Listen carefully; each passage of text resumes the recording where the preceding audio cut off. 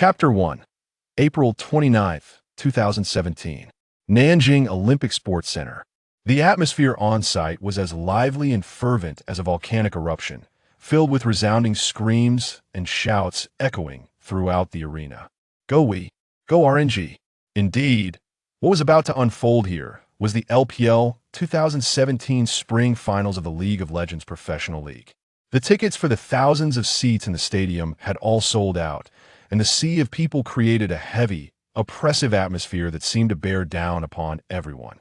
Esports, once dismissed by many, had once again astonished countless individuals with its compelling statistics. Meanwhile, in the backstage lounge, a slender man with yellow-tinted glasses and a Korean-style fringe addressed 5 players clad in black and gold team uniforms. This spring split, we have only this last 5 match left. I have shared most of what needs to be analyzed and strategized in this version. It primarily hinges on whether the jungle can set the pace. Xiao, provide support for Ziyou to ensure that we encounter minimal issues in mid-lane confrontation. Xiaoming, pay attention to the vision placements in the bot lane. Understood, came the unified response of 5 voices. The speaker was none other than the coach of RNG at that time, Firefox, affectionately nicknamed Brother Phone.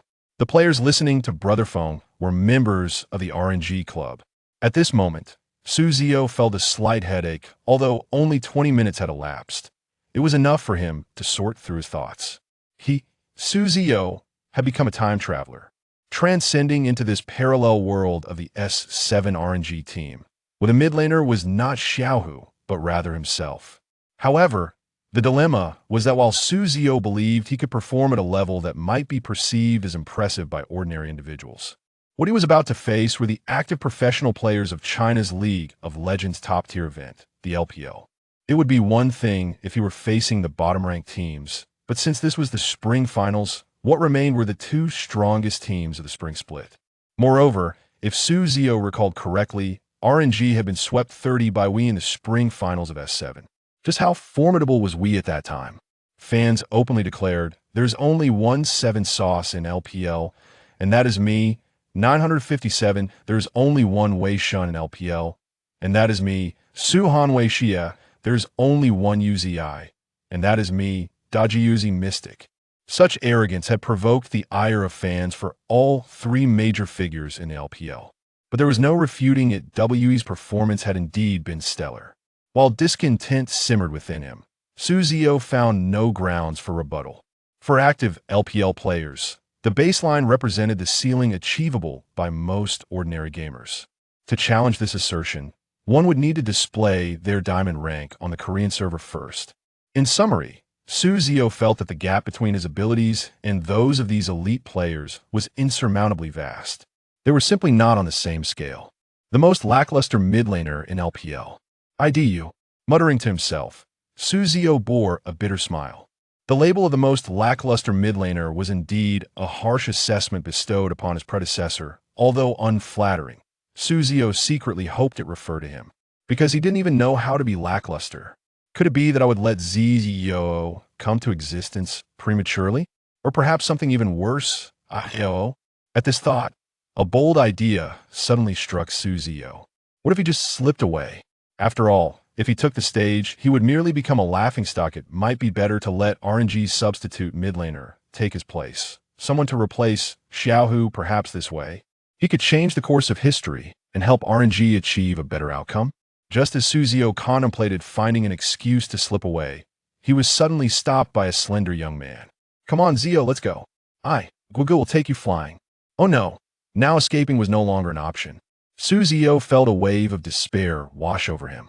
The one who had grabbed him was none other than RNG's current jungler, Xiao, known by his ID, MLXG.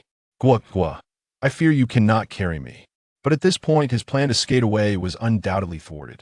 Ziyou could only feign calmness and turn to Xiao, saying, All right, Xianghua, just give it your all, and I can just muddle through this match. That's not like you, Xiao replied. Puzzled, shouldn't you be declaring, I will carry?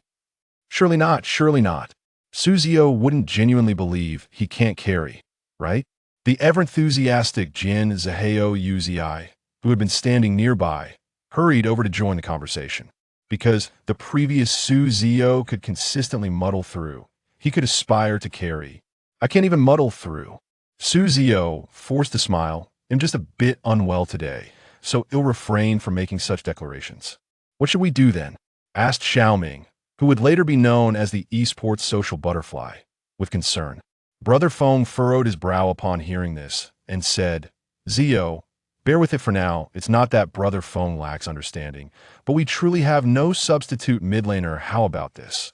We'll adjust the strategy a bit for the upcoming match, and everyone will assist Ziyou in securing a utility mid laner Xiao Hu. It seems you'll have to work hard during this Bo 5. No problem. Ziyou flexed his wrist slightly. Let them experience the charm of pride. Watching the confident Ziyou, Ziyou couldn't help but feel a twinge of nostalgia. As a former RNG fan, he had often imagined how he would help these players secure the championship if he returned to S7. But now that the day had come, Ziyou regrettably realized he lacked the ability. Detecting the host's individual existence. Binding the peak system. System binding in progress, 22. Progress 43. Progress 96. Progress 100. System binding successful. The system has been activated, granting the host a newbie gift pack. Ziyou was startled, then quickly fell into a state of elation. However, despite his excitement over acquiring the system, he did not forget what he was about to face. System? I'm about to take the stage. Can you provide me with assistance in League of Legends? At the host's request, opening the League of Legends module. Bound individual, Ziyou. Position, mid laner. Lane pressure, 63. Wave control, 72.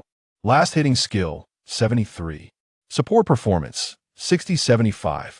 Team fighting level, 75. Hero pool, Yasuo 2 stars, Galio 1 star. The system can endow the host with the peak capabilities of all professional League of Legends players.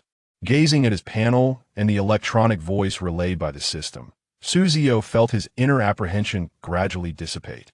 Oh, I believe I've yet to claim my newbie gift pack. System, open the newbie gift pack. Ding. The host has successfully opened the newbie gift pack. Congratulations. The host has acquired a upgrade skill. Last hit mastery. Enhancing last hitting ability.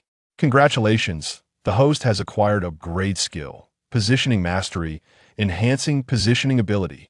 Congratulations. The host has obtained a 5-star proficiency experience card for any champion. With the sound of 3 delightful chimes, Ziyou received 2 skills and a hero experience card. Bound individual, Ziyou. Position, mid laner. Lane pressure, 74. Wave control, 72. Last hitting skill, 85. Support performance, 60-75. Team fighting level, 75. Hero pool, Yasuo 2 stars, Galio 1 star. The peak system certainly lived up to its reputation as a system class cheat. These 2 skills filled Ziyou with elation, and the increase in stats gave him a newfound confidence for the upcoming match. However, Ziyou was somewhat puzzled as to why the enhancement of positioning ability would increase the attribute value in lane pressure. After pondering for a moment, Ziyou arrived at a somewhat plausible explanation. An improvement in positioning ability would reduce the instances of being harassed in lane, and sufficient health might indeed exert some pressure on the opponent's offensive capabilities.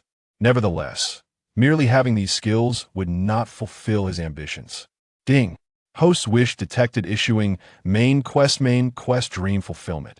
Assist RNG in securing the championship at the S7 World Championship. Quest reward, unknown.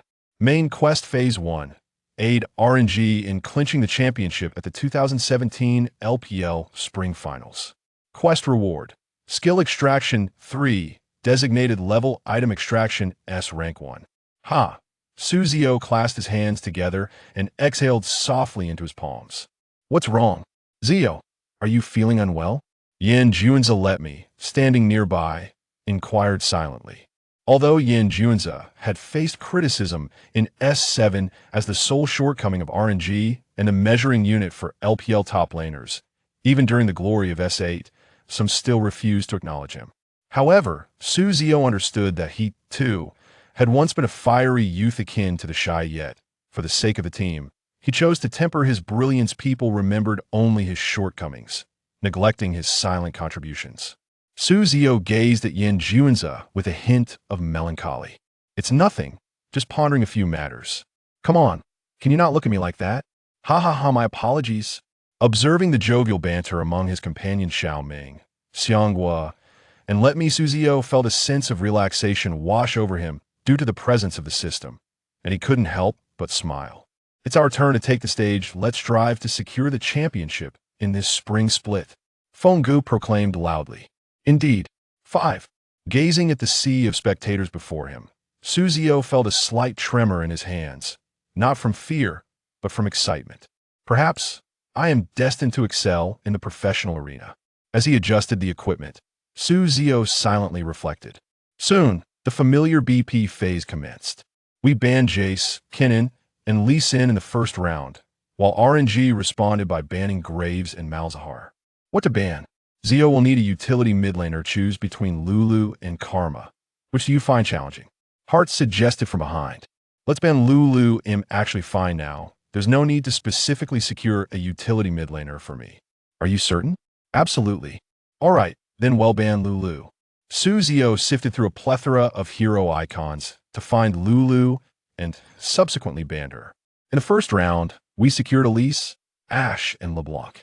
RNG, on the other hand, first selected the exceptionally skilled Jarvan 4, known for his formidable early game tempo, and paired Uzi and Xiao Ming with the aggressive duo of Thresh and Caitlyn. In the second round, we opted to ban Ryze and Karma, while RNG countered with bans on Kled and Zyra. Upon witnessing Xie select LeBlanc as anticipated, Ziyou couldn't help but chuckle. The initial ban of Lulu aimed to facilitate Zai's selection of LeBlanc. Ziyou knew that despite possessing 2 level skills, he would still struggle against Xie. However, League of Legends is not merely a competition of player skill. Champion attributes and matchups play a crucial role in lane dynamics. Which champion could possibly counter LeBlanc better than Galio? Galio's W, Duran's Shield, provides a magical shield and a series of unique effects that reduce damage while taunting, and his ultimate offers incredible support to rapidly assist teammates in expanding their advantages. The ultimate combo with Jarvan 4 is undeniably a prime choice for team fights. Most importantly, Galio does not require gold. He remains effective regardless. For Ziyou at this moment, such a champion was undoubtedly the finest choice. Fenggu, please secure Galio for me. Galio, how that works. Junzi, can you handle Rumble against 957's Fizz in the top lane? I can manage. Great. Xiao Ming will select Rumble as the final pick. Understood. Thus, the final compositions were established. Blue side we, top Fizz, jungle Elise, mid LeBlanc, ADC Ashe, support Brown. Red side RNG, top Rumble, jungle Jarvan 4, mid Galio, ADC Caitlyn, support Thresh. Let's give it our all. Our lineup excels in team fights. The match progressed to the loading screen before its commencement. A resounding wave of fervent cheers erupted from the audience, akin to a thunderous roar, enveloping the atmosphere. Go for it, you will undoubtedly secure the championship. Hart's voice resonated from behind. After the BP phase, the coach could no longer remain on stage, so he took this final moment to encourage his players once more. As the cheers grew increasingly fervent, Ziyou's hands gradually became warmer. In his first match, victory was the only acceptable outcome. Failure was not an option. If merely facing ridicule and scorn from fans after a defeat were bearable, losing in his debut match would severely impact Ziyou's confidence. The consequences of underperformance in the upcoming matches could range from disappointing results to casting a shadow over an entire career. If such a scenario unfolds, not only would the championship of the S7 World Championship slip away, but even the current spring finals would be beyond reach. Thus, Ziyou resolved to utilize the 5-star Hero Proficiency Experience card gifted by the system without delay. Utilizing the 5-star Hero Proficiency Experience card, Ziyou silently intoned in his mind. Please make your decision swiftly regarding the hero selection. Hero selected, Galio, confirmed.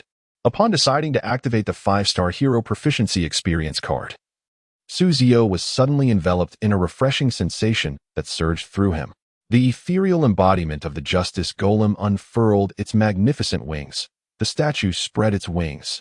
In that moment, Ziyou felt an almost surreal impression that Galio had truly stepped forth from the artwork. Ding! What the host perceives is not an illusion, but rather a prompt from the system. Upon reaching 5-star proficiency, the hero's attribute enhancement talent will be activated. You activate the hero attribute talent. Justice strikes. Justice strikes. The support capability attribute remains at its peak, with a boost of 5 points to the support attribute. Binder. Ziyou position. Mid-lane lane suppression. 74 wave control. 72 last hit technique. 85 support performance. 96 team fight level. 75 hero pool. Yasuo, 2 stars. Galio, 5 stars. Ziyou could scarcely believe his eyes. Is there an error with the system or the panel? Even with the maximum support attribute plus 5 points, it would only total 80, so what is this shocking 96? Ding! Due to the 80 points in the support attribute failing to meet the 5-star Galio's proficiency standards. The proficiency experience card has temporarily enhanced the host's support performance while simultaneously elevating proficiency, excluding the 5-star hero attribute talent bonus. The host's support attribute should currently be 91 points. Understanding this clarification dispelled Ziyou's earlier confusion. Under the spotlight of public attention, the first game of the 2017 LPL Spring Finals, BO 5 officially commenced. Commencing opponent panel analysis. Analysis successful. Name: Suhanwei Game ID. Xia position. Mid-lane lane suppression. 92 wave control. 93 last hit technique. 95 support performance. 90 team fight level. 94 hero pool. LeBlanc for stars. Hiss. This player is astonishingly formidable. Faced with an attribute panel that starkly outshone his own, Ziyou couldn't help but mutter in disbelief. However, he took solace in his choice of Galio. With the magical shield and Galio's Q skill, Winds of War, capable of clearing minions from a distance, the lane suppression exerted by Xia would not be as exaggerated as the stats suggested. In comparing the ability to control the lane, although Xia remains significantly superior, it is generally uncommon for mid-laners to opt for lane control unless faced with particularly challenging champions or assistance from the jungler. The short length of the mid lane results in the benefits of lane control being considerably outweighed by the advantages gained from pushing the minion wave and securing roaming priority. As for last hitting, Galio inherently does not rely heavily on gold, and with AP support from champions like Rumble and AD from champions like Caitlyn, Galio merely needs to serve as a frontline champion providing initiation and crowd control.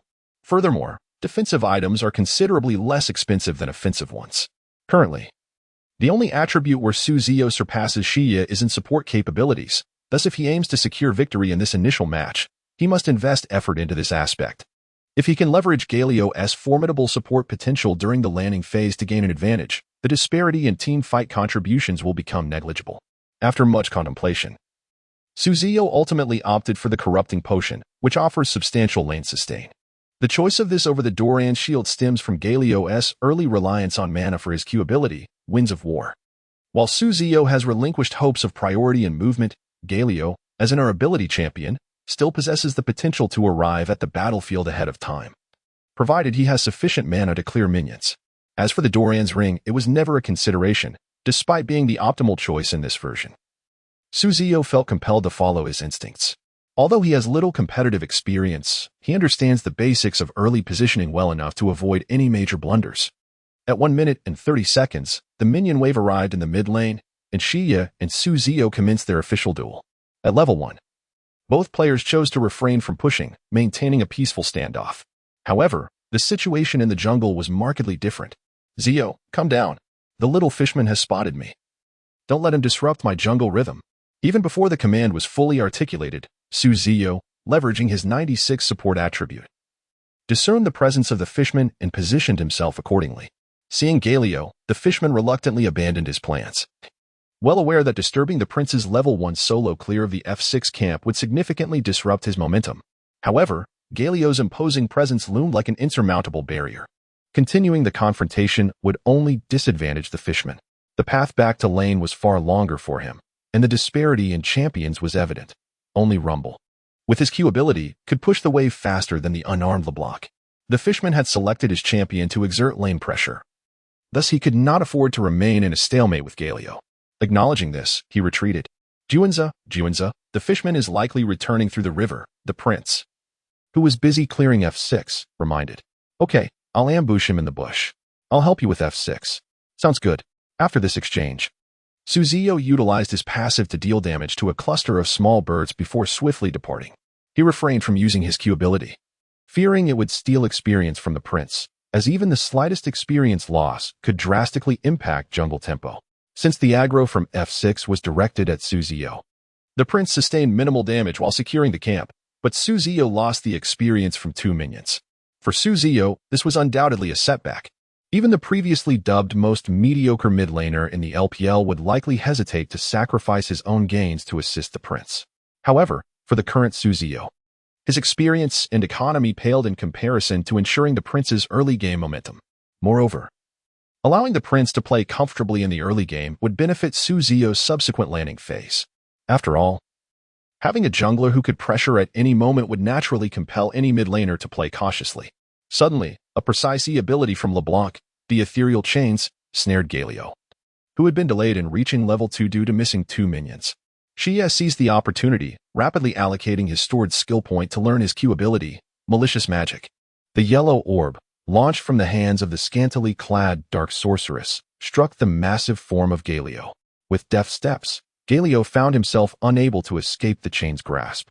As the second damage burst from the chains triggered the passive effect of Malicious Magic, Galio was forced to deploy his Doran shield, relying on its meager magical barrier to mitigate some of the damage. Nevertheless, Galio's health was now reduced by more than half.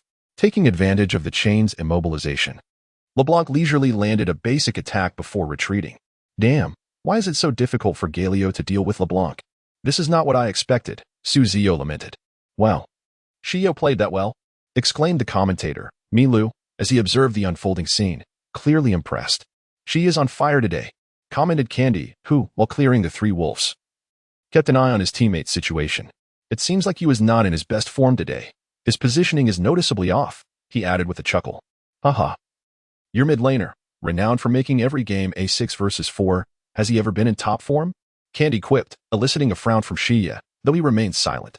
Can we head to the top lane? Let me is playing aggressively today, but his positioning is quite deep, remarked 957, who had just been pushed back under tower by Letme's harpoon. Absolutely, the prince's F6 clear is quite damaging. I can guarantee a gank at top.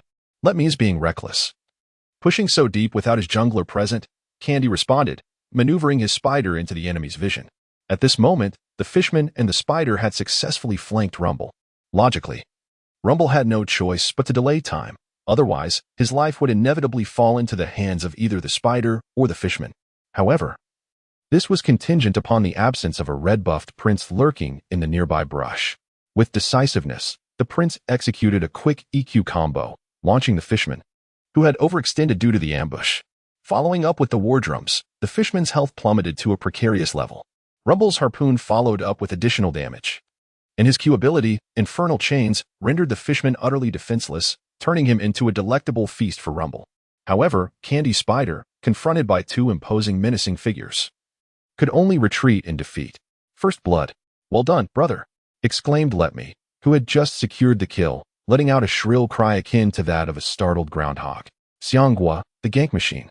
Despite his own challenging situation in the lane, Ziyou echoed the praises upon hearing the promising news from the top lane.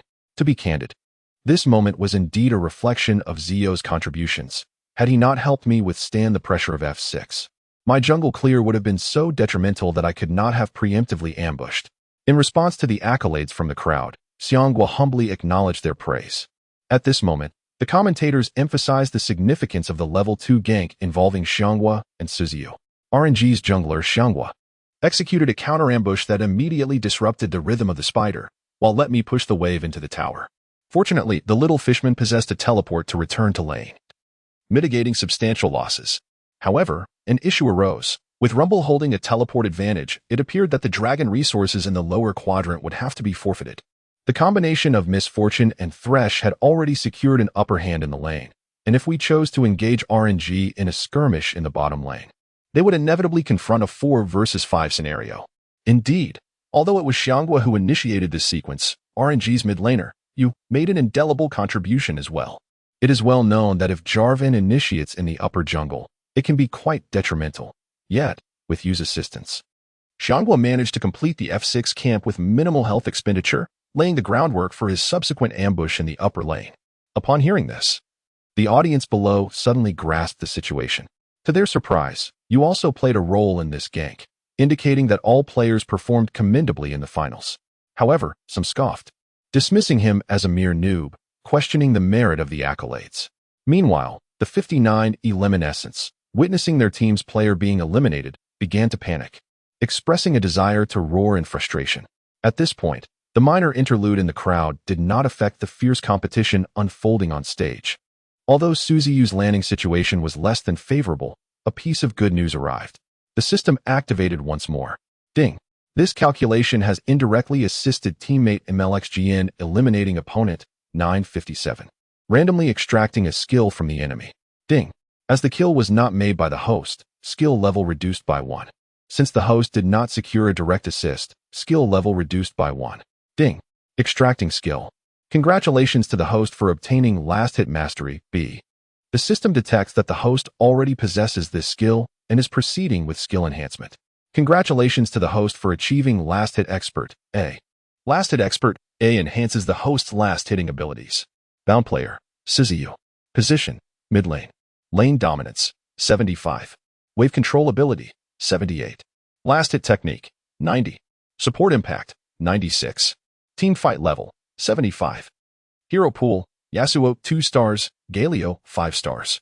It appears that skills do not merely augment a single facet of ability, but rather possess a relational quality. Just as last hitting proficiency is determined by two aspects, unobstructed last hits and obstructed last hits. In a custom game, achieving flawless last hits without interference is attainable, with many able to reach 108 last hits by the 10-minute mark. However, if interference occurs, the dynamics change entirely. Even the most skilled professional players are prone to errors at times. This is precisely why the initial acclaim for the player, Smile, was so widespread. The enhancement of skills naturally arises from two aspects. To ensure minimal disruption from opponents, the improvement of landing and wave control abilities is indispensable. In this moment, Ziyou quietly reflected on his attributes panel, which boasted 3 significant enhancements. However, at such a time, any attribute boost felt like a tremendous stroke of fortune. Just then, a fresh wave of minions was pushed to the tower by the LeBlanc, and with his bolstered last-hitting ability, Ziyou flawlessly secured every minion in this wave. Xia observed the Galio before him, who was consuming a corrupting potion, with a hint of surprise. It was noteworthy that while the previous Galio had not fallen to a level unworthy of a professional player in terms of last hitting, he still lagged behind Ziyou's usual performance. Yet now, the Galio's adept last-hitting technique clearly signified Ziyou's resurgence, perhaps even a surpassing of his former self. Wow, this person's recovery is astonishingly swift, Xia remarked in awe. Regardless of his state, I must avenge the earlier humiliation, Candy said through gritted teeth, stealthily positioning himself near Ziyou's F6. The previous encounter with the prince had undeniably rattled both the top and jungle of Wei.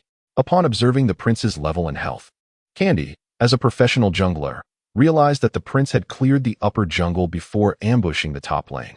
But how did the prince maintain such robust health? He had overlooked a crucial detail. The Galio had arrived slightly late to the lane, undoubtedly aiding the prince with the F6. Every debt has its debtor. And here he comes, Candy thought. As a spider, if he failed to make an impact in the early game, his relevance would gradually diminish as the game progressed.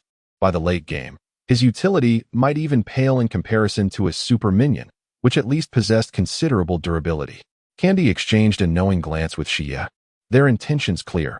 Push the wave, and then dive the tower. Isn't diving the Galio a bit too risky? Xia hesitated. After all, against a champion like Galio, especially with his W taunt and magical shield, 2 AP champions could hardly be assured of a successful engagement. Despite having already forced 2 stacks of corrupting potion from Galio in the lane, his health was not dangerously low. The prince should be in the lower jungle. I cannot gank down there, but I must set the tempo. Candy clenched his jaw. There's no other option. If we can secure a kill, we may have a chance at the upcoming dragon. Let us go. I have my ultimate. With proper execution, we still have a shot. All right. After a brief exchange, Xia swiftly returned his focus to the computer screen. With his teammate having made a decision, he too was resolved to give his utmost. The LeBlanc gradually led the minion wave into the tower, while Galio, focused on last hitting, found himself in a precarious position. The Spider Queen emerged from the shadows. executing a crisp cocoon that struck Galio amid the minion wave. Got him. Xia's spirits soared, invigorated yet still composed. He understood that for the dive to be effective, they would need Candy's initiation. Candy, go in first, then use your ultimate. We'll have ample time to deal damage. Here I come, Candy replied, seamlessly shifting his control from human form to spider form, initiating with his Q ability, Venomous Bite. He activated his W, Skittering Frenzy, to unleash damage, while Xie readied his own abilities. Yet, they failed to consider a critical element, the runes. Typically, Galio would adopt a modest amount of ability power and cooldown reduction for early landing, but Ziyou was no ordinary player. He had opted for full magic resistance. Not merely out of caution, but due to ES composition, which leaned heavily on AP damage, even in the top lane. Ziyou was acutely aware of his role. As long as he avoided being a burden in the early game and built tankiness for team fights mid-game, he would fulfill his purpose perfectly. This decision, however, resulted in a slight discrepancy in damage output after Xie and Candy's initial burst. Under normal circumstances, such a minor issue could have been remedied with a couple of additional auto attacks. Yet in a tower dive, especially in the early game, this small oversight became a monumental blunder, one that would prove fatal. Having just cleared the frogs, the spider and the LeBlanc, both not at full health, found themselves in dire straits. After enduring a couple of tower hits, the Spider Queen's health dwindled to a critical point, forcing her to use her E to escape and redirect the tower aggro. Xie, kill him. Candy, now somewhat frantic, urged, while Xie, caught up in the moment, felt his clarity wavering. E-flash, if I land it and follow up with an auto attack, I can take him down. Yet, events unraveled contrary to Xie's expectations. Galio, with only a sliver of health, opted to counterattack. W-flash. The Doran shield created a vortex that evaded LeBlanc's E, simultaneously ensnaring both LeBlanc and the freshly landed Spider Queen. A swift repositioning unleashed the Justice Punch, completing the combo, while the tower's considerable damage triggered LeBlanc's passive. In that moment, Xie despaired as he realized he remained immobile, for LeBlanc was still airborne. Like a cataclysmic blow to the earth, the Justice Golem's strike extinguished the last vestige of health from the Dark Mage. At this moment, Candy found himself with no path of retreat. Even if he attempted to blink to the turret, the relentless barrage from the defensive structure would inevitably claim his life. The only recourse available was to eliminate Galio. Otherwise, this tower dive would result in a significant loss. This was the final resort. Candy, don't go. At this juncture, Xie seemed to sense the impending danger, but unfortunately, his warning came too late, for Candy had already made his move. The spider, transformed into its humanoid form, sought to capitalize on its extended reach to secure Galio's head. However, having consumed the last vial of corrupting potion from the very beginning, Galio was not so easily dispatched. The answer was, of course, negative. Double kill, echoed the cold, mechanical voice of the League of Legends game system. At this moment, both the venue and the commentary booth were enveloped in profound silence. Shortly thereafter, an earth-shattering cheer erupted from the RNG fan section. You are incredible. RNG will triumph. The double kill executed by Ziyou undoubtedly elevated the morale of the RNG side, in stark contrast to the somewhat subdued atmosphere surrounding Wei. The commentators on-site finally regained their composure, igniting a considerable stir. The precision of Yu's maneuvers was nothing short of flawless. His audacity and meticulousness perfectly encapsulated his performance just now, remarked Mile. This moment not only boosted morale but also signified a complete collapse of the spider's rhythm. By the time the spider respawns, the prince will have gained a substantial lead in experience over the spider. At this moment, Ziyou was basking in the accolades of his entire team. No way, Ziyou, you are simply astonishing, exclaimed Yuzi. I can't believe it. A double kill against two opponents. You claim you can carry, yet here you are, proving it. These were the words of Xianghua. I suggest, from now on, Ziyou should just claim he's playing casually. Came the agreement from the others. To be honest, although the outcome of that previous play was favorable, Ziyou's heart was filled with trepidation. The maneuver he executed was born from a moment of reckless enthusiasm. At that time, his mind was consumed solely by the notion of two low-health enemies, without any consideration of potential failure. This was starkly different from any game he had played before. Now, he found himself as a professional player on the battlefield, where the repercussions of mistakes were far from trivial. Fortunately, he had succeeded. Or perhaps his opponents were simply more reckless than he was. In this arena, only geniuses and madmen could truly excel. Having averted great peril, he was now poised to reap unimaginable rewards. Ding! The host has successfully eliminated the opponent Xiao, randomly acquiring one of the enemy's skills. Ding! Skill extraction in progress. Congratulations! The host has acquired Master of Positioning S. Notably, the host already possesses a skill of this category, and skill upgrade is in progress. Congratulations! The host has attained Master of Positioning S. Master of Positioning S significantly enhances the host's maneuvering capabilities. Ding! The host has successfully eliminated the opponent Candy, randomly acquiring one of the enemy's skills. Ding! Skill extraction in progress. Congratulations, the host has acquired Damage Calculation S. Congratulations! The host has obtained Damage Calculation S. Damage Calculation S significantly enhances the host's damage assessment abilities. Bound player. Ziyou position. Mid-lane lane suppression power. 88 controllability. 89 last hitting technique. 90 support performance. 96 team fight level. 87 hero pool. Yasuo 2 stars. Galio 5 stars. Ziyou could hardly contain his joy. The benefits from this encounter were extraordinary, elevating his attributes to a level nearly comparable to Xiao's. Coupled with his current economic advantage in the lane, Ziyou could confidently assert that Xiao posed no threat to him. After all, even the formidable Faker has faced his demise at the hands of others. Although there remains some disparity in attributes between himself and Xiao, these could be mitigated through proper equipment.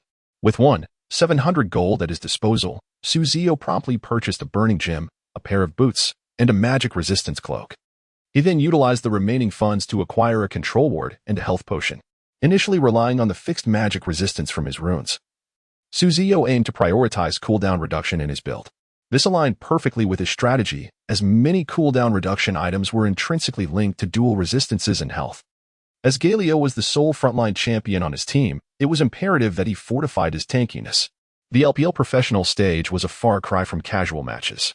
While one could afford to build damage in a solo queue scenario with even a slight advantage, competitive play demanded vigilance. An overinflated build due to excessive pride could provide the enemy with opportunities to capitalize, even if one's team was ahead by a significant margin. How much more precarious was the situation for Ziyou, who had only a slight lead of less than 600 gold. Oh, how one could easily forget the infamous moments when a team, despite boasting a lead of 10,000 gold, found themselves overturned. Nonetheless, the gains from this build were substantial. Given Galio's inherent high base damage, increasing cooldown reduction would undoubtedly empower Ziyou to exert greater control over the mid lane.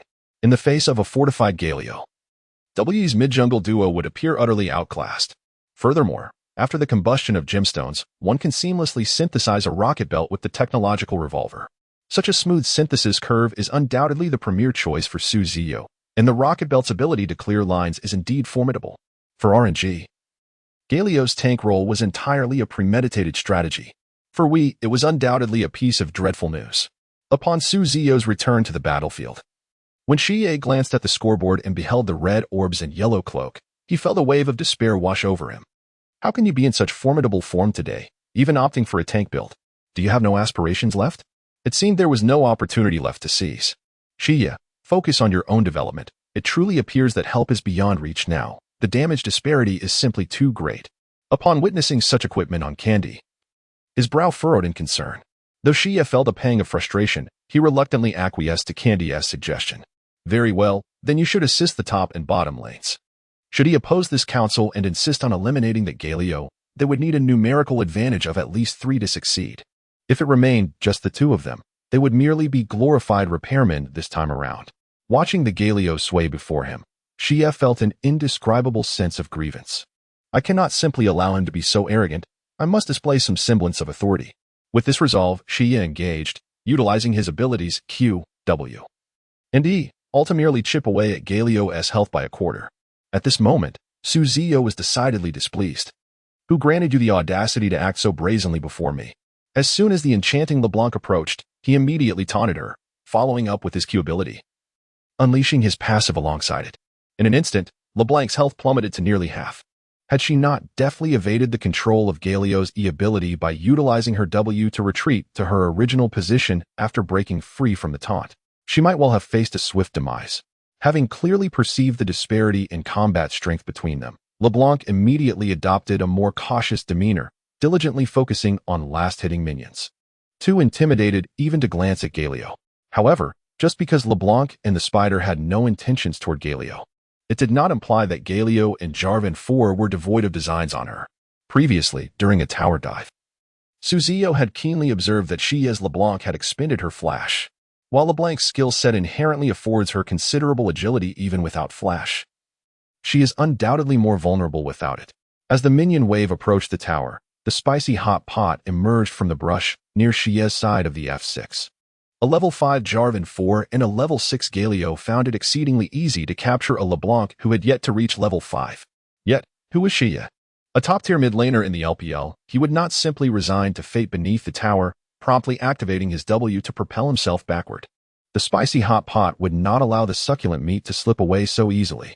It immediately executed a swift double strike towards the location of the elusive LeBlanc, confident that, should it connect, coupled with the damage from the passive ability, War Rhythm, it could vanquish her. However, Xia's movements were far from reckless. Observing that Galio was preparing to unleash his E ability, Justice Punch, Xia resolutely pressed the W key once more. As an aside from the author, it's all gone awry. This was meant to be a draft, but I inadvertently published it. Nonetheless, Xia's self-assured maneuvers soon led him to chastise himself. Galio's trajectory was aimed at the phantom left behind by LeBlanc's W ability. You foresaw my prediction. Watching the screen where the trickster LeBlanc was sent soaring into the air, Xia felt tears of anguish welling up within him. How foolish I am, truly. Why did I naively believe that a slight movement from Galio indicated an imminent charge forward? At this moment, on the commentary stage, Ziyou's remarkable maneuvers once again elicited admiration from the commentators. It seems that today, Yu's performance is truly exceptional, completely devoid of the lethargy observed in the earlier playoff matches. Indeed, Yu today resembles a war god, while on the opposing side, Xia's LeBlanc has fallen once more, delaying her potential impact further into the game. 957 is playing a tanky Fizz in the top lane, if LeBlanc lacks combat prowess in the mid-game. It seems that relying solely on the Iceborne gauntlet of the Big Brother will hardly suffice to secure team fights. We must swiftly regain their rhythm, otherwise they stand no chance against RNG's aggressive opening strategy.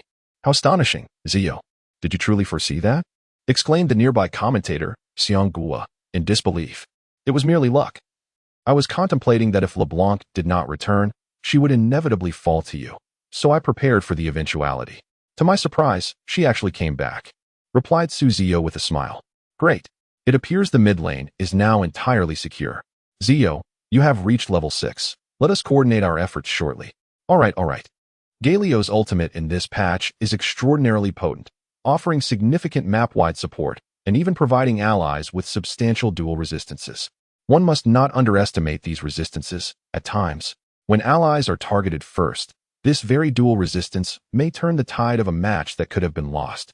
Such formidable attributes confirm Galio's status as a unique T1 tier support mid laner in this version. Whether initiating a team fight or safeguarding allies, Galio's righteous arrival wields considerable influence. Brothers, could you check the top lane? I suspect the spider may attempt to engage me, let me remark after suffering a burst of damage from Fizz. Xiao Ming and I have just returned to base. We can head to the top lane. If we execute this well, we can demolish the top tower. Establishing a solid pace for pushing, Uzi chimed in. After exchanging a simple glance with Xianghua, both parties conveyed a clear intention to engage. As Ziyou proceeded towards the top lane, he cautioned, Juanza, be cautious, do not get caught off guard. Understood, Let me replied, redirecting his attention to the lane. Shark. The Fizz initiated the attack by hurling a shark towards Rumble. Reluctant to use his flash, Let Me was inevitably caught in the ultimate, though it was not without consequence.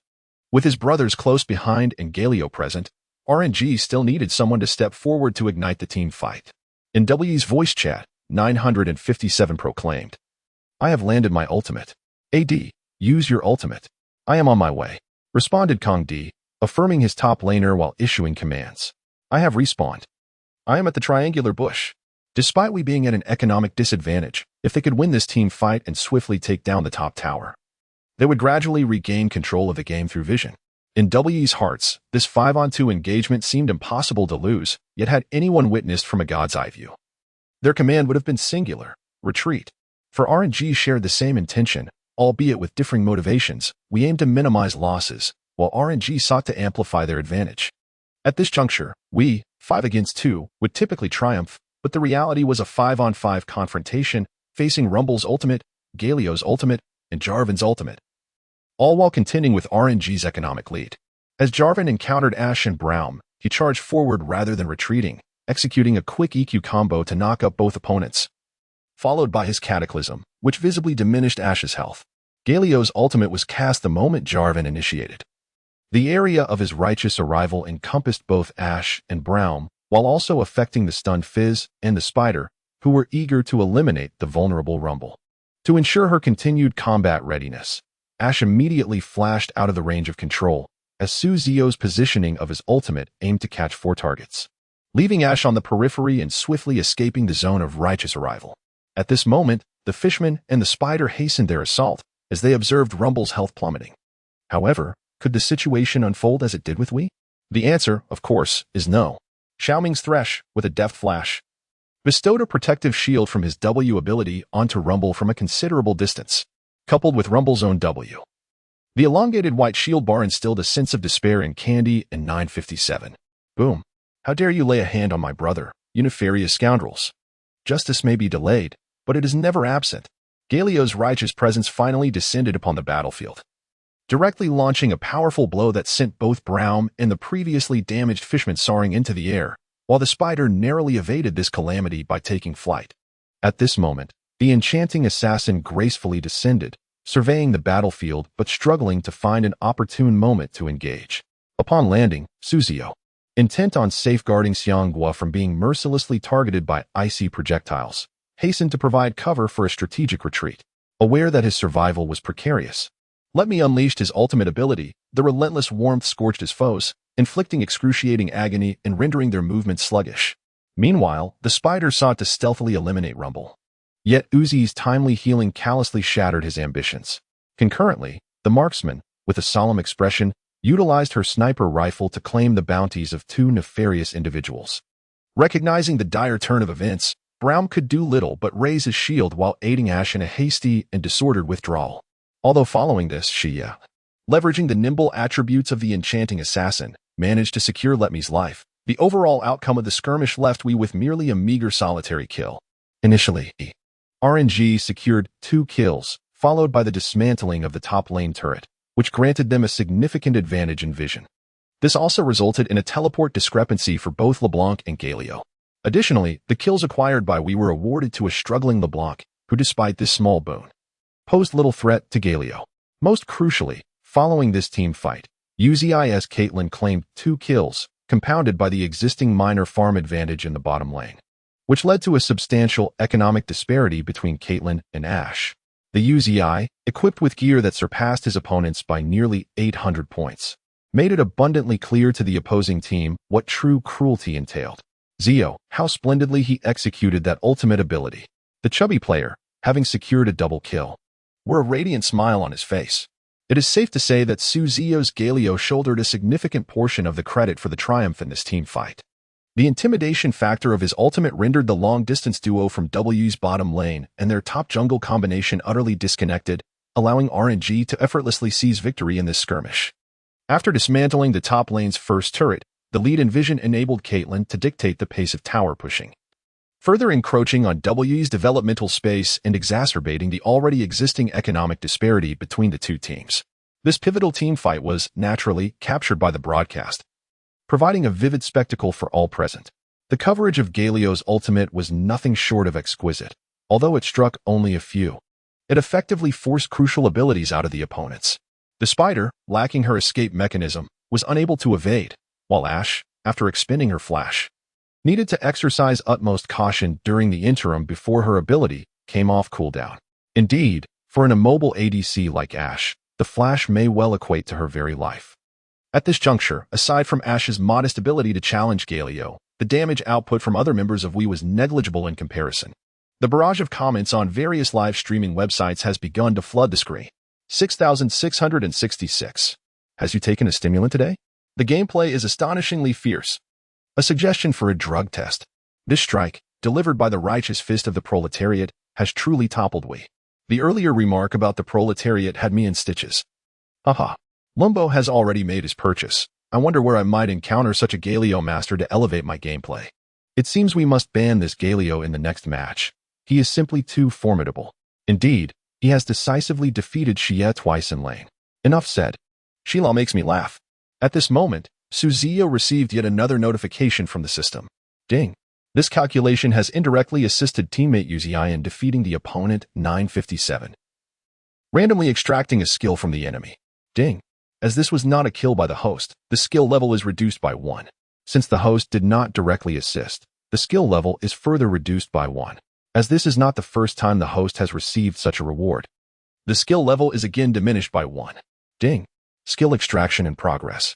Congratulations to the host for acquiring the support awareness, C. Ding. This calculation has also indirectly aided teammate Ziyou in eliminating the opponent Candy, randomly extracting another skill from the enemy. Ding. As this was not a kill by the host, the skill level is reduced by 1.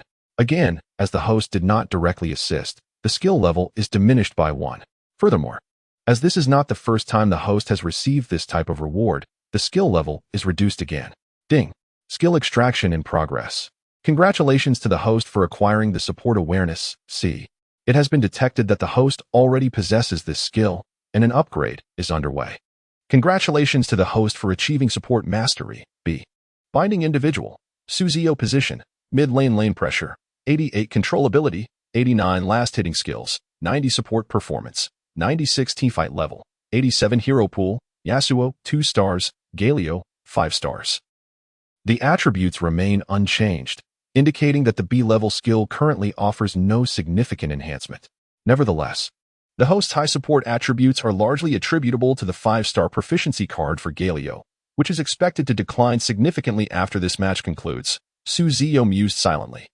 Following this team fight, RNG promptly returned to base after dismantling the top lane's first turret, revitalizing their efforts to secure the first Ocean Drake in the bottom lane. In critical moments where the dual carries, LeBlanc and Ashe, were either unable to deal damage or lacking a flash, we refrained from contesting the Dragon Pit, even though they could have arrived first. After all, having lost the previous team fight, their chances of victory had diminished considerably, yet a glimmer of hope remained. However, if they were to make another irrational decision to engage, luck permitting they might secure the dragon, but risk a complete team wipe followed by the loss of a turret. With worse fortune, they might end up with nothing at all. After claiming the dragon, RNG naturally opted to return to their lanes to continue farming, leveraging their equipment advantage to seek greater returns. Currently, 3 members of We found themselves in a state of silent despair, the bottom lane duo of Big Brother and Bin, along with top laner 957. 957 struggled after his turret fell, lacking nearby defenses, and facing the formidable presence of Galio and Jarvan.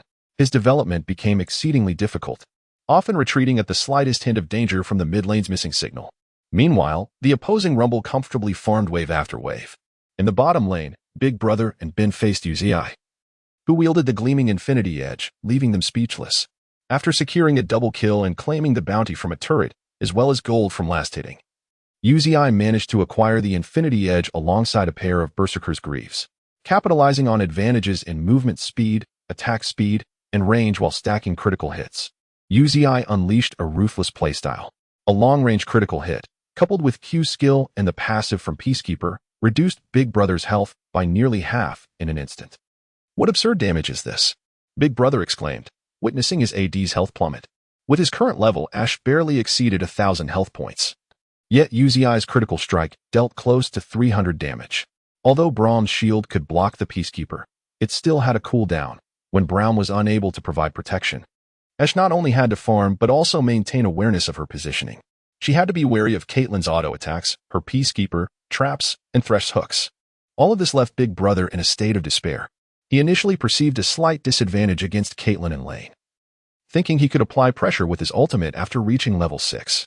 To his dismay, after the team fight, Ziyou had grown so strong that he no longer regarded Big Brother as a threat. Gazing at the mid-lane confrontation, Big Brother's eyes reflected envy. Although LeBlanc's economic development was not significantly superior to his own, perhaps even slightly lower, she enjoyed a far more comfortable landing phase. The agile LeBlanc simply needed to avoid provoking Galio, and even with the recently acquired Hextech revolver, Galio could no longer secure a kill against her. Moreover, With the previously lost chapter now retrieved, the LeBlanc, having secured the blue buff, harbors little concern regarding her mana reserves. With unwavering focus, she diligently farms minions, allowing herself to be untroubled by the circumstances. Although the situation may be stifling, her development remains assured. In the subsequent period, both teams refrained from making any significant moves. However, despite the absence of explosive kills, the economic disparity between RNG and we gradually widened. If this continues, we faces a slow demise. A hint of worry appears on the face of Myler. This is a typical scenario. In domestic competitions, commentators often lean towards supporting the disadvantaged side, contemplating strategies for a potential comeback during times devoid of team fights. The ramifications of WE's lane disadvantages are becoming increasingly evident, with the outer towers in both the mid and bot lanes steadily losing health. Particularly in the bot lane, the tower's health has dwindled to less than 1/5, presenting a perilous situation. A tower with merely 1/5 of its health essentially signals RNG that a dive is imminent. The next steps depend entirely on RNG's decision-making. As for Galio, he currently boasts a commendable 136 minions farmed at the 15-minute mark.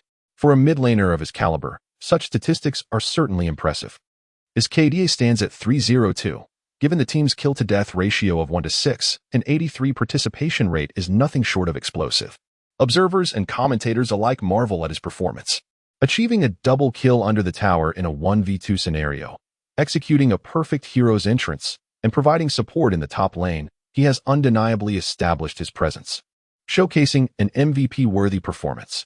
Unless unforeseen events occur, the MVP for this match will likely be awarded to Ziyou, surpassing even Ziyou in contention. At this moment, Ziyou, who was steadily farming in the mid lane, received a message from the top lane. My teleport and big mask are ready.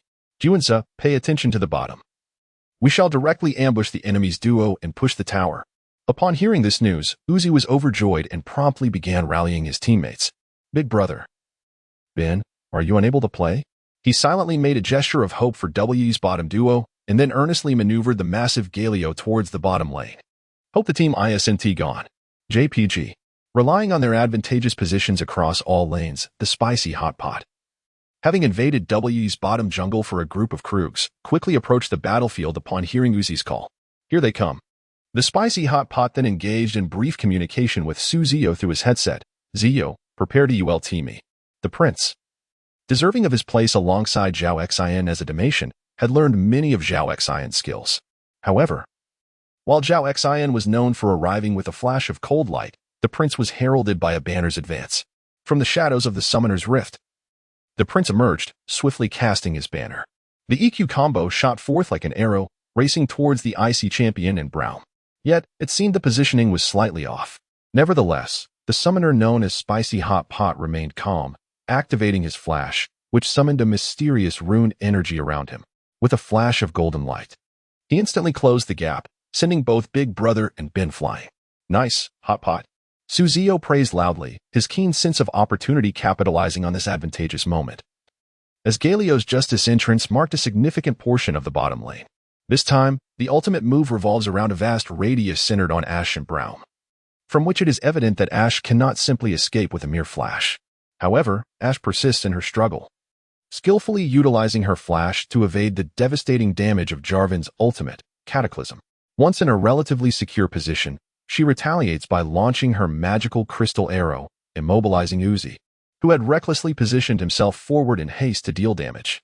At this juncture, Galio has yet to enter the fray by restraining the opposing team's highest damage dealer, the ADC, and holding out for her teammate's support. We stands a favorable chance of winning the team fight with the advantage of an additional defensive tower in play. Meanwhile, LeBlanc, from a distance, employs her ultimate to replicate W, Distortion, executing 2 swift displacements to close the gap. She capitalizes on the moment while Caitlyn remains dazed, breaking the shield provided by Thresh's lantern and dealing a touch of damage. After unleashing her abilities, she refrains from lingering, promptly pressing R to return to her original position and simultaneously escaping the area of Galio's ultimate. Both top laners, in synchrony, activate their teleport beams.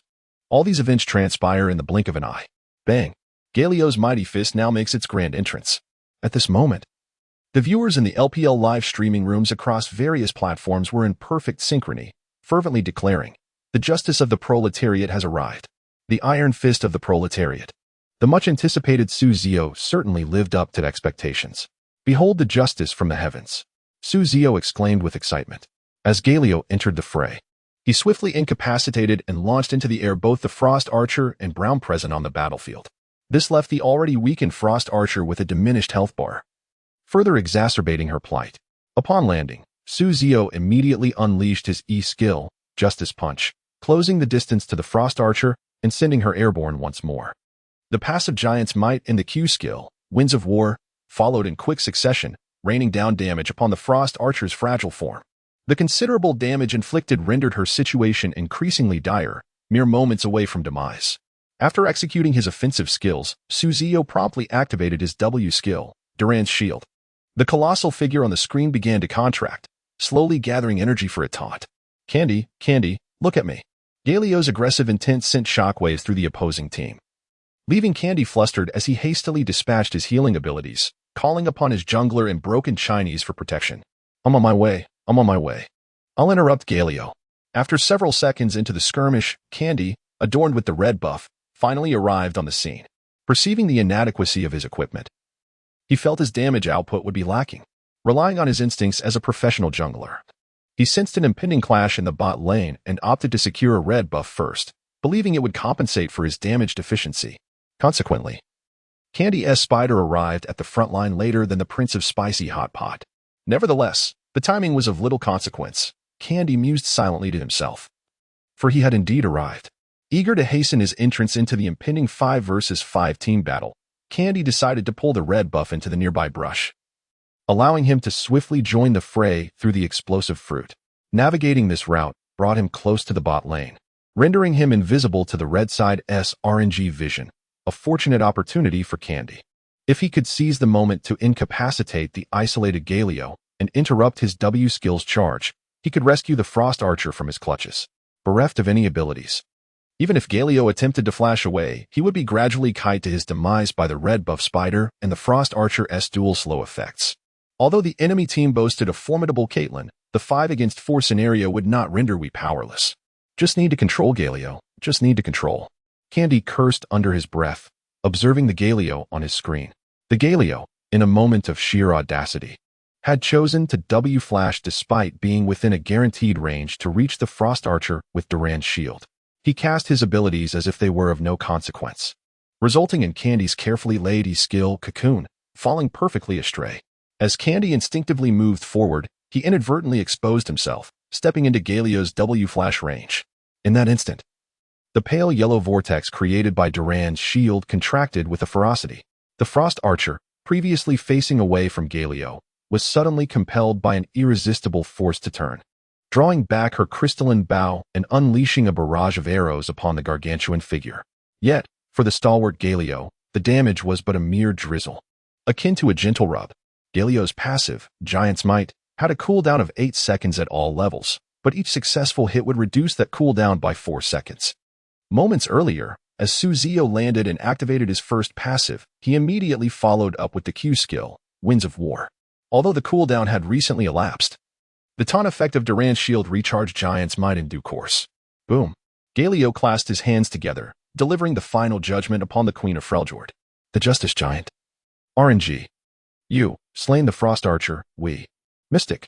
I'm down. Retreat. This team fight is lost.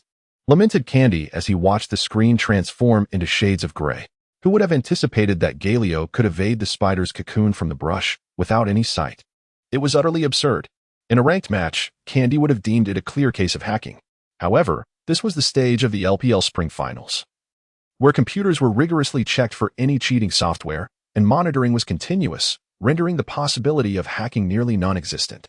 Upon hearing the retreat signal, the spider immediately targeted the stone armor beetle, switching to spider form and soaring away. Though Ziyou wished to pursue, the spider moved too swiftly, and he had no choice but to relinquish that thought. He adjusted his position and turned back to regroup with his comrades on the front line. At this moment, the commentators at the desk wore expressions of disbelief. Galio had actually slain Ashe? Just moments ago, we had observed on the mini-map that the spider had rushed over to provide protection. Director, please replay that segment. We completely missed US maneuver. I simply cannot fathom how Galio managed to eliminate the slowed Ash under the safeguard of a red buff and a cocoon spider. It is utterly preposterous. The prior simultaneous activation of 2 teleportations led the director to believe that the blue team's bottom tower was the pivotal location of this team fight. Thus, the camera failed to capture Galio's kill on Ash, resulting in a shared query among the commentators and the audience. How did Galio manage to kill Ash? However, the team fight was far from over. After landing, the little fish man, upon receiving the retreat command, naturally had no desire to continue the skirmish. He unleashed his ultimate ability in a bid to slow the enemy's advance, thereby facilitating his own withdrawal. At this moment, the prince's time frame came to an end. And seizing the opportunity, Benz Braum unleashed his ultimate ability, Glacial Fissure, at a precise angle, directly launching the prince into the air. Under normal circumstances, the recently freed from stun Caitlyn would also be sent flying once more. However, the operator, Ziyou, was no ordinary player. Did he truly believe he would suffer defeat twice? With a heightened focus, Ziyou's face flushed with intensity, and his hands began to move with remarkable speed. He swiftly executed a basic attack on the nearest Braum, followed by a quick heal, utilizing the minor increase in movement speed to dodge expertly. He perfectly timed his attacks while narrowly evading the not-so-precise Glacial Fissure and the Mega Assault. Astonishingly, Ziyou appeared almost superhuman. Upon witnessing the Caitlyn in a short skirt evade his ultimate, 957 was left utterly dumbfounded. Although the Mega attack ultimately struck the opposing Thresh, hitting Caitlyn was an entirely different matter. One could easily eliminate an AD carry with just a few shots, while a support with no damage output was of little concern. In a retreat, whom would one prefer to hinder? Naturally, the more threatening AD carry. Observing his health diminish significantly from Caitlyn's rapid fire, 957 hurriedly activated his E skill, attempting to escape through the wall. Yet, would RNG allow him to escape so easily? Let us not forget, alongside 957's Fishman, landed the formidable Rumble from Lightme. He had been waiting for this opportune moment to strike, the instant when the little fishman deployed his E ability. At this juncture, he possessed no displacement skills apart from his flash. Rumble's ultimate ability, the constant scorching, traced a beautiful straight line across the summoner's rift. The overwhelming damage ravaged both Braum and the little fishman with abandon. Bang! Bang! At that very moment, 2 flashes echoed simultaneously. One from the fishman and the other from Rumble. Observing that he had successfully anticipated the fishman's flash position, Lightme's face broke into a cruel smile. What on earth is happening? Is RNG collectively under some influence today? 957 wore a grim expression, although Rumble had predicted his flash, and the harpoon had slowed him down. Rendering escape highly improbable, he still yearned to struggle a bit longer. However, the ultimate truth was that his resistance proved utterly futile. The mechanical menace, RNG, Lightme, eliminated the tidal sea spirit, 957. The ensuing fate of the slowed-down Braum, ensnared by Rambo's ultimate, was decidedly more tragic. A precise hook from Xiao Ming's Thresh caught the retreating Braum, and the earlier ultimate of the little fishman triggered its knock-up effect. The verdant chain of the hook rose sharply at an angle of approximately 30 degrees. Yet this did not alter the fact that Braum was gradually distancing himself from the defensive tower. Just as the marksman believed she could safely claim the kill, the sound of a rocket belt effect suddenly erupted. The Justice Titan, RNG, eliminated the heart of Freljord, Ben.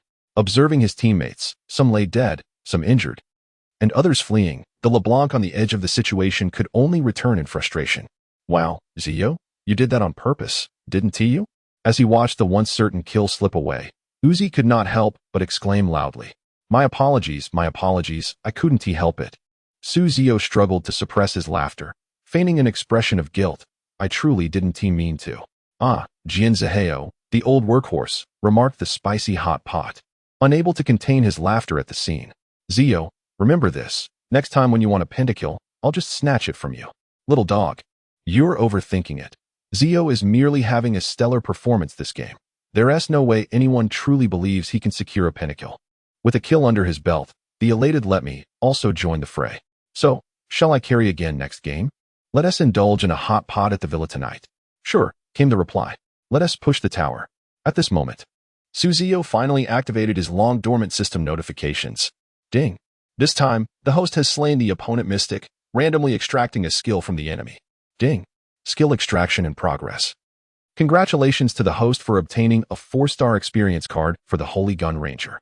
Holy Gun Ranger, 4-star mastery level of the top-tier AD players. Ding. The host has slain the opponent bin, randomly extracting a skill from the enemy. Ding. Skill extraction in progress. Congratulations to the host for obtaining support awareness A. Ding. Detected that the host already possesses this skill. Upgrading in progress.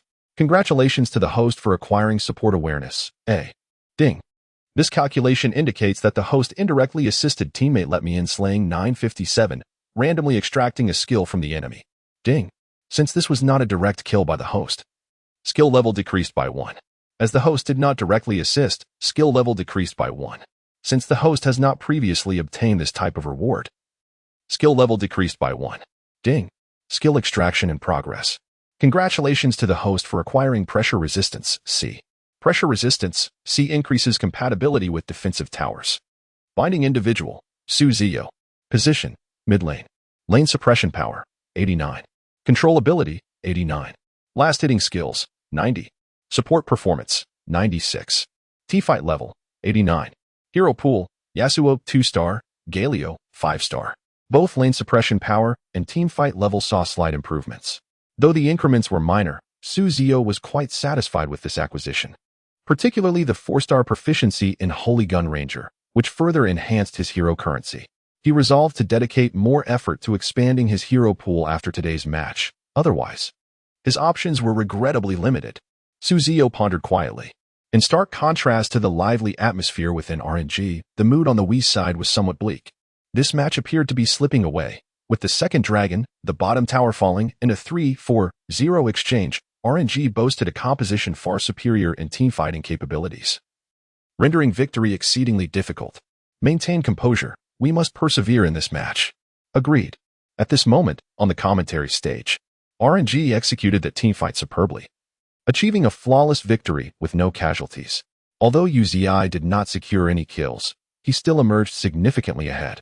Indeed, observe how RNG has split into 2 lanes. Ziyou is pushing down the tower alone while being protected by Xiao Ming. Meanwhile, Let Me, Spicy Hot Pot, and you are converging on the Dragon Pit, preparing to secure this infernal Drake. Here comes the replay of Galio eliminating Ashe. Both online and offline audiences, along with the commentators, scrutinized the footage of the takedown. The initial maneuvers were rather standard, merely requiring some skillful execution. Upon landing, they followed up with control and damage, which could hardly be deemed extraordinary. However, the crowd erupted in excitement when they witnessed Galio, devoid of vision, perfectly using flash to evade the spider-esque cocoon. It's been quite some time since that teamfight concluded. What are the spectators outside cheering for? Even with headphones on. Xiao Ming was momentarily dazed by the roaring applause from the crowd. Unclear, Ziyou mused, equally puzzled. Upon understanding the reason behind the commotion, the 3 commentators began to extol Ziyou's prowess. That was astonishing, truly remarkable. If this was purely based on reflexes, it's utterly terrifying. One commentator remarked in genuine admiration. I believe it wasn't just reflexes. During the replay, I noticed that Galio's W flash was executed before the spider-esque cocoon was cast, indicating a degree of prediction rather than mere reaction, offered Rita. Precisely. I concur with Rita's assessment. Nevertheless, even so, Player U is undeniably impressive. In the barrage of comments, although there are a few mindless criticisms, the majority of the audience maintains a reasonable level of intelligence, despite a slight shift in sentiment. To be frank, had it been me in this situation, I would undoubtedly have prioritized conserving my flash. Oh, how moving it is. My dear Yuko has been competing for so long, and he has finally proven that he, too, can carry the game. Everyone should apologize to Yuko. Am I the only one who noticed that fleeing spider, reminiscent of that blue creature? This bowl symbolizes the legacy of the jungle's will. We shall never be annihilated. 77777. I wondered why EDG was absent from the spring finals. It turns out they were hiding beneath Candy's desk. How delightful. EDG may arrive late, but they will never be absent. The ensuing match time was utterly devoid of suspense. With a distinct advantage in vision, economy, and composition, RNG unleashed their full potential, invading WE's jungle like a band of marauders. Red buff, blue buff, dragon, and baron, all shall be mine JPG. Faced with RNG endowed with the formidable dragon buff, we found themselves utterly lacking in combat capability, struggling even to impede the advance of minions. Ultimately, At the vicinity of the second tower in the mid-lane, Xiao Ming's Thresh initiated an assault, successfully ensnaring the overly aggressive Braum. The prince seized a perfect moment, executing a double strike that sent 3 opponents flying. Galio followed up with his ultimate, and the combination of heaven and earth dual spirits alongside the persistent burning of Rumble, equipped with a large mask and magic penetration staff, unleashed an instantaneous surge of damage. The health of the entire Wii team plummeted like a high-pressure water tank that had burst, the decline utterly unstoppable. Following the ultimate, it was naturally the moment for RNG's quintet to reap their rewards. What was particularly disheartening was that this time, it was not only Uzi who remained cautious. Even Lighten was on guard. Only Ziyou, armed with his Q skill, War Gale, and Rocket Belt, managed to secure a perfect assist in the final team fight for a Pinnacle. Alas, not a drop of soup was left for his brothers. Ziyou felt a twinge of frustration. Ha, let us push the tower. With no living foes to obstruct them, RNG, bolstered by the enhanced super minions from the Baron buff, effortlessly dismantled W's base. Let us first congratulate RNG on their victory in the opening match of the spring finals. Dear viewers, after a brief intermission, we will return for the second contest of the spring finals. The commentators, witnessing the conclusion of the first match, sincerely congratulated RNG for their triumph, before dutifully transitioning to the commercial segment. Such is the nature of the official obligations. Ziyou gazed at the computer screen, where the word victory shone prominently at the center, a striking sight. Surprisingly, the victory in his very first professional match did not elate him as he had anticipated. He had expected to be overwhelmed with excitement, his hands trembling with exhilaration. Yet, in reality, it was not so. The anticipated exuberance brought forth no exaggerated expressions on Ziyou's face. While joy was indeed present, it had yet to reach a point of uncontrollable elation. Come on, Ziyou. How long do you plan to stay on the stage? The break is hardly long enough as it is, remarked Xiao Hu, giving Ziyou's shoulder a friendly pat. Oh, I was just pondering what to eat at the villa tonight. Wow, Ziyou, you're getting a bit too full of yourself. Let us see how the little dog performs and show him what it means to be the world's top marksman, replied Yin Juanza, who had turned back, expressing his strongest disapproval at Ziyou's offhand comment. When have I ever KD anyone? Yin Juanza? Jianzaheo seized the opportunity to lock onto his throat, using his weight advantage to momentarily render Yin Juanza in discomfort. Exactly, chimed in Shi Sanming, grinning like the foolish son of a landlord, eagerly joining the fray to observe the commotion. Juanza, why not rely on your own strength to claim my MVP? Believe in yourself. You are the world's #1 top laner, Ziyou suddenly proposed, inspired by a clever idea. In the past, opinions regarding Yin Juanza online were decidedly mixed. His supporters hailed him as the premier top laner before the S8 World Championship, while his detractors derided him as a slacker. However, there was one consensus. Aside from Aatrox and Urgot, there were no noteworthy damage-oriented top laners to be seen in S8. Even the previously celebrated Camille at the Intercontinental Championship had not been utilized throughout the entirety of S8. What could be the cause of this? It is important to note that prior to S7, the male player's professional career was characterized by a role as a damage-dealing top laner, which ultimately led to his recruitment by RNG. Although he faced challenges in the LDL against Khan, it is fair to say that the disparity in that match was not solely due to individual skill. There are numerous opinions circulating online. However, the predominant themes revolve around RNG's system and the prevailing trends of the meta. The concept of RNG's system refers, without need for elaboration, to the 4-Protect-1 strategy centered around UZI, or occasionally a dual-core approach involving the mid and bottom lanes. While there are indeed scenarios that necessitate a top lane stepping up, such occasions are regrettably infrequent. More often, the top lane is tasked with providing frontline durability and sustaining tankiness. The trends of the meta primarily highlight the dominance of tank champions in the versions leading up to the S7 and S8 World Championships, alongside a focus on skirmishes predominantly occurring in the lower half of the map. The distorted gaming environment, particularly in the context of the World Championship version, has been exacerbated by the enhancements to warriors and the dual advantages of the Conqueror's true damage, thereby skewing the gameplay heavily in favor of the mid, top, and jungle lanes. Furthermore, the removal of the flag of command has significantly altered the dynamics. Initially, the enhancement of siege engines by the flag of command rendered the super cannon's role comparable to that of a solo-carrying top lane champion. Given that a viable substitute for solo carry champions has been identified, Why should I not opt for tanks to fortify the robustness of my team composition? As the banner of command was withdrawn, the player, who had spent the majority of the season mastering the tank top lane, found himself suddenly tasked with reverting to a fighter-type champion. In his own words, he felt a sense of nervousness, utterly unsure of how to navigate this role. Returning to the original objective, one might ponder, at what moment was Ziyou? It was during the spring finals of Season 7. A time when the player had yet to fully lose his proficiency with carry-type champions. If, at that juncture, the much-lauded technique of hypnosis, celebrated by netizens, had been employed, could it have potentially cultivated an equalized top-lane champion a year in advance? Moreover, he occasionally brandishes the carry-type top laner to tear apart the Treaty of Equality, which causes a stir among the men. With such thoughts in mind, Ziyou added an encouraging remark to Ziyou, proclaiming him the world's #1 top laner. Come on, don't toy with me. I am well aware of my own capabilities. Although his words conveyed a tone of denial, the glimmer of aspiration in his eyes upon hearing the phrase world's #1 top laner did not escape Ziyou's notice, even if it was quickly shrouded by overwhelming self-doubt. The mere fact that Ziyou had observed it rendered it no longer illusory. Honestly, I believe you performed exceptionally well, Ziyou. Did you not triumph in the lane against an early-game rumble with such an unfavorable matchup against a fishman? Ziyou continued, I feel that with a bit more honing, you can become even stronger.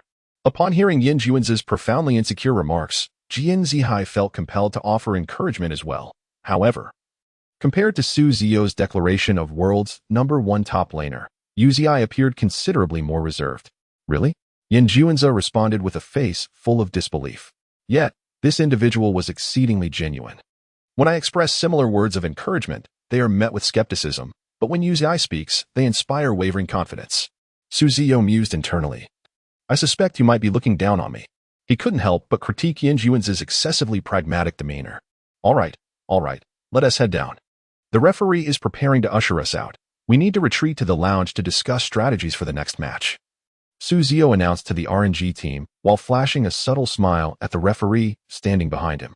His radiant smile brought a blush to the cheeks of the referee, who had merely been a silent observer until now. Wow, I never noticed before. It turns out player U is quite handsome, she thought shyly. Indeed. Ziyou possessed a sun-kissed, youthful charm, with his sleek black hair, prominent nose, and striking features that could rival W's AD player Chen Shijun, if not surpass him in terms of charisma. Indeed, we should return for now, Ziyou was the first to voice. The others nodded in agreement. As they slowly exited the arena along the corridor adorned with glowing lights, Ziyou suddenly glanced back at the stage. Perhaps, I am quite suited for this stage. Upon returning to the lounge, Ziyou was embraced by their head coach, Fenggu. Ziyou, the surprise you gave me this match was tremendous. However, remember to remain humble and composed. Maintain a tranquil mindset for the upcoming matches. We have merely secured one victory, and we are still 2 wins away from total triumph. This statement, characteristic of Coach Feng's teaching style, simultaneously praised the players while also reminding them to keep their mindset in check. Rest assured, Fenggu, we will approach the upcoming matches with utmost seriousness. That is good to hear. At this moment, the results for the MVP selection have been announced. Undoubtedly, it is Ziyou's Galio, boasting a remarkable score of 508, showcasing a commanding presence from the start of the match until its conclusion.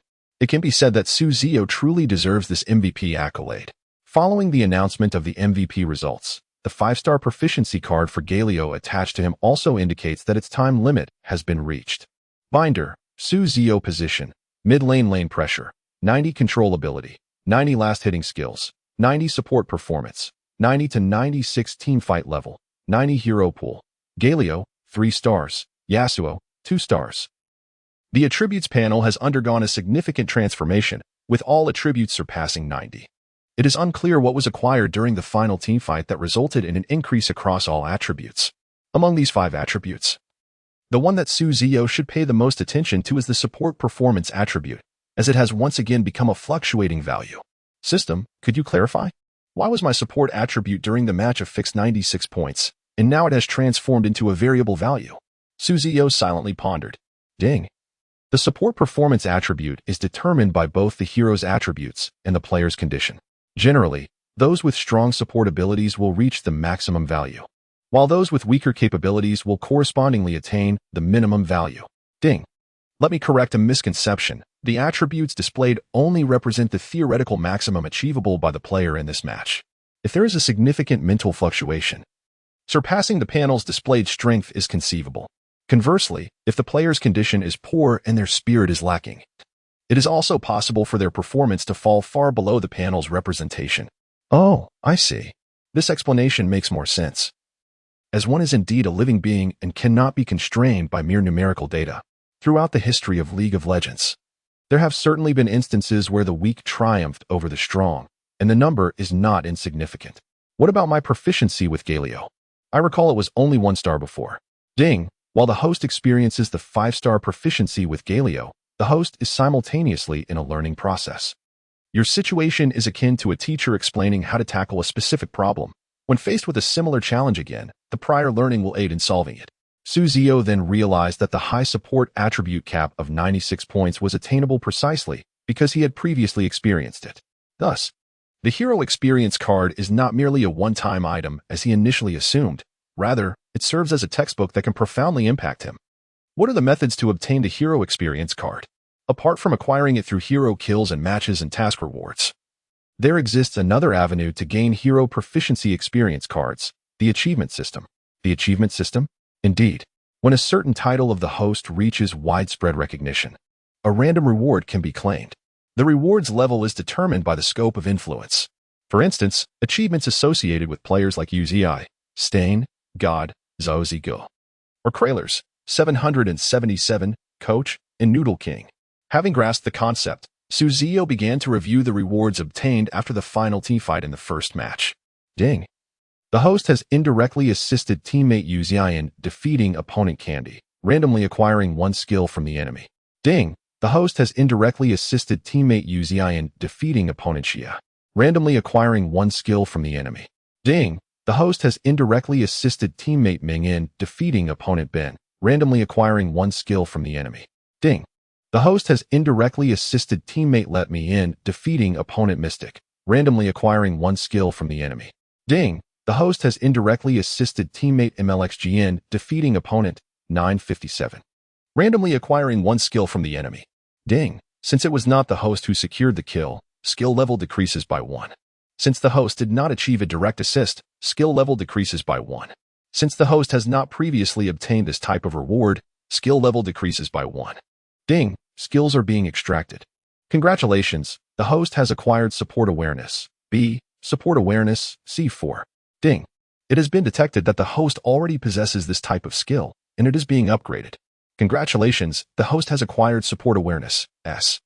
Ziyou mused that this skill must be the reason for his overall attribute enhancement.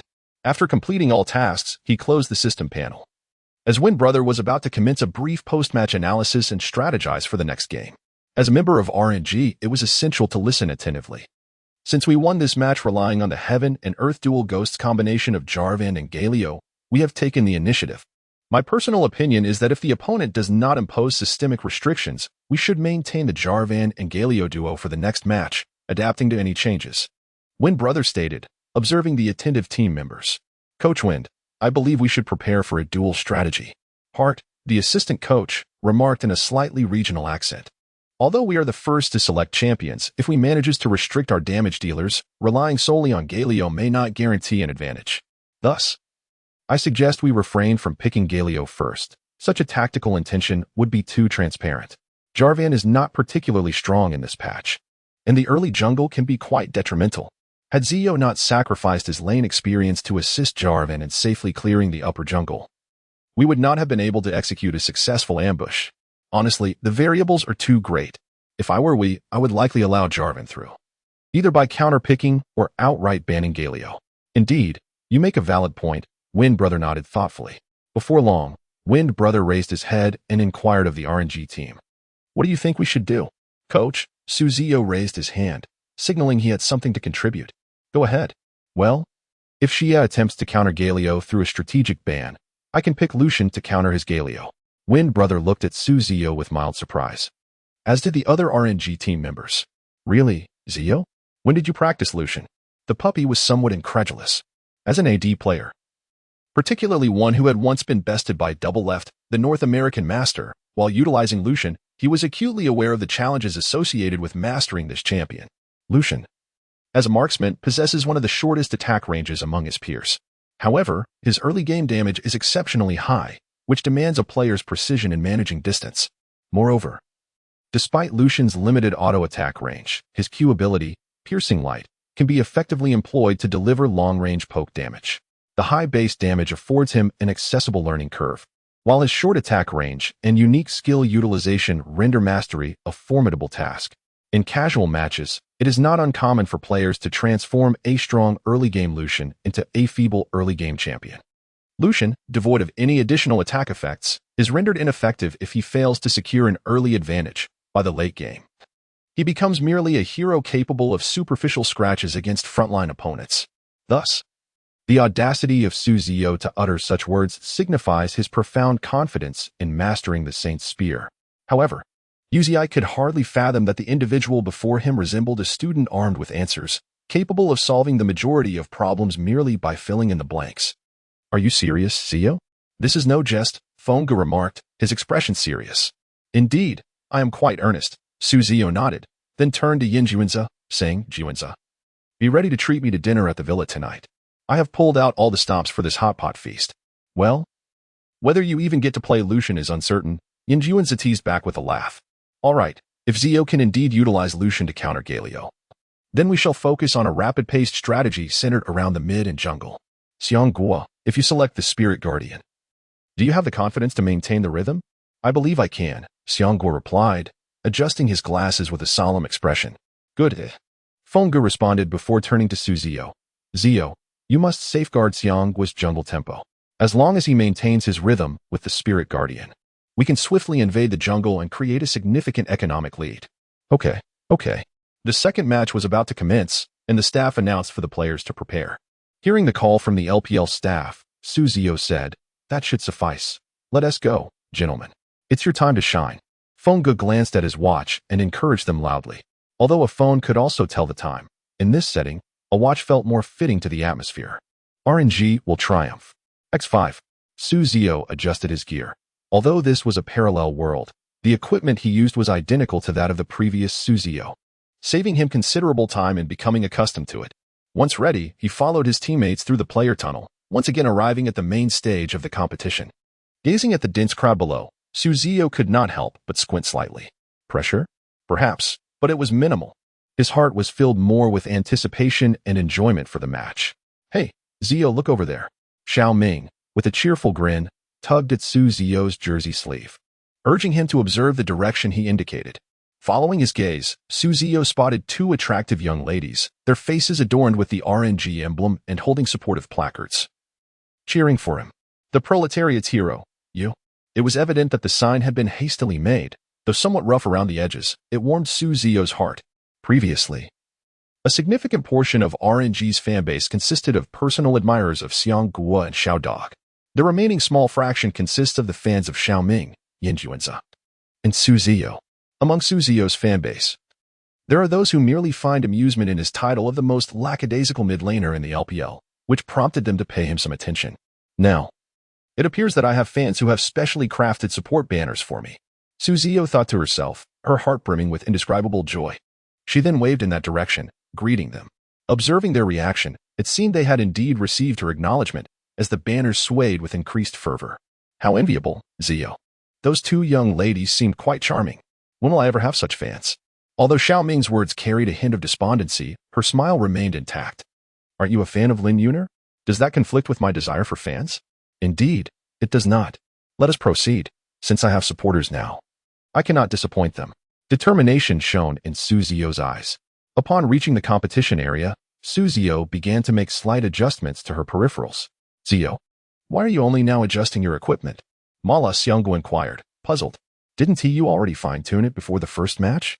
Changing the sensitivity of your peripherals at the last minute could lead to an uncomfortable feel. "Yes, I am aware. It's merely a slight tweak." In truth, Ziyou's inherent strength during the first match was not particularly formidable, and she had no pressing demands for her equipment as attributes. However, following the conclusion of that match, she had received multiple enhancements, resulting in a dramatic transformation of her attributes. Naturally, Her requirements for her peripherals became increasingly precise.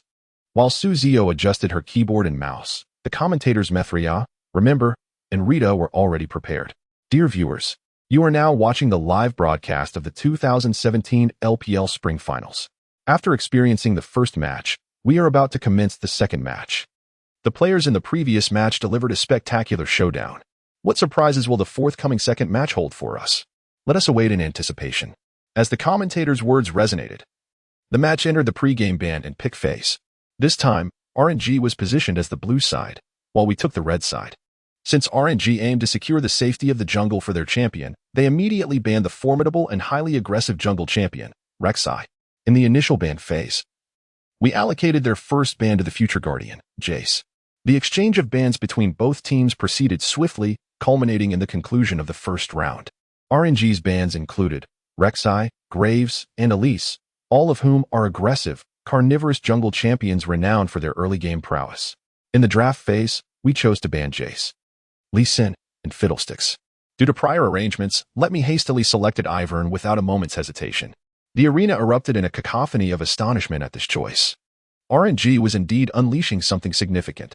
With 4 bans focused on junglers, the selection of Ivern by the talented player known as Spicy Hot Pot was nothing short of remarkable. Indeed, Ivern is considered an unconventional jungler in both the LPL and LCK, whereas in the West, his priority is notably higher. Let us now anticipate what Ivern will bring to the LPL. Upon seeing RNG secure Ivern, we revealed their counter-strategy with the Giant of Justice Galio and the Fey Sorceress Lulu. Observing the expected lock-in of Galio, Hart, responsible for the drafting phase, could not help but smile faintly. With the opponent securing Galio, could Yuanza take Kennen? Certainly. I shall supplement the team's AP damage. After locking Enrage Hart Kennen, RNG proceeded to secure the support champion Heart of Fredgelord Brown. Although the intentions of the opposing team remained unclear, RNG simply needed to adhere to their drafting philosophy, given that the mid-lane choice was Lucian to counter Galio. The focus of this match would be on establishing dominance in the upper half of the map. In the bottom lane, it suffices to select an AD carry that leans towards a more developmental playstyle. In the realm of competitive gaming, the champion Blanc stands out as a versatile choice. Adept in both offense and defense, showcasing formidable counterattack capabilities. Within the current strategic framework of RNG, he emerges as the quintessential selection for a support role. When W's final pick revealed the formidable ADC, Kog'Maw, affectionately dubbed Big Mouth, their intentions became abundantly clear. They aimed to execute a 4-protect-1 strategy. The esteemed player, known as Big Brother, is a powerhouse in the ADC role, making the 4-protect-1 strategy entirely feasible. As Kog'Maw is indeed a damage-dealing machine worthy of protection from his teammates.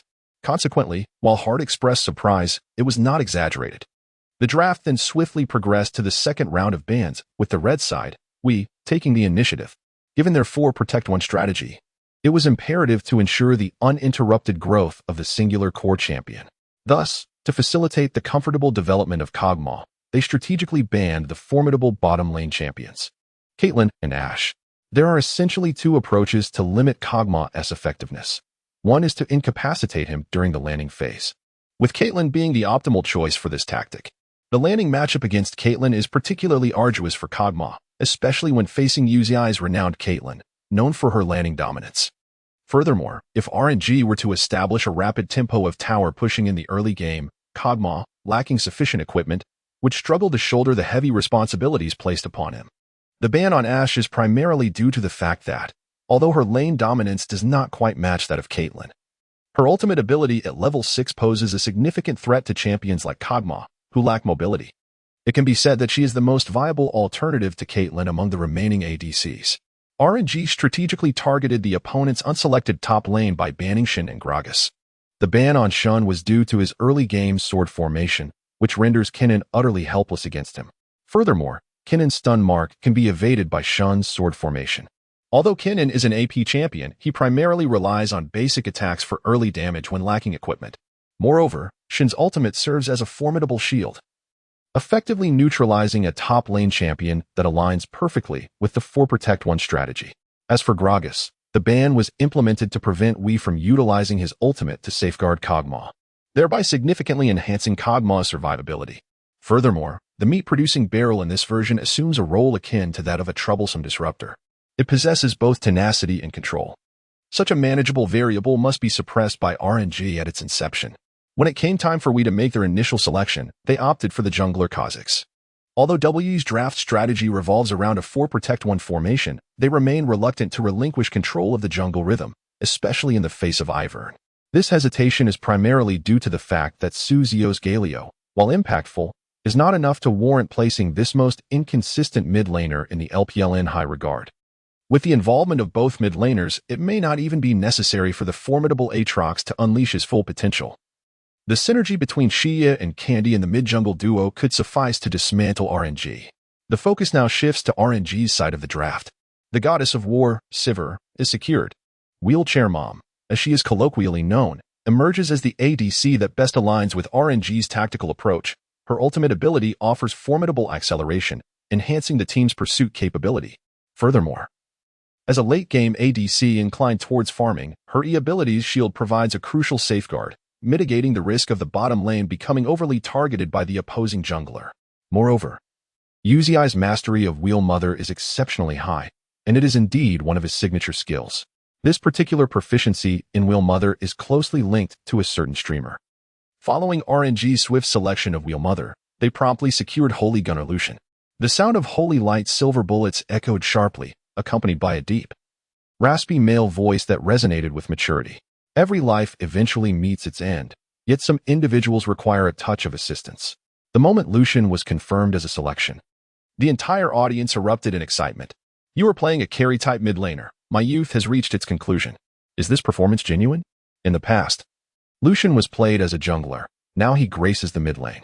Can you believe it? Lucian has always been viable in mid lane.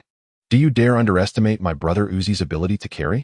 Throughout the entire spring regular season and playoffs, he only earned one MVP, and that was with Galio. Will such a player still have devoted fans defending him? I long to roar. The commentary on stage is not particularly optimistic. Although the theoretical matchup of Lucian against Galio is feasible and even possesses a countering effect during the regular season, LGD's Wei Shun employed Lucian in the mid lane with less than ideal results. Rita quietly expressed her thoughts, drawing a comparison between LGD's Wei Shun and Ziyou, who has only achieved one MVP title, a comparison that speaks volumes about her skepticism. However, despite her reservations, one must admire the courage of Player U for daring to select a mid-lane champion that diverges from his usual style. I recall someone nearby sharing their thoughts as well, affirming that perhaps we are overthinking things. This might well be a well-practiced secret technique of Player U. With the lineup finalized, we observe that W's last selection was Karma. The rosters have been established. The blue side, RNG, comprises top laner Kinnan, jungler Rek'Sai, mid laner Lucian, ADC Jhin, and support Braum.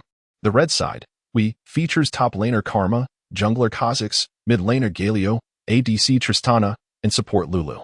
As the second match commenced amid the collective skepticism regarding RNG, the system activated the proficiency experience card for the champion Lucian. Ding.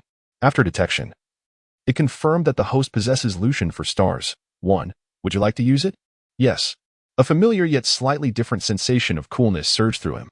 In a moment of clarity, Ziyou seemed to envision a man clad in silver, with dark skin, wielding dual pistols, slowly approaching. The holy pistol pressed against Ziyou's forehead. Is death knocking? No, I am the one knocking. A smirk played at Lucian's lips before he pulled the trigger. Bang.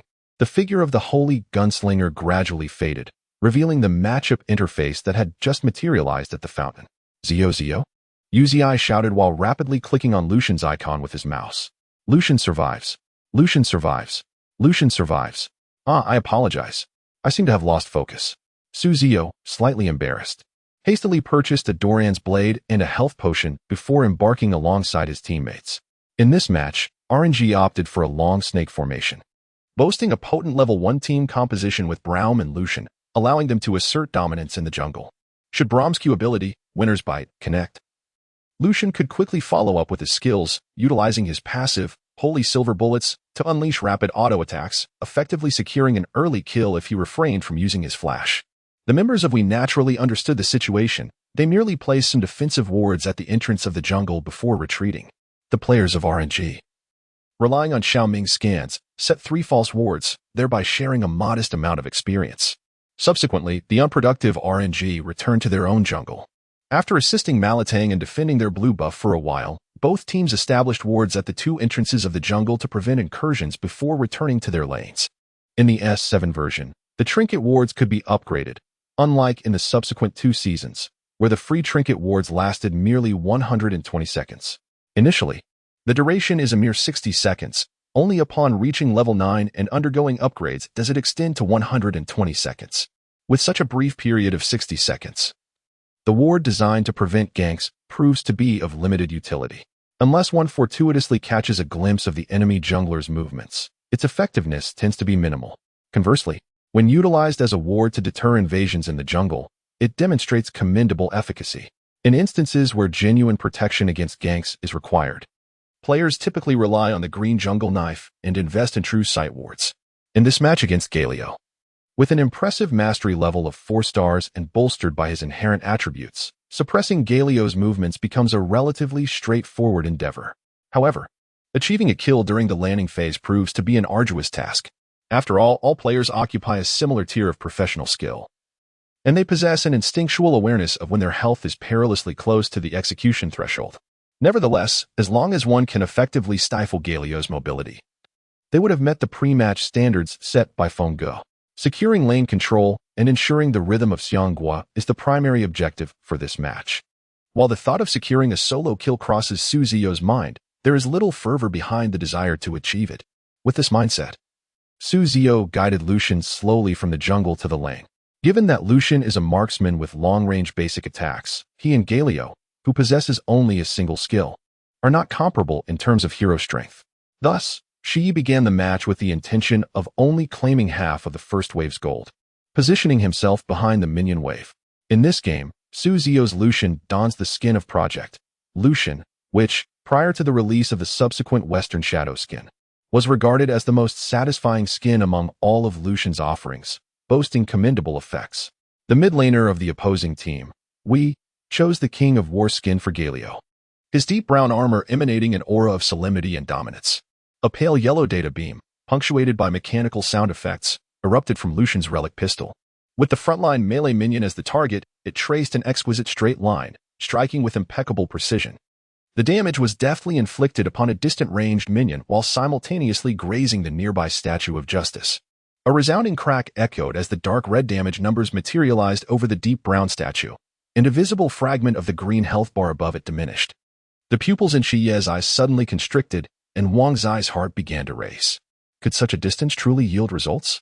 Since the adversary had made the first move, the situation was now irrevocably altered.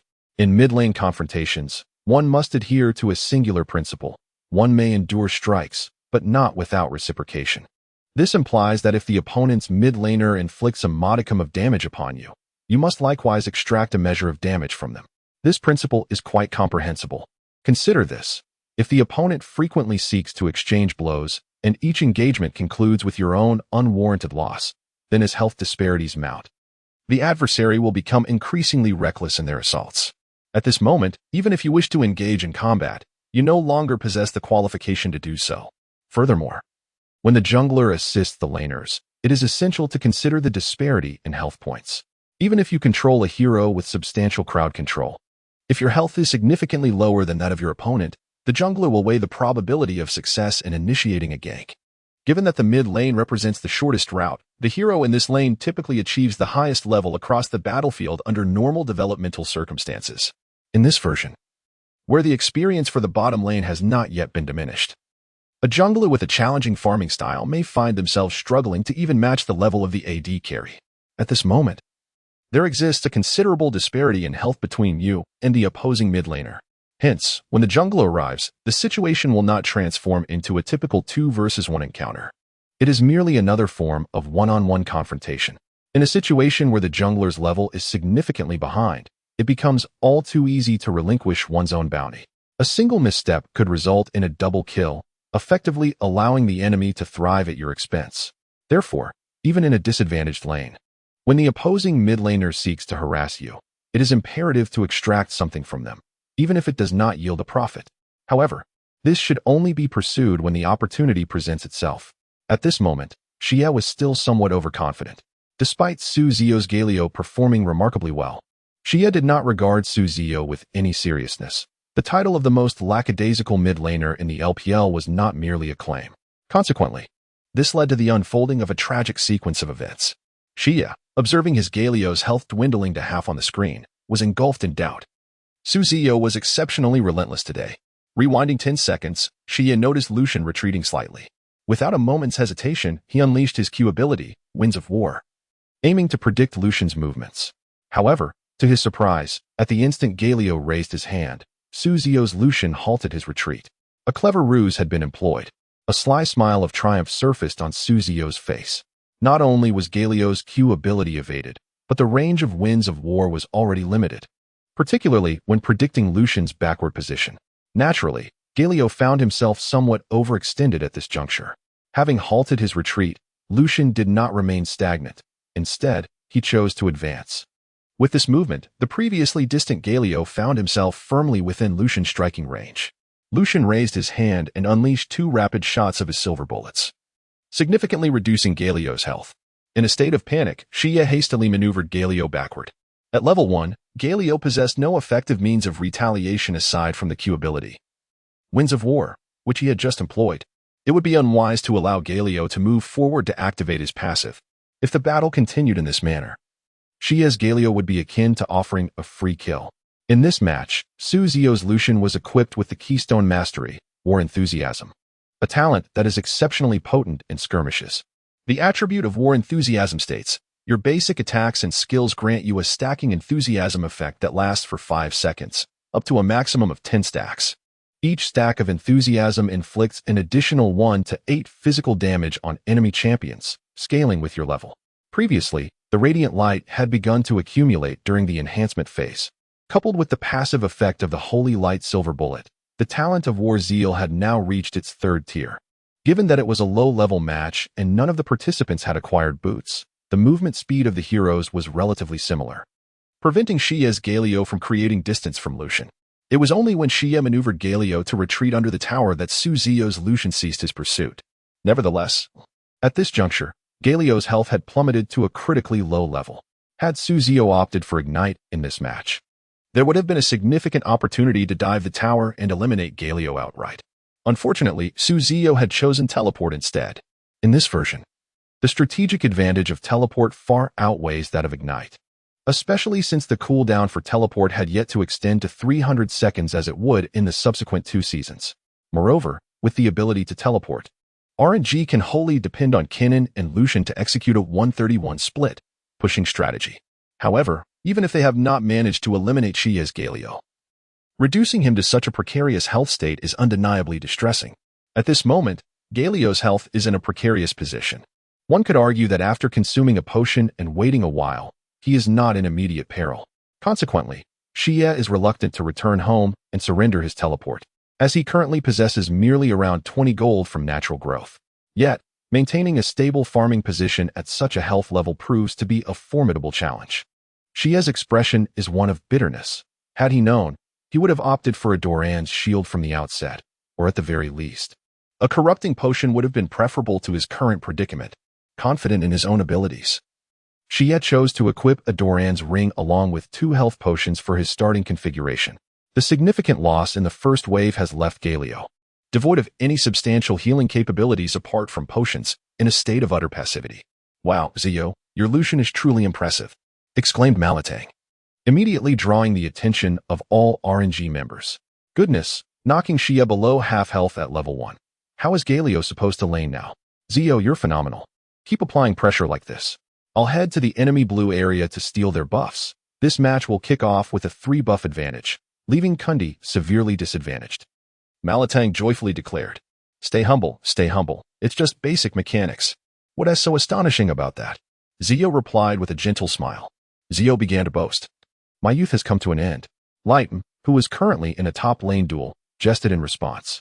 No worries, just remember tonight's hot pot at the villa. Upon hearing Ziyou mention the villa hot pot, he, who was focused on the lane, inadvertently fumbled and launched a backward Q into the air behind him. At this moment, various live streaming platforms have harmoniously begun to flood their comment sections with a tribute to Wei Shun. The optimistic family shall never perish. It is indeed surprising that Emperor Let is also a man of unyielding optimism. Although the title Emperor Let may sound imposing, it carries a derogatory connotation. In the context of LPL players, those with the most grandiose titles often find themselves in the lowest tiers of skill.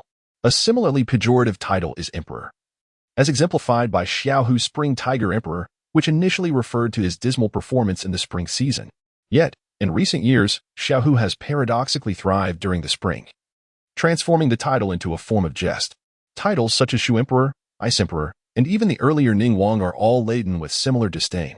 Without any derogatory connotations, the appellation bestowed upon male players is boy. For instance, there are players such as the Shy, Iboi, Let Me, MLXG, Uzi, and Clear of 7. Upon executing a rather reckless maneuver, Let Me exclaimed loudly once more, "Damn it, Ziyou, if I fail, you shall surely follow suit tonight." "Hey, your blunder is of no concern to me," he retorted. Upon hearing Yin Juan's words, Ziyou responded with a playful scolding, prompting laughter from the crowd.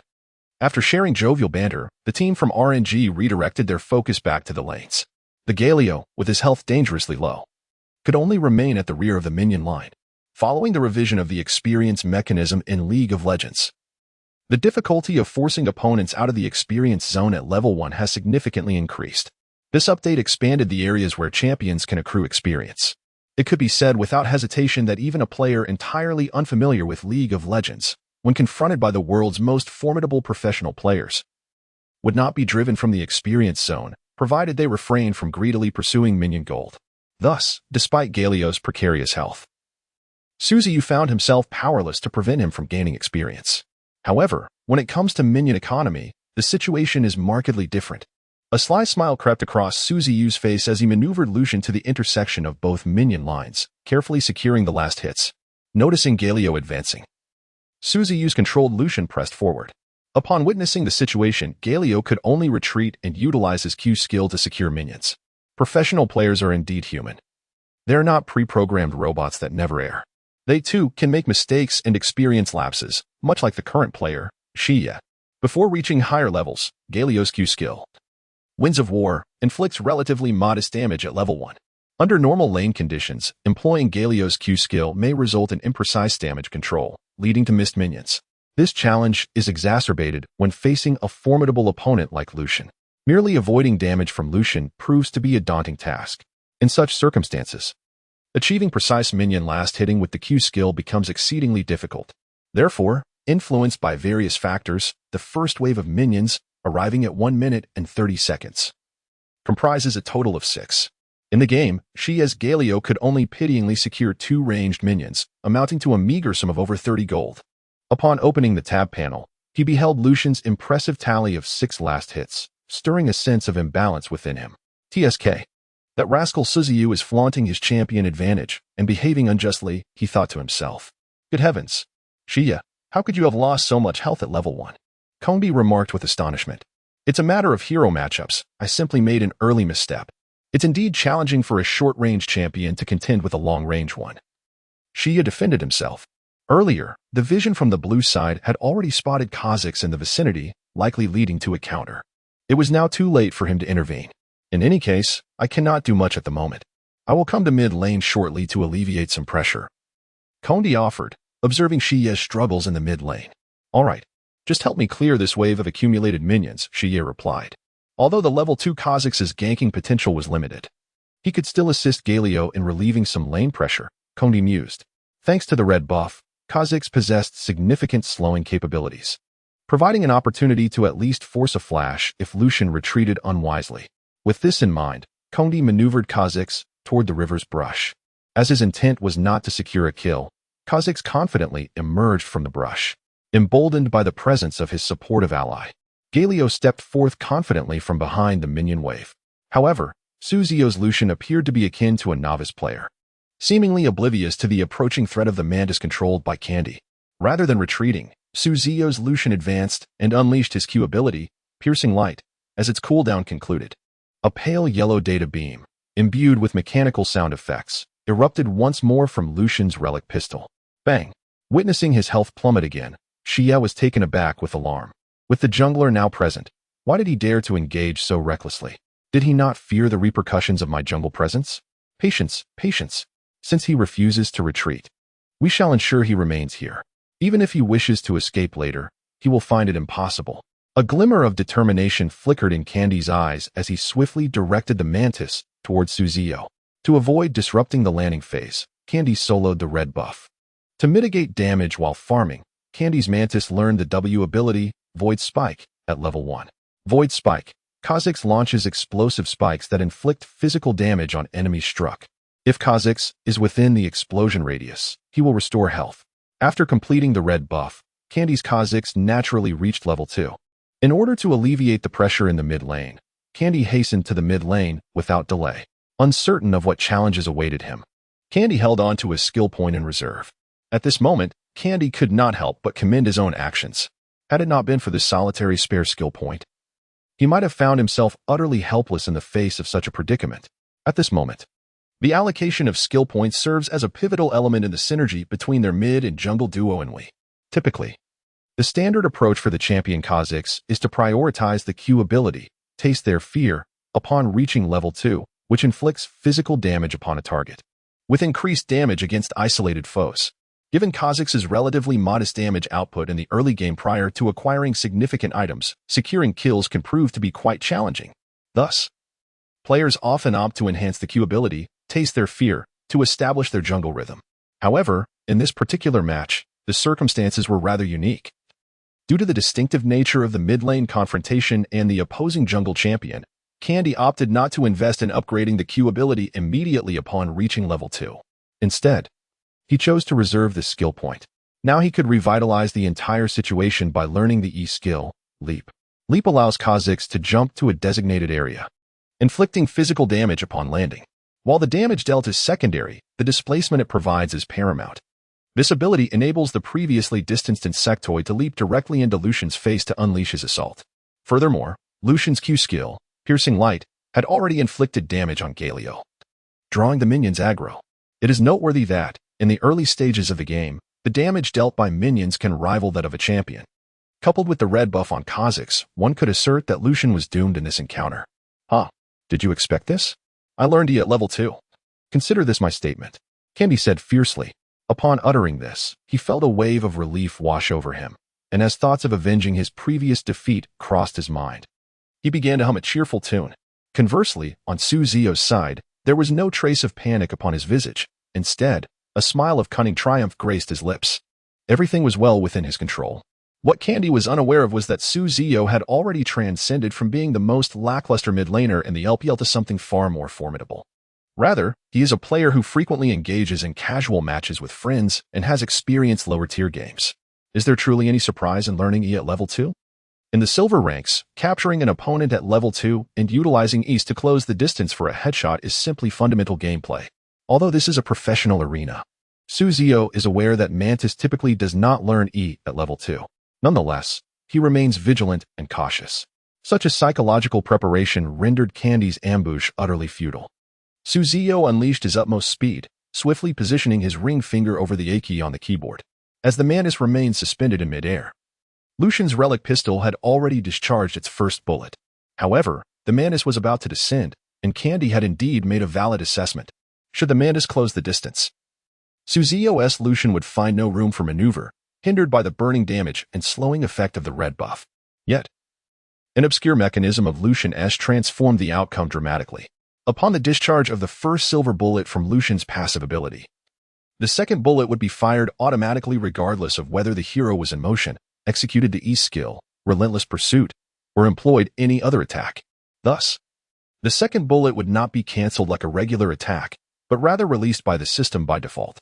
Therefore, Ziyou need not remain stationary, awaiting the Mantis' advance. However, evasion alone would not suffice to dodge the Mantis' leap. Consequently, Ziyou opted to activate Lucian's E skill, Relentless Pursuit, which allowed Lucian to dash a short distance, reducing the cooldown of Relentless Pursuit with each attack of the silver bullets. And this brief distance represents Lucian's lifeline.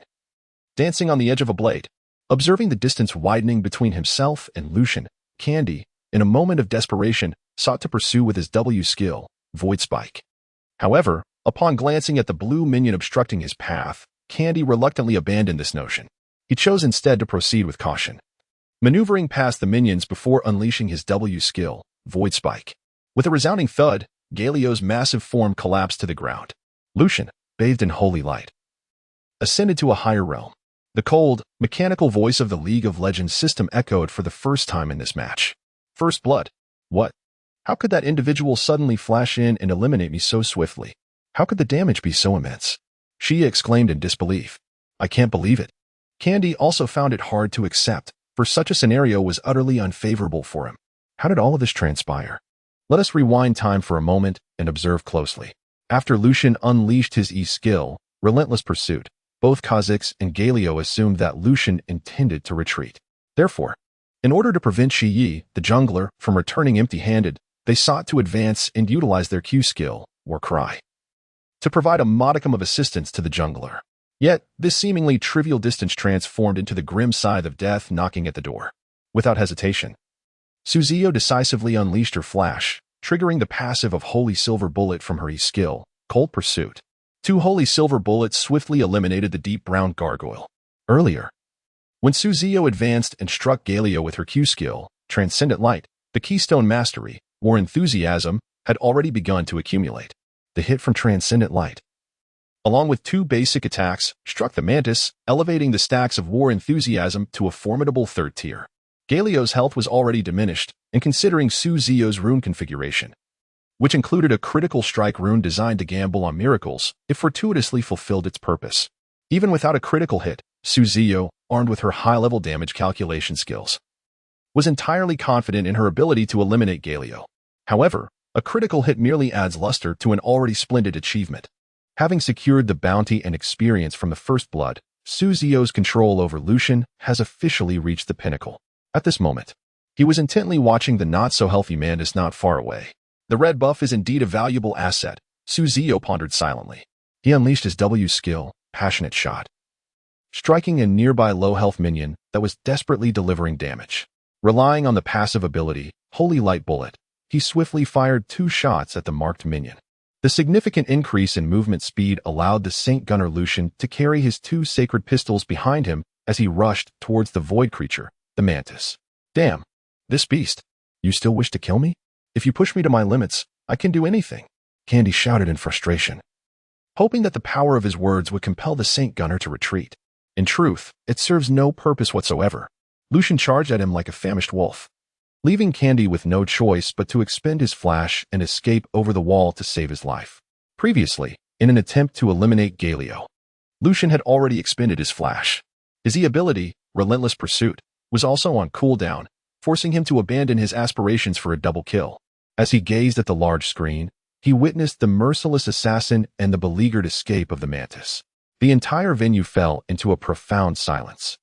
Especially those fans from RNG, and we who had doubted Ziyou were now wide-eyed, their mouths agape as if they could swallow an egg whole. Observing the scene on the central screen, their faces displayed sheer incredulity. Was this truly the handiwork of Brother Yu? In that fleeting moment, facing the approaching Mantis, instead of retreating, he advanced. As the Mantis soared through the air, he skillfully stacked his passive ability, War's Zeal, culminating in an E-flash that dispatched Galio's Lucian. It was astonishing that it was Ziyou who executed this feat. In the LPL, every mid laner has the potential to shine. Yet Ziyou was deemed the least likely to do so. This sentiment had been a collective belief among the viewers and most commentators prior to this moment. Yet, it was this improbable Yu who performed the extraordinary, leaving everyone in awe. Even the commentators were taken aback, having just remarked on the perilous position of Lucian. The Mantis only needed to land his E-ability for the script to be sealed. With the slowing effect and additional damage from the red buff, coupled with the minion's assistance, Lucian had no escape without using his flash and relentless pursuit to create distance. However, in mere seconds, the narrative took a dramatic turn, transforming into a showcase of Ziyou's prowess. Yu's flash was remarkably decisive. Did he not consider the potential consequences of failing to eliminate Galio? The Mantis had indeed leapt in using his E-ability, and within such a brief span, you managed to strike the Mantis, which was simply incredible. This exemplifies the pinnacle of hand speed among young players in the LPL. I believe that after this best-of-5 series, everyone's perception of you will significantly shift. Indeed. From a spectator's perspective, setting aside the commentator's neutral stance, I can confidently assert that US performance in this instance would undoubtedly win him numerous admirers, It was simply spectacular. Who would have anticipated that this sequence would be a mantis ensnaring a cicada, only for the Y player to ingeniously turn the tables, with the roles of predator and prey instantaneously reversed. At this moment, the barrage is inundated with 6666 and you. I'm sorry. Alongside the familiar flash messages. Is 777 you? In previous matches, Luo Qing's performance could hardly be described as particularly engaging.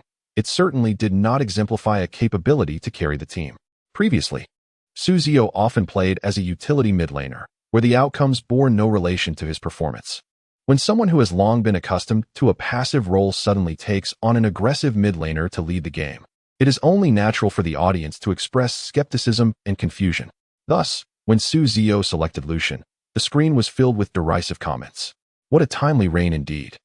On behalf of we, I extend my gratitude to Player U for his contributions. Just moments ago, I witnessed a stellar performance from Xiao. And now I reward myself with a turn as Lucian. Is Feng truly out of his mind, allowing you to play Lucian? He might as well let Xiao Ming assist with Lucian. The mid laner's prowess was evidently not unfounded. Overall, there was an air of disdain towards Ziyou's choice of Lucian. However, this particular play, while it may not have entirely swayed all spectators' opinions, did offer many a fresh perspective on Ziyou. It seems that Player U has undergone a remarkable transformation in recent days, appearing to have become more formidable. Wow, Ziyou, you have awakened. Uzi, while farming, momentarily shifted focus to the skirmish in mid lane. Upon witnessing the decisive flash and subsequent execution of Xiao, he exclaimed, "This final match is truly exceptional. I'm not accustomed to this level." Yanjuanza also chimed in. Ziyou's meticulous execution in that moment maximized damage output. Perhaps he was simply yearning for some delicious hot pot. How many times must you bring up that joke? He laughed in response to Yanjuanza while opening the tab panel. After eliminating Xiao's Xiao and forcing Candy's Kha'Zix to retreat, the unhindered Lucian proceeded to unleash his abilities, pushing the minion wave towards the tower with fervor. Although Xiao, equipped with teleportation, suffered minimal losses due to a brief respawn time following an early demise, it mattered little. As long as he profited, that was sufficient. Moreover, advancing the minion wave towards the tower is more advantageous for his subsequent dominance. 8 minions against 18. Coupled with the 400 gold from First Blood. Not long into the match, the mid lane alone has accrued nearly 600 gold. This is not the end, for after Xiao's demise, he only managed to teleport back and secure 7 minions. The equipment he purchased earlier consisted of a meager health potion. Currently, Xiao's gear remains a Doran's ring and 2 health potions. The little over 100 gold he possesses is entirely inconsequential at this juncture. 18 minions equate to over 300 gold, with the bounty of First Blood adding another 400, leaving Lucian with a total of over 700 gold. Upon returning home, he promptly procured 2 longswords, granting him an additional 20 points of attack power.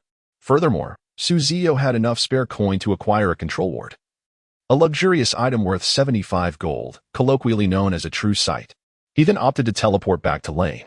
At this point, upon witnessing the luxurious items in the opponent's inventory, Xiao was suddenly struck with thoughts of surrender. How could he possibly compete? At this moment, Xiao was truly at a loss for words. Facing Lucian, Xiao found himself in a situation where he might as well perish on the spot. "I truly cannot assist you any longer," Candy remarked, feeling somewhat helpless. Earlier, he had been forced to use his flash, compounded by the loss of the blue buff. One could even assert that in the current jungle, Candy's Kha'Zix was entirely dominated by the Spicy God. It is well known that the Spicy God is infamous for its lackluster combat prowess among all jungle champions. Currently, the Spicy God has yet to be reworked into a ranged champion, marking it as the weakest it has ever been in any version. Yet, even under such circumstances, the influence of level disparity makes it effortless to subdue a Kha'Zix that is yet to reach his peak. With their own jungle in jeopardy, there is little energy left to aid a struggling lane. Due to the rhythm of recent defeats, Xiao has suffered considerable losses. Currently, Xiao finds himself lacking in both damage and durability. Without the support of 3 or more teammates, he is compelled to adopt a cautious positioning strategy during the landing phase, ensuring that he remains out of reach of Lucian's attacks. Nevertheless, Xiao remains one of the top mid-lane players in the LPL. By concentrating fully on his positioning, it becomes increasingly difficult for Ziyou to find an opportunity to secure a kill in their matchup. However, gaining an economic advantage is not solely reliant on achieving kills in the lane. There are other methods to establish dominance. The importance of last-hitting minions and exerting lane pressure cannot be overstated. Controlling the lane is a fundamental aspect upon which Ziyou, or rather RNG's mid-jungle duo, aims to capitalize. Lane control is crucial for every lane, as it significantly impacts the performance capacity of the jungler. Imagine if you possess lane control across all 3 lanes. In such a scenario, when the junglers encounter each other in the jungle, the team with lane control can swiftly summon their allied teammates for support. Teammates lacking lane control must take into account the economic and experiential deficits caused by minion losses, among other concerns. It can be asserted that, with the exception of specialized teams employing jungle core strategies, other teams' laners typically refrain from sacrificing their own economic benefits to assist the jungler. The uncertainty of whether such assistance will yield success further complicates the decision. The inevitable loss of economic and experiential resources during this wave is unavoidable. Should one choose to assist and secure a kill, the situation may improve. However, if only an assist is achieved, it results in a minor loss. In the unfortunate event of being slain, the laner may find it impossible to recover during the landing phase.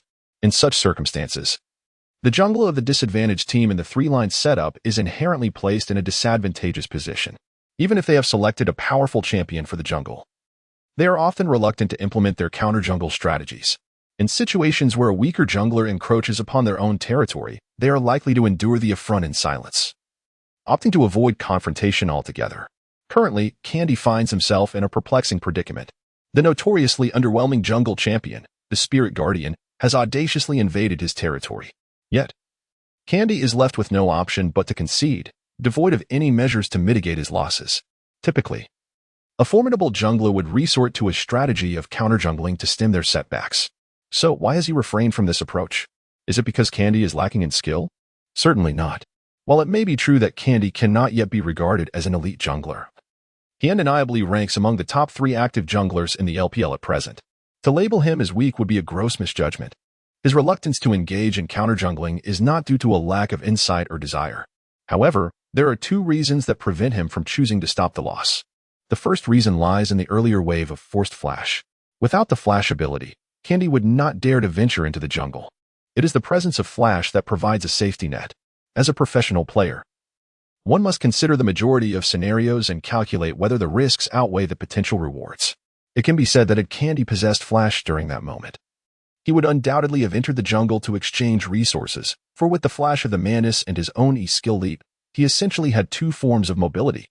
Even if discovered, Candy could retreat gracefully through the intricate environment of the jungle. However, without flash, once he is spotted, Candy would be guaranteed to be slain. Once defeated, the already disadvantaged Manus plunges into an extended period of developmental vacuum, rendering it even more incapable of regaining its rhythm. The second reason, while not as pivotal as the first, remains a significant consideration: the issue of lane control in the bottom lane. Currently, Candy occupies the F6 area of the upper jungle. Should Candy opt to switch jungles, it is inevitable that Spicy Hot Pot will seize both the F6 and the Stone Beetle entirely.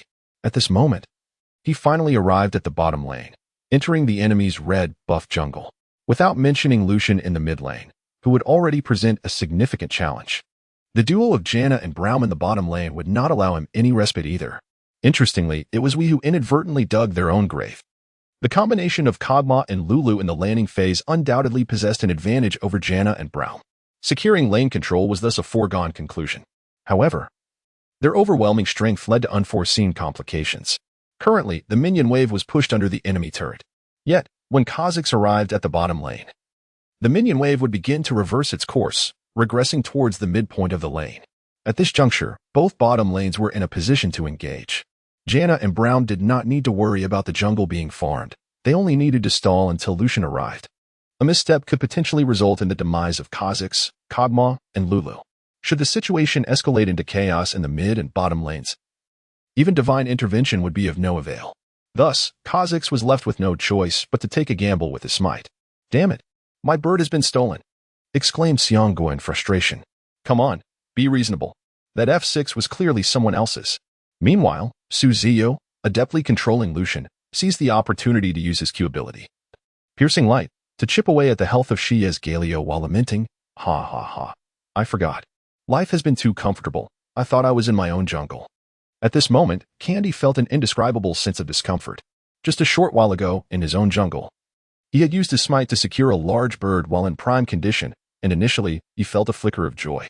How had his standards fallen so low? Tears welled up in Candy's eyes as he grappled with his emotions.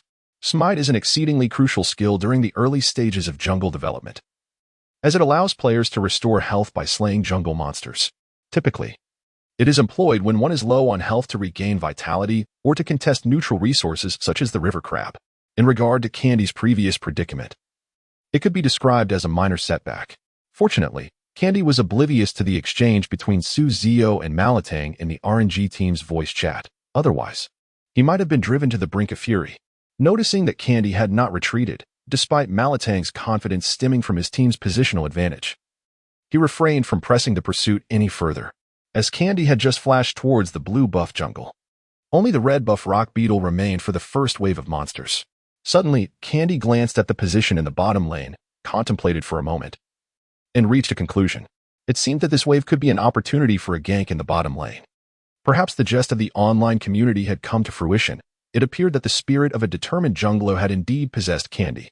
"I'll make a play down bottom," Candy remarked in the voice chat of Wii. Although the positioning of the minion wave was not particularly advantageous, the health of both Jin and Brown was not at full capacity, and their positioning was overly aggressive. The combination of Kog'Maw and Lulu was inherently potent in lane. Even Uzi's exceptional individual skill could not alter that fact, as they would still be pressured. However, with the presence of Braum, the dynamic shifted. Braum's shield could effectively counter Lulu's E ability, allowing Kog'Maw and Pix to evade the powerful onslaught of the biochemically enhanced barrage during its peak phase. Braum's Unbreakable, activated by pressing E, allows him to raise his shield in a designated direction for several seconds, intercepting and destroying all incoming enemy projectiles. Although he must endure the damage from these projectiles, after raising the shield, the first attack he receives is rendered completely ineffective, and all subsequent attacks from that direction suffer reduced damage. Pix's help, activated by pressing E, commands Pix to leap to an ally for protection, thereafter following and assisting the target rather than Lulu in attacking. If cast upon an enemy, Pix leaps to the foe, dealing damage and subsequently providing vision for the target. Biochemical Barrage, activated by pressing W, enhances Kog'Maw's attack range and allows him to deal additional magic damage based on the target's maximum health. The reason Yu Ziyou and Xiaoming positioned themselves forward was due to the absence of Lulu's E and Kog'Maw's W. The enemy was currently in a vulnerable state during the landing phase, and Yu Ziyou, eager to seize an advantage, inevitably found himself overextended. Suddenly, from the shadows of the vision, a mantis sprang forth. "Run, run, run, sell me, sell me." Realizing that Candy was coming to gank, Yu Ziyou understood that this time he would likely meet his demise, and thus he urgently called out to Xiaoming, who intended to provide cover for his retreat. Regardless of the outcome, it was clear that escape was no longer an option.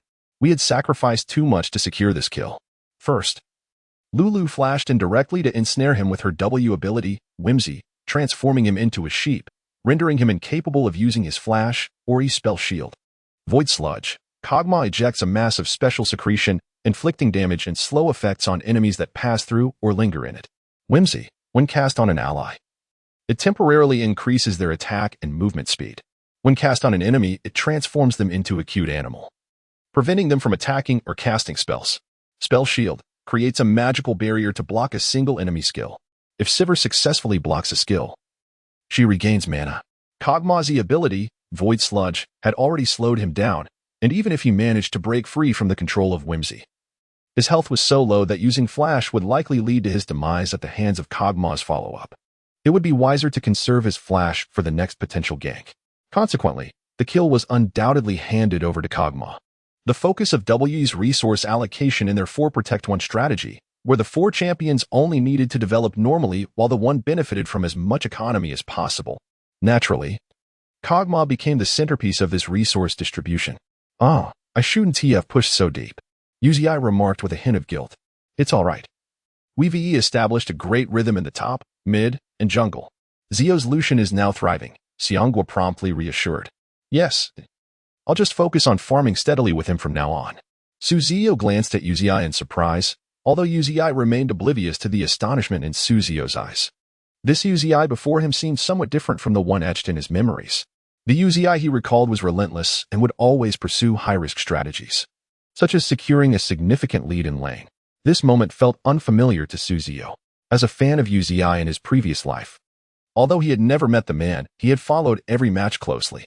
Ziyou's playstyle was unique, characterized by a tendency to draw from his teammates to carry the game. Ziyou was fierce. Playing alongside him was a constant source of pressure. Yet, this very individual now uttered the phrase, "I want to form peacefully with him." Perhaps it was his overwhelming desire to win. Ziyou observed Ziyou's earnest profile, quietly contemplating. Who would willingly bear all that pressure if not for the pursuit of victory? A self-centered playstyle should not equate to Ziyou being solely an ego-driven player. If Ziyou were truly self-centered, then the renowned strategy of dogs selling in the S7 RNG days would not have gained such notoriety. With a soft exhale, Ziyou redirected all his focus to managing his lane. Before long, a voice emerged in the chat, Juanza. I'm in the top lane. Let us take down this Karma together. Isn't Karma a bit hard to catch? We might not need to bother with her in the top lane, Juanza replied, somewhat despondent. Karma had all her skills available. Attempting to eliminate her was a formidable challenge. I'm moving up, Ziyou announced his intentions. Hearing this, Xiao began urging Juanza, go up. Even if we don't kill Karma, Ziyou can still finish her off. All right, Juanza conceded, following the team's directive. Secret technique. Lightning armor, hotkey, E. Kennen transforms into a lightning form, moving rapidly and able to pass through units, dealing damage to all enemies he encounters and applying a layer of the ninja technique. Lightning binding seal. Kennen gains movement speed upon entering this form and attack speed upon leaving it. In an instant, Kennen initiated with his E ability, transforming into a bolt of lightning, swiftly arriving beside Karma and applying a mark upon her. With the mark now on Karma, Xiang's Spirit Blossom emerged from the brush.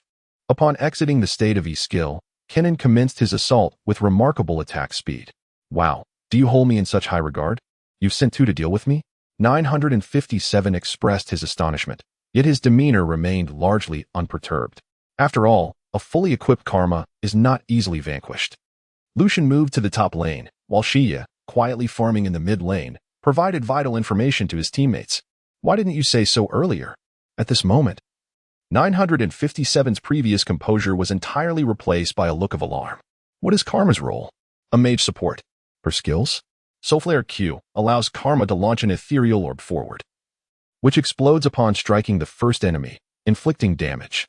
With the enhancement from Mantra, the explosion also amplifies the destructive power of Soulflare while creating a fire ring that inflicts damage after a brief delay.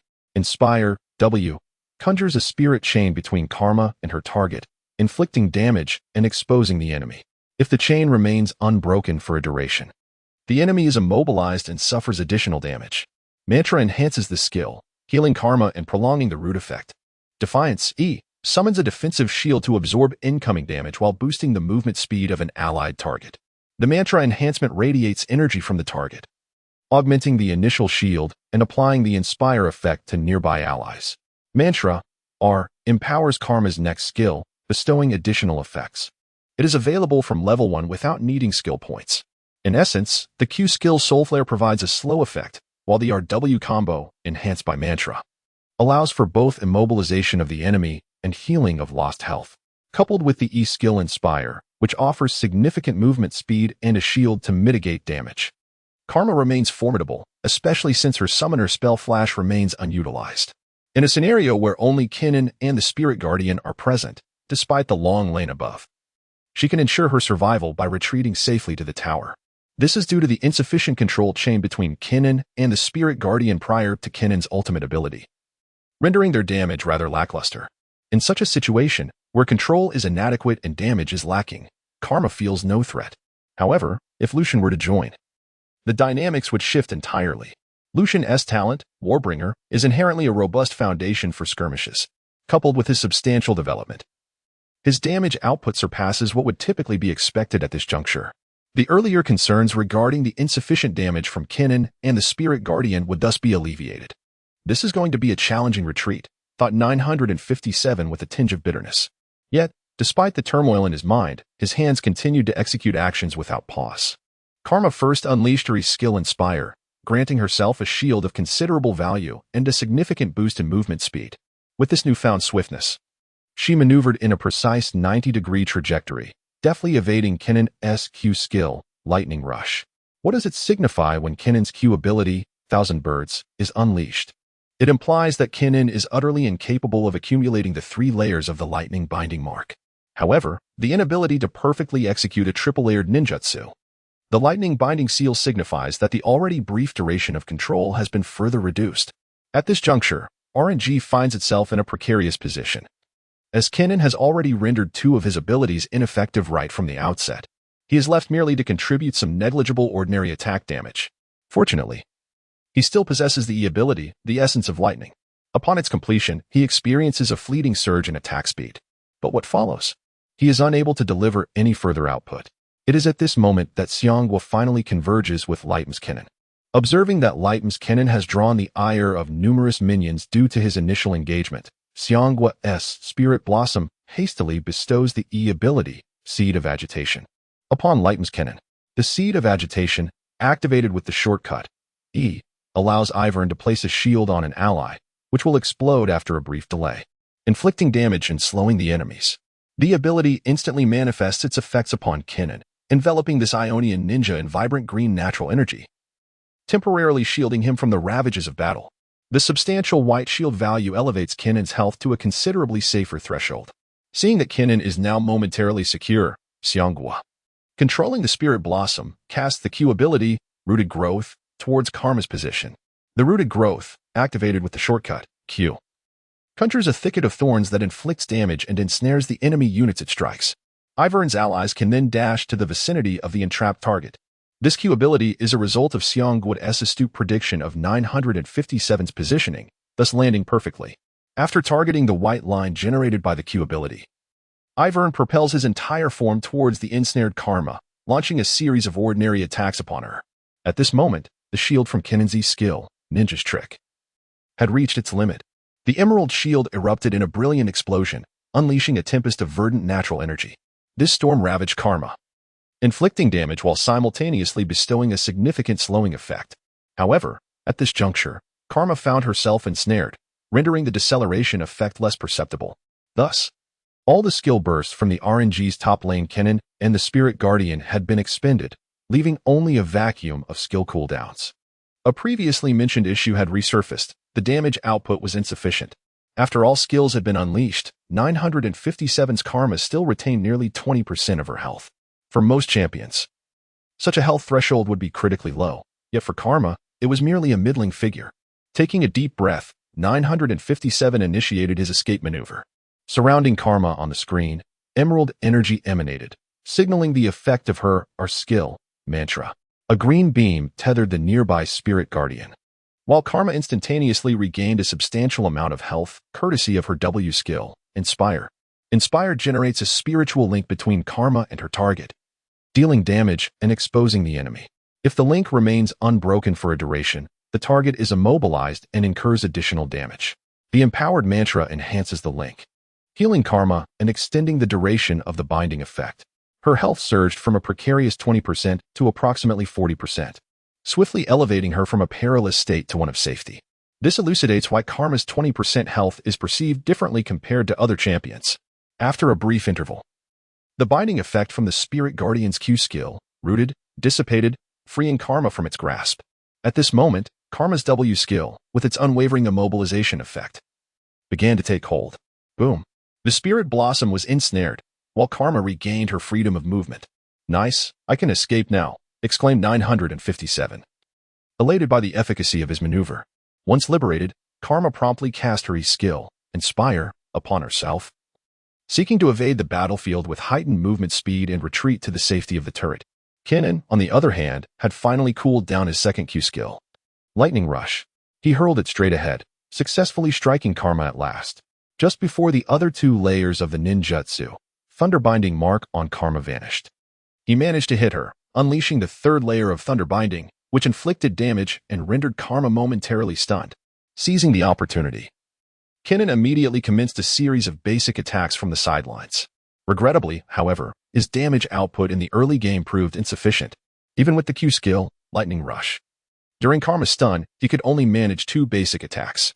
This meager damage merely shattered the shield granted by Karma's Inspire, reducing her health from approximately 40 to roughly 35. As Karma awakened from her stupor, Kinnan was eager to unleash his skill, Lightning Armor. to enhance his speed and pursue her once more.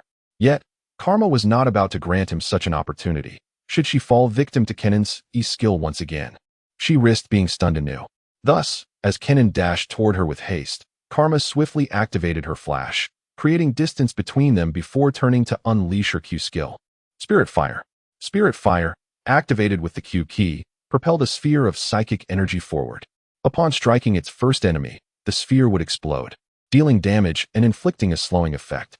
With the enhancement of her mantra, the explosion not only augmented the destructive power of Spirit Fire, but also generated a ring of fire that would inflict damage after a brief delay.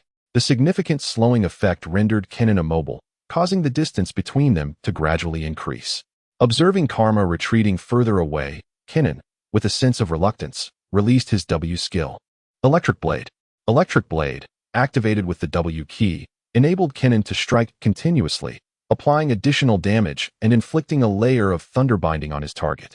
If he had managed to keep pace, his second basic attack could have applied yet another layer of thunder binding.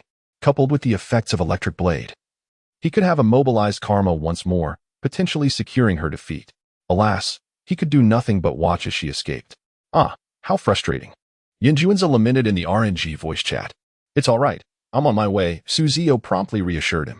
At that moment, Ziyou's Lucian had traversed through the explosive fruits, positioning himself in the brush between the first and second towers in the top lane. Merely a wall separating him from 957's Karma.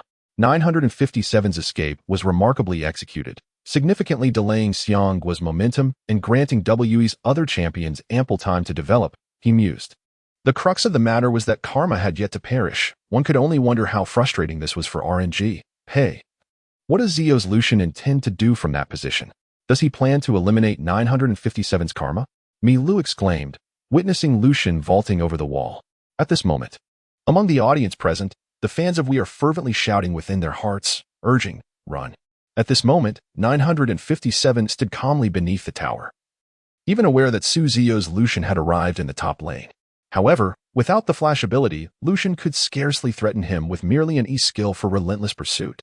In other words, had Lucian truly succumbed to recklessness and tower dive to eliminate him, 957 would have welcomed the challenge. Although Lucian's damage was considerable, it was far from sufficient to eliminate him instantaneously. Should Lucian choose to engage under the tower, 957 was entirely confident he could secure a kill in return. Even if this exchange resulted in a temporary loss of lane, the bounty from Lucian's demise would mitigate any substantial disadvantage.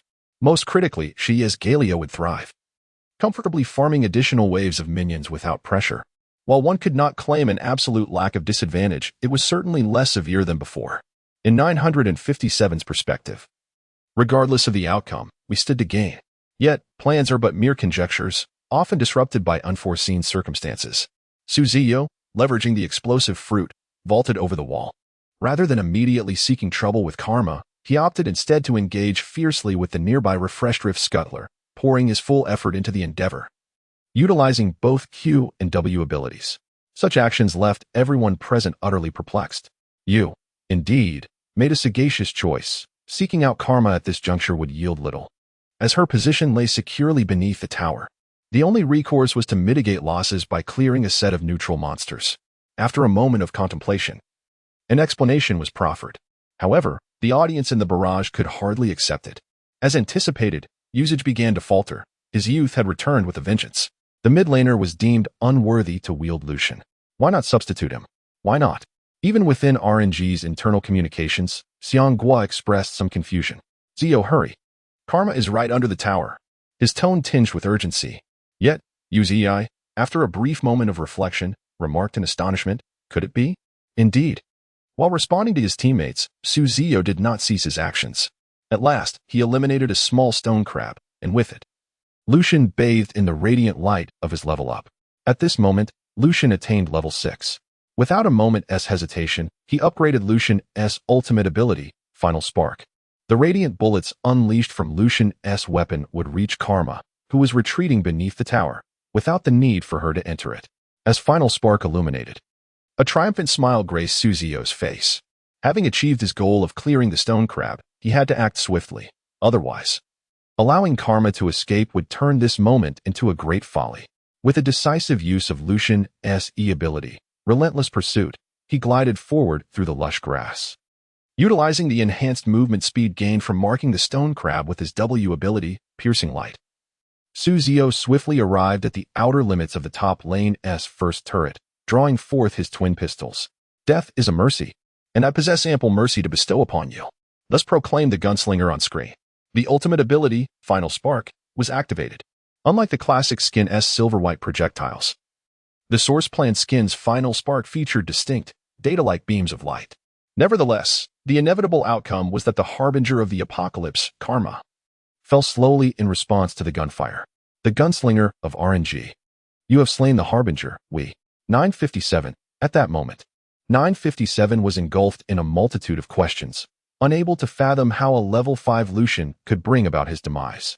Before returning to base, 957 had specifically inquired with Xiao whether Lucian possessed his ultimate ability. No, he was only level 5 when he left, was Xiao's exact response. It was this misplaced trust in that information that led 957 to carelessly browse equipment before returning home. How could he reach level 6? 957 thought. Feeling a headache coming on, the shopping experience, once enjoyable, had soured as the shop's page turned gray. In contrast to 957's confusion, the commentators and viewers who witnessed the entire sequence were left astounded. My goodness, this play by Usage is unbelievably intricate. Everyone, apologize to Usage. I'll go first. Usage, I'm sorry. Give me a break. I hold the utmost disdain for those fair-weather internet trendsetters. This play by Ligeo was devastating. I understand now. The purpose of the Emperor's skill was to secure the kill. A true sage. At this moment, the commentary booth found itself in an awkward predicament. Originally, the commentator intended to defend Ziyou out of goodwill, but ultimately, the outcome was rather humiliating for him. Nonetheless, as an official commentator for the LPL, he quickly recalibrated his mindset. Despite being outmaneuvered by Player U, he felt a sense of joy. Player U's composure on the battlefield exuded the aura of a true general. In retrospect, RNG emerged from this exchange unscathed, although Lucian needed to return to the mid lane to continue suppressing Galio's development. The combination of the Spirit Guardian and Kennen could still significantly chip away at the health of the top lane tower. Observing this, Rita adeptly shifted the conversation elsewhere. Candy's Kha'Zix seems to have ventured rather deep into enemy territory. On the screen, the Spirit Guardian, known for its spiciness, had already revealed itself in the top lane. Consequently, Candy's Kha'Zix aimed to scavenge in the lower jungle. However, he was caught by the RNG duo in the bot lane, who were diligently establishing defensive vision. As levels increased, while the skirmishes in the bot lane remained challenging, Wilmom had gained control over the lane. This was due to both superior equipment and skill levels. The Q ability, Boomerang Blade, allowed Shyvana to unleash her cross blade with the finesse of a boomerang, inflicting damage on its return.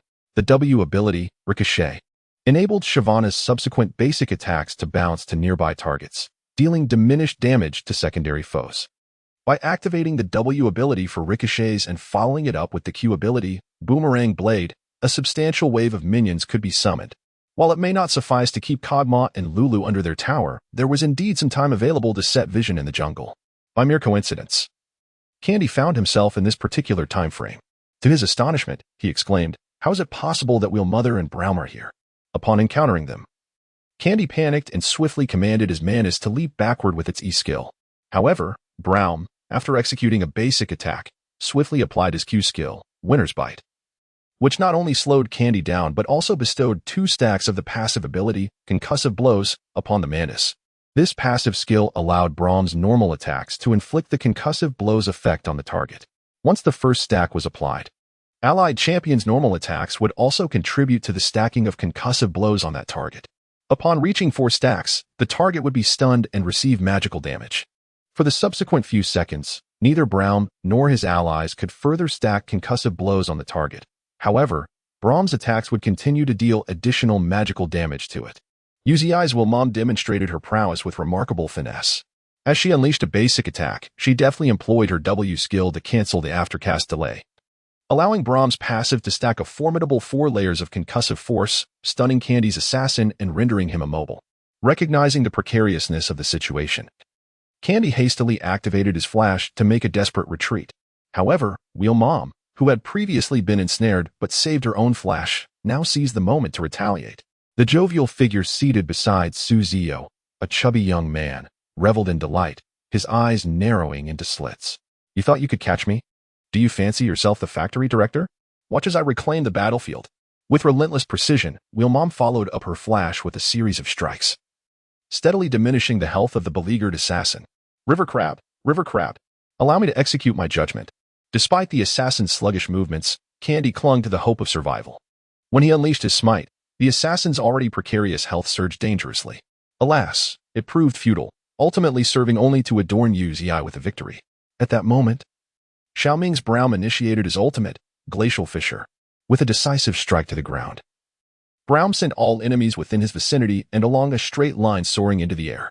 Furthermore, he left behind a fissure that slowed any foes who dared tread upon it.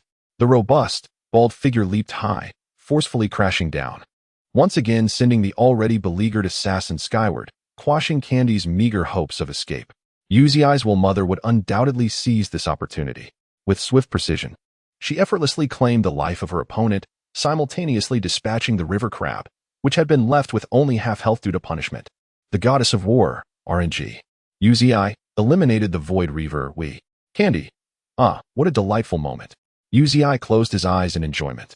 Jian Zihao, I suspect you are up to something mischievous, Ziyou remarked, immediately offering a playful retort. Be confident, eliminate my doubts, Yuziai replied with a smile, giving Ziyou a thumbs up, revealing his pristine white teeth. Damn. Are you proud of your mischief? Ziyou responded, torn between laughter and exasperation. Pride is essential, hee. While engaging in lively banter with Yuziai, Ziyou skillfully controlled Lucian to clear the minion wave in the mid lane. He ventured into W's red jungle to place a control ward before opting to recall. With the accumulated gold, he acquired a Bilgewater cutlass, along with a pair of boots, a short sword, and 2 potions. From that point onward, Ziyou's development was exceedingly comfortable, as there was no one from Wii to contest him. Xiez Galio, in an effort to withstand the pressure in lane, chose not to build a catalyst of Eons but instead opted to stack armor after acquiring a single ruby crystal. Even so, Xiao found the landing phase to be quite arduous. A single misstep in positioning could result in Lucian's combo reducing his health by 1/3. Due to the development of the Mantis, it is impossible to choose the mid lane once again to assist Xia in alleviating pressure. If the Mantis returns, it would inevitably lead to a double kill. Unlike Galio, Lucian's development can be likened to that of an emperor. Can I take the F6? Asked Xianghua, who initially declined due to the passive ability of Ivern, the Forest Friend, which not only allows him to farm without taking damage, but also enables his farming speed to surpass that of Candy's Mantis. The Forest Friend passive skill means that Ivern cannot attack non-epic monsters, nor can he be attacked by them. He can create magical little plants in the monster camps that grow over time. Once fully matured, Ivern can harvest these plants to gain gold and experience. After reaching level 5, Ivern can share the benefits with allies. It can be said that Xianghua can utilize Ivern to suppress Candy's Mantis, and besides the advantage from teammates.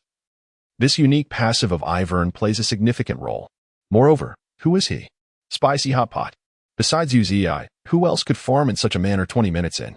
However, when Xianghua opened the tab panel and saw the data for Ziyou's Lucian, his attitude made an immediate 180 turn. 200, 106 CS, Blade of the Ruined King, Boots. Control Ward. Even Yuzi only had 104 CS.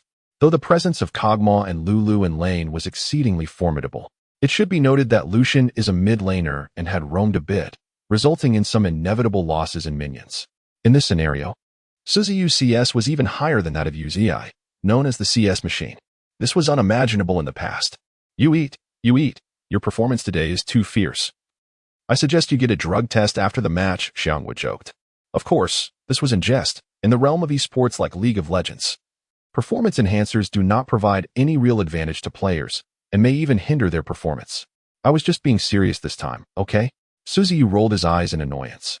All right, from now on, you play seriously, and let you take all the jungle resources. Are you serious? Then I'll be taking F6 from now on. I want the stone golem on blue side, and the frog on red side. Yuzi chimed in. Can you give me a break? Xianghua was nearly overwhelmed. This is too cruel. If that were truly the case, the jungler would only be able to eat all the first wave of monsters, and by the second wave, would have to give the blue to the mid laner. Subsequently, the mid laner would demand the blue buff and F6, while the AD would require the red buff and either the frog or the stone golem. This would leave Xiangwa with merely 3 camps to farm, along with the river crabs, amounting to just 4 camps in total. I want that too, Yin Juanzi said weakly at that moment. No, you don't. Xiangwa was exasperated. If the top lane were included, his situation would become untenable. Even if we are teammates in the same team, this is too much, Xiangwa lamented. Feeling helpless. Don't worry, you're playing Ivern this time. You can still benefit from the red and blue buff, Ziyou quickly reassured Xiangwa. That was mine to begin with. Why are you making it sound like good news? With that remark, Xiangwa glared fiercely at the screen, his gaze fixed on We's jungle. I can't farm my own jungle anymore. Surely I can invade others? The child is teachable, Ziyou nodded approvingly at Xiangwa, giving him a thumbs up. Do you need to say that? Am I in this situation because of you guys? Xiangwa retorted. After venting, he decided to proceed as previously determined, heading to We's jungle to seize some economic advantage. Suddenly, a sound caught his attention. What was that? Spicy Hot Pot wondered, turning towards the source of the noise. A mantis was seen placing wards. Hey Ziyou, hurry over here. With that, Xiangwa hastily activated his Q ability, Root Collar, as he ensnared the mantis. He clicked on the white dashed line. Ivern soared over the wall, landing beside the mantis, simultaneously casting his E ability, Brushmaker, summoning a light green shield of natural energy around himself. Fearing his damage might be insufficient, he immediately unleashed his R ability, Daisy. Daisy. With a quick keystroke, Ivern summoned his guardian friend Daisy to fight alongside him. If Daisy attacks the same enemy champion 3 times, she releases a shockwave. A massive stone figure adorned with vibrant green plants leapt from behind Ivern, commencing an assault on the mantis, who was still ensnared. What on earth is this person doing? Why are you playing Ivern so aggressively? Can you at least show some respect for the mantis? Candy shouted in fright. However, the mantis, equipped with the E ability, Leap, was not about to surrender so easily. The moment he broke free from the snare, Candy's mantis executed the E ability and swiftly retreated from the dangerous situation. Behind him, the shield from the E skill of the Spirit Guardian, which sprouts beans, was barely shattered. Xiaohu managed to strike only once, and the third knockup was still far from reach. Oh my goodness, I have truly embarrassed myself. If only the shield had slowed him down. We would have secured the kill, Xiangwa exclaimed in frustration. After all, being driven out of the jungle by his own teammates, the mantis was a delectable morsel for him. Regrettably, due to his own misplays, it flew away just as it was about to be captured. Come on, you are playing as a spirit guardian. It is indeed quite absurd to let a mantis flee from the jungle, he continued. Wow, this is simply outrageous. Even the commentators could not help but voice their astonishment at this scene.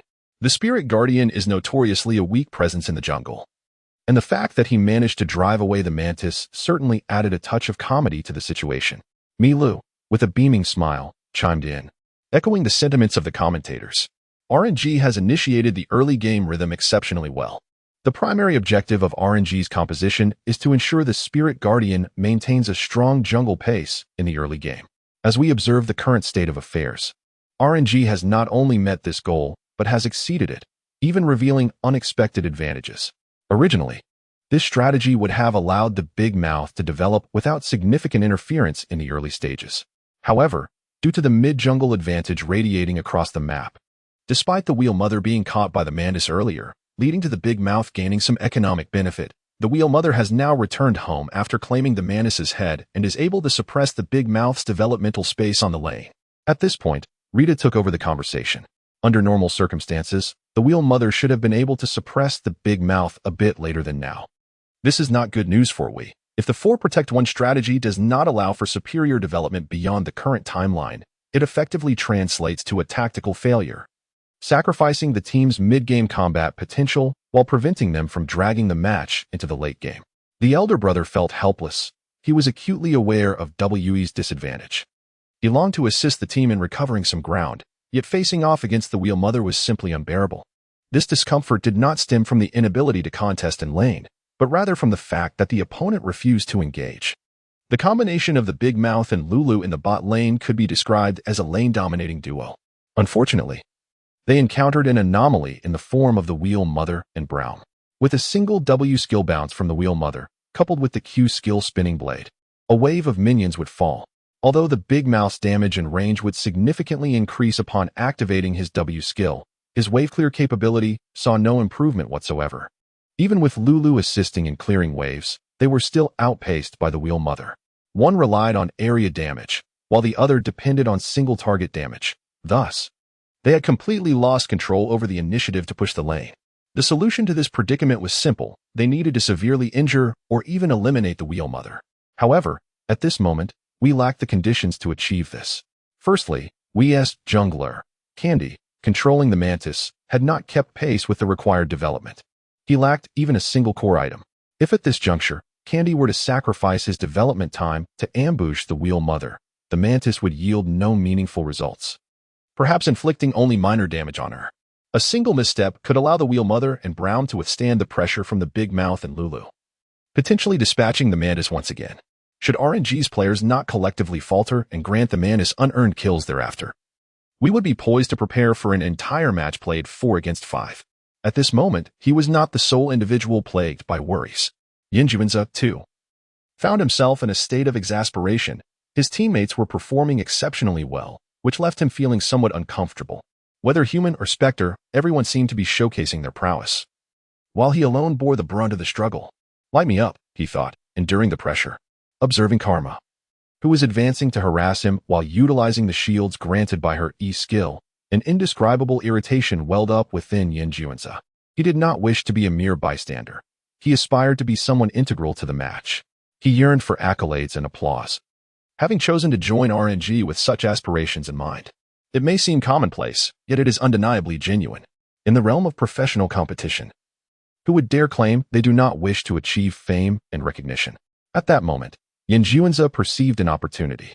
Karma, controlled by 957, had been so eager to deal damage that she was consistently under siege from minions, rendering her status far from optimal. Furthermore, her positioning had become overly aggressive, having already expended her skill, Divine Blessing, solely to amplify the damage of her Q skill, Spirit Flame. Moreover, it has yet to strike. A Karma, armed only with her W and D abilities, poses no threat to a Kinnan who wields his full arsenal of skills. Rather, she can be likened to a delectable feast. This is an opportunity. At this moment, Yinjuanza's mind resonates with this thought. Yet, is the reality that Karma has inadvertently placed herself in a perilous situation? Far from it. This is merely a ruse to lure her prey into a trap. The sumptuous banquet is, in truth, a bone hard enough to shatter teeth. Candy's positioning is quite cunning, having traversed the path undetected by RNG's wards.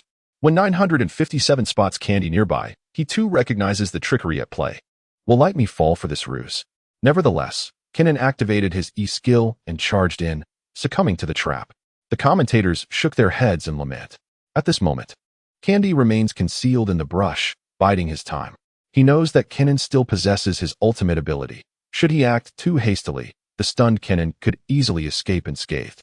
Thus, he must wait. However, the Kinnan of Let Me did not disappoint the expectations of Candy. As he approached Karma, he immediately unleashed his ultimate ability. Thunderstorm Prison. This skill summoned a tempest that inflicted magical damage upon all nearby enemy champions, with each lightning strike stacking a mark of the thunder binding. Seemingly unprepared, Karma was instantly stunned in place, as her health plummeted drastically from the immense damage dealt. Once the duration of his E-ability, Thunder Armor, came to an end, Kinnan, empowered by heightened attack speed, began to engage in basic attacks. However, as the duration of his ultimate came to a close, the lurking predator in the shadows seized a golden opportunity. Yinjuanza's pupils dilated rapidly, as he noticed Kinnan's health visibly deteriorating on the screen. The Mantis was nearby, and it was only now that Yinjuanza realized the magnitude of Karma's earlier blunder. Yet, hope still lingered. If he could eliminate Karma against the defenseless Mantis, an escape might still be possible. With this thought, Yinjuanza steeled his resolve, maneuvering Kinnan for a desperate gamble. If only his Q ability landed, coupled with the damage from W, he could secure the kill on Karma. Yinjuanza fervently shouted in his mind. However, the Q missed. The overwhelming pressure caused his hands to tremble, and the dart narrowly grazed past Karma. It was over. Yinjuanza closed his eyes in despair. With no means to attack, Kinnan was firmly rooted in place by Karma's W ability. Following coordinated communication, the kill was graciously awarded to the Mantis. The Void Reaver, Candy, claimed the life of the rampaging heart, RNG, let me. RNG's rhythm faltered. Let me's blunder was significant, as the previously struggling Mantis regained substantial health from this exchange. Mila remarked, and Rita chimed in, affirming that the revitalized Mantis was now competitive in the jungle. Although we still faced considerable disadvantages, the situation was no longer a complete collapse as it had been earlier. RNG needed to tread carefully. We now possessed the capacity for a counterattack. At this moment, the major live streaming platforms were once again inundated with frenzied messages. Let Emperor's power bank. You deserve it. You can always trust Emperor. 6666, let the brother stand up. Apologies, this round is mine. I'm rather excited. A hint of guilt could be detected in Yin Juan's words. This moment could be described as a significant turning point. Initially, with a steady approach, Candy's Kha'Zix resembled a malnourished individual, devoid of any combat prowess. However, securing a kill on Kennen was akin to receiving a serum of superhuman strength for Kha'Zix. Previously, Kha'Zix posed no threat to anyone, but the situation had now transformed. With the passive ability of isolation and the enhancement of equipment attributes, Kha'Zix had evolved into a competent assassin.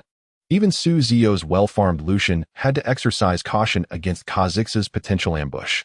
A moment of carelessness could result in the loss of the advantages gained from earlier skirmishes against Galio.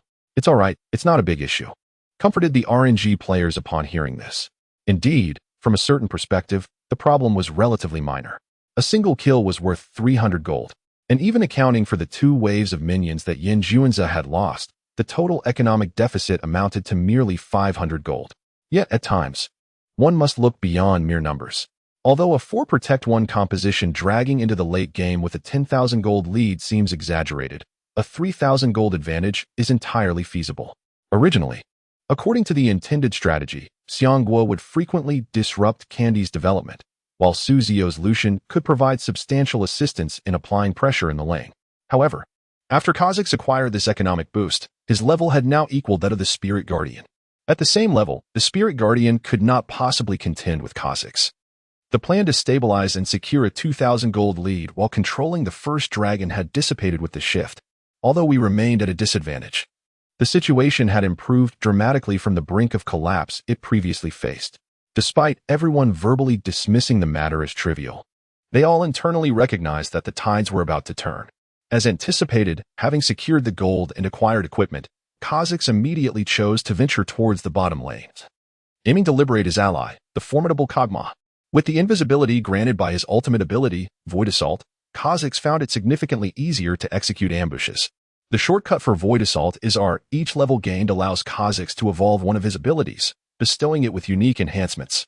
Activating Void Assault renders Kha'Zix invisible, triggering the element of surprise and increasing his movement speed, should he choose to evolve into adaptive cloaking.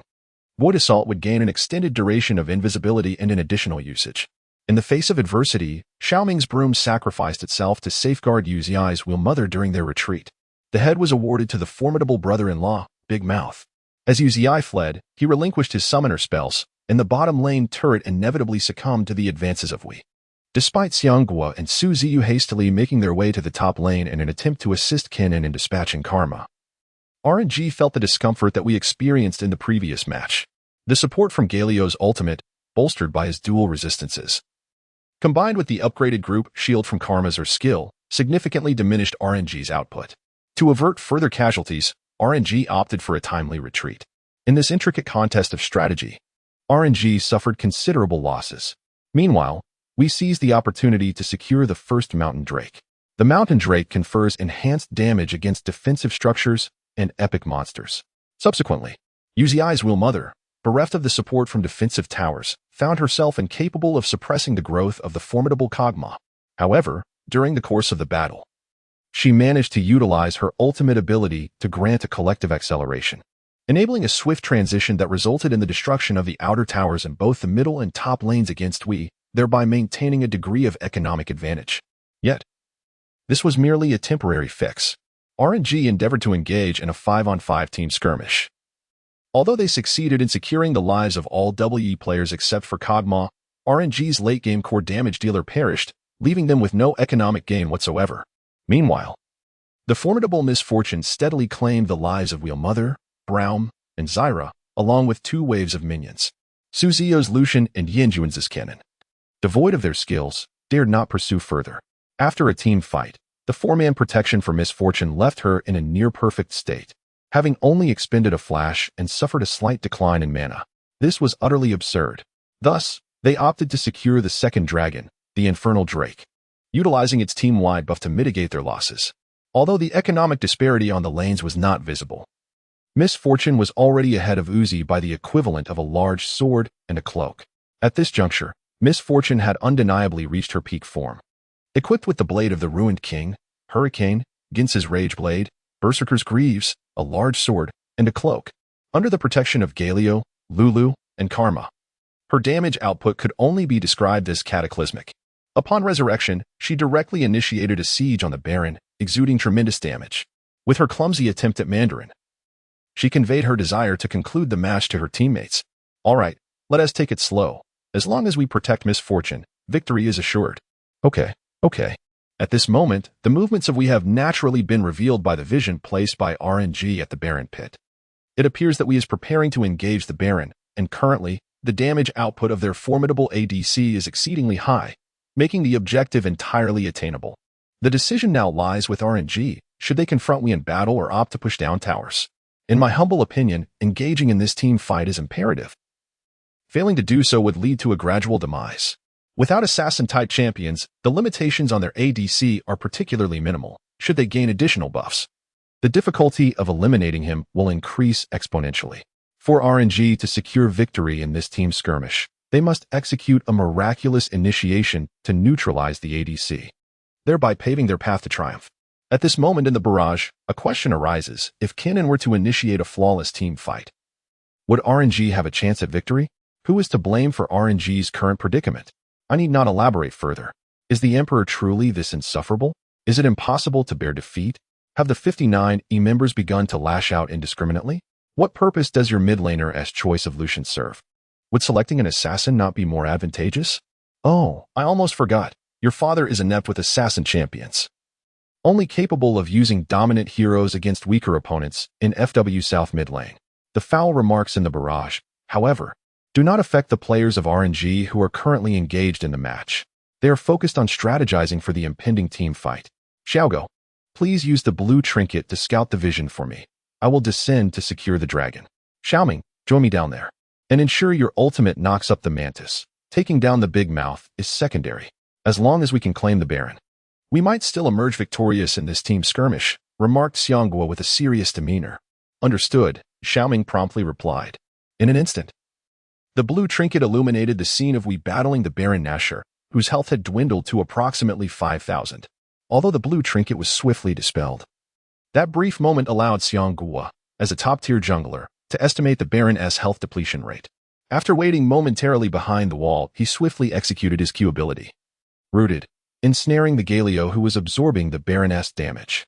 He immediately clicked the white dashed line, guiding his spirit to descend into the pit. With his smite at the ready, he prepared to strike. For 1,000 health left on the Baron? This is bad. We've been tricked. The opponents had ceased their assault entirely. Although Xianghua reacted in time, attempting to flash away, he was instantly knocked out by Lulu's ability, Wild Growth. This ability enlarged her allies, launching nearby enemies into the air while granting substantial health bonuses to her teammates. For the following seconds, the affected ally would receive a halo that reduced the movement speed of nearby foes. As Xianghua found himself immobilized, he quickly became the target of concentrated fire. Attack! Ziyou decisively commanded. Even if they sacrificed Xianghua, the others would escape. However, losing the Baron buff would be tantamount to conceding the match. Hearing the signal, Braum immediately activated his W ability to step forward, providing Xianghua's spirit with a significant boost to its defensive stats. With a deft maneuver, Braum leapt towards his targeted ally, and upon arrival, both he and his ally gained temporary bonuses to armor and magic resistance. Subsequently, he unleashed his R ability, Glacial Fissure, executing a beautiful angle that knocked up both the Big Mouth and the now enlarged Galio. He followed this with his Q ability, Winter's Bite, applying a layer of the concussive blows passive to the Mantis. At this juncture, Uzi's Jin activated his W ability, Ricochet, and simultaneously launched his Q ability, Dancing Grenade, unleashing a barrage of damage upon Wii's members. Suzi's Lucian commenced firing off his Q and E abilities in rapid succession. aiming to assist Ziyou in swiftly eliminating one of Wii's champions. Meanwhile, Karma's R ability, Mantra, enhanced her E ability, Inspire, enveloping the entire team in a shield not to be underestimated, nullifying RNG's initial advantage. As the control of the colossal mouth came to an end, it unleashed its W skill, Biochemical Barrage, under Lulu's shield.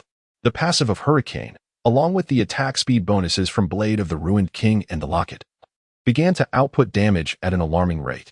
Even with Braum standing resolutely in front, utilizing his E skill, Unbreakable, he struggled to withstand the explosive damage. Braum raised his shield in a specific direction, blocking all incoming enemy projectiles for several seconds, rendering them ineffective while absorbing the damage. After raising his shield, the first attack he received was nullified entirely, and all subsequent damage from that direction was significantly reduced. However, Braum soon fell, unable to endure the onslaught from Kog'Maw. RNG found itself incapable of withstanding the damage dealt by Kog'Maw, as both Jie and Gragas could barely last 3 seconds before succumbing alongside Braum. Despite Dog continuing to output damage and maneuver, he too fell, unable to withstand the relentless assault. Although he managed to deliver significant damage before his demise, crucially, Kog'Maw had received healing, causing minimal loss of health. RNG had no choice but to retreat. Lucian and Kennen alone could not manage this team fight. The commentator excitedly recounted the unfolding battle. Observing Wi's team returning to the Baron, the commentator lamented, "It's unfortunate that we suddenly stopped attacking the Baron, waiting for you to descend." RNG had performed admirably in that skirmish, yet it appeared they were outmatched. With we now possessing the Baron buff, they were poised to capitalize on their advantage. Suddenly, Lightme reappeared after returning home. Was RNG's mid and top lane still eager to engage? The commentator exclaimed. In the communication channel of RNG, voices echoed with determination. "Fight, fight. Juanza, trust me. I trust you, let us engage." Upon landing from his teleport, Kennen swiftly activated his Guardian's Oath and his skill, Thunderclap. The enhanced movement speed propelled him directly into the heart of the Wii formation. Secret technique. Lightning Prison. Kennen, with his diminutive stature, erupted with tremendous energy, emitting a fierce roar. The first technique was unleashed, stacking the Thunderclap mark. Realizing the imminent danger, we sought to eliminate Kennen swiftly. Enduring the onslaught, Kennen resisted the urge to activate his Zhonya's Hourglass, knowing the moment was not yet ripe. Should he activate it now, they would simply escape. Yan Juanza's gaze was fixated on Kennen's health bar, tense with anticipation. The second technique was executed, completing the mark stacking. A smile of relief spread across Yan Juanza's face. He knew his objective was achieved. "To hell with you, Wii. Suzuyo," came the immediate response, as Kennen's Zhonya's activated. The third technique's mark finally afflicted the members of Wii. A 1 versus 5. All were ensnared in a state of dizziness. The damage was catastrophic. Kennen's arsenal included Hextech Rocket Belt, Liandry's Anguish, and Rylai's Crystal Scepter. The sudden burst of damage incapacitated Kog'Maw, who lacked shields, and Lulu's ultimate. Lucian, with his E-skill, swiftly closed the distance to the incapacitated Kog'Maw and Rengar. With 2 shots from his passive ability, he reduced Kog'Maw's health to nearly nothing. With his Q skill, Piercing Light, Lucian shot through Kog'Maw and Rengar, eliminating Kog'Maw and refreshing his passive, which triggered a critical hit effect, finishing off Rengar as well. Suzuyo beamed with joy. "Isn't this a harvest? Time to soar." At the commentary desk, the excitement was palpable. Kennen's entrance dealt devastating damage, effectively melting Wi's entire team. Now it was RNG's turn, with Kog'Maw and Rengar already fallen. Only Galio, Karma, and Lulu remained, utterly powerless to continue the fight. As Kennen's Zhonya's effect wore off, he quickly unleashed his W skill, striking Wii once more. This W's damage further exacerbated Wi's precarious situation. Lucian began to glide effortlessly, landing his W on the nearest Lulu, marking her and increasing his movement speed to an unmatchable pace. We could not escape. Both Lulu and Karma fell, and Lucian secured a quadruple kill. Could he achieve a pentakill? With the final bullet from Lucian's R-skill, Glorious Charge, the towering figure of Kog'Maw collapsed. Pentakill. A solemn voice resonated throughout the Summoner's Rift. "My goodness. RNG's mid and top lane, 2 against 5. The commentator exclaimed in disbelief. Did anyone notice a small detail? The commentator continued. Lightme, before teleporting, had already purchased Zhonya's to ensure sufficient damage in this 2 versus 5 encounter at the Baron Pit. He returned home to sell Zhonya's and instead acquired the Hourglass, using the remaining funds to obtain the Rylai's. Lightme approached this fight with a determined spirit. The live chat on various streaming platforms erupted with excitement. My heavens, 2 against 5? And they won? Is this even possible? Kennan's damage is outrageous. What about my Kog'Maw? Why? Kenan quipped, I heard someone asking why just now. This engagement showcased both Kennan's precise initiation and damage output, as well as Lucian's exemplary finishing. Everyone apologized to usage. The barrage of comments had no bearing on RNG's players, particularly Ziyou, who, for the first time in this match, heard the system's notification. I almost forgot about the system, as the system notification chimed multiple times during a match. Ziyou found it somewhat bothersome and set commands to mute alerts below S rank. Ding. Host detected a team wipe in a professional match, securing a Pinnacle, and has leveled up. Random reward acquired. Minimum range SS rank. Ding. Reward extraction in progress. Ding. Congratulations, host has acquired the special skill, Divine Descent SS. Congratulations. Host has obtained the special skill, Divine Descent SS. Divine Descent, SSS after combat begins. For every additional teammate nearby, operational efficiency increases by 10%, with a 5% probability of frightening opponents away. Ding. Host has executed a memorable moment. Ding. Analyzing attributes of the remarkable moment. Operational coefficient, 4 stars. Fame coefficient, 3.5 stars. Comprehensive rating of the memorable moment, 3.5 stars. As this was the first activation of the memorable moment reward system, the reward level increased. Ding. Reward extraction in progress. Ding. Congratulations, host has acquired the Hero Training Room. Congratulations, host has obtained the Hero Training Room. Hero Training Room. Within the confines of the system space, one can train to enhance their proficiency in heroics. The rewards this time have far surpassed Ziyou's expectations. Without delving into the unique abilities, merely from the description of the skills, it is evident that this is an exceptionally powerful skill. The Hero Training Room has brought him numerous surprises. With this facility, he can effectively address his issues with hero coins. It is essential to understand that in professional play, merely mastering a handful of heroes is utterly insufficient. Across various live streaming platforms, many streamers are akin to virtuosos, excelling with their favorite champions. While it may not be accurate to claim they can effortlessly defeat top-tier professional players, they can certainly hold their own against mid-level competitors. However, once they are unable to select their preferred heroes, their performance tends to plummet dramatically. There was a notable incident involving PDD's prodigy, Xiao Hu, who performed admirably in ranked matches, even overcoming professional players on several occasions. Yet, how did he fare on the professional stage? He played only one match.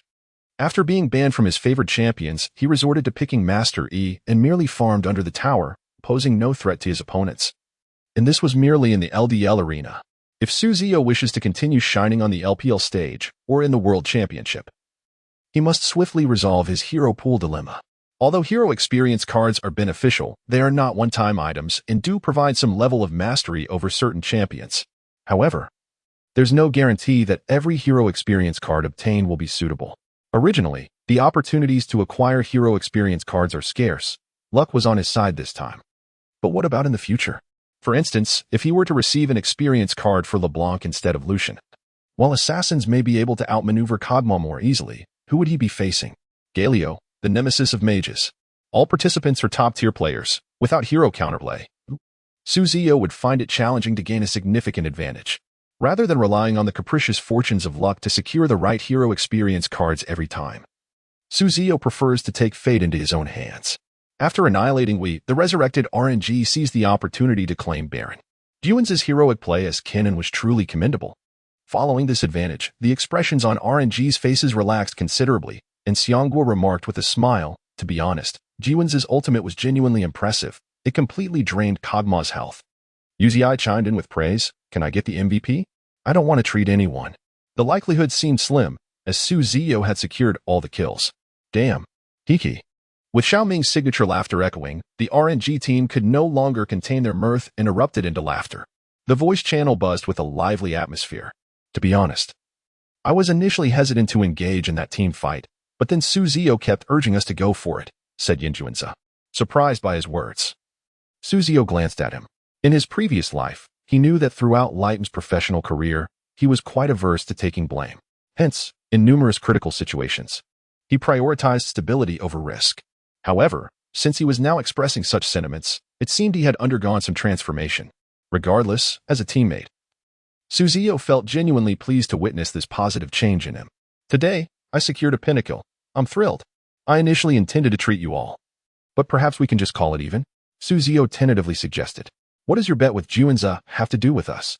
No way, you must treat us today. Ziyou responded, clearly displeased. Wait, you all don't want to bring me along? No, we are a team. Juanza protested in surprise. Just kidding. I'll treat tonight, but let us skip the fancy restaurant. I can't afford that. All right. As long as there is food, that is fine. After the playful banter, the RNG team redirected their focus back to the match. What followed was rather lackluster. With the Baron buff, RNG initiated a 1-3-1 split push strategy utilizing Kennen and Lucian's teleportation. At that moment, W's composition flaws became evident. While their 4-protect-1 strategy was formidable and nearly invincible in siege situations, it was cumbersome, relying heavily on a single damage source. Although Kog'Maw's damage output was fierce in the late game, his health remained within the fragile bounds of a marksman. Without proper protection, he was easily susceptible to being eliminated. After acquiring the Blade of the Ruined King, Kog'Maw possessed some wave-clear capability, but he simply could not withstand RNG's simultaneous pressure across all lanes. The relentless onslaught left we scrambling. Coupled with the Baron buff that enhanced the minion's dual resistances, attack power, and health, Kog'Maw's wave-clear capabilities were utterly insufficient. While activating his W ability, Bioarcane Barrage, would indeed bolster his clearing potential, we constantly faced the threat of a sudden initiation from RNG. Should Kog'Maw expend his W skill, it was clear that Kennen would seize the opportunity to engage. Even if Kog'Maw were to survive, without his W ability, his damage output would be severely diminished, rendering him incapable of posing any significant threat to RNG. The solution was straightforward. They needed to collapse on one of the lanes while the other two would naturally retreat under pressure due to the lack of numbers. Yet, which lane to initiate on became a dilemma. With Kog'Maw, Lulu, Kha'Zix, Galio, and Karma, their counter-engagement potential was exceptional, but they lacked any reliable initiation points. Galio's ultimate could initiate a fight, but it wouldn't secure any kills, although Ziyou's Galio previously managed to catch multiple opponents. Without a preemptive engage from Jarvan 4's ultimate to secure targets, replicating such an effect would be exceedingly difficult. At this juncture, we is in dire need of a proactive champion capable of initiating team fights and securing kills. This predicament is a common flaw in the 4-protect-1 composition, where the extreme defensive and counterattack capabilities come at the expense of offensive prowess. Moreover, the opposing lineup is not conducive to initiating engagements either. Kennen possesses acceleration, and Lucian boasts mobility and speed. The only slightly viable option in the mid lane has been rendered ineffective due to the hunting prowess of Wheelmom's ultimate ability. The hunting shortcut key, R, allows Sivir to lead her allies in battle, providing them with a temporary burst of movement speed.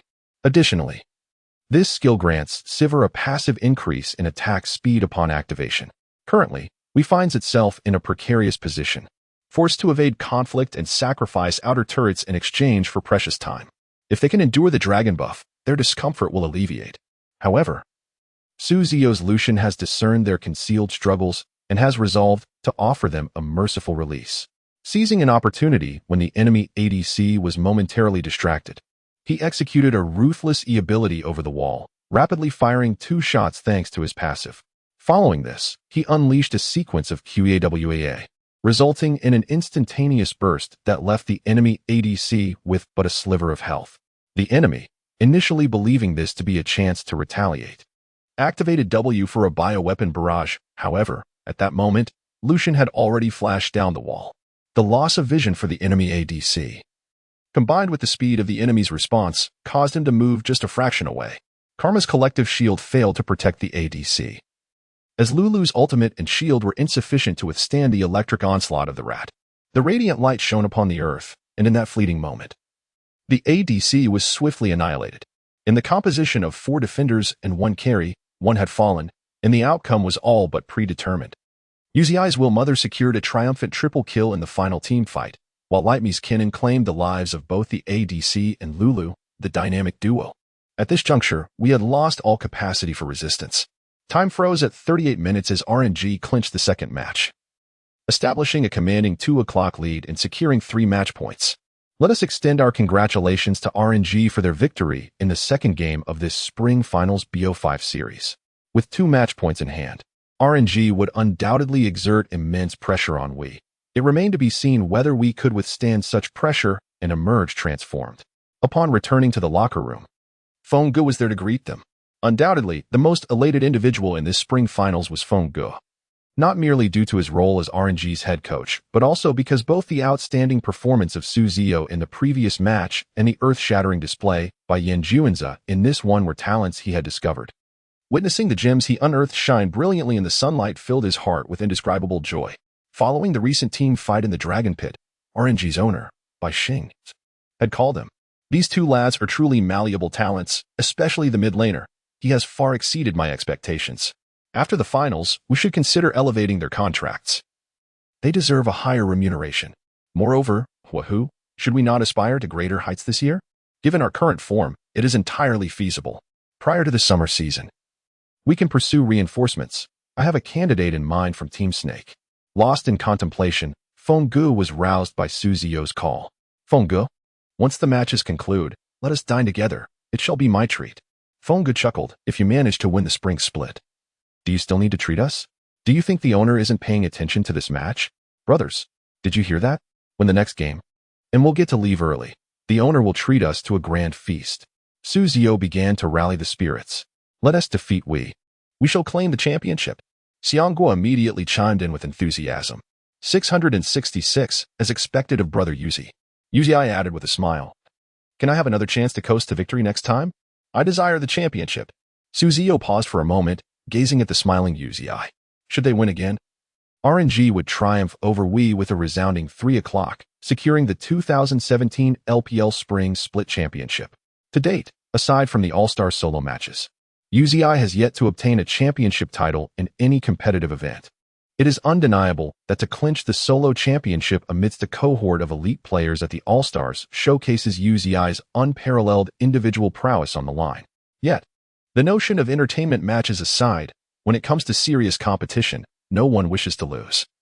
Professional players are a breed of individuals with an almost pathological yearning for victory. Unfortunately, Yuzi has often found himself at the mercy of fate, unable to seize a championship that rightfully belongs to him, earning the moniker of the crownless king from international media.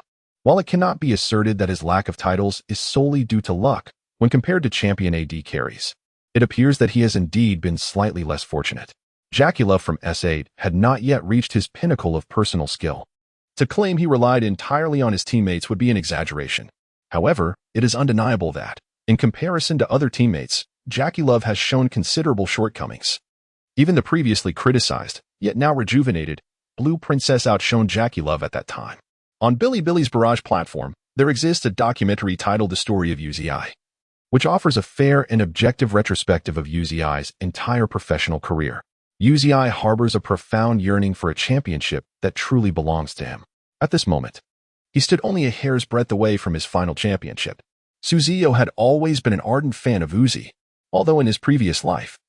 After the disheartening defeat in S8, RNG found itself embroiled in a storm of public criticism. He harbored a tinge of frustration towards Uzi, having expressed his discontent in online forums, lamenting that Uzi's performance in the finals was woeful, plagued by a shattered mentality that brought harm both to himself and the team. On the journey home from the internet CAF, he pondered, what was Uzi even doing? How could such a match be lost? He felt it was deserved. Yet, this resentment stemmed from a place of deep affection. As he devised numerous critiques and expletives for Uzi on his way home, he found himself silenced upon seeing the official RNG Weibo post about their defeat. Not a single word escaped his lips. He yearned for the little dog to rise again and battle on the world stage. In the spring of S9, that wish was dashed. During the LPL quarterfinals, JDG orchestrated a miraculous upset, toppling RNG 3-2 after a fierce contest, thereby advancing to the semifinals. This left RNG's prospects for S9 hanging by a thread. Just as the world had lost faith in RNG, Ziyou witnessed their gradual ascent from the depths. Amidst the faltering performances of IG and JDG in the spring split finals, RNG created their own miracle, securing an S9 ticket with merely 10 points from the spring season. In that moment, Ziyou was overcome with excitement, seizing his ID and gaming through the night at the internet CAF. He believed this marked the dawn of a new journey, yet it unexpectedly turned out to be the twilight of an era. In the group stage, RNG finished with a 3-3 record, failing to reach the top 8. Faced with this outcome, Ziyou could only manage a bitter smile. He should have seen it coming. Shouldn't he? On June 3rd, Uzi announced his retirement. The once resplendent figure on the battlefield had succumbed to the weight of his burdens. Ironically, he did not falter on the road to his final destination but returned home instead, regrouping only to declare, "I am weary. My injuries do not permit me to continue." What followed is the story that unfolds in the present. Uzi's journey has been fraught with challenges. Despite being the most prominent player in the LPL, he has labored silently behind the scenes. He bears the kind of injuries that would be unbearable for most, ailments afflicting his back, hands, and neck, all of which remain unresolved. Yet, he perseveres at the forefront of his profession, consistently maintaining the caliber of a top-tier player. Perhaps there were moments when his efforts went awry. He struggled with Jin in S6 and faltered with Ziyou in S7. These are indeed facts. However, it was not a lack of effort on his part, but rather the constraints of time that prevented him from dedicating all his focus to certain champions. Journalists once inquired of Uzi why he did not practice Ziyou and Rakan. Uzi explained that at the time, he believed there were viable alternatives to those champions. And thus both he and his coaching staff felt justified in shifting their focus elsewhere, not foreseeing the difficulties that would ensue during S7's drafting phase. Nonetheless, having learned from past mistakes, Uzi diligently honed his skills with Ziyou in S8, ultimately becoming the world's most exceptional Ziyou player. Moreover, this time, he did not overlook Xiao, honing her to a level that instilled fear in competitors worldwide. Dramatically, the S8 World Championship version did not serve as the tactical core for RNG. The nerfing of both Xiao and Ziyou, alongside the rise of top-lane warriors and the shortened average game duration, rendered it impossible for this man to continue shouldering the team's burdens. Even in the version hailed as the most suitable for ADCs, S7, the situation was equally ironic.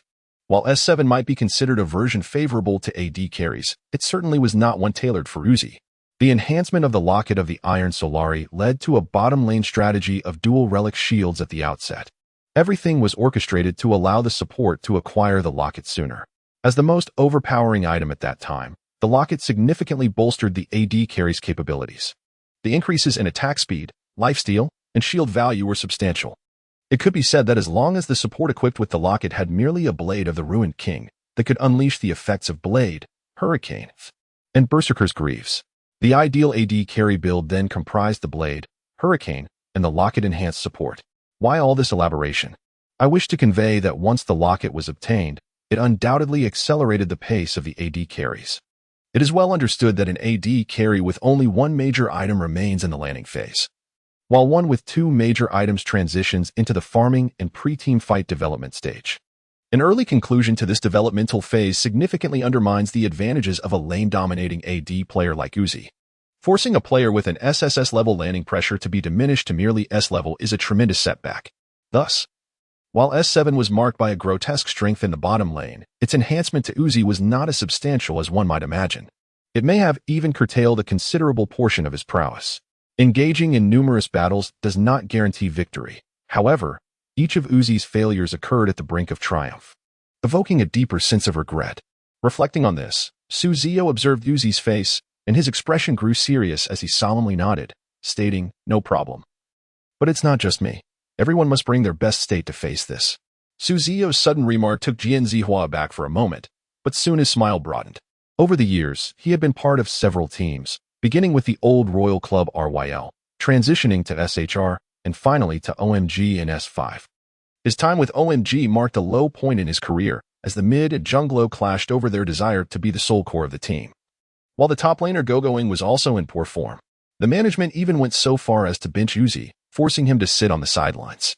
When the new AD carry faltered, OMG's old fans attributed the blame to Uzi. As the mid and jungler broke apart, it was still Uzi's fault. When the top laner retired, the blame remained with Uzi. Watching the team drift further away from the S5 World Championship, he felt utterly powerless. S6 came with hopes of transferring to QG, which boasted the top mid and jungler of the time, Doimb and Swift. He believed his nightmare had ended, unaware that another nightmare was just beginning. Doimb brought his girlfriend back to the club base, engrossed in streaming rather than focusing on training. Swift could not bear it and quarreled with Doimb. Thus, The mid and jungler clashed yet again. Doimb infamously declared, "If Swift is here, I won't be." At that time, QG had no substitute mid laner, leading to an immediate defeat. Uzi's suggestion, "Don't declare us losers, we can still fight 4 against 5, was dismissed by the officials. Uzi never held disdain for his teammates' mistakes or lack of skill. Rather, he feared their distrust and the potential for infighting, where they would blame one another. He dreaded a lack of ambition, where they merely existed without striving to win. Despite the myriad challenges he faced, many labeled him as a team destroyer or four-clan servant. Uzi, now grown, cared little for such titles. His only desire was to claim the championship, and at this moment, both his teammates and opportunities were in the most satisfactory state imaginable. "Let us go, and thank you." At this moment, Ziyou was within the hero training camp of the system. Earlier, Fenggu had inquired about which hero he wished to play in the next match. Lucian could only serve as a backup, and Galio was likely to be banned. In need of a hero to select, Ziyou immediately recalled the reward hero he had obtained from the training camp. Presently, Ziyou's stats were as follows. Bound player, Ziyou, position, mid lane, lane pressure, 92, controllability, 93, last hitting skill, 96, support performance, 92 to 97, team fight level, 93. Hero pool, Lucian, 3 stars. Galio, 3 stars. Yasuo, 2 stars. Trait skill, Divine Descent SS. Remaining, A2, B3, C5 compared to before. Not only had his overall attributes improved, as well as his proficiency with Lucian, but more importantly, 2 new categories had appeared on the system panel. One was the trait skill, while the other, which Ziyou found somewhat perplexing, was labeled as ABC. Ding. As the A, B, and C level skills can no longer enhance the host attributes, they are automatically converted into system currency. A-level currency can unlock the hero training room for 100 hours of training. B-level currency can unlock the hero training room for 10 hours of training. C-level currency can unlock the hero training room for 1 hour of training. Ziyou promptly followed the system's prompt and entered training mode. Ding. Please select the hero you wish to train. Yasuo. Would you like to enter the hero training mode for Yasuo? Correct. Incorrect. Without hesitation, Ziyou immediately pressed confirm. In the current version, the most popular mid-lane heroes included several. Utility mid, Karma, strong laner, Syndra, elusive assassin, LeBlanc, stationary machine gun. Rise. Each of these could counter Yasuo to some extent. With his W ability, Windwall, capable of limiting AD output in the late game. The Windwall's quick key, W, creates a wind barrier lasting 4 seconds to block enemy projectiles. Yasuo's low pick rate does not stem from a lack of strength, but rather from the hero's minimal margin for error, making him a less favorable choice for most mid-lane players. However, Ziyou held a profound affection for this champion, observing that even without any system enhancements, his proficiency with Yasuo had reached 2 stars. It was evident that he was a seasoned Yasuo player with extensive experience. In the past, he often envisioned a day when he would grace the competitive arena. The hero he would choose for battle was none other than Yasuo, and this sentiment remains unchanged.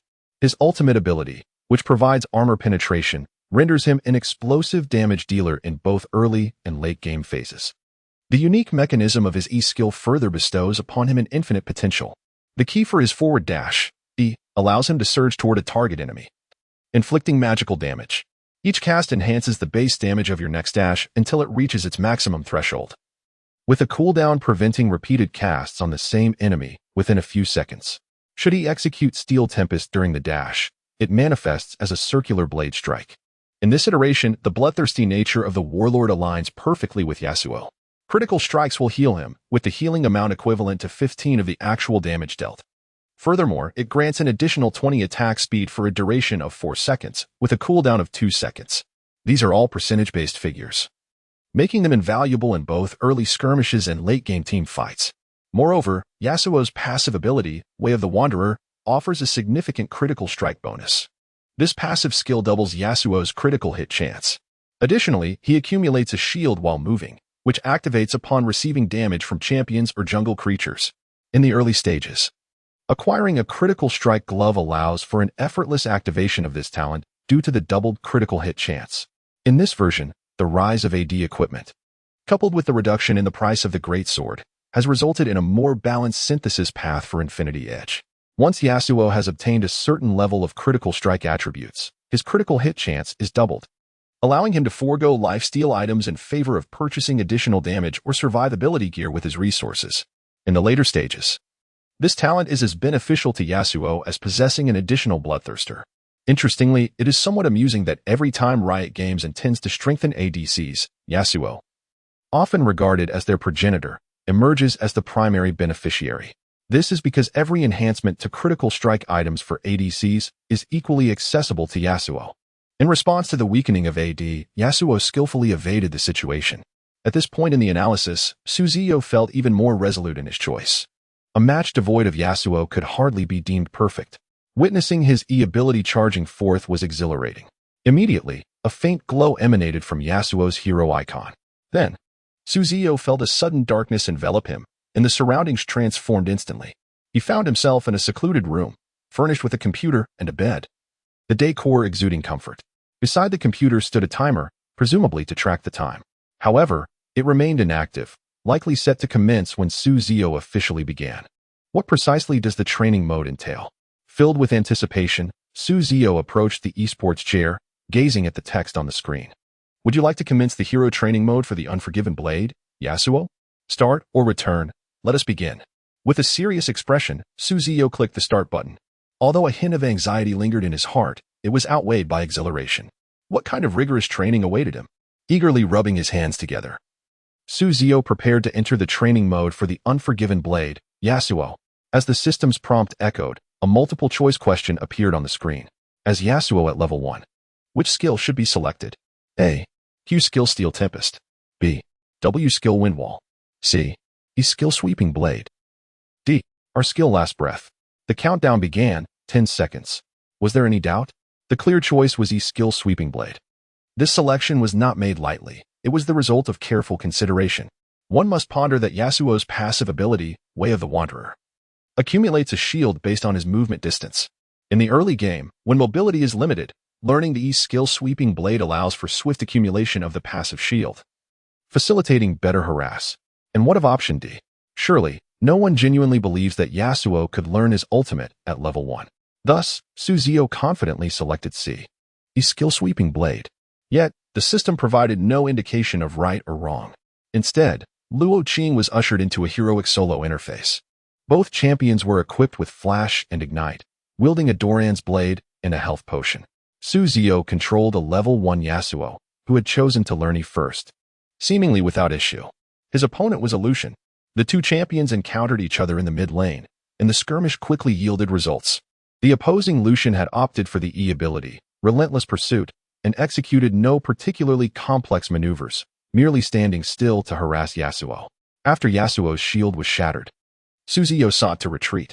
However, Lucian promptly activated his E skill and advanced, firing 2 shots.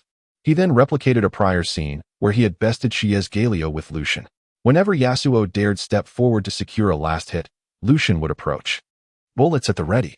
With no means to retaliate, Yasuo was compelled to retreat once again, helplessly watching as his minions fell to the enemy's forces. In a moment of weakness, Ziyou chose to use his E skill to advance and claim a minion, but in doing so, he was struck by several shots from Lucian. Although he secured all 6 last hits, Yasuo's health had already plummeted by over 100 points. The solo interface froze, and Ziyou found himself back at the question prompt. This time, he unhesitatingly selected the W skill. Yet, he faced not Lucian, but a Tryndamere equipped with Ghost and Ignite. The situation grew direr. Ziyou's Yasuo was relentlessly pursued, losing over 200 health points. The solo interface once again froze, and Ziyou returned to the question prompt. It was then that he comprehended the true nature of the dilemma presented. However, he refrained from immediately acting upon his initial intentions. Instead, he opted for option D. After all, he held a certain curiosity regarding Yasuo's ability to learn our skills. Ding! The system disallowed any form of cheating. Haha. Ziyou couldn't help but chuckle. The interface then froze, and once again, Ziyou found himself at the question's options. This time, he refrained from selecting any choice and patiently awaited the countdown's conclusion. The screen transitioned to the second question. This query was not designed to test what skill Yasuo should prioritize at level 1. To be precise, the answer resided within the first 3 options. However, the correct answer varied depending on the opposing champion in the lane. For instance, if facing Lucian, learning W at level 1 could indeed grant a health advantage. When confronted with a mage-type champion, acquiring E at level 1 might allow for an advantageous trade without taking damage against champions that one could not outmatch. Utilizing Q at level 1 to leverage the third Q's range for poke and last hitting was advisable. This question merely served to impart a lesson to Ziyou. The correct answer is not fixed. One must transcend conventional thinking to gain broader insight. Please configure a set of runes for Yasuo.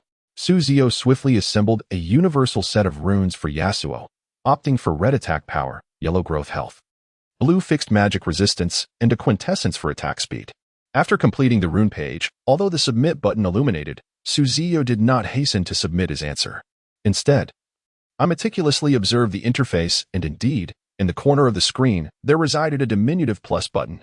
Upon pressing it, yet another blank page of runes materialized before me. This time, however, there was a notable difference. Ziyou opted for red runes to enhance attack power, yellow runes for increased health growth, blue runes for fixed armor, and a major essence rune for attack speed. Indeed, only the blue rune was adjusted.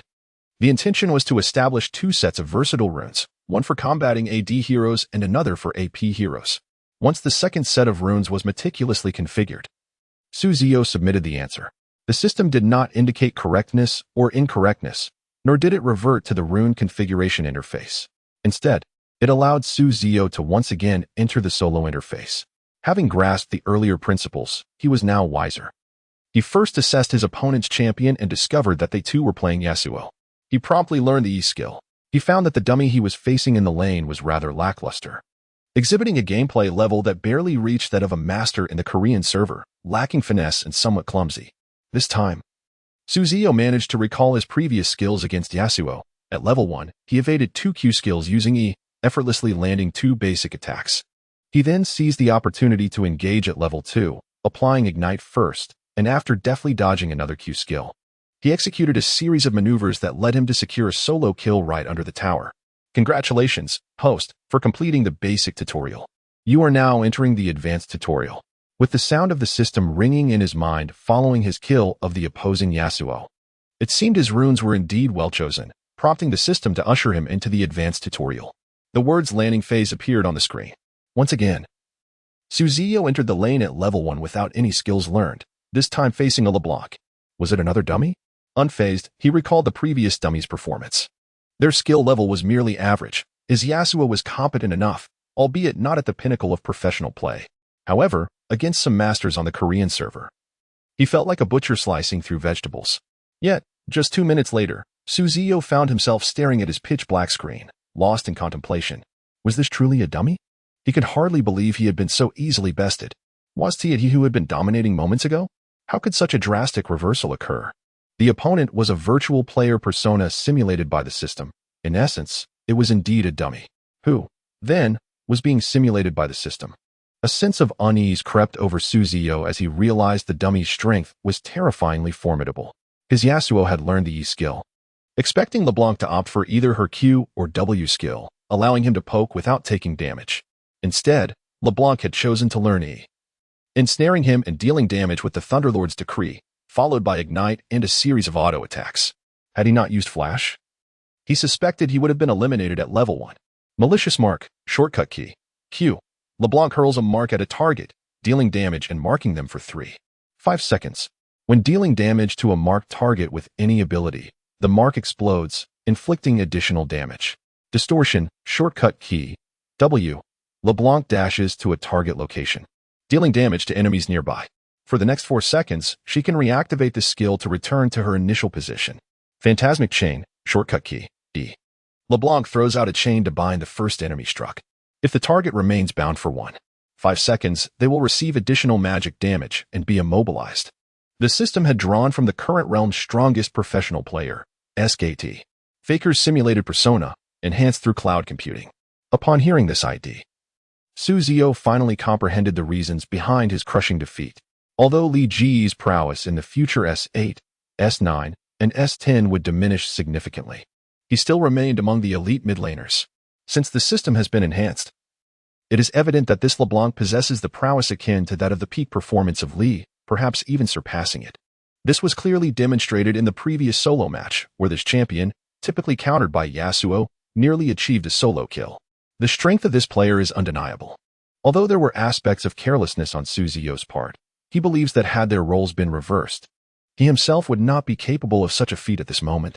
However, considering this is an augmented version of Faker, the situation becomes particularly intriguing.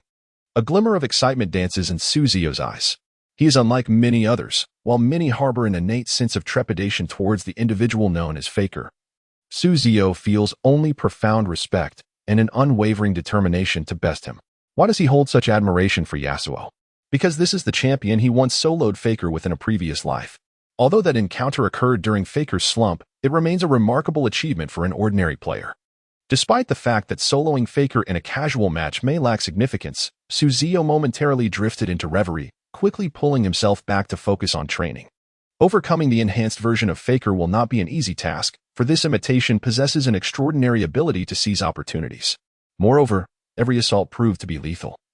Once lit, Ziyou was destined for demise. In a relentless series of 12 encounters, Ziyou found himself vanquished by the dummy. A testament to the formidable prowess of an enhanced version of the Dark Lord. Ziyou could only concede defeat. Utterly convinced by the seamless combinations and fluid movements that exemplified the pinnacle of a professional player's skill. Certainly, had Ziyou opted for a more cautious approach, he might have avoided early elimination, potentially prolonging the match into the mid-game.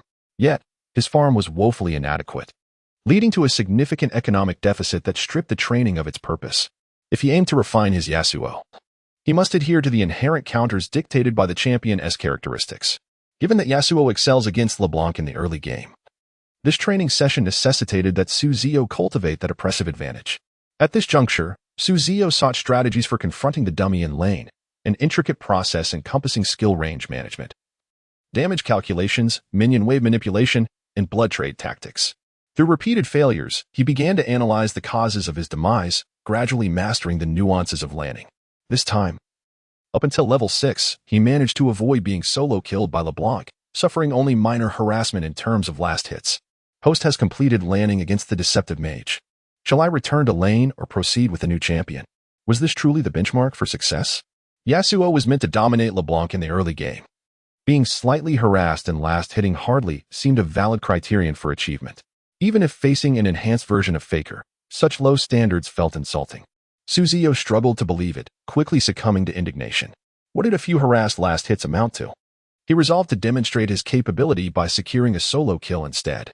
Returning to face LeBlanc once more, he believed that his potential extended far beyond mere survival. Immersed in the confrontation, his mind entered a heightened state of activity, rendering the world around him seemingly slow. Indeed, a disparity in innate talent exists within League of Legends. Some individuals are born with a natural advantage. Ziyou had long been aware of his own potential for a professional career. Yet he never anticipated that his talent surpassed even his own expectations. Though Faker's ranked performance had faltered, he was not a player who could be easily dispatched by a Yasuo who had merely played 20 matches. At this moment, Ziyou entered a state of hyper-awareness. In such a condition, his reflexes sharpened, and the trajectories of skills appeared excruciatingly slow to him. Host is entering an unexpected state. Please deactivate the system. Level 1 defense measures activated. The underlying command initiated, rejecting the Level 1 defense protocol. The system continued to operate as usual. Ziyou was utterly absorbed. Oblivious to the system's dialogue, his focus solely on the duel with LeBlanc. He perceived nothing else. With a deft spiral maneuver, he evaded the skill, the most formidable threat against him.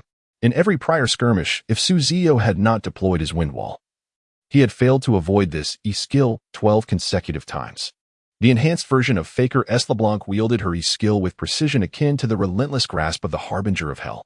However, should he deploy his W-skill, executing his subsequent plans for a kill would become unattainable. This time, Ziyou's reaction speed reached a critical point.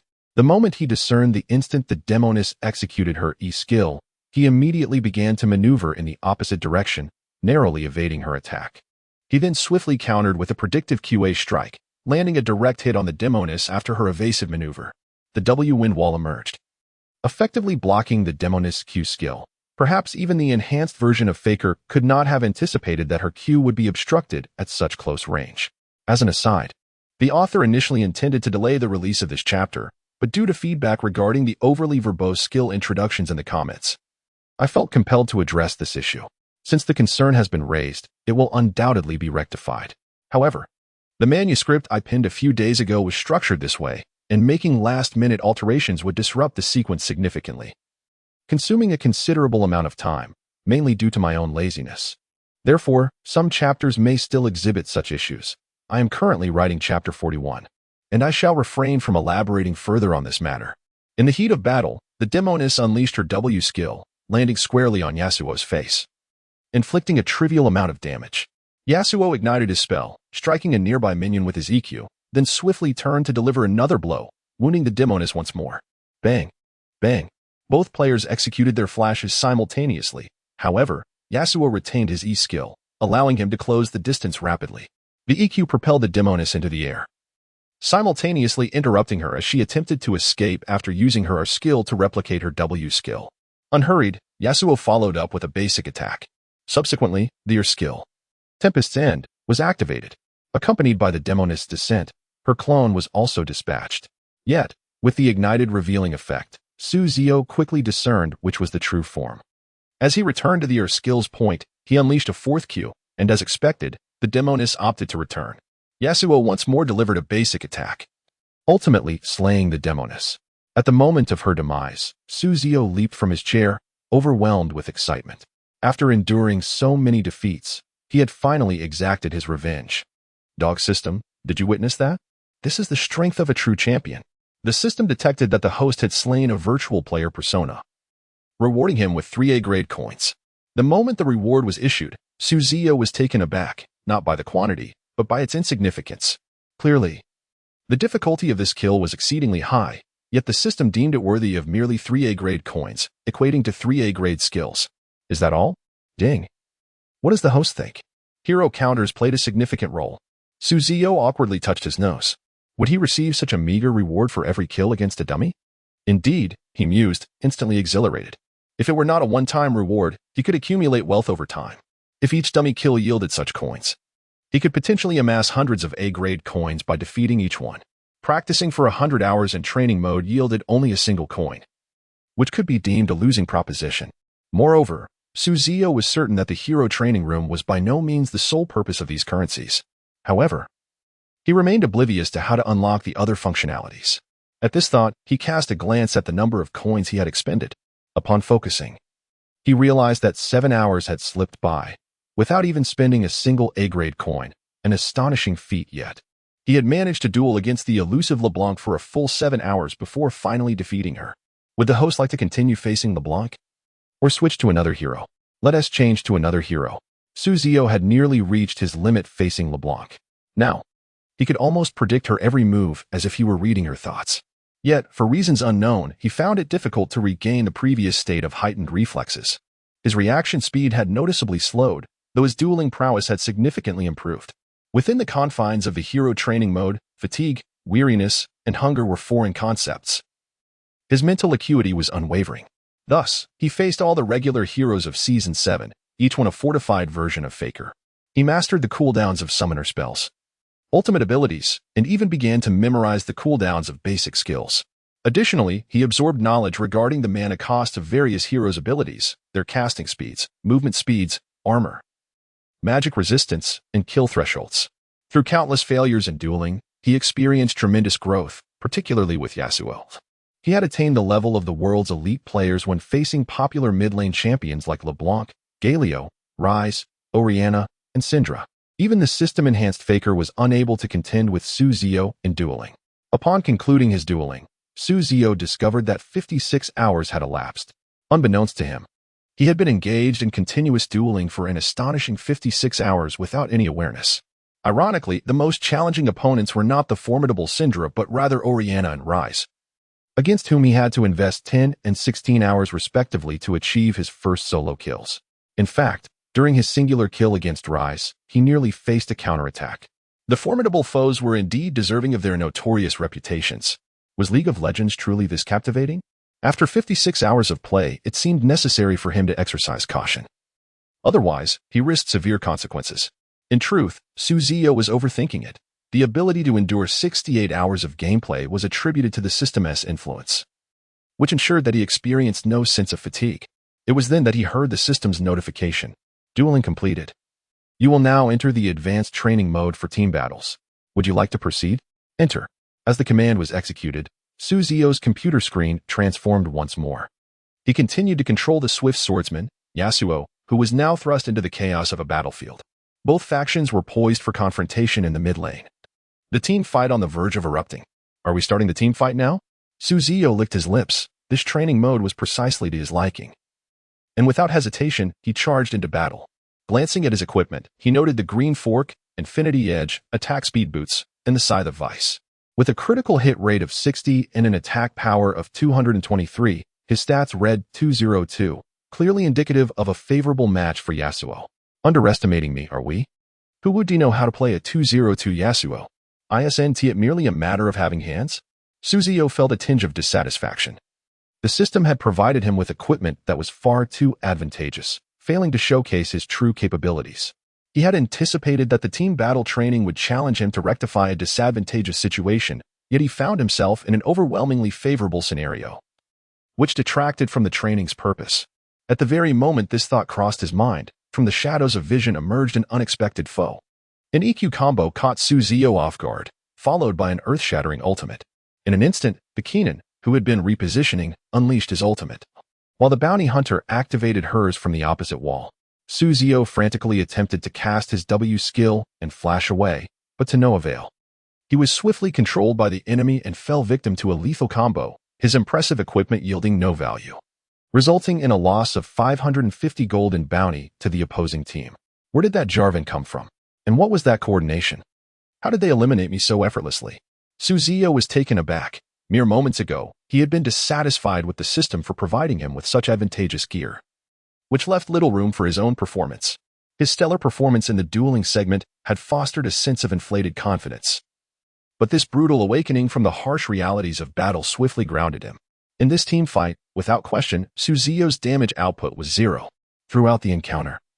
He had not unleashed a single basic attack or skill. System rating, 0 points. Is this it? Just this? Ziyou felt a surge of frustration. Seriously? Can't the system communicate properly? With a mix of embarrassment and anger, he resolved to give it another go. Was it merely a matter of vision control initiating the fight? Can I react in time? Let us go again. Ziyou promptly initiated another round of team battle training. This time, Xiao Hu retained his previous equipment, though Ziyou had no energy left for complaints. He directed all his focus on the surrounding environment. The Jarvan reappeared from the same position, and with the foresight he had gained, Ziyou promptly utilized his flash to create distance. However, this Jarvan did not perform an EQ flash. After the absence of a timely flash, Ziyou found himself facing Kenan, who possessed both a flash and a displacement ability. Was Kenan truly free to engage at will? Once again, Xiao Hu fell. What the? Why has this prince changed his tactics? Ziyou exclaimed in frustration. Ding! You used your flash far too early, seeing that you had already committed your flash. And with insufficient distance, why did the prince foolishly follow suit? I refuse to accept this. Let us go again. Ziyou reflected on the reasons for his previous failure and commenced his training for team battles anew. This time, he focused intently on the shadow from which the prince might emerge. Suddenly, another flag was planted. Ziyou swiftly repositioned to the right. However, this time, the prince emerged from the right side, catching Ziyou off guard as he charged directly in, rendering his flash ineffective and sending him flying. What is happening? Was the prince on the right? To prevent the host from employing such tricks, the approach to each team battle varied. The host had to skillfully utilize their resources and maneuvers to evade certain doom. Ziyou began to comprehend that the system intended to prevent him from recalling the enemy's position based on his prior demise. Thus, each team fight unfolded differently. Nevertheless, he realized that surviving this round was paramount. As the fourth training session commenced, Ziyou resolved to alter his flash usage, certain it would lead to a successful escape. He noted the presence of numerous minions nearby, believing he could evade Kenan's onslaught using his E ability. Consequently, this time, he successfully evaded the attack and escaped unharmed. However, the system's score read 0 points. Are you here to practice team fighting or fleeing? On to the fifth attempt. Yet, this time, the system did not swiftly transition to the team battle training interface. Ding. Host's heart rate detected as elevated. Please calm down before resuming training. Ziyou was taken aback. He had become too heated. The training had failed to yield results because he had not engaged in thoughtful reflection. He was merely an angry brute attempting to force his way through, which was clearly ineffective. Taking a deep breath, he endeavored to cool his overheated mind. Upon reflection, Ziyou recognized a significant error he had made. He was playing League of Legends, not a puzzle game. As the system had pointed out, he was there to practice team battles, not to hone his escape skills. If he were focused on fleeing, why not seek out 777? Team battles represented the most challenging aspect of League of Legends, testing not only one's skills but also one's awareness and strategy. Many players excel at their lanes only to falter in team fights, squandering their early advantages and ultimately losing the match. In truth, Ziyou was not incapable of team fighting. With the experience of champions like Galio and Lucian bolstering his proficiency, he was competent in this regard. Although he could not directly apply the same strategies to Yasuo, there were still commonalities. Previously trapped in a flawed mindset, Ziyou had acted too hastily. Now, having regained his composure, he began to contemplate how to navigate the next training session. First and foremost, the enemy's composition would remain unchanged. Ziyou had observed the lineup: top lane Kennen, jungle Jarvan, mid lane Jace, AD Misfortune, and support Thresh. In this team fight, avoiding the enemy's chain of control was paramount. The opposing lineup was designed for a burst of damage, should they fail to eliminate him in one go, given his equipment. He would certainly retaliate with considerable force. He had to maintain vigilance across the battlefield, as the prince's initiation point was unpredictable. In the previous attempts, he had approached from either the left or right, but next time, he could appear from behind. While he had successfully evaded death previously, avoiding the initiation of the team fight merely resulted in a loss. The simple truth was that although he had survived the last encounter, he had burned his flash, while the enemy had not expended any critical abilities. In the subsequent Dragon Pit skirmish, he would likely meet his end. After pondering for a moment, Ziyou conceived a preliminary strategy and commenced the fifth training exercise. Hours had slipped away, and once again, Ziyou bore witness to Yasuo's demise on the screen. However, this time, the skirmish ended with a 4-for-4 exchange. The system's score read 82 points. He had met the passing standard. Would you like to initiate the next team battle simulation? He declined calmly, a flicker of unusual resolve flashing in his eyes. He had deciphered how to conduct this team fight. The screen shifted once more to the familiar scene. Pressing the tab key, he swiftly clicked on his AD's blue trinket, marking his position on the map. Instantly, the vision on both flanks brightened. The blue trinket revealed the prince's location. Although the prince destroyed the blue trinket, his position was captured by the allies, prompting everyone to adjust their movements cautiously. The threat from the prince's advance dissipated in that moment. However, the danger was not entirely eliminated. Kennen, who had been visible earlier, was now unaccounted for. Secret technique: Thunderous Prison of 10,000 Lightning. Lightning surged forth, striking 4 individuals with its formidable presence. Ziyou, caught in the tempest, instantly flashed out of the circle while simultaneously charging his first Q ability. Ultimately, Kennen's ultimate only ensnared Thresh in the top lane tree, while the jungle spider had already evaded the attack by taking to the skies. Seizing the moment while Thresh remained incapacitated, Misfortune unleashed her skills. Yet, this confident combo was thwarted by a diagonal wind wall, erected by none other than Ziyou's Yasuo. After blocking Misfortune's ultimate, Ziyou did not halt his assault. Launching an EQ combo directly at Misfortune, he forced her to interrupt her ultimate. Although Yasuo's EQ struck Misfortune with considerable force, there was no follow-up, as Thresh Lantern whisked her away to safety. At this moment, our AD champion, Ashe, in concert with the spider, was unleashing a relentless barrage upon Jarvan 4. His health was depleting at an alarming rate, yet he found himself powerless. For the Treant had unleashed his ultimate ability before Kennen could stun him.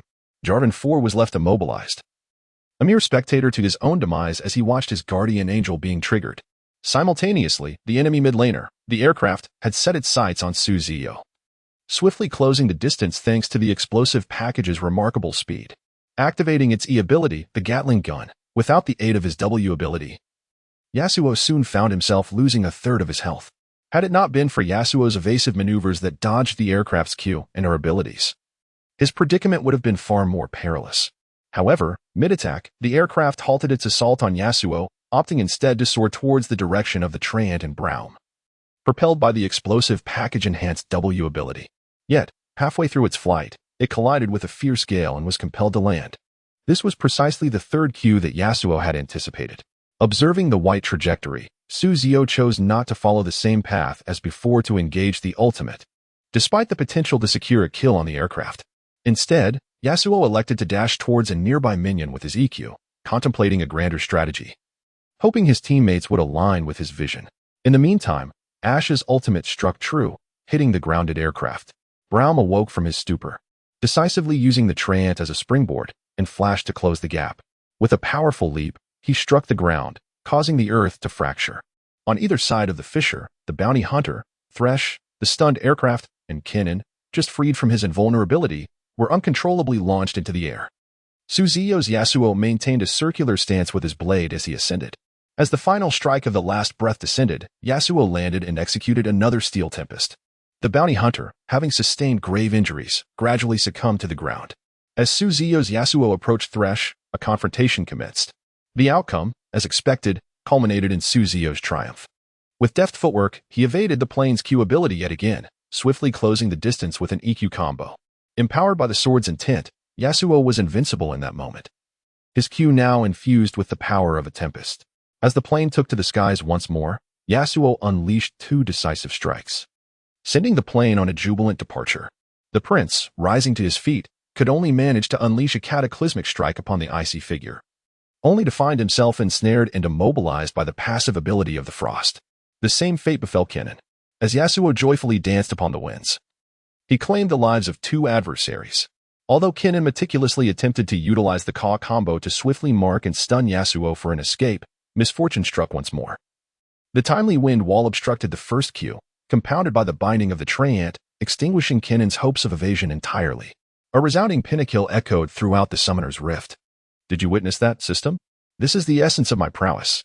The pent-up emotions within erupted at this moment. Concurrently, a notification from the system chimed in. Congratulations, host. You have completed the challenge, scoring 100 points, and earned 3 Class A coins. During this skirmish, he had expended 106 hours of training time, translating to the cost of 1 Class A coin and 3 Class C coins. After a prolonged period of calm, Ziyou finally quelled the tumultuous feelings that had surged within him moments ago. The system inquired whether the host wished to embark on a new team battle challenge. Reflecting on his experience from the initial team battle mode, Ziyou resolved to refine his battle strategy. Yes, he affirmed, opting to continue the challenge. Following the first arduous trial, his comprehension of the Yasuo character reached unprecedented heights. Although subsequent team battles demanded considerable time to overcome, none exceeded the initial challenge's 106 hours. After successfully navigating 7 consecutive team training sessions, Ziyou ultimately concluded the team battle segment of the League of Legends mode. The host had completed the training regimen for the Unforgiven Blade Master and was poised to be transported back to reality. The countdown commenced. 10, 9, 8. As the countdown reached 0, Ziyou felt a flash of brilliance before returning to the RNG competition's resting area. Reflecting on his memories, a smile crept across his face. Though the primary purpose of the hero training facility was to enhance his proficiency with champions, this journey provided Ziyou with an elevation far beyond mere adeptness with Yasuo. Rather, it is the enhancement of competitive experience. Although to others he is perceived as the Xiao who played throughout the entire spring split, he is acutely aware that he is merely Ziyou, who has participated in just 2 matches. In those initial contests, he did not suffer any setbacks due to lack of experience, but future outcomes remain uncertain. Fortunately, the hero training room has remedied this deficiency. He has faced several opponents and engaged in a few team battles. When combined, these experiences amount to a complete match, which is an invaluable asset for someone like Ziyou, who has only competed in 2 games. This transformation has turned a vibrant rookie into a seasoned general, radiating with understated brilliance. In the lounge, Feng Gu emphasizes several key points to consider for the upcoming match against Wei. To be candid, Ziyou is quite satisfied with RNG's tactical arrangements during this phase. He does not overly rely on a singular core player. Ziyou does not believe that the prowess of one individual can single-handedly save the world. Achieving a turnaround for the team requires collective effort. Relying on one person is insufficient. Just like in the training room, where he practiced with Yasuo, not only must his own execution be flawless, but he must also trust in his teammates' capabilities. He must have faith that his ally Thresh will accurately deliver the life-saving lantern, and that Morgana will provide a shield of spell immunity at a critical moment. He must also trust that teammates will shield him from Jinx's rockets and the bullets of Azir's ultimate. creating a fleeting moment for him to unleash his damage in a challenging environment.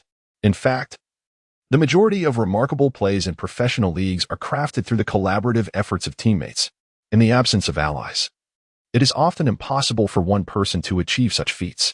For instance, during the first team battle training, choosing to eliminate the enemy's plane resulted in a 4-for-4 trade. Regardless of his personal skill, however, when he believed in Brahm's crowd control, the situation transformed into a flawless 5-for-0 outcome. As a side note from the author, it is finally my turn for a round of recommendations. It has not been easy.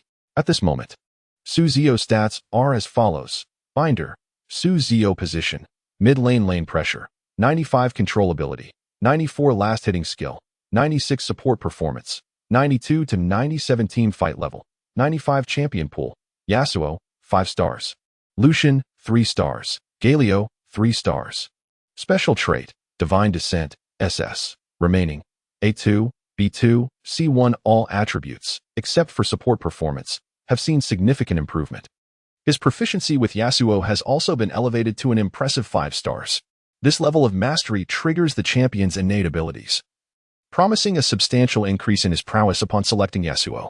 At this juncture, the MVP results from the previous match have been announced, and undoubtedly, Lucian, with a score of 902, rightfully claimed this honor, as his portrait reappears on the large screen. Not only the commentators but also the audience and the barrage of comments reflect a stir due to Ziyou's striking appearance. The photo of player U is undoubtedly more appealing than the one from the first match. I'm in awe. Excelling in gameplay while possessing striking looks makes one a true winner in life. In the lounge, Feng Gu suggests that they discuss strategies for the next match. He claps his hands and states, turning his attention to Ziyou, hoping for an unexpected surprise from him. Initially, the intention for the spring finals was to equip the mid laner with utility champions to support the development of the bot lane. However, the performances of Galio and Lucian in the first match genuinely astonished him. Even during the second match, Feng Gu felt that Lucian was undeniably MVP material, and the reality proved him correct. While Galio, a utility champion, also made significant contributions, his presence was felt throughout the game. With Feng Gu now hoping for an even greater surprise from Ziyou, he inquires, Ziyou, would you like to play next? Ziyou is taken aback by the question, as it implies that the strategy for the next game will be centered around him. May I play Yasuo? He asks cautiously. Feng Gu finds the request somewhat absurd. Ziyou, wanting to play Yasuo? As the third match commences, Hart follows the players, observing Ziyou's silhouette with a complex expression. Ultimately, Feng Gu agrees to let Ziyou play Yasuo. Respecting a player's wishes is essential in such circumstances. Moreover, he remains uncertain about Ziyou's champion pool, while some assert that Ziyou excels at Galio under pressure, directly leading to a double kill against the enemy mid-jungle duo. Others claim he lacks the capacity to carry a game. Yet, he has already secured a pinnacle with Lucian, concluding the match decisively. If one were to claim that Ziyou's Yasuo is inadequate, they would lack the conviction to do so. This is not merely due to that reason. It is also crucial to note that Yasuo is entirely viable in the current meta. Evidence of this can be seen in the rising play rates of champions like Yasuo and Renekton in ranked matches. The synergy of the current crit and lifesteal items with Yasuo is undeniable, while no one has employed him in a match yet. It is certainly not due to a lack of compatibility with the current version. As both teams take the stage once more, the third match is about to begin. Dear viewers, the BP phase for the third match will commence shortly. Let us transition to the game's BP screen, the commentator announces, and the director skillfully switches the camera to the BP scene. Remarkably, while pre-match analyses favored RNG, we was not far behind. It was initially anticipated that both teams would engage in a thrilling 5-game series for the finals. However, to everyone's astonishment, RNG secured 2 consecutive victories, placing them in a commanding position with 2 match points. Miller shakes his head in disbelief. What's crucial here is not merely the analysis. The highlight is that RNG's mid laner, Yu, has delivered an exceptionally impressive performance in this finals, the commentator adds.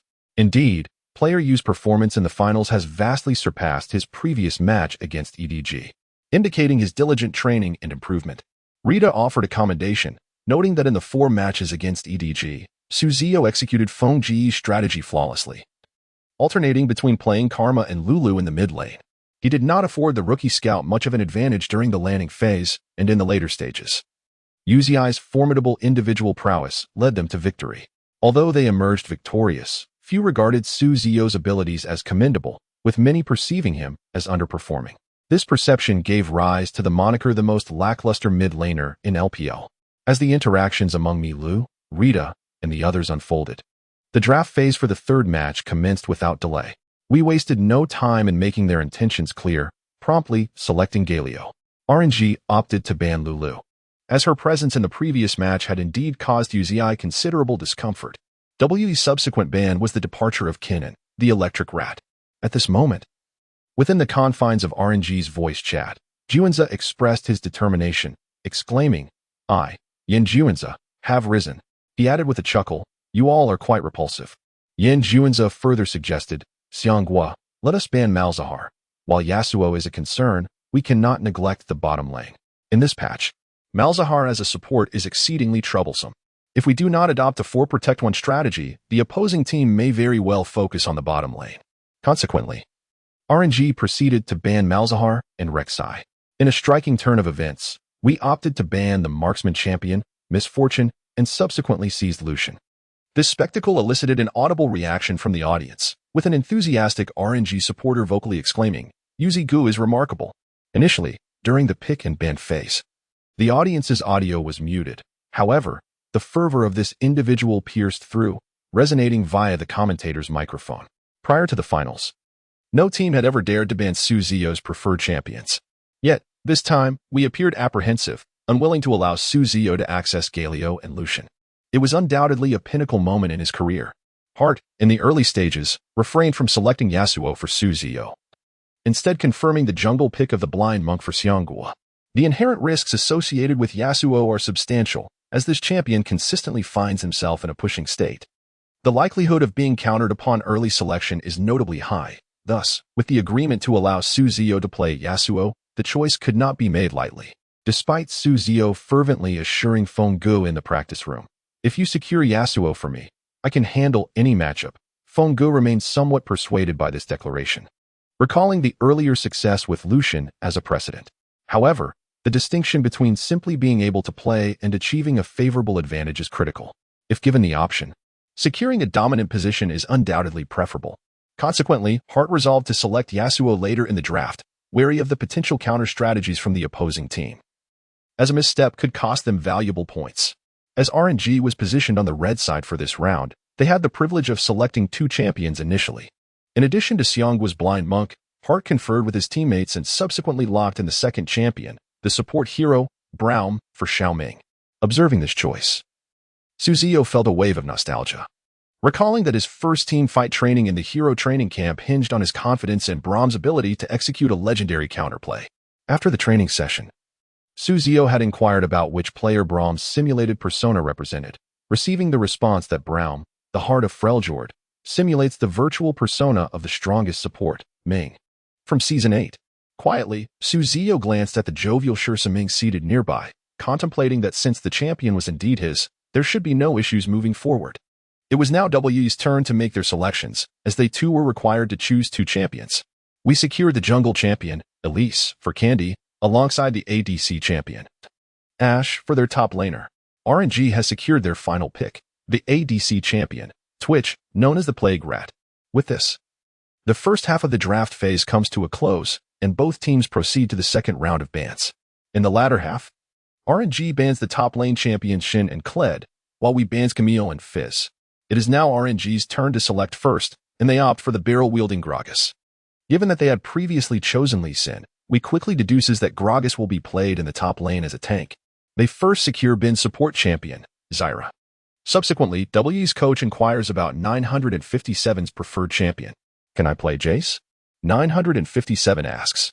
"I think Thresh would be a better choice," the coach replies after a moment's contemplation, directing Bin to select Nautilus, the Titan of the Depths. The anticipation builds as everyone awaits RNG's final pick. Suddenly, Xiaoming locks in Yasuo. The audience erupts in astonishment. Can Yasuo truly be played in this patch?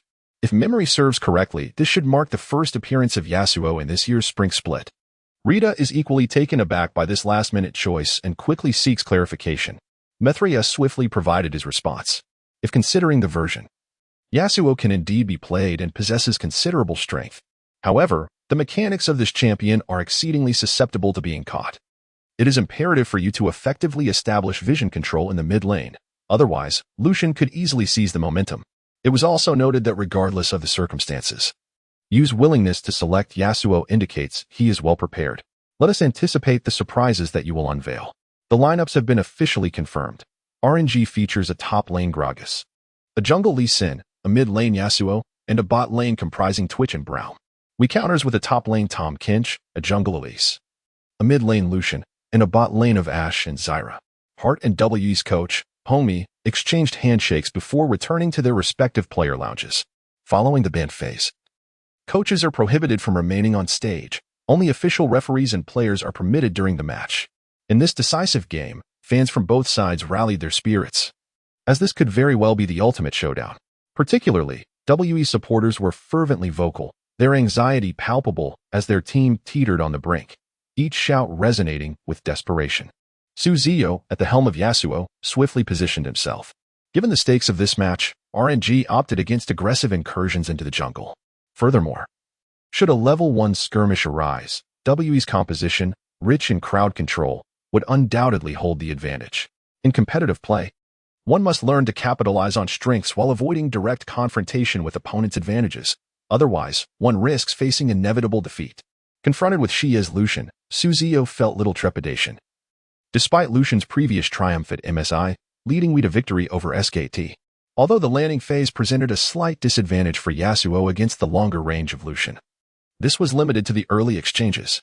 Once all three skills are mastered, Lucian's ability to contend with Yasuo diminishes significantly, provided, of course, that Yasuo understands the importance of accumulating passive charges while utilizing his E skill for damage without taking hits. For Ziyou, whose mastery of the champion Yasuo has reached a remarkable 5 stars, this was hardly a daunting task. Moreover, a talent had been activated.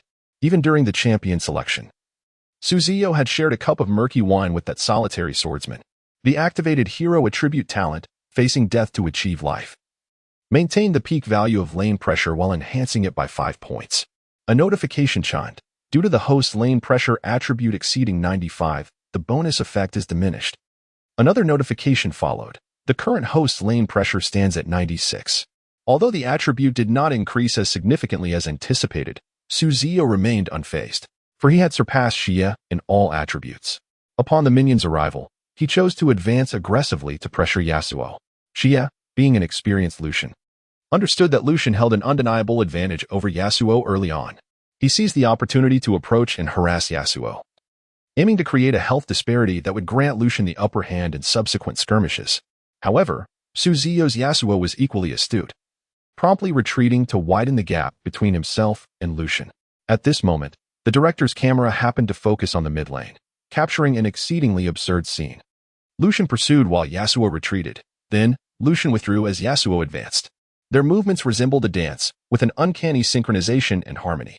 Seizing an opportunity, Ziyou's Yasuo swiftly mastered the Q skill, Steel Tempest, striking down 3 weakened melee minions. Although Xia also capitalized on this moment to deal damage with a Q followed by an auto attack, the majority of the damage merely impacted Yasuo's passive shield, rendering it negligible. Witnessing this spectacle, Ziyou playfully showcased Yasuo's level 7 emblem. The resplendent emblem, accompanied by mechanical sounds, emerged from above Yasuo's head, and Ziyou instantly felt a wave of satisfaction. Meanwhile, the barrage of comments flooded in. Wow, ha ha ha, you truly are a talent. Just for that emblem. Regardless of how Yasuo performs, I'm a fan for life. A Yasuo without an emblem is akin to a soulless Lu Sun. Alright. Any phrase I utter can be attributed to Lu Sun, when one is uncertain of the origin of a quote. Attributing it to my name is always a safe bet, Lu Sun. The commentary booth was equally bemused, primarily because this emblem was no ordinary one. If another champion displayed an emblem, it might carry a hint of mockery. However, for some reason, when Yasuo showcased his emblem, it exuded a comedic essence. It appeared that player Yu maintained an excellent mindset, facing the match with remarkable ease. To prevent the atmosphere from becoming stagnant, he made an effort to lighten the mood. Ah, yes, that is correct. At this moment, Mithreya and Rita deftly continued the conversation, stabilizing the atmosphere. This individual truly possesses a remarkable psychological acumen. Xia chuckled upon seeing the Yasuo adorned with a dog tag before him. In truth, Among the professional players still competing in the LPL, most share amicable relationships, as they are colleagues after all.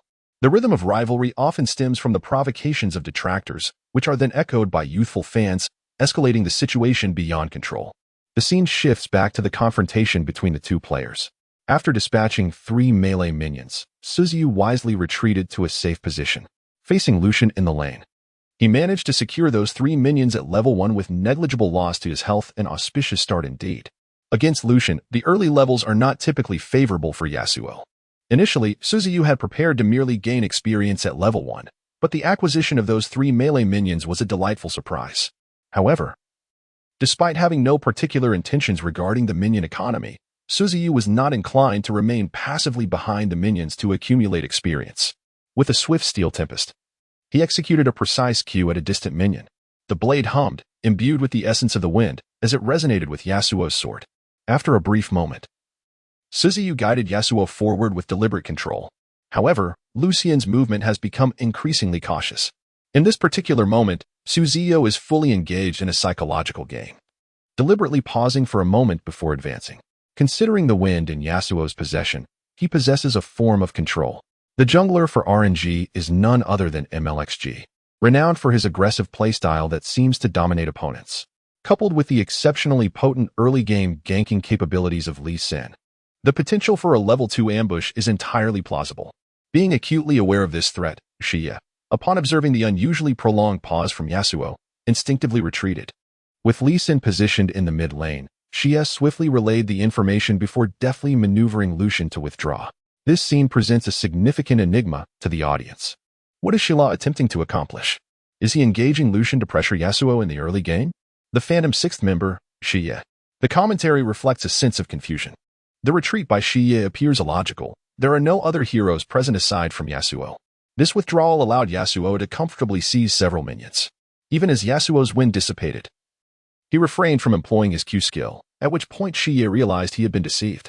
Enraged, Lucian unleashed his East skill to close the distance, executing a basic attack followed by a Q combo that once again shattered Yasuo's shield, though it hardly diminished his health.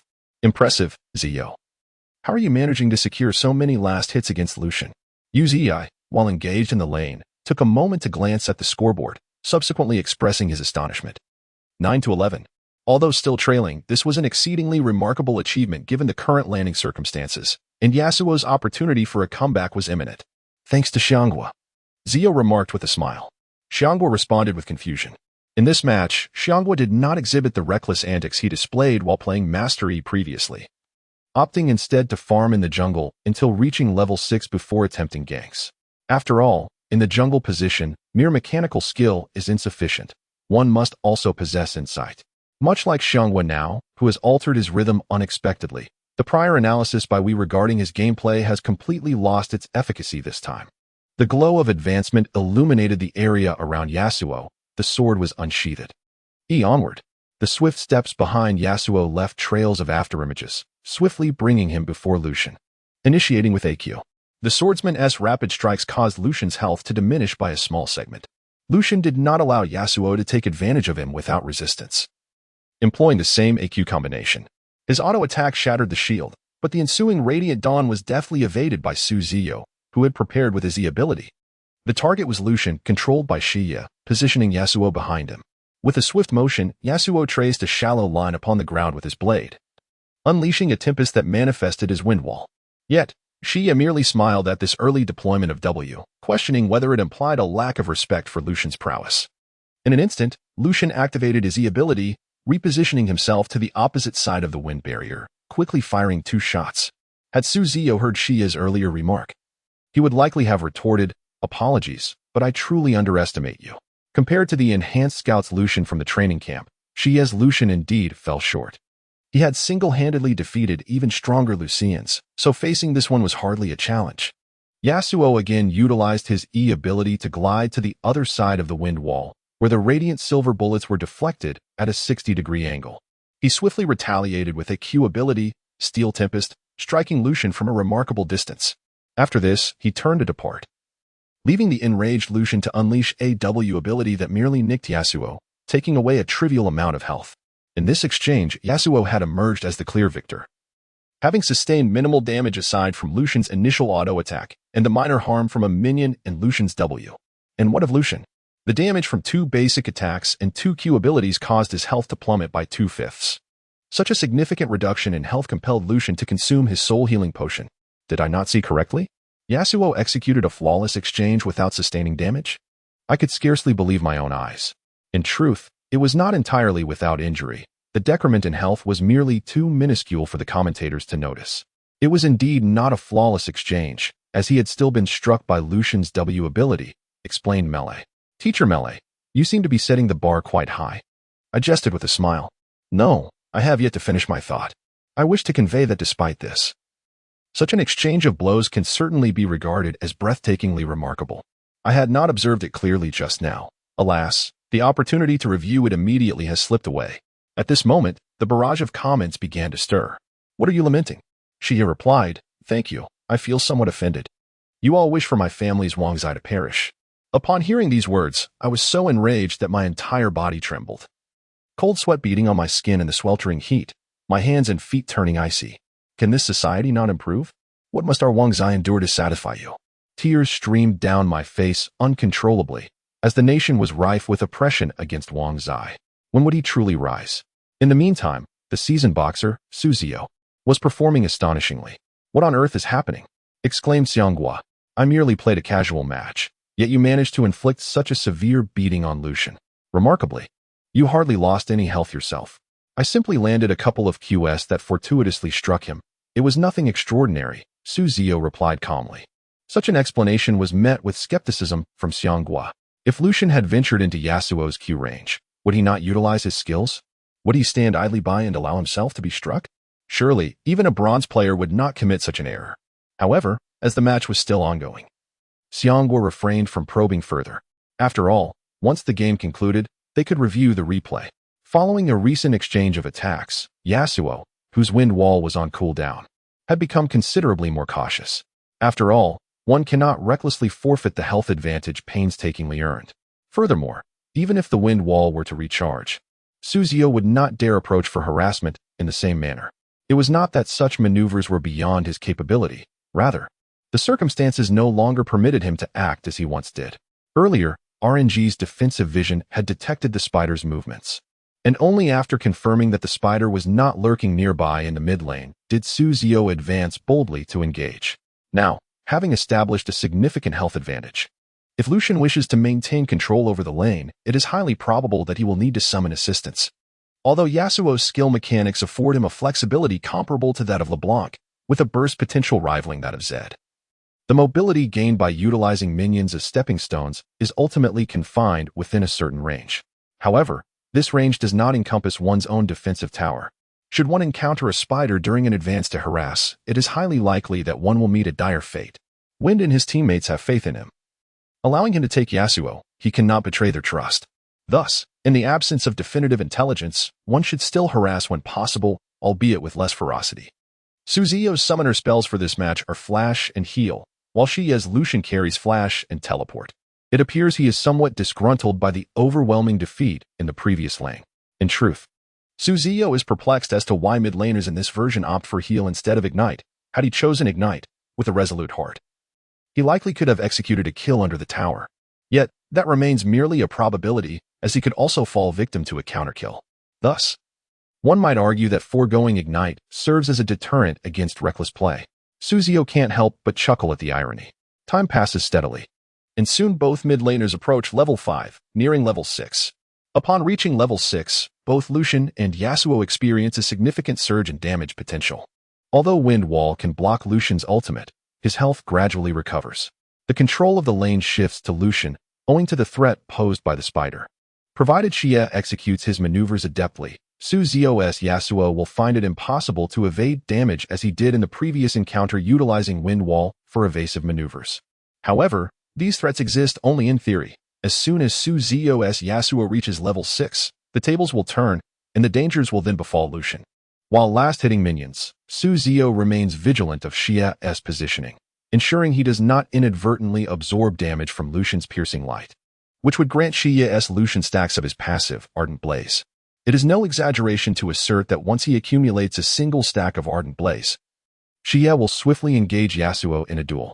A tentative Q is dispatched, but due to Lucian's evasive movement, it inadvertently strikes a backline minion instead. Assessing his experience and the health of the minions, Ziyou's spirits momentarily lift, only to be dampened once more. This is indeed a remarkable opportunity if he EQs forward. He can immediately attain level 6. With Gathered Wind and his ultimate at the ready, Yasuo could certainly secure a kill. Alas, the previously dimmed spark in his eyes now reignites. The spider has revealed itself, while the Beryl and Titan are engaged in a skirmish in the top lane. Though he feels a twinge of sympathy for Junzi, who has been caught once more, Ziyou's focus is primarily on the Lucian, still swaying in place before him. The earlier opportunity still remains viable. Having made his decision, he must act swiftly. Yasuo unleashes his EQ. The sweeping blade grazing the health of 2 weakened minions while simultaneously diminishing the health of the slightly overextended Lucian. Naturally, Lucian, having endured a beating, would not choose to stand idly by while Yasuo depletes his health. However, due to the lesson learned from the previous encounter, Lucian opted to initiate with his W this time. Yasuo was undoubtedly struck, enduring 2 additional shots. Ziyou promptly directed Yasuo to dash away, seemingly merely engaging in a routine exchange of blows, and it appeared that Lucian, the passive participant, had gained a slight advantage. Xie shared this assumption, believing the contest had concluded, unaware that it was merely the inception of a greater conflict. Ziyou smiled, recognizing that while Lucian had seemingly profited from 2 basic attacks, this was, in fact, a harbinger of his impending demise. Yasuo and Lucian accrued experience at an identical rate, with Ziyou requiring 3 minions to level up, just as Xie did. Had Xie opted to utilize his passive ability to secure the 2 low-health minions earlier, the likelihood of success in the subsequent endeavor would have diminished significantly. Uncertainty loomed over whether Xie would unexpectedly level up and escape with a sliver of health upon engaging. Presently, however, Ziyou needed only 1 minion, while Xie lagged behind by 3, granting him complete control over the situation. With a well-timed Q imbued with wind, he prepared to strike with an anticipatory flare. Although this Q appeared to be a mere prediction, it was, in fact, destined to connect. In the realm of elite players, every fraction of a second holds immense value. Value is not solely derived from exchanges. Even as both players diligently farmed minions, Ziyou remained vigilant, meticulously analyzing Xie's movements. Now presented with an opportunity to act, his prior observations would prove invaluable. Xie instinctively veered to the right, only to collide directly with the gust of wind. In truth, given Xie's reflexes, he could have effortlessly dodged the impending attack using his E-skill upon realizing his misstep. Yet, upon glancing at his experience bar, he noted he was 3 minions shy of reaching level 6. He had erred, relying on his experience to gauge Yasuo's progression. Convinced that accepting this Q posed no real threat, Xie abandoned the notion of evading the wind with his E-skill. A minor misstep was all it took for Lucian to plummet into an abyss of despair. Such is the nature of esports, a realm where split-second reactions determine fate. With a thunderous whoosh, Lucian was swept into the air by a whirlwind, accompanied by a blue minion that was, alas, torn asunder in an instant by the ferocious gale. In that moment, Xie's eyes widened in disbelief. Yasuo had reached level 6. Observing the white line that materialized following the acquisition of his ultimate ability, Ziyou acted without hesitation, unleashing his own ultimate, the last breath. In that fleeting instant, Yasuo blinked behind Lucian, brandishing his blade with swift precision. Upon landing, Yasuo unleashed a rapid Q ability, Steel Tempest, followed by a basic attack. Unlike before, this time both the Q and the basic attack bore the essence of his ultimate, infused with the power of the last breath. With a formidable armor penetration, each strike against Lucian was akin to a dagger piercing flesh, rendering his source plan armor as fragile as parchment. Merely 2 blows reduced Lucian's health by nearly half, leaving him in a state of shock. My heavens! How could Yasuo's damage be so staggering? Xie, witnessing his health evaporate, was left dumbfounded. The astonishing damage stemmed from 2 principal factors. Firstly, the sword intent granted by Yasuo's ultimate provided a terrifying armor penetration against squishy champions. Generally, when facing fragile opponents, armor penetration yields the highest returns, while critical damage shines against frontline champions. Secondly, the disparity in levels contributed to a significant damage suppression. Higher levels inflict greater damage while also mitigating incoming damage. This explains why, in ranked matches, an enemy top laner can deal substantial damage even without any offensive items against an ADC, who struggles to retaliate. Despite expressing his astonishment, Ziyou's actions remained swift. Lucian swiftly activated his E ability, Relentless Pursuit, to create distance, then turned to fire 2 shots. Although the level disparity would naturally diminish his damage output to some extent, the reduction was not as drastic as one might expect. Moreover, Lucian's potential for burst damage was notably high. Compared to assassins, his explosive capabilities were consistently formidable. His burst primarily relied on basic attacks, which offered a greater margin for error than champions like LeBlanc or Zed. Thus, even with some reduction, the damage inflicted upon Yasuo remained substantial. However, Xiao's handling of the situation faltered once more. In comparison to the impeccably rational virtual persona within the training space, the real-life response appeared rather clumsy. This is not to suggest that the real player lacked skill. On the contrary, Ziyou firmly believed that a virtual persona would not achieve great heights in competitive play. While a virtual persona could excel in one-on-one duels and hold its own in lane, it would lack the instinctual drive necessary for pivotal team fights, as its unyielding rationality would preclude it from engaging in risky battles. In moments when the team finds itself in dire straits, what is needed is an irrational madman to turn the tide. Veering off the topic, let us return to the main point. Why is it said that Xiao's handling was crude? It is because he succumbed to greed, attempting to secure 2 additional basic attacks. In truth, Ziyou could likely surmise Xiao's intentions. He merely sought to utilize his Q ability to eliminate minions, thereby reaching level 6 and executing a counterplay. For Yasuo's Wind Wall cannot obstruct Lucian's Q ability, Piercing Light. However, once the decision to act was made, Ziyou would certainly have taken this consideration into account. As previously mentioned, the virtual persona is entirely rational. Thus, to achieve a solo kill, one must not only master the release of hero abilities but also meticulously observe the minion positioning during the skirmish. Ziyou was quite certain that regardless of how Xiao unleashed his Q ability, he would only be able to secure a maximum of 2 minions. The experience of that humble minion serves as the dividing line between Lucian's life and death. Yasuo carved a gash into the ground ahead, summoning an unending gale from the earth. Xiao chuckled, mocking Ziyou's misjudgment, yet unbeknownst to him, it was he who had erred. A radiant burst of holy light flashed, vanquishing 2 minions and bestowing approximately 30 gold coins. However, Xiao suddenly felt a pang of anxiety, for the very thing he desired most had eluded him, the 3rd minion. As per his strategy, remained alive, and he had not leveled up. He hastily tapped on the experience bar beside his hero's icon, realizing he was merely 3 points shy of reaching level 6. Xiao was bewildered. He understood that there was no way he could attain level 6 in this wave. Perhaps one might wonder about the minions? If the low-health minion were to be slain, wouldn't he then reach level 6? Yet Yasuo had already taken action, not retreating into the brush and thus remaining within sight. All the minions' aggro was directed at Yasuo, who would seize the opportunity to eliminate the wounded minion to achieve level 6. Moreover, the wind wall stood firm before him. At this moment, Lucian had no means of mobility other than his flash. Ziyou's wind wall was perfectly positioned, effectively blocking any opportunity for Lucian to unleash his attacks. Should he choose to rely on basic attacks to eliminate that minion, he would need to traverse a considerable distance. Certainly, he could not flash over to strike the minion. However, opting to walk forward would leave Lucian vulnerable to an AQ attack, placing him in an exceedingly precarious situation, even if he were to reach level 6. The use of W was equally unfeasible, as he was entirely obstructed by the minions, and given the low damage of W, even a miraculous hit would not guarantee a kill. Thus, Lucian's only viable option was to flash and flee. As a side note from the author, 2 matters of importance. First, tomorrow I will be featured in recommendations, and during this period, I shall update 4 times daily, a true challenge. Second, I have established a reader group. The group number is 530238785, with the entry password, Ziyou. She was equally distressed. Who would choose to flee if they could prevail? Yet, the reality was that he could not win. Just as he anticipated that his opponent would adhere to the unwritten rules of the arena, flashing without killing, the sound of another flash echoed in his ears. Bang! It was Yasuo's flash, not only covering that distance but also accompanied by the second dash of his E skill. Simultaneously, the turret seemed to awaken from its slumber, having detected the intruder. Witnessing this, Shi felt a flicker of hope for escape, even a possibility for counterattack. He promptly unleashed his W skill, swiftly firing 2 shots at Yasuo, triggering the passive of W and gaining a significant boost in movement speed, preparing to showcase his dexterity.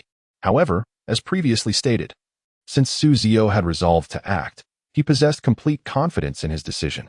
If there was even a slight opportunity, the ideal scenario would be to eliminate Xiyi in that very moment. A few seconds later, Xiyi stared at the dimming screen before him, watching Yasuo, who had stepped out of tower range while executing the minions, using his heal to ensure he was not struck by the turret. Silently, he muttered about the mid lane lacking summoner spells, then began to sulk while purchasing his items, lamenting internally, "Who am I swaying left and right for?" In the top lane, Lightme executed a delicate maneuver, skillfully dodging the spider's cocoon and subsequently using E to escape. Yet, he lamented the loss. Unable to capitalize on such a substantial wave of minions, thinking to himself if anyone would manage the top lane.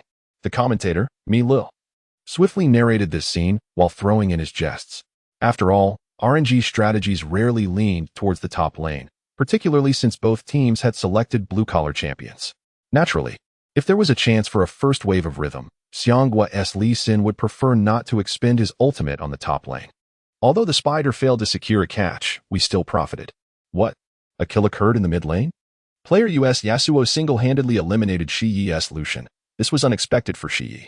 Had he been able to hear the commentator's words at that moment, he would have immediately exited his sulking state and grasped his collar, exclaiming, "What can I do? I don't wish to die either. Ziyou is unusually fierce today. I feel utterly hopeless." Xiyi was genuinely distressed, although he did not underestimate Ziyou prior to the match, having watched several of his previous games. He had not seen him play Lucian or Yasuo in the finals, not even in training matches.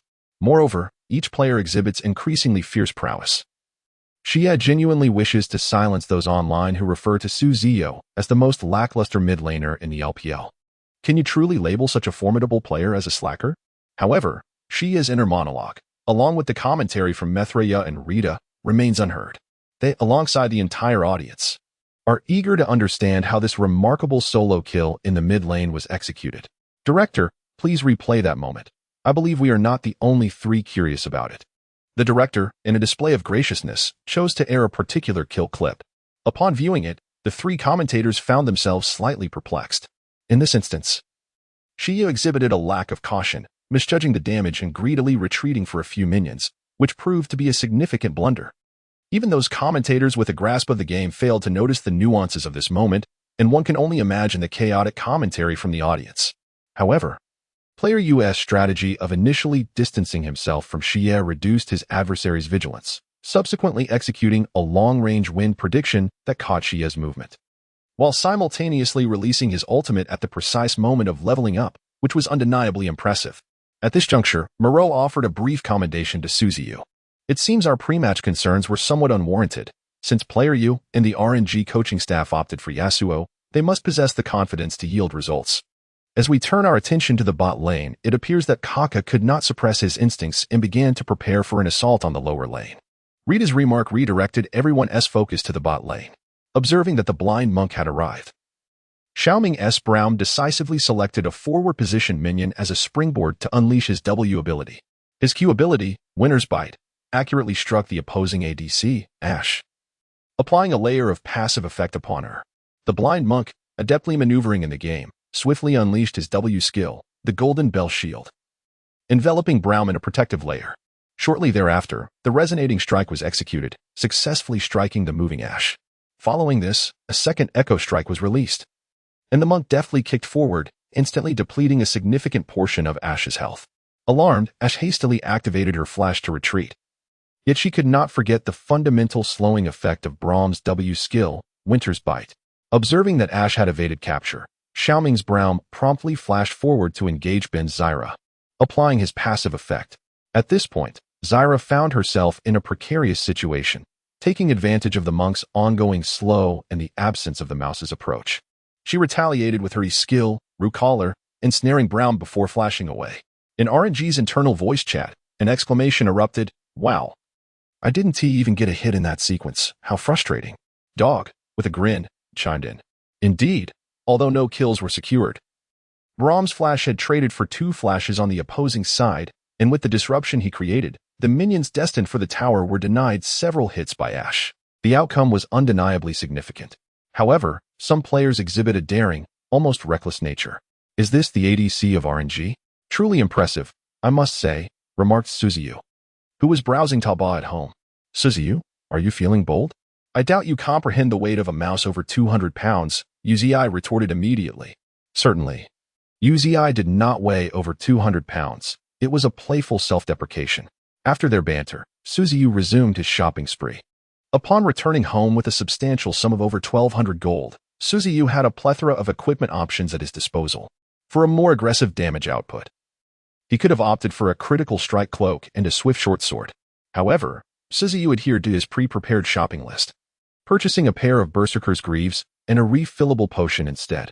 Alright, I am now equipped with my ideal items. This ensemble, if wielded by a seasoned Yasuo player, could be extraordinarily potent. The attack speed and movement speed bonuses from the Greaves would grant Yasuo increased opportunities for engaging and trading blows, while the refillable potion would enhance his sustainability. Nevertheless, the Greaves cost 1,100 gold, and the refillable potion was 150 gold. Together, they amounted to 1,250 gold, rendering Ziyou's 1,200 gold insufficient. In this moment, his starting red potion proved invaluable. With a simple click, he sold it for additional funds to purchase the refillable potion.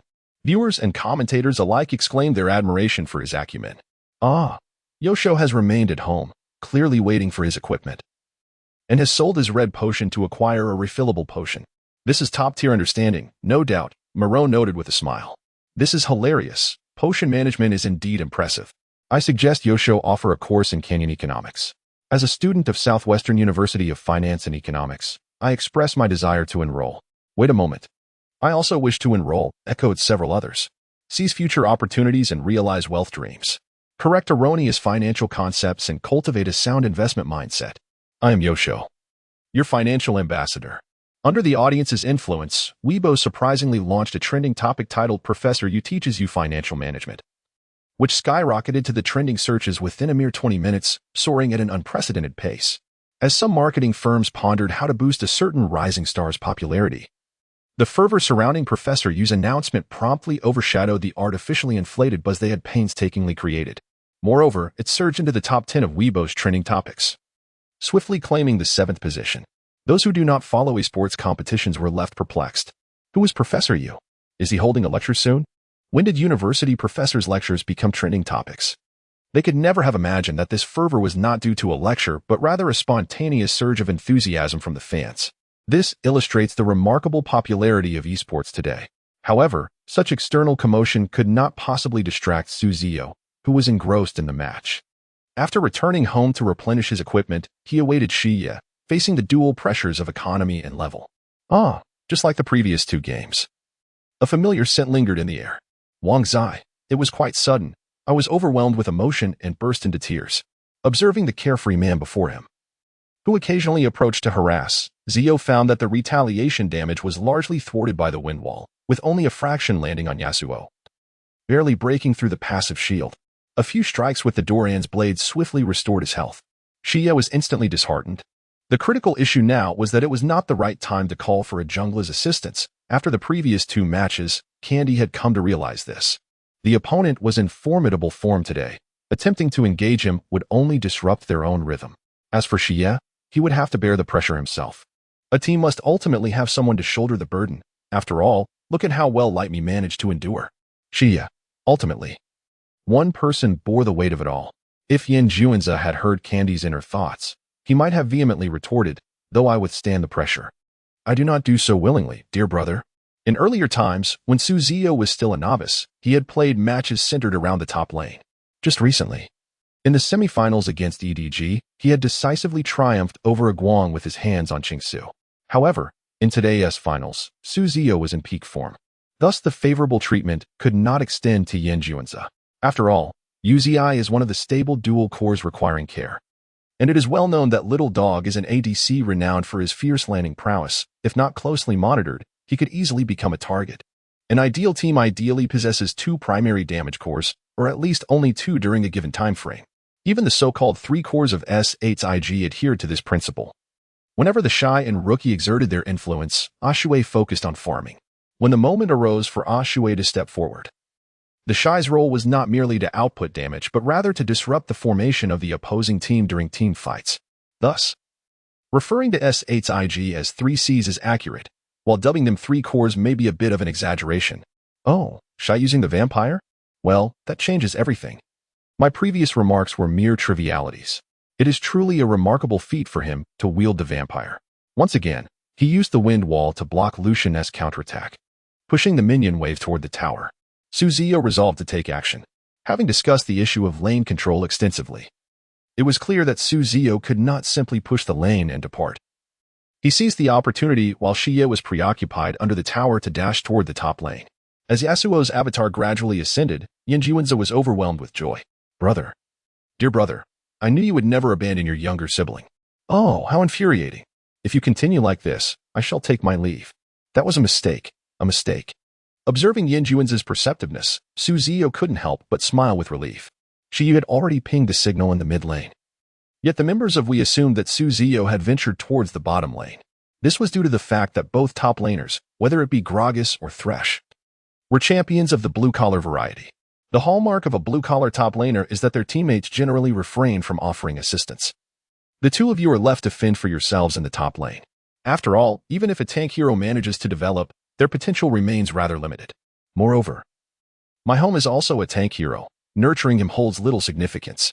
After all, in the realm of professional competitions, it is universally understood that resources should be allocated to the carry position, and it is rare for a carry to struggle against a tank. If Ziyou were aware of W's underlying thoughts, he would undoubtedly be delighted to the point of laughter. He merely perceives that the top lane offers opportunities for effective crowd control. This is the essence of the champion Yasuo. Those who can provide knockups are considered true allies.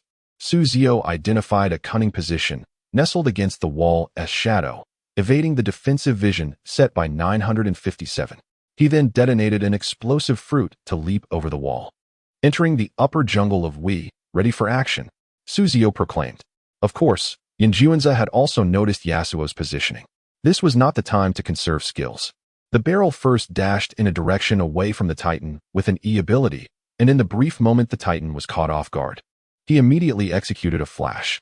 If one were to observe from above the Summoner's Rift, they would notice that the trajectory of Yanjuanzi's E-flash formed a 7. A movement imbued with profound significance, accurately launching the bewildered Titan into the air. Upon witnessing Yanjuanzi's E-flash, 957 instantly recognized who had arrived. As the first champion that comes to mind when thinking of such crowd control is none other than him. How did Yasuo get here? 957 remarked in the team voice chat. He took a moment to glance at the defensive wards on his side, reasoning that regardless of which path Yasuo had taken, he should have been detected. In truth, it was 957's wards that had faltered, leaving a sliver of shadow unnoticed. The shadow was deftly exploited by Ziyou. Of course, Ziyou was unaware of the precise location of 957's vision. He merely chose the most probable option. This fortunate choice allowed Ziyou to evade detection while hugging the wall.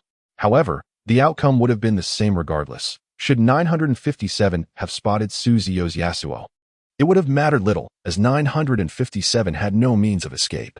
Yasuo's ultimate ability not only has a short cooldown but also boasts an extensive casting range. Provided that Yanjuanzi's barrel could deliver a knockup, Yasuo could easily traverse an entire screen and blink behind the Titan.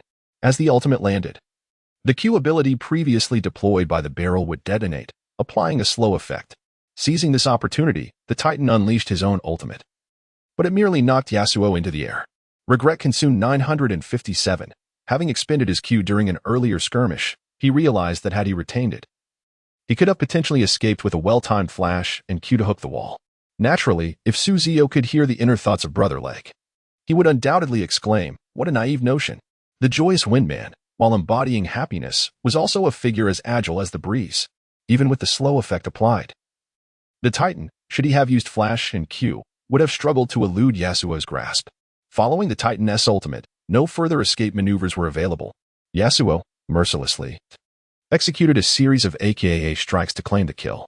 Though the Titan is a tank hero, he remained vulnerable against significant armor penetration, rendering him but a mere shadow of his former self. In truth, Xiao's Lucian had already cleared the wave of minions before Yasuo arrived at the top lane. Even aware that Yasuo was ganking, Xiao found himself powerless to respond, having suffered considerable experience loss from an earlier solo kill. Any attempt to assist would only jeopardize his chance of recovery. Thus, he signaled to both the top and bottom lanes while dutifully pushing the wave. After all, Advancing the minion wave into the tower would ensure that Ziyou would miss some minions, which was a consolation. Alas, Xia's intentions were ultimately in vain. The swift Yasuo, equipped with attack speed boots, maneuvered through the lanes with remarkable speed, utilizing the neutral monsters of Wii as platforms to leap over walls. The commentator's fervent voices echoed in the background. The player, Yu, once again utilized his ability to traverse the wall. Would he arrive in time? Yes, he made it. Just as Ziyou feasted upon that wave of minions at the moment Xia pushed towards the turret. In the barrage of comments, one exclaimed, "Damn. Just running a lane has me fired up." Tears welled up. Among 10 tearful faces, 9 laughed, and 1 guffawed. Indeed, Xia's splendor served to satiate Ziyou's hunger. "Hello, your Mate 1 delivery has arrived. Please check. How much did Mate 1 give you? I'll double it." Having consumed the wave under the turret, Ziyou made a modest request, "Spicy pot. May I farm F6? I'm almost at my Blade of the Ruined King." The spicy pot felt a pang of grief. He was playing Lee Sin and needed to maintain his rhythm in the early game. Yet, at this moment, Yasuo's rhythm was crucial. Once equipped with the blade, Yasuo could lead the pace on the lane and start snowballing. Sure. Ultimately, the spicy pot chose to ignore the situation and prepared to depart. Wait, the spicy pot is still short. Just a little more, and I'll recall. The spicy pot grumbled. How much more? Just over 100. What the heck? Spicy pot exploded with frustration again. Just over 100? Before eating F6. Weren't you short by 200? Is that just a little? No, it's just 170. Is that the point? The spicy pot laughed in exasperation. Ah, it's fine. Don't you have your ultimate? Just catch this Lucian, and the kill is yours. Alright then. After reaching an understanding, the spicy pot sprang into action. Without concern for the brush possibly containing vision, Lee Sin charged in. After all, with flash, vision, and W. Did he really need to lay an ambush to catch a Lucian without flash? He initiated with a swift flash to close the distance, followed by a lightning-quick ward placement with W, executing a Dragoness Rage to send Lucian flying back, landing a sonic wave that struck true, and delivering a second kick. Although Ziyou lacked a decisive ultimate, his Yasuo, wielding the power of the wind, successfully initiated the control chain. The blind monk RNG. MLXG eliminated the Saint Gunner WE. Xia, you were undoubtedly attempting to secure that kill, weren't you? Not at all. Brother Gua, you are truly humorous. Haha. In truth, Ziyou indeed aimed for the kill. But unexpectedly, the spicy hot pot managed to defend against it, utilizing his smite to deliver that final blow of damage. Nevertheless, the outcome was inconsequential. With this exchange, Ziyou's Yasuo had amassed a substantial lead over Xia's Lucian, surpassing 2 waves of minions in both gold and experience. The ensuing landing phase would only become increasingly favorable for Ziyou, while it would prove to be more arduous for Xia. This was an unavoidable circumstance, as Yasuo, at this juncture, stood at level 8, equipped with Berserker's Greaves and a Blade of the Ruined King. As for Lucian, he stands at level 7, equipped solely with a Vampire Scepter, a longsword, a pair of boots, and a swift short sword. His equipment is significantly inferior, rendering him incapable of effectively contesting the lane. Should this continue, Lucian's position will be utterly compromised. So what is the response from Wei? As Yasuo returns to the lane after purchasing his gear from the fountain, he encounters a colossal giant, wielding a massive anchor, stationed in the middle lane. It is none other than the Titan, commanded by 957. The champion facing off against the barrel-wielding adversary in the top lane has now been replaced by Lucian, who wields dual pistols. This lane swap is a strategic solution conceived by Wei to address their dilemma, given that Thresh would struggle to gain any significant advantage in the top lane. Where both champions would merely trade blows, it is more prudent to reposition Thresh to the mid lane to withstand the pressure from Yasuo, thereby granting Lucian a more stable environment for development. Although Lucian lags considerably behind Yasuo in terms of experience, he is relatively on par with the barrel-wielding opponent. Therefore, we need not worry about Lucian being outmatched by the barrel.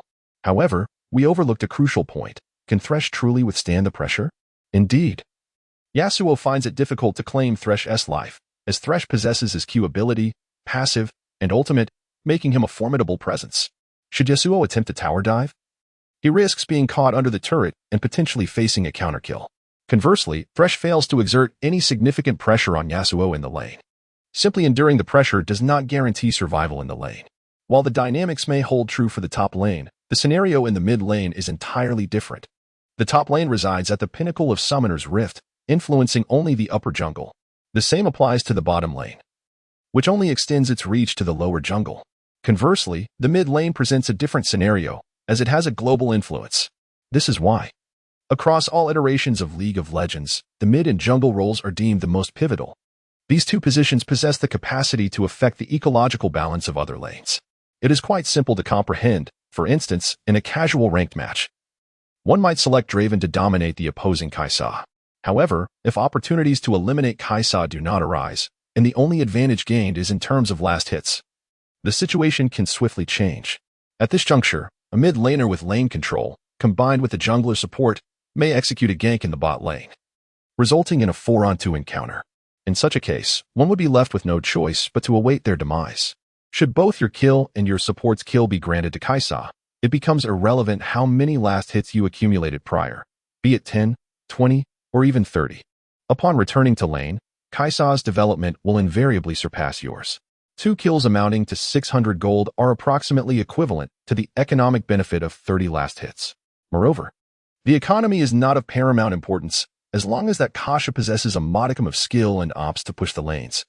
The loss of experience becomes the most critical issue. Falling behind in experience is tantamount to lagging in levels. The disparity in levels signifies an inherent economic disadvantage. While economic allies may grant you the latitude to gradually accumulate resources, experience is inherently distributed among players. Some may argue that the central figure can monopolize the lane. However, many of us have witnessed matches lost due to the central figure being isolated and subsequently eliminated in the late game. Thus, W's strategy, which seemingly allows Lucian to develop normally and ensures the viability of their composition, inadvertently illustrates that they have relinquished a significant portion of early game tempo. RNG's rhythmic engine comprises Lee Sin and Yasuo, whereas we is limited to merely the spider. The blind monk can effectively constrict the spider's performance space. Not to mention that Yasuo is also available to assist him with jungle support. Indeed, as the analysis suggests, Yasuo, with his remarkably high attack speed, initiates a frenzied wave-pushing rhythm, capitalizing on the short cooldown of his Q ability. The Titan, adorned solely with a spectral cloak and a blazing orb, found himself ensnared in the mid lane by an overwhelming swarm of minions, rendering him immobile due to his lack of wave-clearing capabilities. Had the Titan been initially positioned in the mid lane, employing a hybrid build of the rocket belt that balanced both durability and damage, the issue of his inability to roam might have been effortlessly resolved. Regrettably, S7's Doimb did not favor mid-lane Titan, and at that time, Xiao had yet to grace the LPL stage, leaving the professional playstyle of top-lane Lucian unexamined. Meanwhile, Ziyou's Yasuo ventured alongside the blind monk to the bottom lane, with the choice of this lane over the top being undoubtedly influenced by the absence of summoner spells for both opponents. Upon arrival in the bottom lane, Xiaoming wasted no time, activating his ultimate ability to send the Ice Archer and Zyra soaring into the air beneath the tower. Yasuo, with keen foresight, perceived the ascending white line and the involuntary upward curve of his lips from a distance of 800 miles. As the ancients have said, those who play Yasuo, upon seeing a white line, can lose their wits by 20. The duo descended gracefully, with Ziyou deploying his W Wind Wall to block Jena's E skill while deftly executing a Q skill, Steel Tempest. He then departed the scene with a light-hearted stride. This heralded Yuzi's moment of harvest. From the depths, the harbinger of doom, the rat, revealed itself, instantly unleashing a barrage of attacks from half a screen away. The Ice Archer, seeking to freeze the rat with her ultimate ability for a chance to escape, found her efforts thwarted by the rat's flash. Plague Incarnate RNG's Yuzi eliminated Thorn's support W's Bin, followed swiftly by the demise of Ice Shooter W's Mystic, achieving a double kill. Yuzi, elated by his newfound bounty, could hardly contain his joy. Ziyou, however, could only sigh inwardly, not out of selflessness, but rather due to the realization that had he stubbornly pursued those 2 kills, he might have been ensnared under the tower by the Ice Archer. Yasuo now bore a bounty, and exchanging with a previously slain foe lacking a flash was not worth the risk. To maintain his rhythm, Ziyou found himself reluctantly assuming the role of a laborer. After dispatching both the Ice Archer and Janna, RNG seized the golden opportunity. With the assistance of Yasuo and Lee Sin, the Rat and Braum successfully dismantled W's bottom turret. Following this, Ziyou showcased what it meant to be a man like the wind, utilizing his E skill to traverse the jungle, this time leaping upon his own jungle creatures. The audience erupted in unified applause, with animated ice skaters flooding the screen. However, due to the time spent pushing the turret. Yasuo lost 2 waves of minions. Nonetheless, he had previously devoured 2 waves of minions without a trace left behind. Although Ziyou expressed minor grievances, he chose not to elaborate. For he too had reaped the rewards of 2 kills, and the experience was shared amongst them, even without those 2 waves. His economy remained significantly superior to that of the Ice Archer. More importantly, despite only a fleeting 2 matches, Ziyou's performance had entirely garnered Ziyou's respect. He was willing to cede economic advantages to Ziyou, believing him capable of carrying the team. This encapsulated Ziyou's current mindset. Yet, what seemed a trivial matter to the modest Ziyou ignited a fervor among the spectators and online viewers. My youth has ended. Ziyou allowed another to claim the minions in the bot lane before his eyes. What is wrong with that? The AD secured kills, and Yasuo merely took a few minions to compensate for his losses in the mid lane. Quite normal. One could easily discern the prowess that earned Ziyou the title of a fierce laner and a master of last hitting. Though he may not have reached the remarkable precision of a perfect 10-minute farm like Smile, his own laning style was not unconnected to this. However, being fierce in lane and frequently engaging in trades did not mean Ziyou neglected last hitting. Rather, his obsession with it bordered on the extreme. Do you know why Ziyou's Draven falters compared to his other AD champions? It is because of his uncompromising standards for positioning and last hitting. His habit of moving 4 times with every auto attack hinders his ability to master the positioning of Draven's axes, leading to missed opportunities and consequently a significant issue, failing to secure minions. In order to maintain his impeccable last-hitting prowess, Ziyou has even executed the remarkable feat of flashing to secure a kill with his axe. Such a player, who is fervently obsessed with perfecting his last hits, would allow others to take the minions? Right before his very eyes? Countless thoughts swirl in my mind, yet they coalesce into a single exclamation. Wow, Uzi is truly extraordinary. Alas, I lack the eloquence to express my admiration, resorting to a mere exclamation to convey my feelings. Of course, these moments are merely side notes occurring off the battlefield. The main event is far from over. After clearing several waves of minions in the mid lane, Yasuo once again pushed the minion wave into the enemy's turret. He then summoned the Blind Monk to assist in the top lane, while the Mouse and Braum, who had successfully taken down the bottom turret, made their way from RNG's fountain to the mid lane. 957 found himself in a predicament. He had already resigned himself to abandoning this wave of minions to assist Lucian in defending the tower alongside the spider.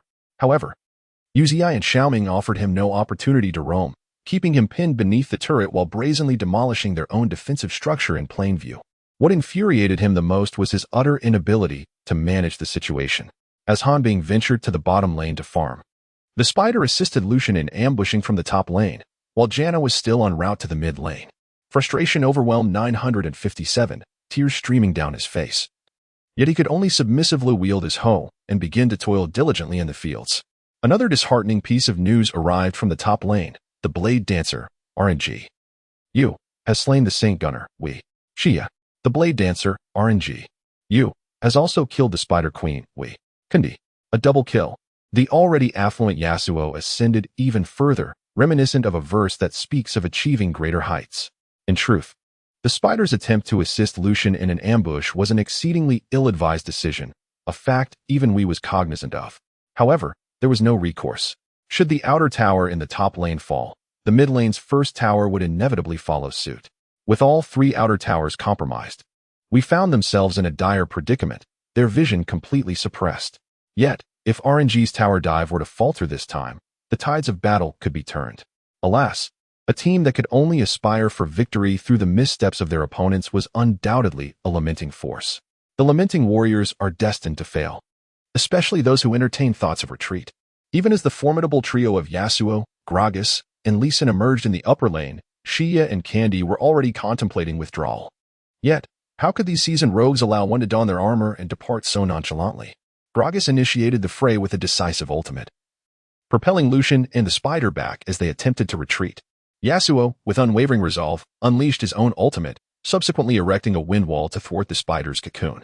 With no viable options left, the spider sought to escape the battlefield swiftly through a flash. However, she was met with Lee Sin's W, the Eye of the Dragon, followed by a fierce dragon's tail, which sent her crashing back, colliding with the hasty Lucian who had just activated his E ability. Yasuo executed 2 conventional AQA combos, claiming the heads of both foes. the sheer exhilaration. At that moment, Ziyou experienced the entirety of Yu Zi's earlier joy, perhaps even surpassing it by a formidable margin. Firstly, Yasuo's delight outshone that of the rat, and secondly, the spider he had just vanquished had been imbued with dual buffs. It goes without saying what circles Yasuo was treading upon at this point.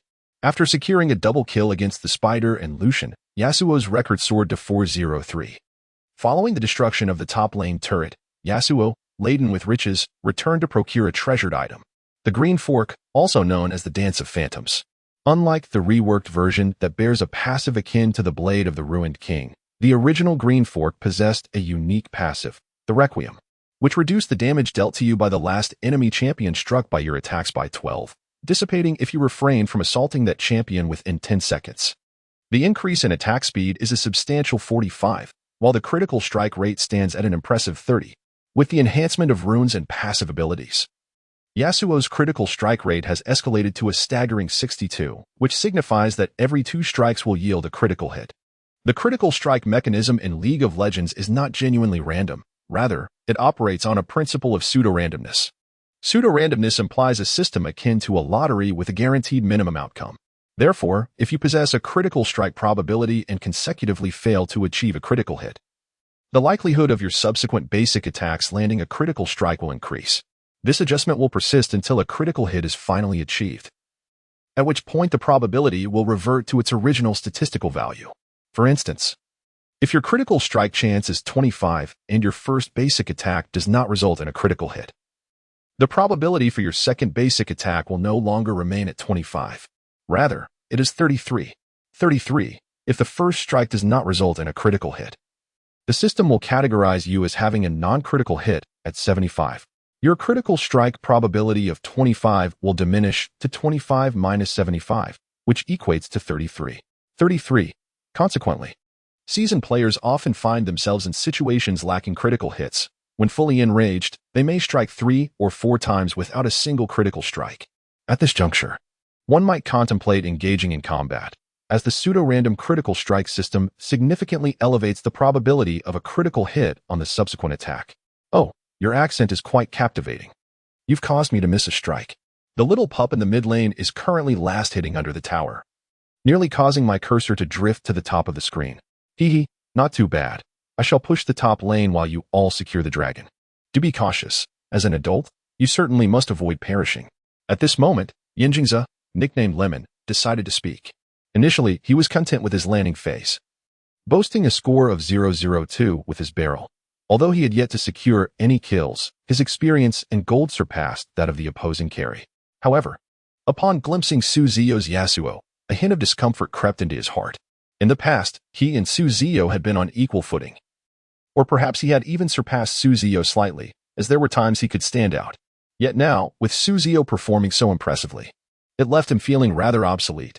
Suddenly, he sensed a shift in his standing within the team. Yinjingza began to feel a tinge of envy. Though such emotions were trivial, deep down, he harbored more blessings and joy, for when he first joined RNG, it was only he, Xiao Ming, and Ziyou, the 3 newcomers to the LPL. Their camaraderie had been quite strong, and witnessing his friend achieve success brought him genuine happiness. Jingza, do you know my favorite line from Yasuo? He remarked. This match is perfectly suited to be directed at we. Which line? Thinking of killing me? You may come and try. To be frank, in the current state, none of we posed any threat to Yasuo. Lucian was practically rendered ineffective. If he were to face off against the barrel, the latter could easily whittle down Lucian's health with a full combo, leaving Lucian to flee in disarray. This exemplifies the confidence derived from level advantage, and economically speaking, the barrel also held a lead over Lucian. Defensive items are relatively inexpensive, to put it plainly. A 2,000 gold defensive item serves a tank hero as effectively as a 3,000 gold offensive item does for a damage dealer.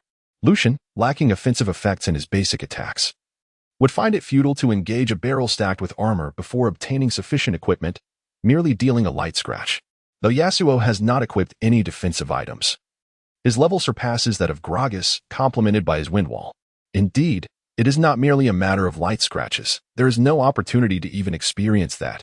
As for Ashe, there is little need to elaborate on an ADC whose level is inferior to that of Lucian, unless he can land his ultimate directly upon me, immobilizing me alongside 2 allies. There is nothing to fear. Bang! Just as Yasuo joyfully maneuvered through the minions, fate favored him unexpectedly. Everything he had just contemplated materialized in an instant. Ashe's ultimate soared from the shadows of vision, striking Yasuo with precision and ensnaring him in a debilitating stun for a full 2.5 seconds. Lucian and Thresh emerged from the adjacent thicket. A formidable ultimate ability from Frost descended directly from the mid lane. Who was its target? It struck true. It connected with Yasuo, who was attempting to solo push in the bottom lane. Lucian and Thresh were nearby. Thresh ensnared with his hook while Lucian unleashed a flurry of damage. Yasuo's health plummeted rapidly. Myler animatedly narrated the unfolding drama of the match. Should Yasuo fall in this encounter, it would bode ill for RNG, as the elusive dragon they could have secured would slip from their grasp. Yasuo's momentum would be shattered, and most critically, we could capitalize on this valuable kill to replenish their health. Yet, hold on, the damage was insufficient. Lucian and Thresh were unable to eliminate Yasuo immediately. However, Thresh's ultimate was intended precisely for such a moment. It appeared Yasuo was destined to fall. Just as Myler began to elaborate, he was abruptly interrupted. At this moment, although Ziyou initially felt a twinge of panic, he relaxed upon witnessing his Yasuo endure the first wave of attacks with a quarter of health remaining.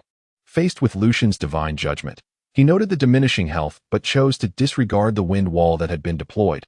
Curiously, it seemed directed not towards Lucian, but rather towards the jungle wall. Questions arose in the minds of all spectators watching the match. Was there an intentional misplay by the player? Or was Ziyou deliberately showcasing his skills? These thoughts lingered in the air, unvoiced, until his next move silenced the doubts. Yasuo dashed through the wall, targeting the magic marsh frog. Yet, from the divine perspective of the observers, it was evident that there were no wards on the other side of the wall. What could explain this? It was the wind wall. A young man in the audience slowly explained to his companion. The wind wall. Is that some sort of bug? The boy's comment only deepened the confusion of those around him.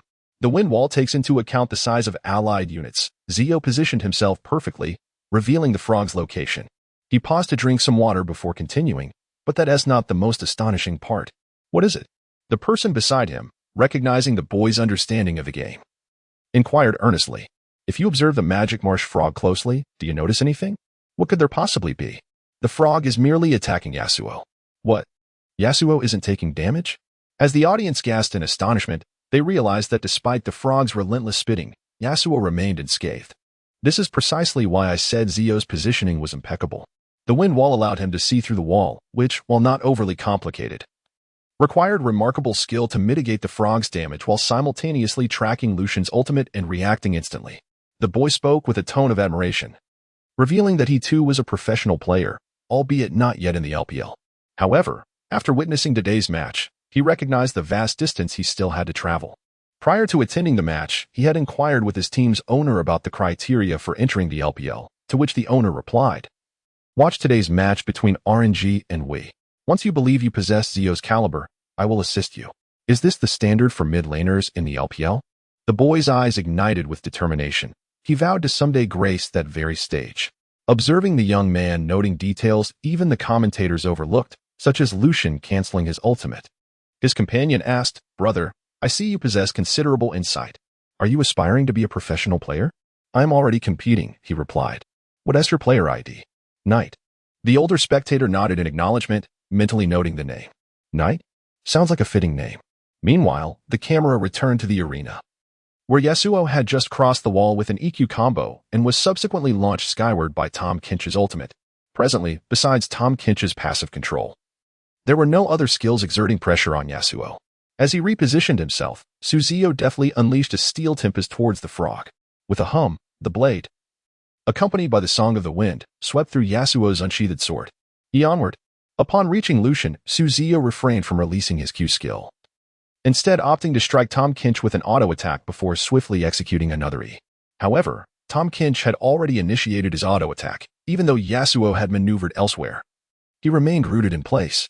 Nevertheless, this seamless series of moves elicited gasps from the audience. Though Yasuo was immobilized, he could still unleash his Q skill. A distant gust sent Lucian soaring. Just as Lucian was about to land, the immobilization effect on Yasuo dissipated, and Ziyou nearly wept at the sight of the impending white line. In that fleeting moment of freedom, he unleashed his skill, the last breath. Upon landing, A rapid AQA combo resulted in 2 critical hits, swiftly sending Lucian to his demise. The remainder hardly required elaboration, a Tom Kinch without his ultimate. Regardless of having flash or the ability to forcibly reposition, could not withstand the onslaught from a man equipped with armor penetration and the swiftness effect. Double kill.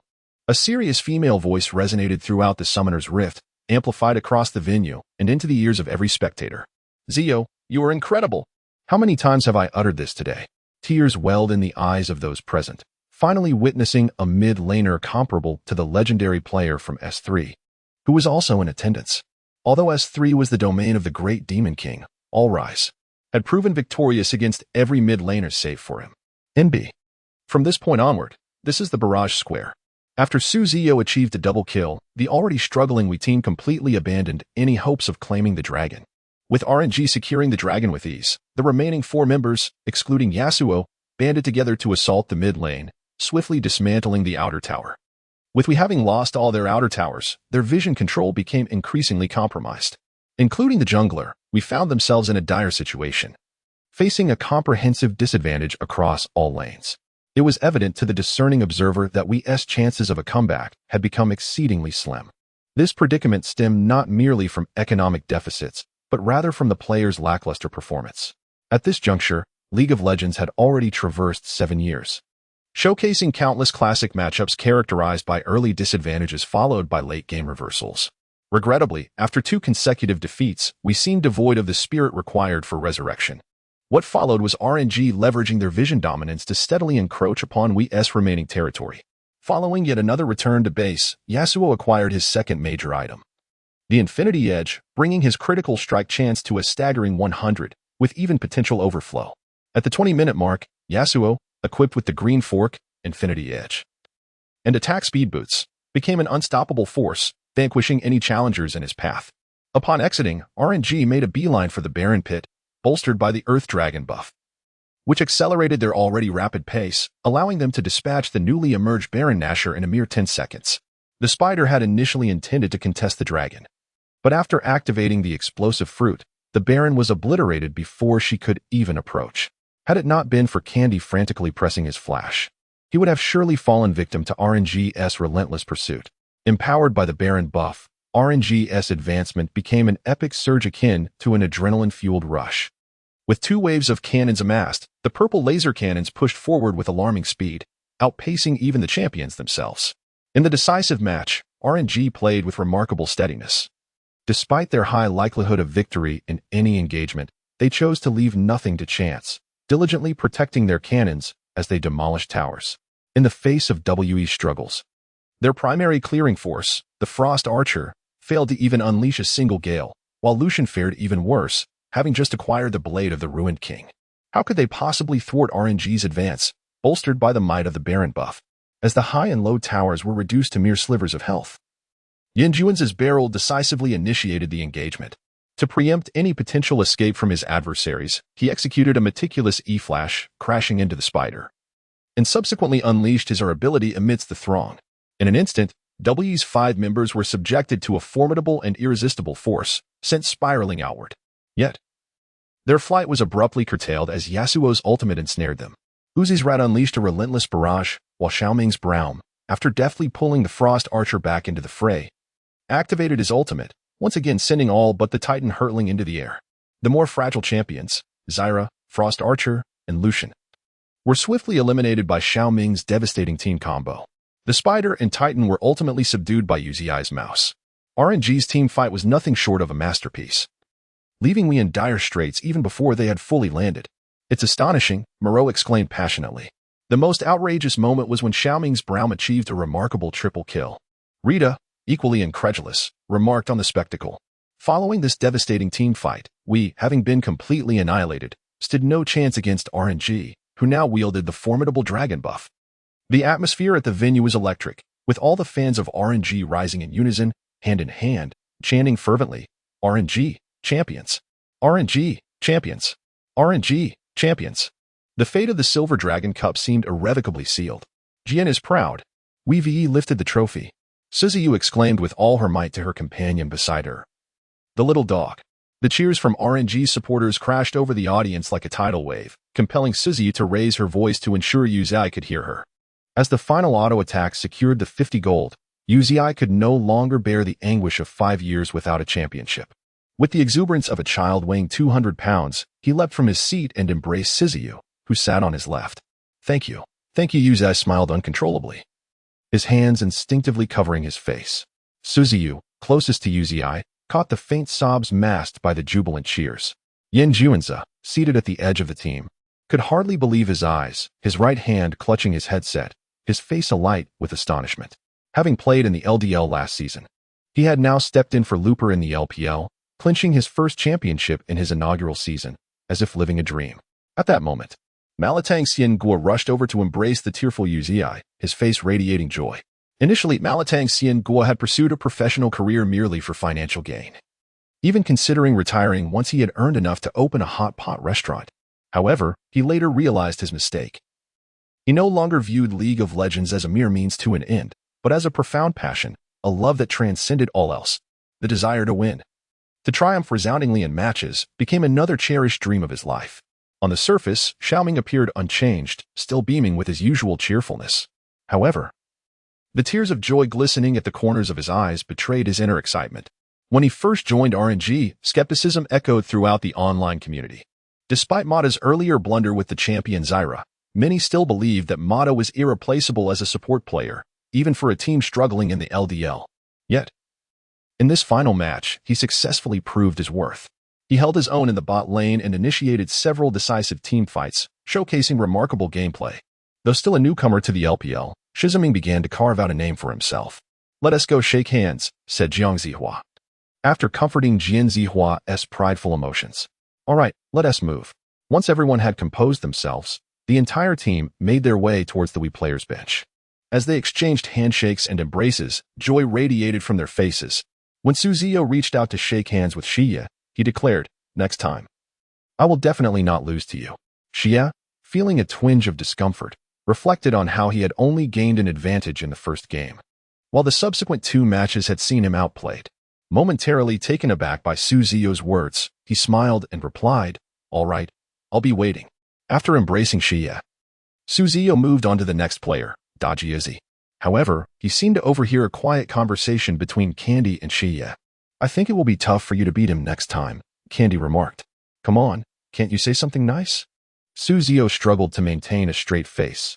Thankfully, Dajiazi's awkward Chinese eased his tension. "Your mid laner is truly impressive. We should duo sometime." "Yes, we will make it happen," came the reply. Following the handshake ceremony, the RNG team walked toward the center of the venue. We began to exit, leaving the stage to RNG. "Let us lift the trophy together. Winning the championship is an achievement that belongs to everyone, and we won stop here," Ziyou suggested. "All right," Uzi agreed. Feeling that unity was paramount, 7 hands grasped the trophy. As they counted down from 3, 2, 1, the entire team raised the trophy high. Golden confetti rained down, and fans in the audience held up their phones to capture this historic moment, while photographers raised their cameras high. RNG, champions of the 2017 LPL Spring Split. The solemn and stirring background music resonated throughout the venue as Rin Dong's voice boomed through the microphone. "Let us once again applaud today's champions, and loudly proclaim the overall champion of the day is RNG. Congratulations to RNG. All our players, come gather around me." After the congratulations, Rin Dong's excitement was palpable as he saw the RNG players gather. Wow, today's 3 matches were incredibly intense. Through this competition, RNG has emerged victorious in the 2017 League of Legends Professional League Spring Finals.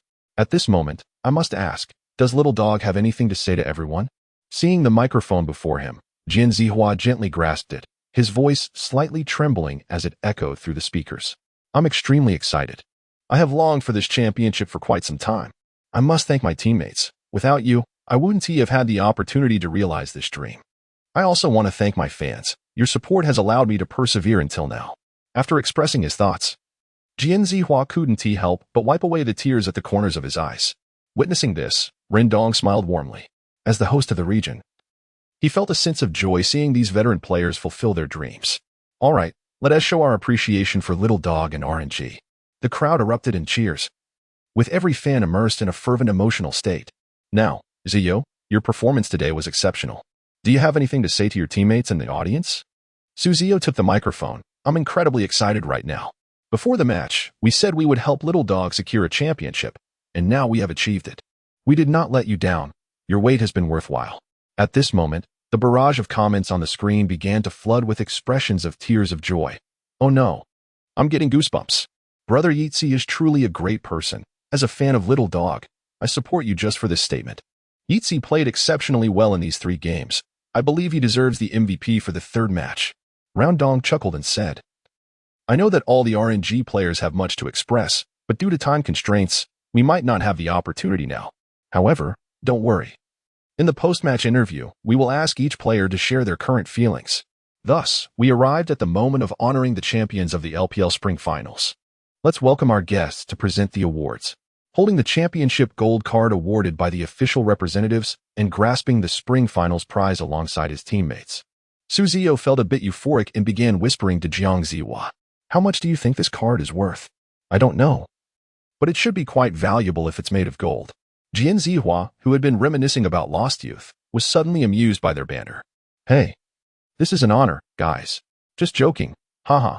As long as the prize money is sufficient, 1.5 million means each person gets 300,000. As the discussion about the prize money unfolded, Shiziming and Yin Juanzi joined in, debating how they would spend their newfound wealth. With money, I'll rush to get a signed poster from Yune. Look at you, planning to fly to Korea to meet the real deal? That signature is overrated. I scoff at you. I'll save up to open a hot pot restaurant. Remember to come support me. Definitely. Listening to RNG's playful conversation. The young lady who was presenting the championship gold medal couldn't help but cover her mouth and chuckle.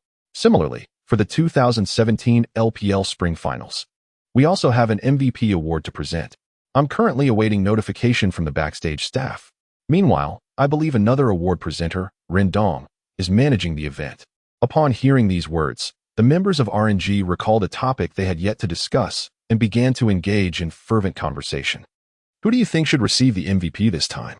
If we only consider the final match, both Xiao and Ziyou have a fair chance, Xianggu remarked. However, when accounting for the previous 2 games, I believe Ziyou has the edge over me. Xiao expressed his opinion. I second that. If it weren't for Ziyou, wouldn't his excitement today have been in vain? Yin Juanzi interjected playfully. Please, when did I ever consume that substance?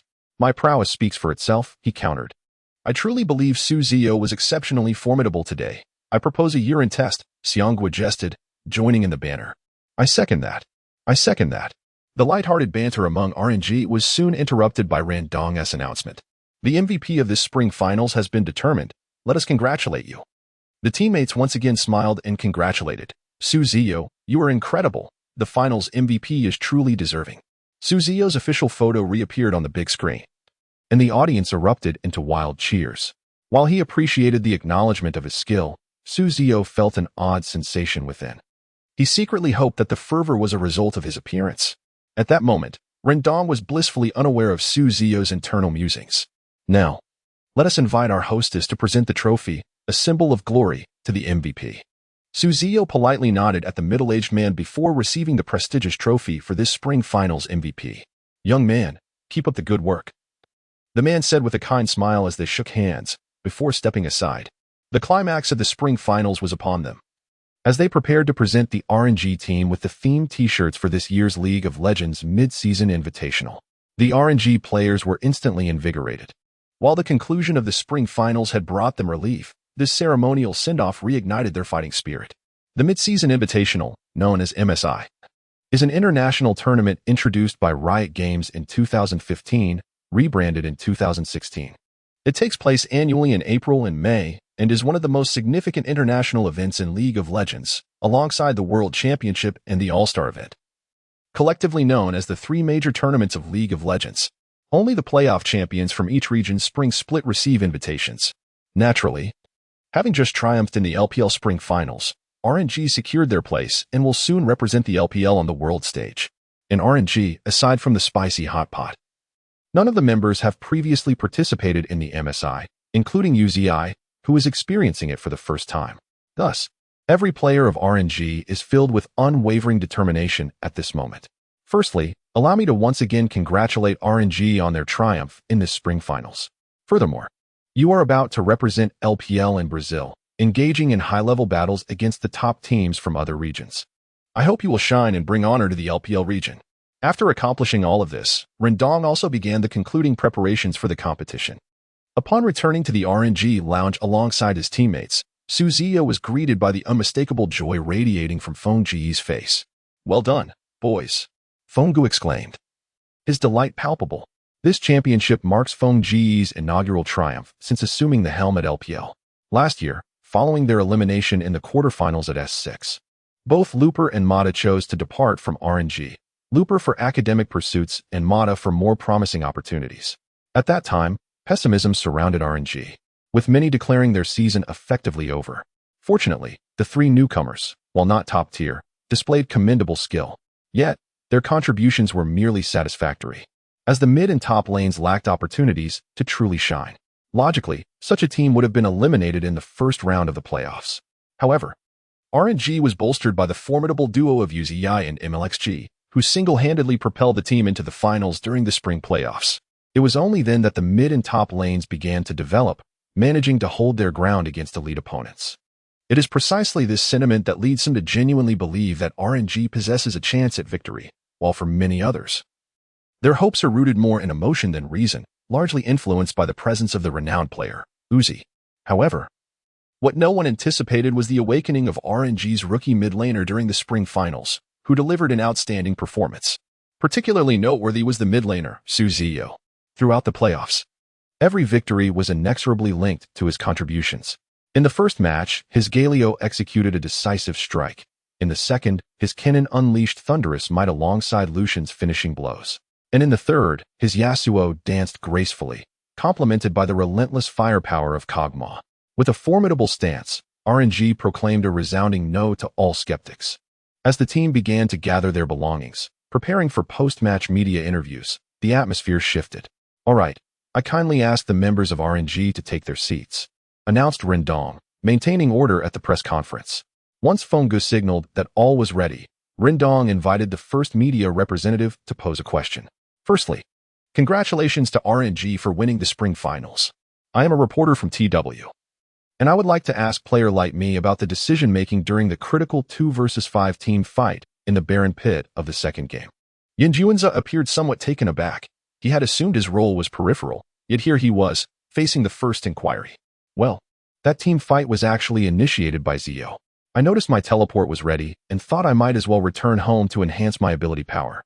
I approached it with a mindset of merely trying, and unexpectedly, it turned out to be the pivotal moment that turned the tide."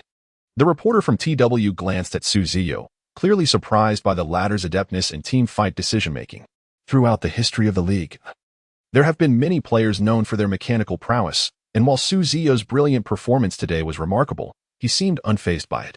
Yet, now that it was clear he was also skilled in strategic decision-making, he could no longer be overlooked.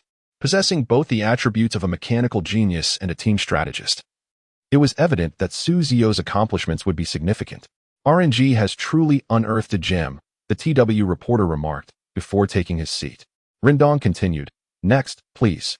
I am a reporter from DJH, and I would like to inquire of Coach Xiao Hu. How much preparation did RNG undertake for this finals?" Feng Gu picked up the microphone from the table. "Naturally, we prepared extensively, though there are certain aspects I must keep confidential. However, regarding pre-match preparations, Ziyou provided me with immense surprises, having prepared numerous secret weapons that greatly facilitated my analysis and the path to victory." "Thank you," the DGH reporter concluded, handing the microphone to the next representative. I must express my profound gratitude to my teammates for helping me secure this championship, especially to Ziyou. Today, I felt like a child being carried by a giant." Uzi responded with a smile, praising Ziyou in the process. "Does the player Ziyou have anything to say?" The media continued to inquire. "Well, I initially wanted to bask in the glory of our victory, but it seems my teammates and coach have already done that for me, and much more effectively than I could have imagined. I hardly recognized myself," Ziyou replied, glancing at his teammates and coach, feigning exasperation with a shrug. The comments section began to buzz with excitement. I was nearly dozing off during the interview, but Ziyou's words revitalized me. Upon hearing Ziyou's playful response, laughter erupted among the media present. The atmosphere was infused with joy. Who would have thought that this fair-skinned, bright-eyed player could possess such a mischievous spirit? All right. I have one more question. Why did you choose Yasuo for mid lane in the final match? Do you believe Yasuo performs better against Lucian? Well, partially yes. But more than that, it was a dream of mine. Before I even stepped onto the LPL stage, I envisioned playing Yasuo in the LPL. And now I have realized that dream, Ziyou replied. While the sentiment was not inherently flawed, in the LPL, such dreams often conjure associations with that particular blue champion. All dreamers, rounded up, equal EDG winning the championship. World focus on you. Dream chasing? Have you written your application yet, Ziyou? Despite the humorous banter in the comments, the atmosphere remained amicable, and the audience applauded Ziyou's response. It seems we must congratulate Ziyou on achieving his dream. Next media. As the interviews concluded, the spring split finally came to a close. In the Team S lounge, RNG's owner, Bai Xing, wore a jubilant expression. As the owner of the team, witnessing their success brought him immense joy. A strong performance not only enhances the team's reputation but also elevates the club's brand value and commercial potential, allowing them to escape the clutches of financial losses and begin to profit. Though Bai Xing had a passion for League of Legends, competitive gaming, and esports, his role as a club founder meant he must also adopt a businessman's perspective, focusing on profitability. Nevertheless, he maintained a good rapport with the players, often engaging in banter with them. After a few exchanges of compliments, he declared, I announced that the championship prize for this spring split will be entirely awarded to the players, with the club taking none. Furthermore, I will match the amount they receive. The LPL championship prize is 1.5 million, and even after taxes, each player would receive over 200,000. Coupled with the owner's bonus, it could total over 400,000. For a star player like Uzi, this may not seem like astronomical wealth, but for the others, it is a substantial sum. Ziyou and Lu Xiu Malatang were standing close enough to hear each other swallow nervously. They exchanged glances filled with disdain. Meanwhile, the jovial Shiziming was beaming with delight. How many signatures from Yune can this buy? Outrageous, echoed the other four, their expressions a mix of disbelief and amusement, as Fengge noticed their reactions. You all carry on, Fengge said, slightly embarrassed. Xianghua rolled his eyes and was the first to speak. I just told you that signed photos aren't enough. You should directly fly to Korea to meet her in person. It's time for you to grow up, Shiziming. Agreed. Observing the speechless gaze of Shiziming, Bai Xing offered a gentle smile and remarked, All right, let us not pick on Xiaoming. By the way, do not forget about your celebratory banquet tonight. I have prior commitments and cannot join you, but I have already made the reservations for you. Enjoy your evening to the fullest. Long live the boss, exclaimed Ziyou, demonstrating remarkable reflexes as the first to respond. Overwhelmed with emotion, Ziyou thought to herself how rare it was to find such a wonderful employer. One who not only offered financial rewards, but also organized a celebratory feast. Moreover, fearing to disrupt our enjoyment, he unexpectedly took his leave. The emotions within me were inexpressible. Thus I concluded with a mere exclamation of long live the boss. The result of this situation was that Ziyou received disdainful glances from everyone except Bai Xing. That evening, the RNG team flew back to Beijing from Nanjing, and upon landing, they were greeted by a dedicated transportation service. They were taken directly to the five-star hotel booked by Bai Xing. Everyone was filled with excitement that night, especially Xianghua, as his favorite dish, spicy crayfish, was on the menu. He often mentioned that his professional ID was inspired by a memorable experience of enjoying a spicy crayfish pot. Ziyou often wondered why he didn't choose the name Spicy Dry Pot instead. Perhaps it was due to Xianghua and Ojichi. The entire RNG team attended the celebration, including Fengge, analysts, and other logistical staff. Everyone indulged in copious amounts of alcohol, and after being coaxed by Zhao Zigu, Jian Ziheo, Ziyou found himself somewhat inebriated. Regretting it the next morning, he realized that he had barely eaten yet had been excessively intoxicated. Such a loss. As the revelry subsided, spring was still half over for RNG, with even more formidable challenges ahead, notably the 2017 League of Legends Mid-Season Invitational, MSI. However, following the finals, the club granted the players a 2-day break instead of immediately resuming practice matches. This was primarily because RNG had invested considerable time preparing for the finals, and the players needed a balance between work and rest. Prolonged periods of intense training are unsustainable, even for the strongest athletes, who often grapple with various professional ailments that necessitate rest. Su Ziyou began to gather his belongings, intending to take advantage of this brief respite to address a weighty matter he had previously overlooked. It struck him suddenly while drinking the night before. He had traversed into another world, altering the trajectory of his life. What about his parents and friends? Surely, they must have changed as well. Yet a flicker of hope lingered in his heart that they were still alive. Thus, he resolved to return home, to his original abode, even if it might no longer exist. Glancing at the flight schedule he had booked the night before, he noted the departure time was 9:30. And with the current time being 8:30, he had ample time. Since his holiday was brief, he didn't need to pack much. Soon, he was ready to embark on his journey. Upon exiting his room, he noticed Xiang Guo and Xiao Gu had already emerged, engrossed in a movie in the living room. "Ziyou, where are you headed?" Ziyou casually inquired upon seeing Su Ziyou preparing to leave. Ziyou, upon hearing this, turned his gaze from the television. I'm planning to go home for a bit." "Oh, that is wonderful. Why do you look so down?" "I had a bit too much to drink last night, and my head still aches," Su Ziyou replied with a sheepish smile. Upon hearing his explanation, Ziyou and Ziyou dismissed it, waving him off as he prepared to leave. Once outside the base, Su Ziyou summoned a taxi. Listening to music streaming from his phone, he began his journey. He first took a taxi to the airport, then a flight to Chongqing, followed by another taxi to the community that resided in his memories. Taking the elevator upstairs, he arrived at the familiar door. His empty hands felt heavy, as if burdened with 1,000 pounds. Gritting his teeth, he mustered the courage to knock on the door. Knock, knock, knock, knock, knock, knock, knock, knock, knock.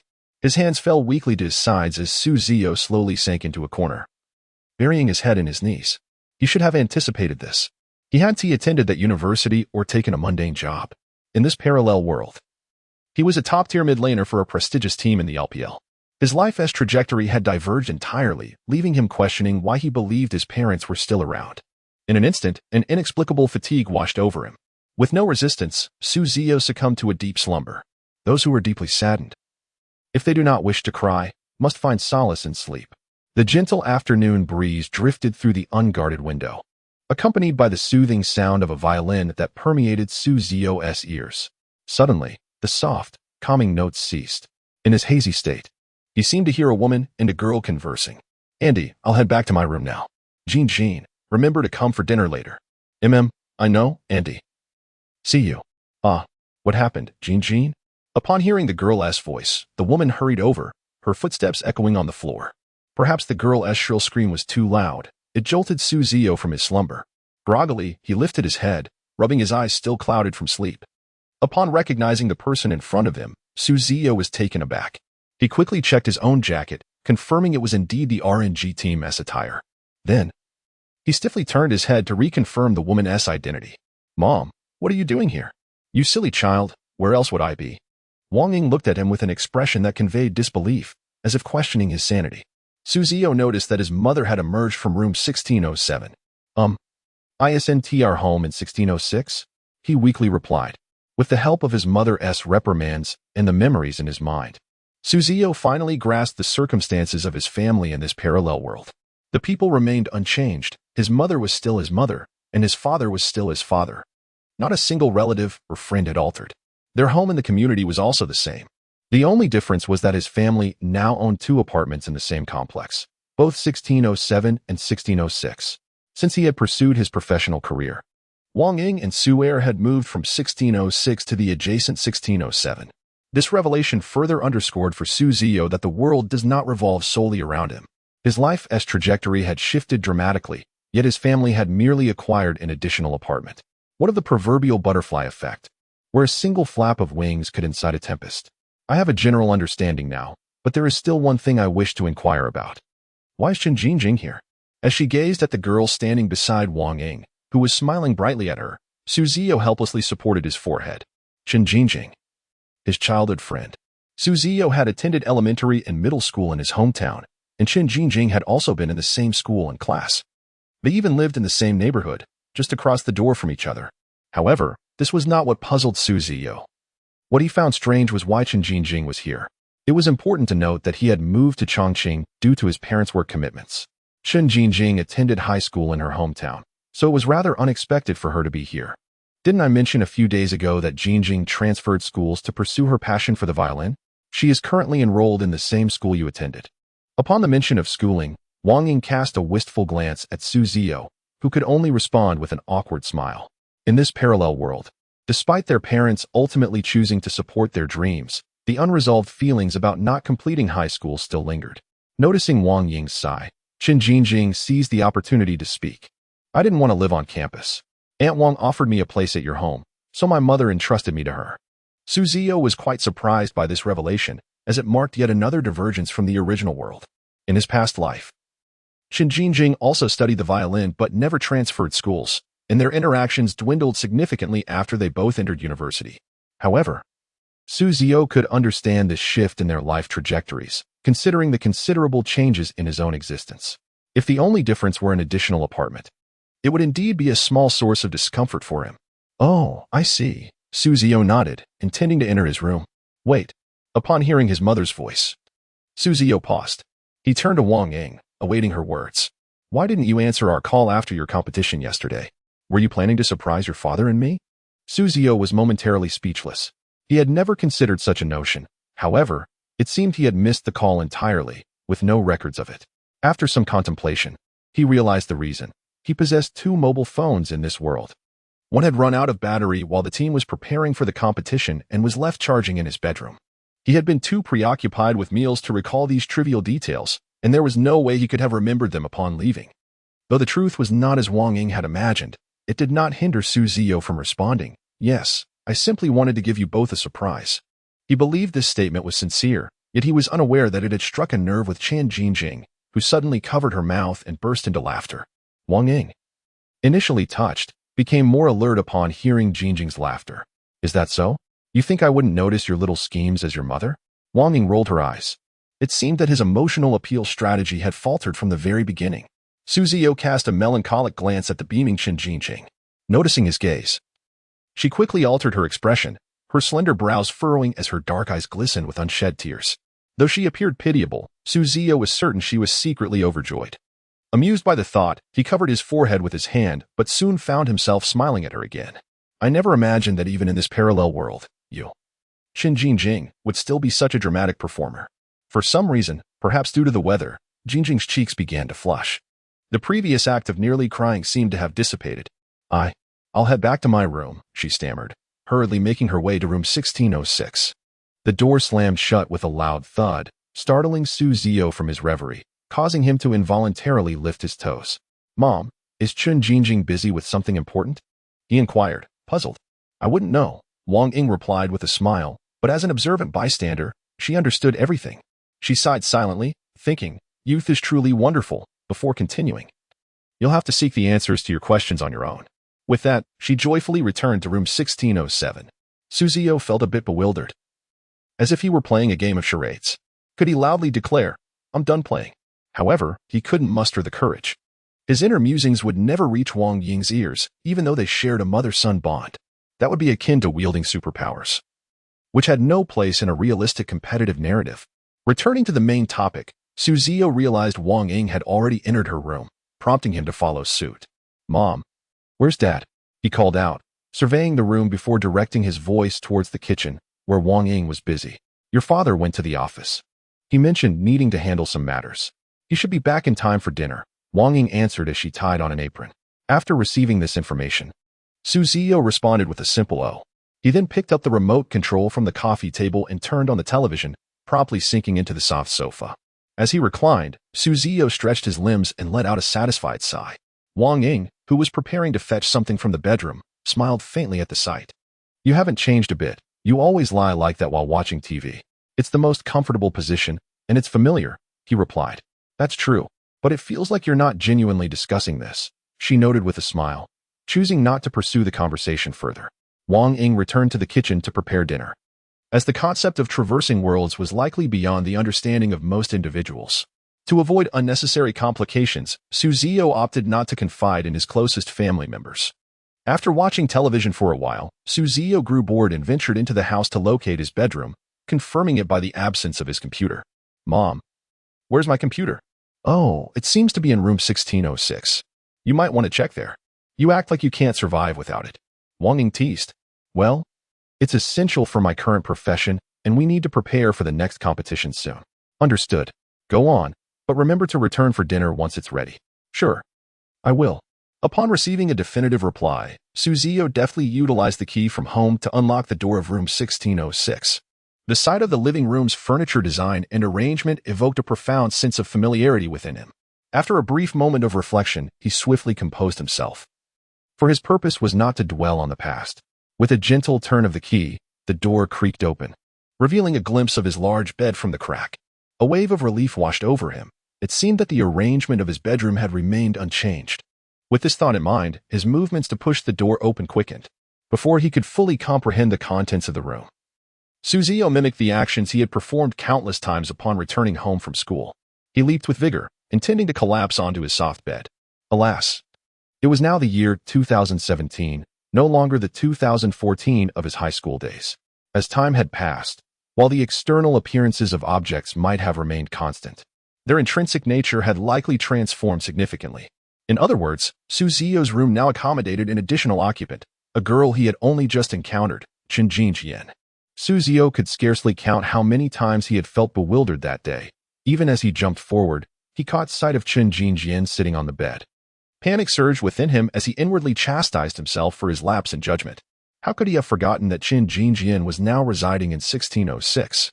It was entirely plausible for his bedroom to have become hers, yet he had recklessly acted without clarifying the situation. However, an opportunity to rectify this predicament still lingered. Bolstered by his quick reflexes, resolving to confront the situation with determination, Ziyou adopted a serious demeanor surpassing that of any competition. He thought, "Let us resolve this incident flawlessly. What use is my profession otherwise?" With a parched throat yet focused mind, he swiftly devised a solution. Tensing his arms, he aimed to relax slightly upon landing on the bed, alleviating some of the impact. The rebound force, however, caused his arms to weaken, nearly leading him to slip. Fortunately, he managed to stabilize himself in the end. Yet, due to Ziyou's sudden assault, Ziyou was evidently startled as well. In response to his forward leap, her instincts prompted her to lean back. Thus, the scene unfolded with Ziyou sprawled on the bed, her long hair cascading chaotically behind her, resembling a black peacock displaying its plumage. Above Ziyou lay Ziyou. Her limbs, strained from exertion, mimicked the movements of a tender infant crawling. With her hands pressed on either side of Ziyou's head, it was fortunate that she did not disturb the girl's hair. Yet, this was not the crux of the matter. Ziyou's head felt a tad overheated, akin to a computer enduring an extended loading phase. The current posture bore an uncanny resemblance to a playful advance on Ziyou, rendering the atmosphere rather ambiguous. Thud, thud, thud. In the confines of the modest room, Ziyou could distinctly hear the synchronized acceleration of their heartbeats, heightened by the charged ambience. Although the room was enveloped in silence, there was no trace of awkwardness or stiffness in the air. Ziyou increasingly sensed her head growing warmer, as if her thoughts had become entirely consumed by the moment. Underneath her, Ziyou appeared to be in a similar state. Her once fair complexion, akin to the pristine clouds at the edge of the sky, now mirrored the crimson hues of dusk, an uncontrollable blush adorning her face. Her gaze, slightly unfocused, further accentuated the twinkling starlight within her spirited eyes. Ziyou felt the moisture in his body rapidly dissipating, his lips becoming increasingly parched. Just as he contemplated biting his lip to regain a semblance of clarity, he was taken aback to see Ziyou had closed her eyes. Bang! It felt as though another volcano had erupted within his mind. "Sister, what is the meaning of your closed eyes?" He thought. "I am but a young one, lacking self-restraint." Regardless of his inner turmoil, at that moment, Ziyou moved like a robot, his body rigid as he mechanically lowered his head. Crack. "Oh, I forgot I had something in this room. Oh." Suddenly, it seems like it's not anything important. "You all continue. I want to disturb you, but do mind your safety." "Wait, Mom, it's not what you think." Bang. The sound of the door closing coincided with Wang Ying's concluding remarks, abruptly severing Ziyou's unfinished sentence. How long do you intend to maintain this posture?" Ziyou silently tilted her head to the side, her black hair concealing her eyes. Uncertain of her thoughts, Ziyou, feeling a twinge of panic, rose. "Oh, I'm so sorry. I truly didn't mean to. I didn't realize there was someone inside. I actually didn't wish for this." He sighed with relief, having managed to clarify the situation swiftly. However, Chen Jingjing remained silent, though upon rising, she did turn her head. Yet her expression was entirely transformed. Was such a frightening gaze truly real? Ziyou mused weakly within. After uttering a brief response, Chen Jingjing coolly turned away, her feet now on the bed, knees drawn to her chest, her head resting upon her arms, her entire body oriented away from Ziyou. Why did it seem she was even angrier? Ziyou found himself puzzled. Upon hearing Chen Jingjing's inquiry, he had assumed it was a sign of her irritation. He believed that once he had clarified the matter, she would no longer be upset, but it appeared his words had struck a nerve, only serving to exacerbate her anger. Looking at the back of Chen Jingjing, Ziyou then noticed she seemed to have changed into a white shirt. Earlier, feeling somewhat awkward, he had avoided looking below her neck. The shirt elegantly enveloped the graceful contours of her figure, her long, lustrous legs creating a beautiful arc before his eyes. Feeling a surge of nervousness, he turned his gaze away, his mind recalling the shy expression on Chen Jingjing's face from moments ago. For a young man who had only recently come of age, the impact was undeniably significant, leading to thoughts that, while beneficial for one's physical and mental health, were tinged with color. Yet, Ziyou's reverie did not last long, as Chen Jingjing soon interrupted his spiraling thoughts. I was wondering, did you come over for a reason? Oh, I came to use the computer. Then why are you just standing there? Come here. She gestured toward the computer on the windowsill, then patted the space beside her with a firm tone. Okay. Ziyou vigorously shook his head, calming his inner turmoil.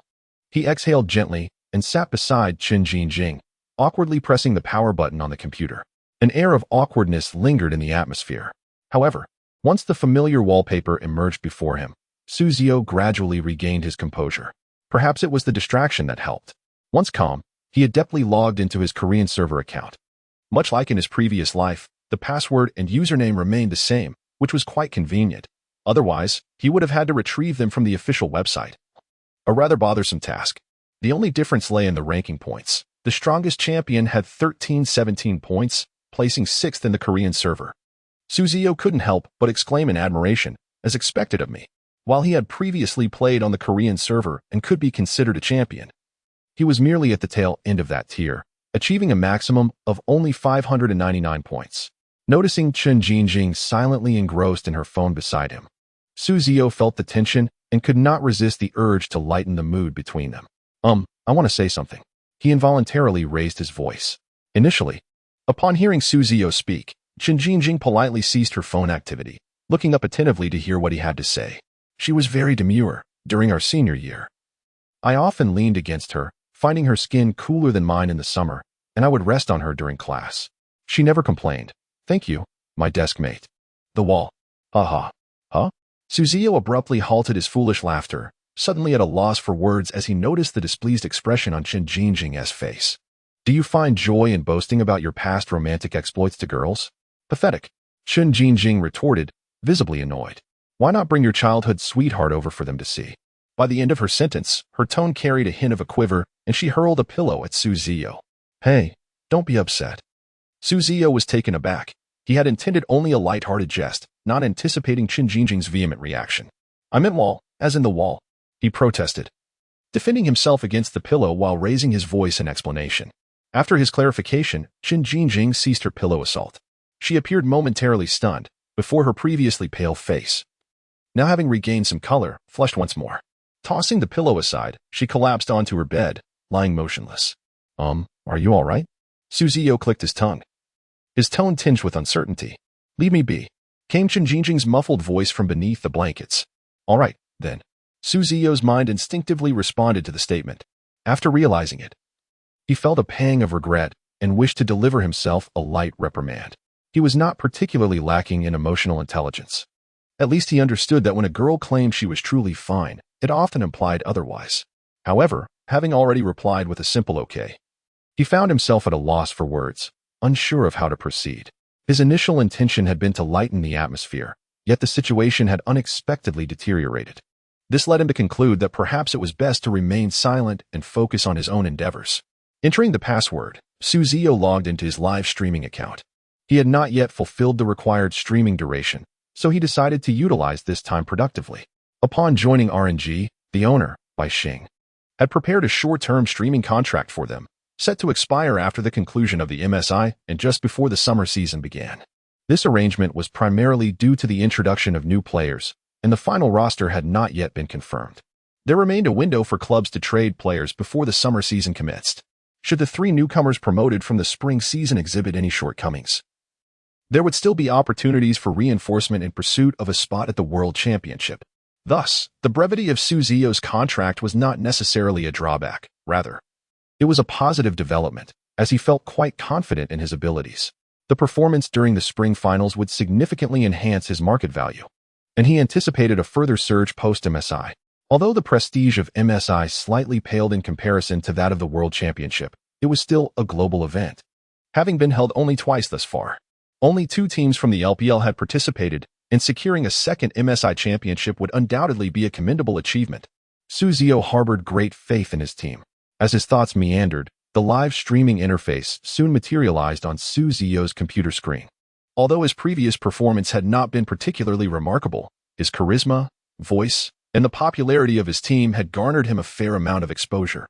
Furthermore, the previously lackluster performance of Ziyou in competitions belied his formidable prowess in ranked matches. Naturally, he garnered a devoted fanbase. And with his stellar performance in the spring finals, it was no surprise that as soon as he commenced his livestream, a substantial audience flocked to his channel. Congratulations to Brother Yuzi for clinching the MVP title at the spring finals. Is Brother Yuzi making an appearance today?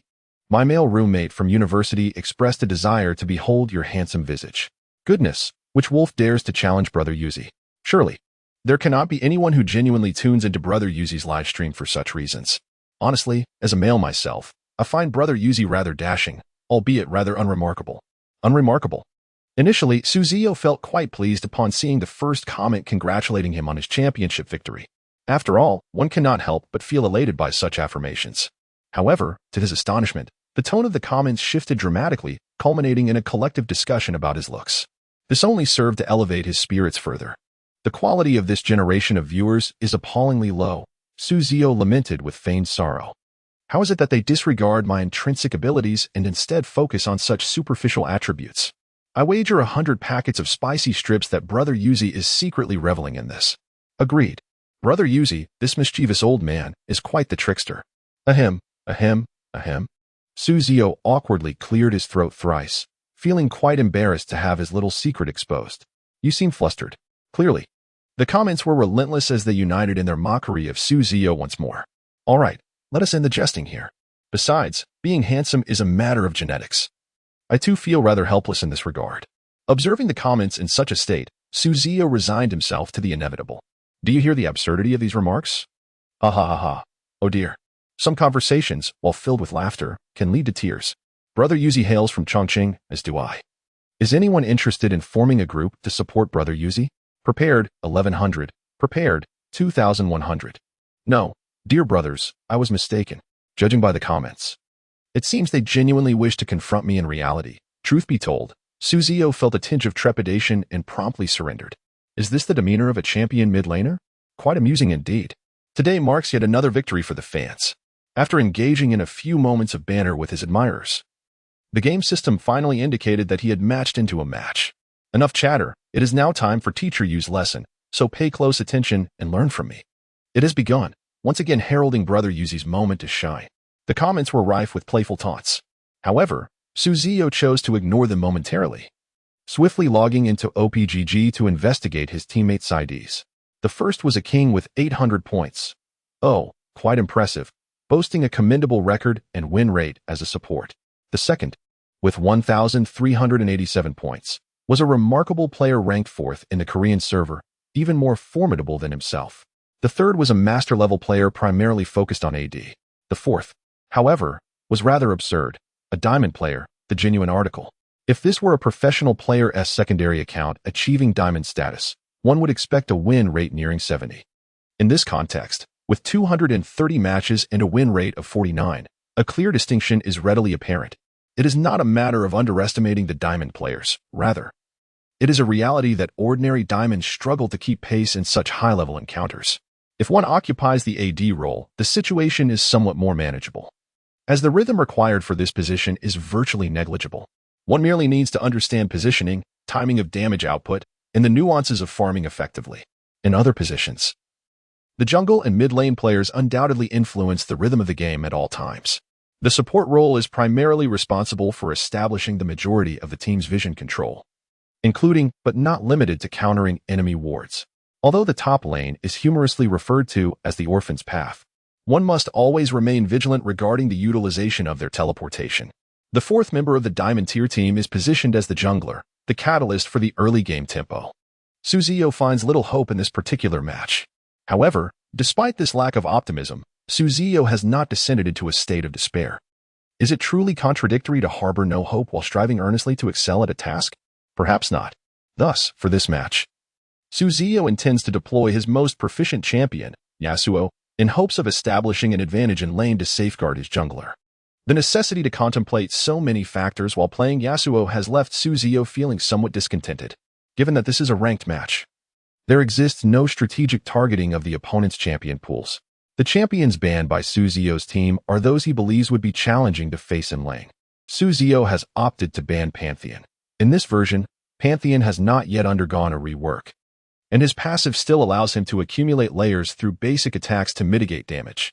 Pantheon and Garen are undoubtedly Yasuo's arch-nemesis, formidable foes against whom he cannot prevail in lane due to a significant disparity in power levels. Pantheon's W stun and Garen's Q silence render Yasuo's core ability, E, utterly ineffective. As for why Ziyou chose to ban Pantheon instead of Garen, it is simply because there are exceedingly few Garen players in the high ranks of the Korean server. Garen is a rather straightforward and somewhat clumsy champion. While his attributes are robust, even without any defensive items, his resilience should not be underestimated. Yet, this champion is exceedingly susceptible to being outplayed. He possesses only one control skill, silence, which must directly hit the opponent to be effective, making him an easy target. Perhaps some might argue that Pantheon is also a mindless champion. Why then the apprehension towards him? This is due to Pantheon's W, which has a follow-up effect, making it a reliable and effective point control ability.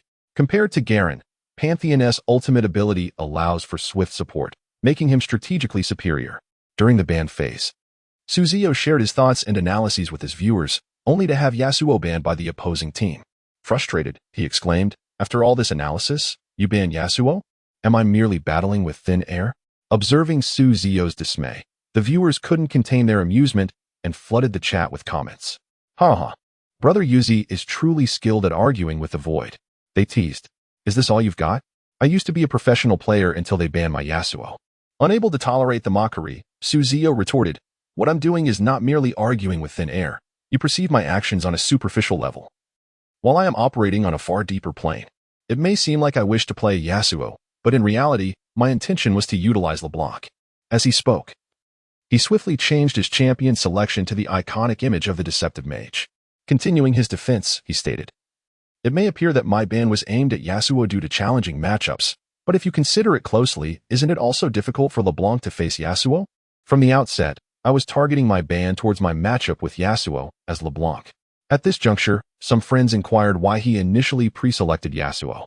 After a brief pause, Ziyou explained, "There are two reasons. First, to prevent teammates from getting upset and banning champions that others have chosen. Second, though I may not be a prodigy, I am quite adept with Yasuo. By pre-selecting him, if the opponents see it and feel threatened, they might ban Yasuo, rendering me free to deploy LeBlanc without fear of counterplay and wasting one of their ban slots. The might of the strongest king is indeed formidable. Do you see how well I justified this?" After delivering this lengthy explanation, Ziyou paused to allow his audience a moment to digest his words. Perhaps they had never witnessed such audacity, as the once bustling chat momentarily fell silent.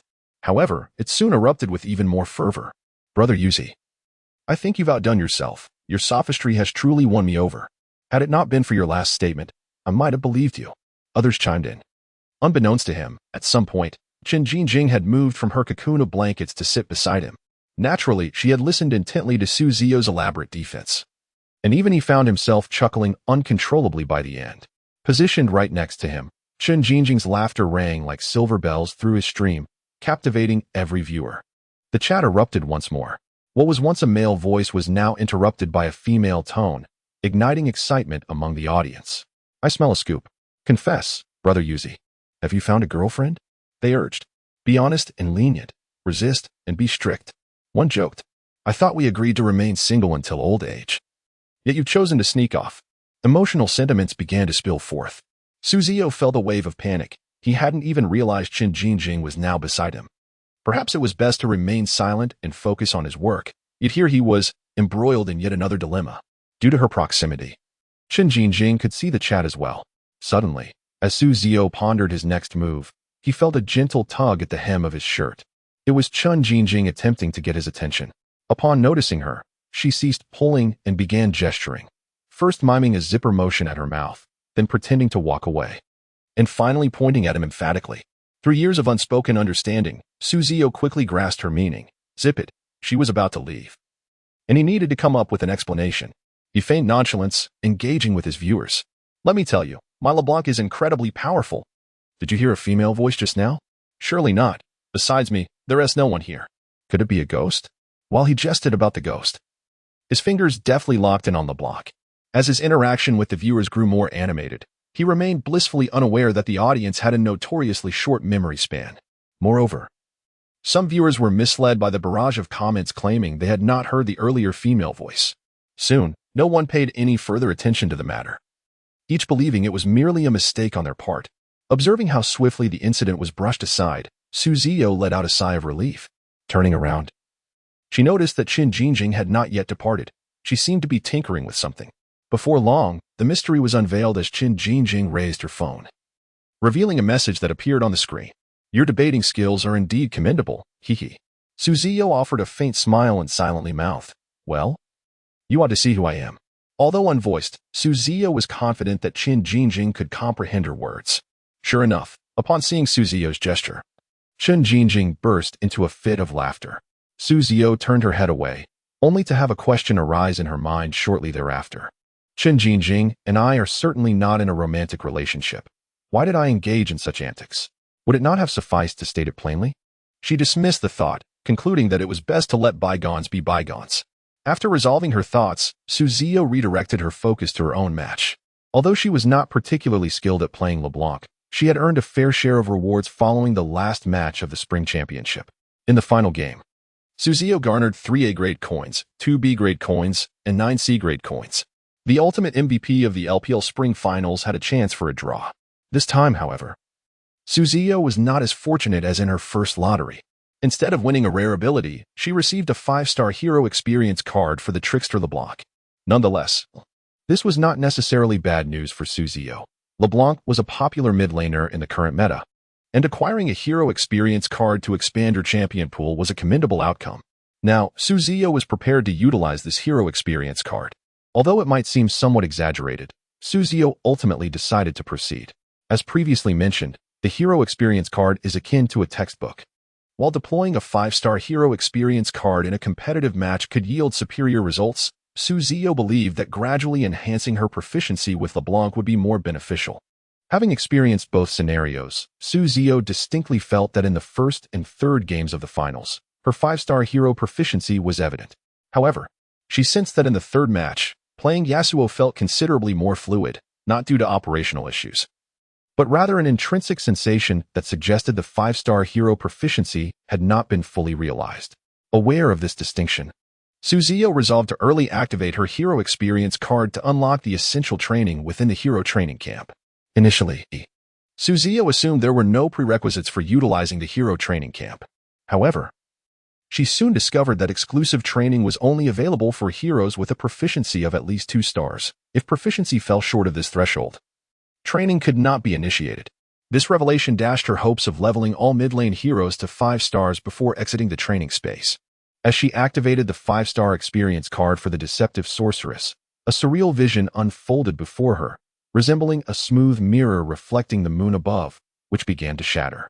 A stunning dark sorceress, wielding a staff, slowly leaned over Ziyou's shoulder, her crimson lips brushing against her ear as she whispered, "Mirror flower, water moon." Upon uttering this phrase, the entire space fractured, and Ziyou was thrust back into reality, devoid of mirrors or moons. You have activated the hero attribute talent, Mirror Flower. Water Moon.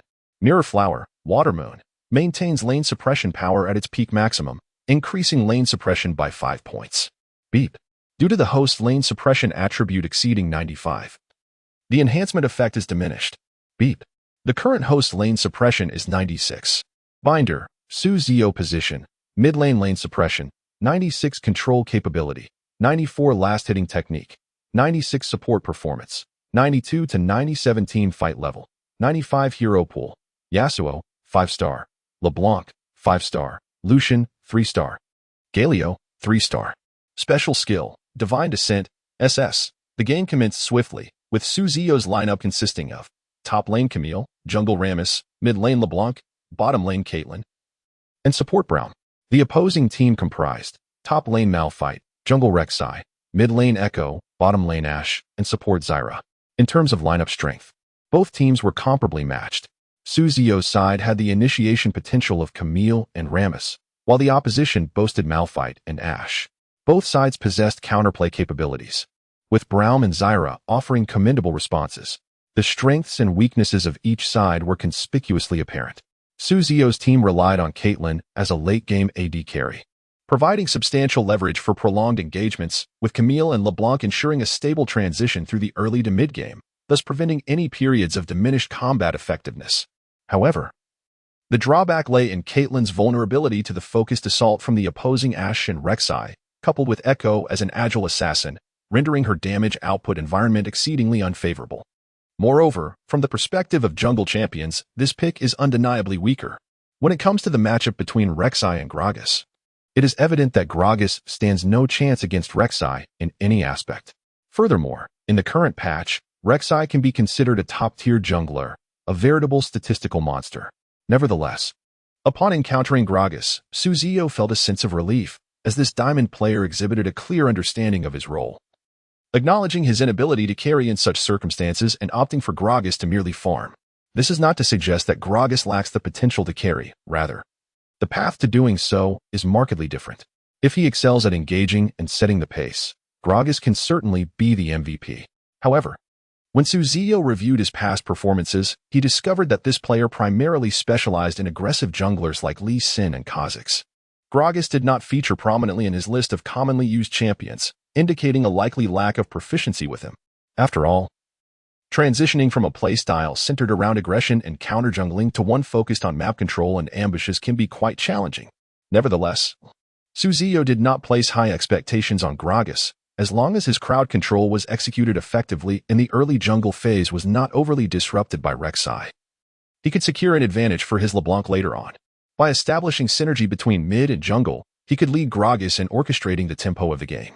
In pursuit of an early advantage, Ziyou opted for a Doran's ring and 2 health potions at the outset. Currently, Ziyou was broadcasting live, having learned from the shortcomings of previous streams, ensuring he would not become a passive observer. After all, what value is there in watching someone play if they are merely engrossed in their game? Interaction is crucial. Only through engagement can viewers be retained. Thus, Ziyou simultaneously explained and analyzed his lane situation to his audience. The opposing mid laner was Echo, a champion relatively easy for LeBlanc to contend with. LeBlanc's remarkable agility renders Echo's stun from W nearly ineffective, essentially wasting a skill during the landing phase. Provided LeBlanc maintains proper positioning, Echo may even struggle to execute his EQ combo effectively. At this juncture, Ziyou took a sip of water and continued his discourse. However, the dynamic between LeBlanc and Echo is not a straightforward one. It is characterized by fluctuations. Although LeBlanc is favored in duels against Echo from levels 1 through 18 due to skill mechanics, it is important to note that LeBlanc is inherently fragile. Being eliminated by a full combo from Echo does not necessarily indicate a counter matchup. Yet, landing is not solely determined by a champion's dueling prowess. Wave control is equally significant. Once Echo levels up, LeBlanc may find herself at a disadvantage, unable to push him out of lane without her Liden's Tempest, while Echo can leverage wave control to gain advantages. Of course, LeBlanc can also capitalize on opportunities when she is pressuring Echo. However, once she acquires Liden's, the challenges dissipate, thanks to the 20 cooldown reduction and a relatively short ultimate cooldown, enabling her to use her ultimate to replicate W for wave clearing. Following Ziyou's explanations, the viewers in the chat gained clarity regarding the landing situation. Essentially, to maintain a consistent advantage, it is imperative for LeBlanc to secure Liden's before Echo reaches a significant level. While the chat largely consisted of viewers with limited game understanding, A lack of comprehension does not equate to a lack of intelligence. After Ziyou's succinct explanation, astute viewers deduced the core principle of LeBlanc versus Echo. Indeed, this principle extends beyond just Echo. Many mid-lane matchups adhere to this notion. Allow me to address a common issue many LeBlanc players encounter. Ziyou remarked approvingly. Numerous LeBlanc players possess fluid combo execution and precise positioning, capable of overwhelming their lane opponents. However, their fundamentals in last hitting often fall short, as LeBlanc's base attack damage is a mere 55 at level 1, and even with Adoran's ring, her auto attacks can only deal 60 damage to minions, making last hitting quite challenging. While her projectile speed is not as absurd as that of champions like Karthus or Malzahar, it remains inconvenient nonetheless. Consequently, many LeBlanc players face a dilemma. Despite dominating their lane opponents, they may find their gold income stagnating or even falling behind. This deficit can result in insufficient funds to purchase Ladins upon returning to base, as the crafting path for Ladins is not particularly smooth, culminating in a high final cost of 1050 gold, leaving players unable to complete Ladins and forced to invest in alternative items. Without Ladins, players must rely solely on their last-hitting skills to foster growth. The inability to use their ultimate to replicate W for wave clearing can be quite detrimental, as a single W without Ladins is insufficient to clear backline minions. Most importantly, while LeBlanc is indeed strong in lane, she is fundamentally an assassin champion designed for roaming. Her agility represents her greatest strength, and her effectiveness in lane is merely a fraction of her overall potential. One must not sacrifice the greater good for minor gains. Therefore, I recommend that aspiring LeBlanc players hone their last-hitting skills prior to diving into her gameplay. Mastering her abilities alone will not suffice. Solid foundational skills are paramount. The author, having struggled with last-hitting as LeBlanc, often finds himself unable to afford Ladins upon returning to base. I understand the reasoning, yet I am left helpless in execution. The chat was now filled with praise. It seemed that Ziyou's explanations were exceptionally thorough. Based on his insights, even players unfamiliar with LeBlanc could devise strategies to counter her. Ziyou remarked, "My dear viewers, I did not intend for this to be misconstrued." It dawned upon them that Ziyou might indeed be the unseen architect behind LeBlanc's diminished win rates, inadvertently transforming her into a niche pick. Is it you who released a tutorial on LeBlanc's landing phase, thereby contributing to her decline in win rates? Truly impressive. Are you perhaps the LPL champion mid laner? They questioned. I always wondered about your recent endeavors. It seems you may be poised to dethrone the top mid laner in LPL. While others claim you have been too preoccupied with your persona, my skepticism has waned after watching your stream. The atmosphere in the chat was lively, brimming with merriment. As Ziyou merely smiled, the time had already reached the juncture where the minion waves met in the mid lane. Positioned behind the minion wave, he began to prepare for the confrontation, while the opposing Echo also lingered at the rear of his minions. Although LeBlanc typically aims to gain an advantage by leveling her Q at level 1, Ziyou chose not to hastily allocate his skill points, instead opting to reserve them. Fellow gamers, allow me to impart a valuable lesson from this moment of skill point conservation.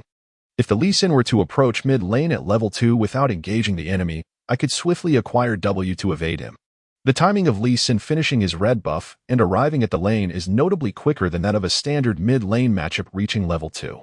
Should I acquire Q, I would likely find myself vulnerable to an unexpected attack from Lee Sin. Do not question my confidence in anticipating Lee Sin's arrival. It is merely the assurance of being ranked 6th in the Korean server. Consequently, as Ziyou awaited the moment he would reach level 2, he found no sign of Lee Sin. Naturally, the audience seized this opportunity to comment. Is this it? Is this the confidence of being 6th in the Korean server? How amusing. Ziyou, after years of watching streams, you are the first host to willingly present himself for the audience's amusement. Is this Ziyou's way of cherishing his fans? Coughing awkwardly twice, Ziyou feigned embarrassment. In reality, he was fully aware that Lee Sin could not possibly gank mid lane at level 2. Even if he did, it would likely only result in a flash. This approach would only delay Lee Sin's own progression to level 3. Wouldn't it be far easier for me to farm to level 3 and then ambush Camille in the top lane? Although Camille possesses her E ability, the power of Trent's binding is not to be underestimated. With my 5-star E and the slow from red buff, the extended top lane affords a much greater possibility of securing a kill compared to mid lane. So why did Ziyou speak this way? Naturally, it was for the sake of entertainment. Otherwise, why do certain high-ranking streamers occasionally find themselves in embarrassing situations, and not infrequently? While mistakes may account for a small fraction, there is undoubtedly an element of intentional design. However, this is inconsequential. The streamer enhances their fanbase and viewership, while the viewers enjoy the spectacle, resulting in a win-win scenario. You can't blame me. It's obvious this Lee Sin doesn't know how to play. Ziyou defended himself. The audience quickly responded with laughter. After the playful banter, Ziyou began to focus intently on the lane, for excessive antics could lead to viewer fatigue. After all, he was not merely an entertainer, and reckless maneuvers could tarnish the reputation of professional players. At this moment, the mid lane was on the brink of gaining enough experience to reach level 3. Although Ziyou had not fully exerted himself in the lane, he had retained the essential information. He noted that the opposing Echo was 2 minions away from level 3, while he himself was merely 1 minion away. While LeBlanc may have an advantage against Echo, it would be misleading to claim that Echo would struggle significantly in the first 3 levels. Both champions are capable of explosive damage. In fact, Echo's burst potential may even surpass that of LeBlanc. It is merely that LeBlanc's second W allows her to evade Echo's counterattacks. However, if Echo possesses keen instincts, he could potentially find an opportunity to strike first. The high-level Korean server is not devoid of players with such quick reflexes, which is why, during the initial levels while engaging with his viewers, Ziyou refrained from recklessly employing QW combos to poke. Thus far, Echo had only revealed his Q ability, perhaps saving his skill points to counterattack when LeBlanc moved in. In contrast, if he were a more cautious Echo, Ziyou would not have exercised such prudence. Given that LeBlanc's auto attacks have longer range, some Echo players might prefer to conserve their health rather than risk losing it while attempting to secure minions. Therefore, they often choose to learn W at level 2, using the shield to protect their minion farm. After all, while a stun may miss, that shield is virtually impossible to evade if one does not wish to. Clearly, the Echo facing him was not a player merely focused on stability.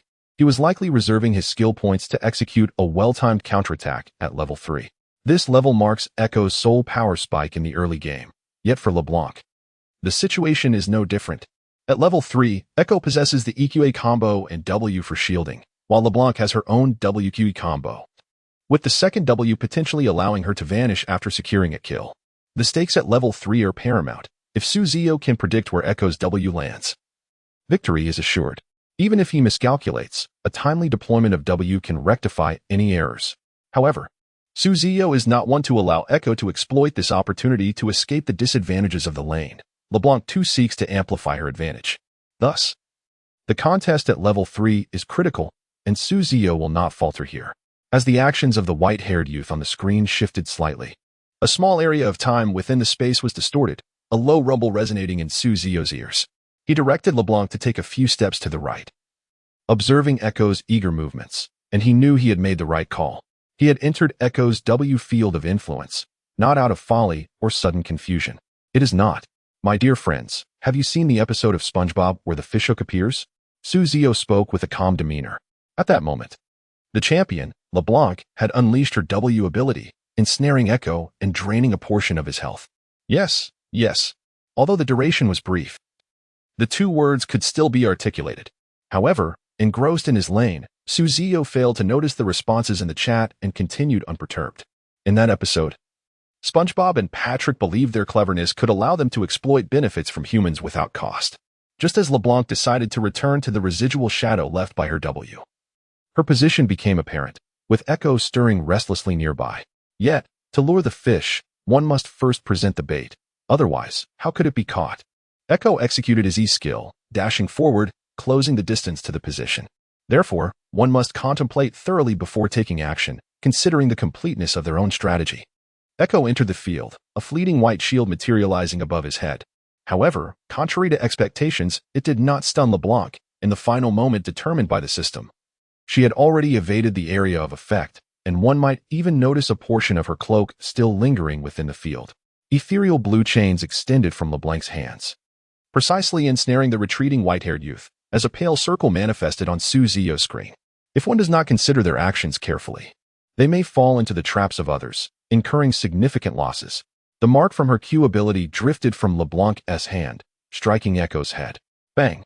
The second damage from the E skill's change triggered the second damage of the Q skill's mark, causing Echo's health bar to visibly diminish. Bound by the chains of the E skill, Echo remained stationary, allowing Ziyou to leisurely maneuver LeBlanc a few steps forward to land an auto attack. Crack. The decree of the Thunder Lord was unleashed with LeBlanc's final auto attack, exacerbating Echo's already precarious health. At this point, LeBlanc had lost 56 health points, while Echo had suffered a staggering 367 points. The disparity was evident to all.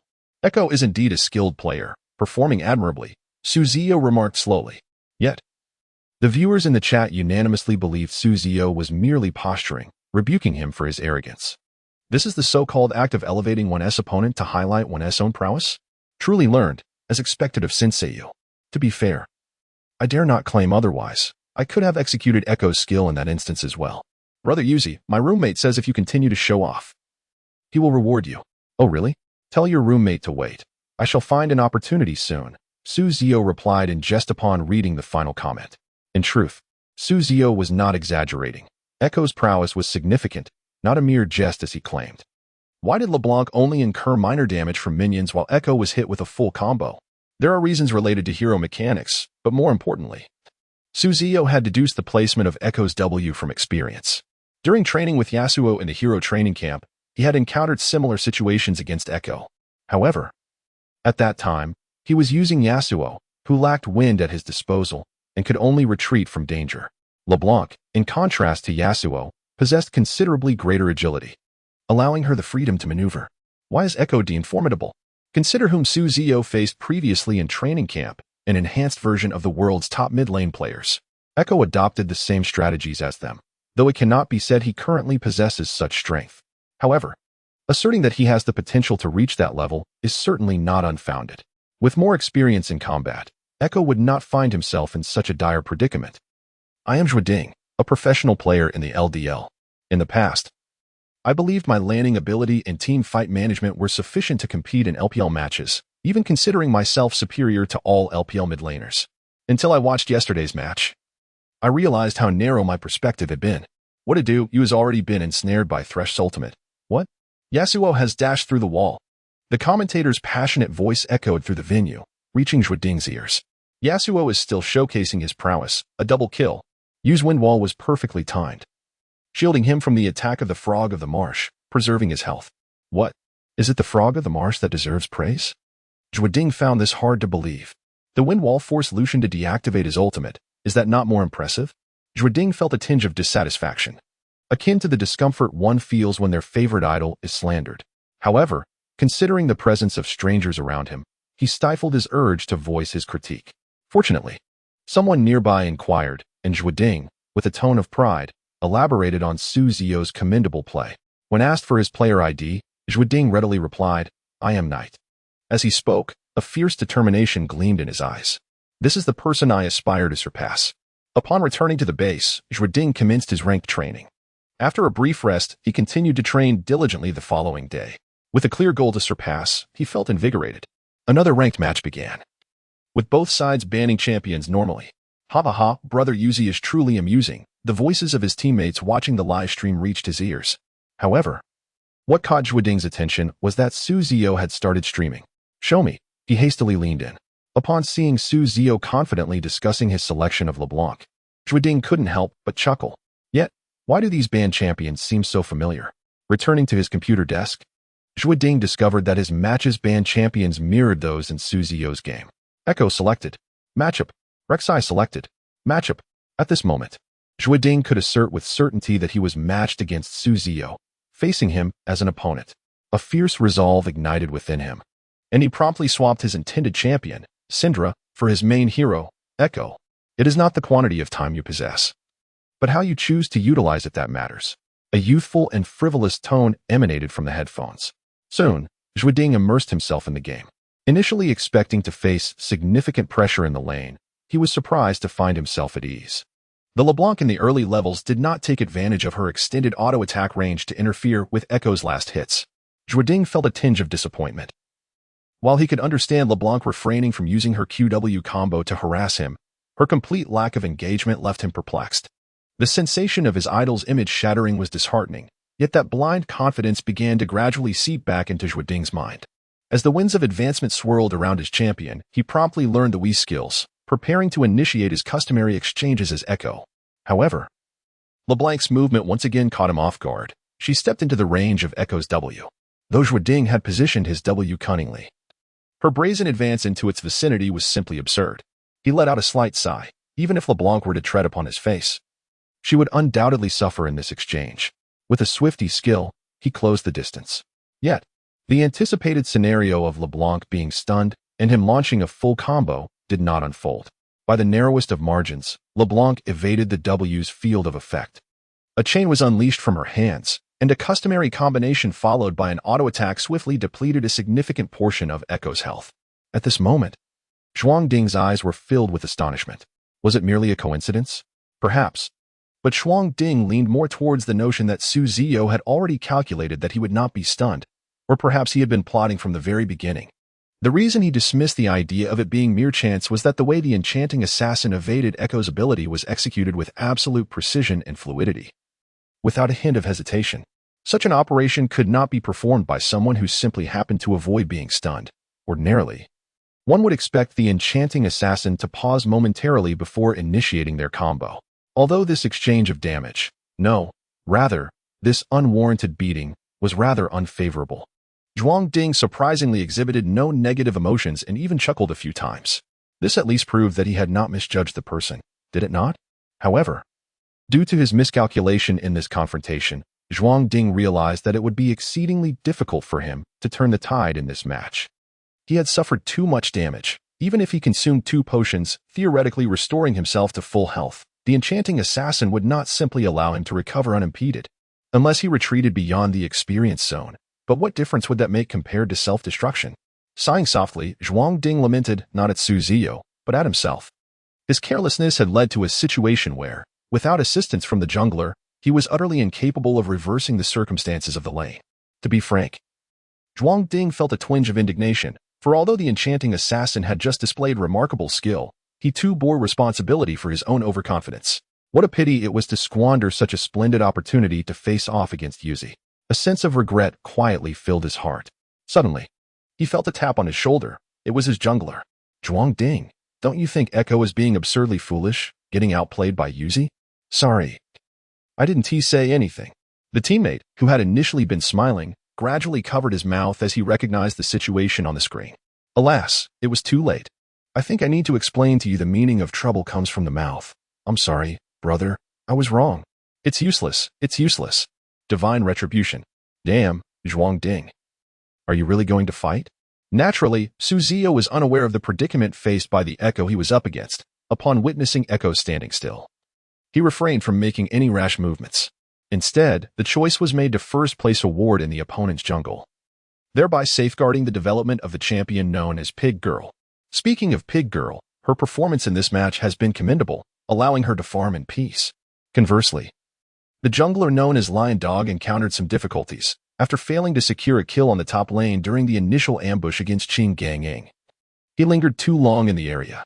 It must be said that the skills displayed by the 4th-ranked player in the Korean server are indeed impressive. Consequently, Lion Dog had no choice but to compensate for his earlier time wasted by focusing on farming. This provided Pig Girl with ample opportunity to farm her way to level 6 in tranquility, after establishing a substantial health advantage. Ziyou's LeBlanc incessantly harassed Echo to disrupt his healing, maintaining relentless pressure on his health bar. The moment she observed the movements of the jungler, Lee Sin, through the vision she had placed in his territory, Ziyou's LeBlanc swiftly executed her W ability, closing the distance while simultaneously dispatching a minion to reach level 6. Her fingers danced across the keyboard as she instantly learned her ultimate and replicated her earlier W cast. This time, she ensnared the unsuspecting Echo, who had no time to evade her grasp. LeBlanc's E ability accurately chained Echo, followed by her Q ability and a basic attack. The Thunderlord's Decree activated, and Ignite was applied. She then promptly activated her Flash, while Echo mirrored this action. However, he failed to sever the chain.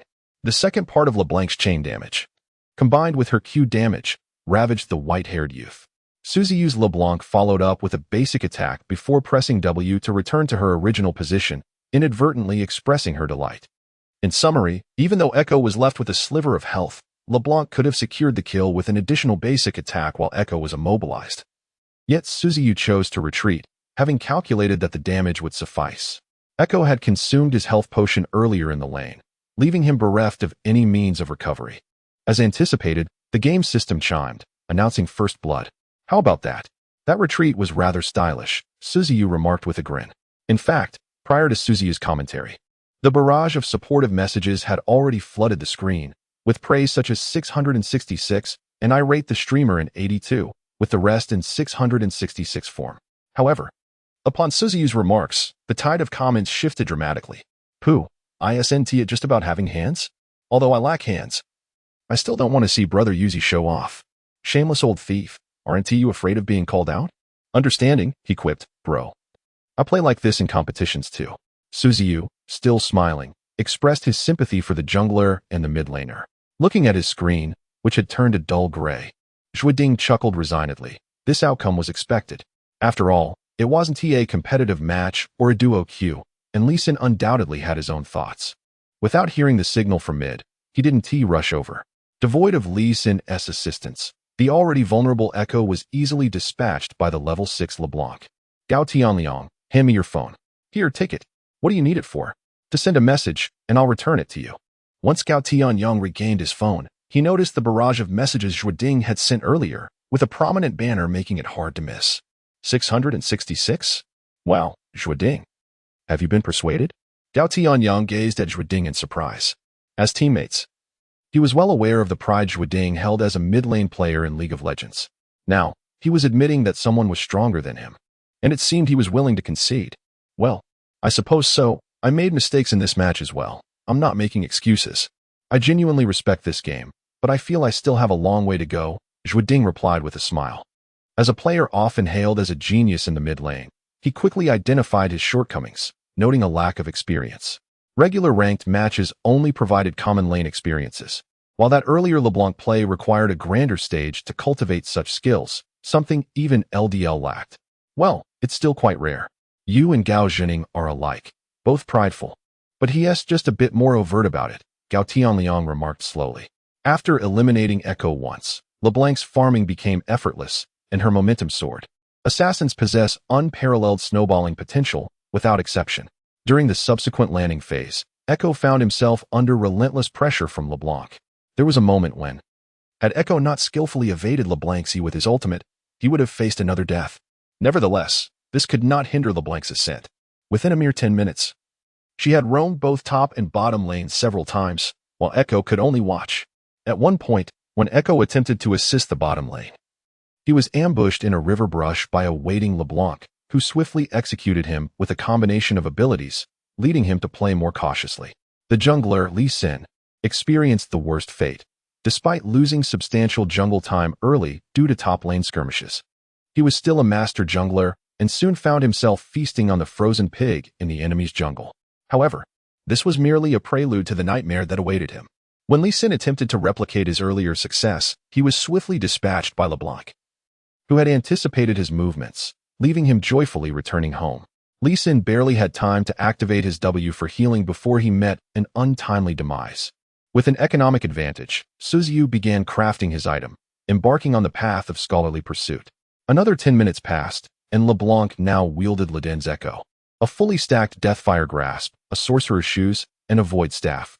She could eliminate the opposing AD carry without much effort, simply using her ultimate to replicate W, closing the gap with 2 mobility spells, unleashing her Q and D combo, and finishing with a basic attack. The combined base damage of her Q and E, along with the second hit of Q and the Thunderlord's Decree, caused the once formidable ADC to evaporate.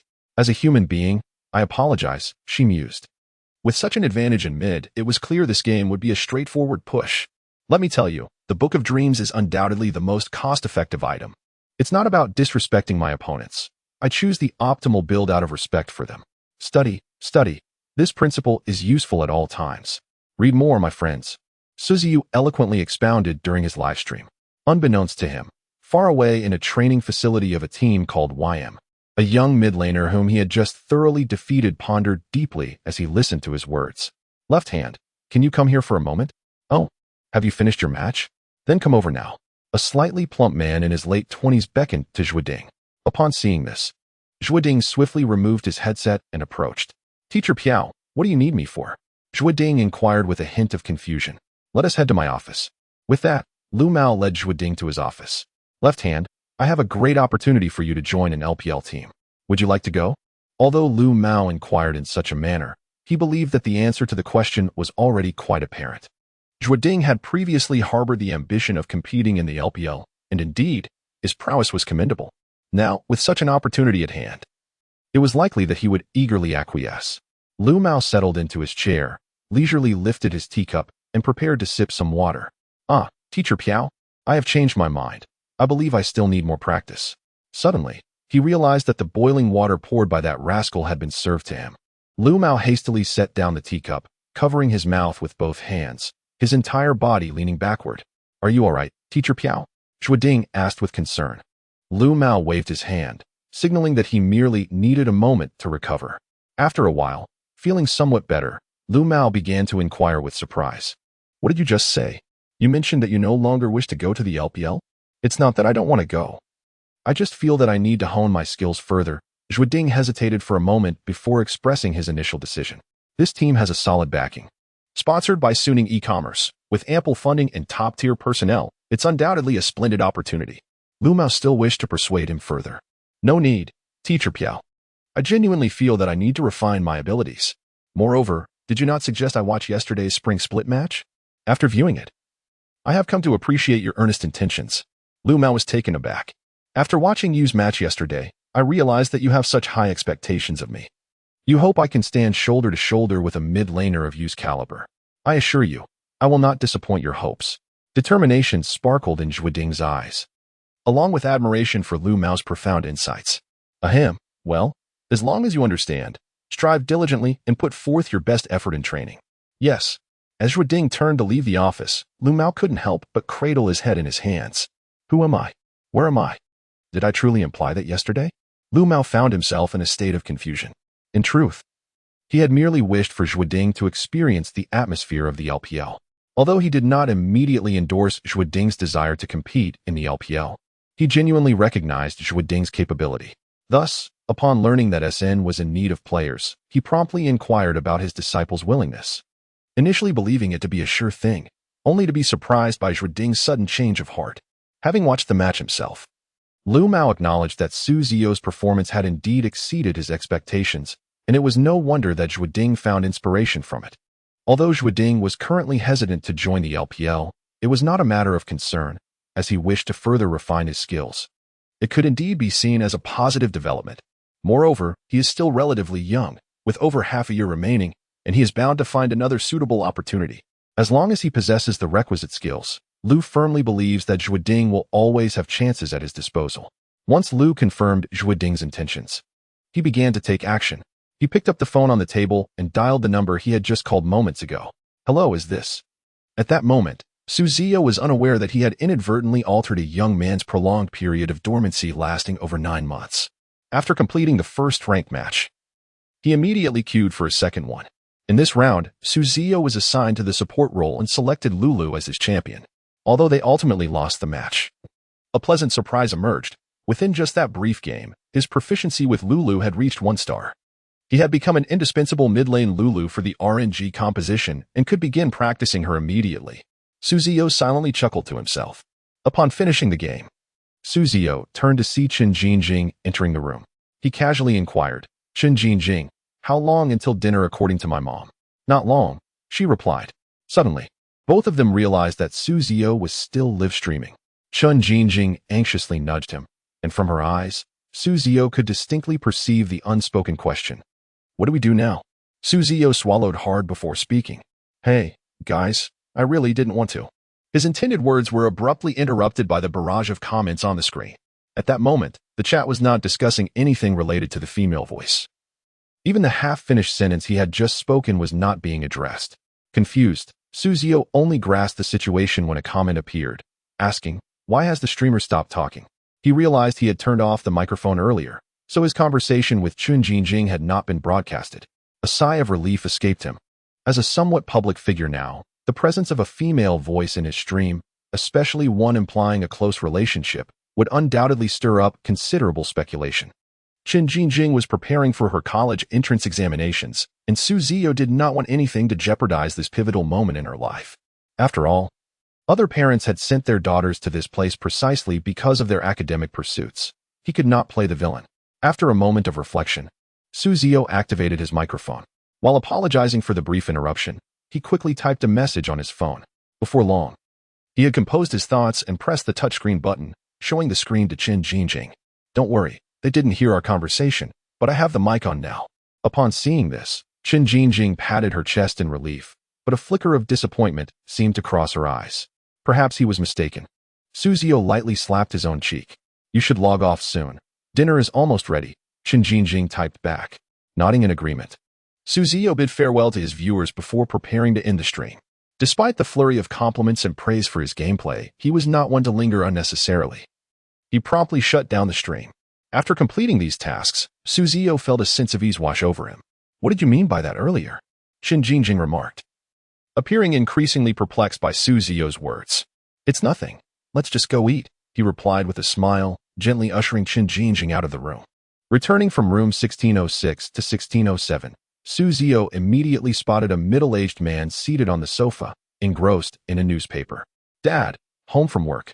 Ziyou eagerly took a seat beside Su'er, casually grabbing a plum and munching on it while greeting him cheerfully.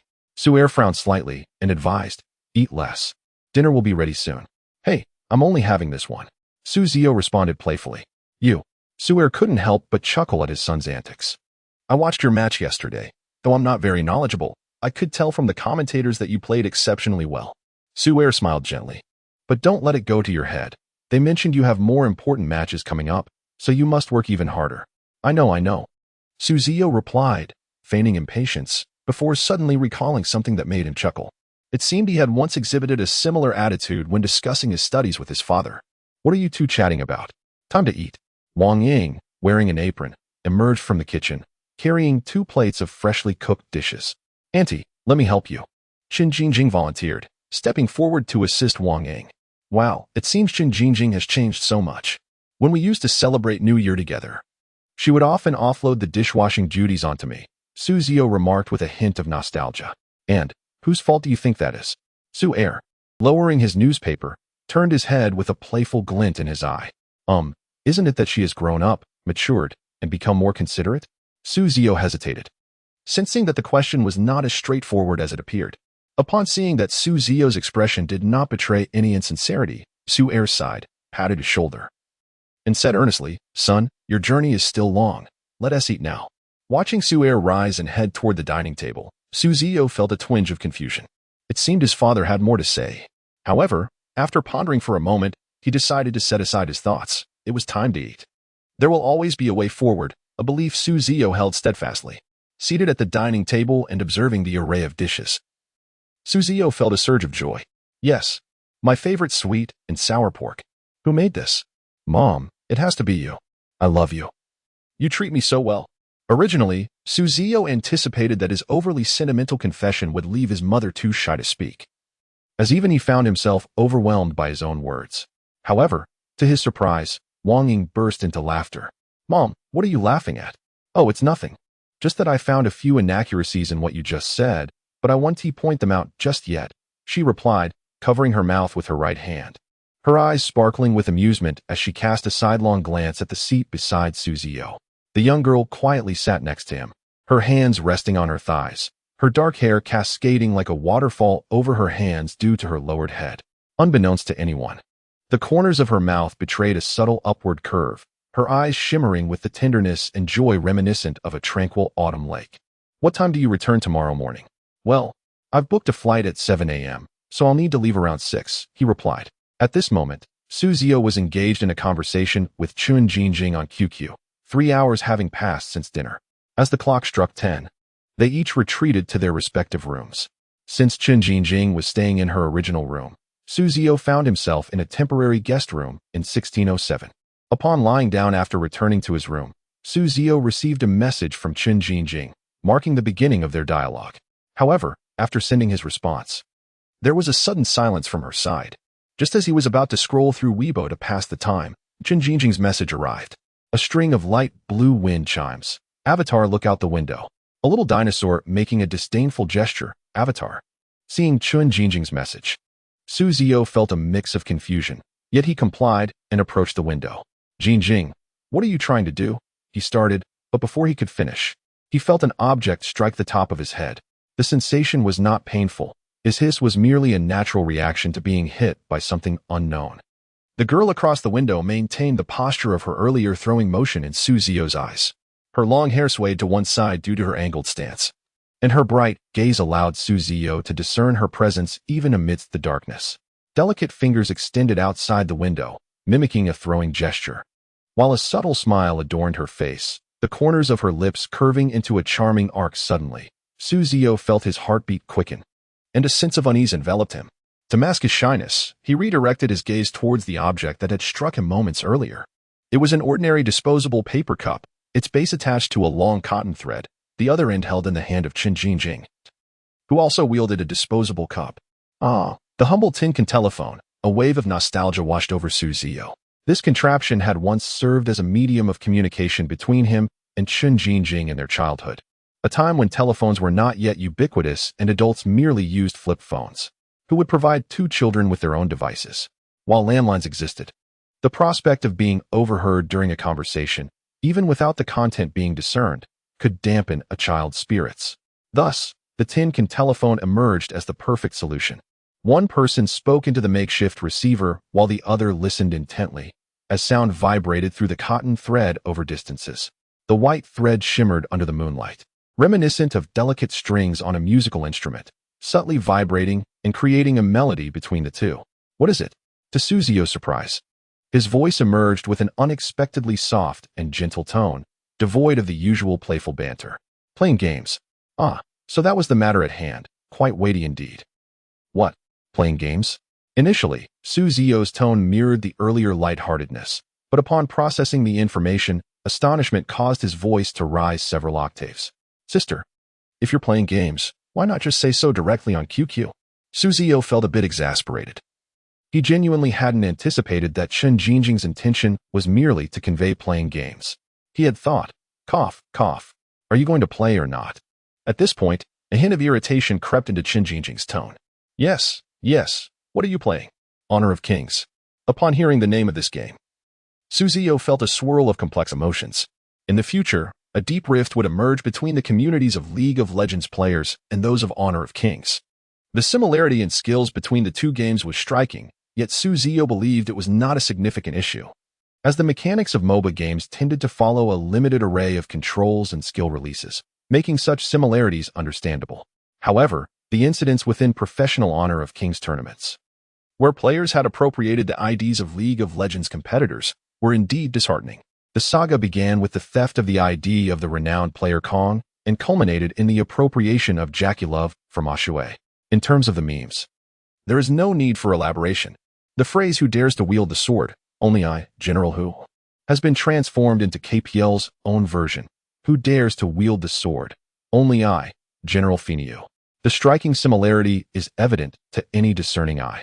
Su Ziyou disagrees with certain players from the NT Alliance who label Honor of Kings as a mere gimmick, rather, as a mobile game.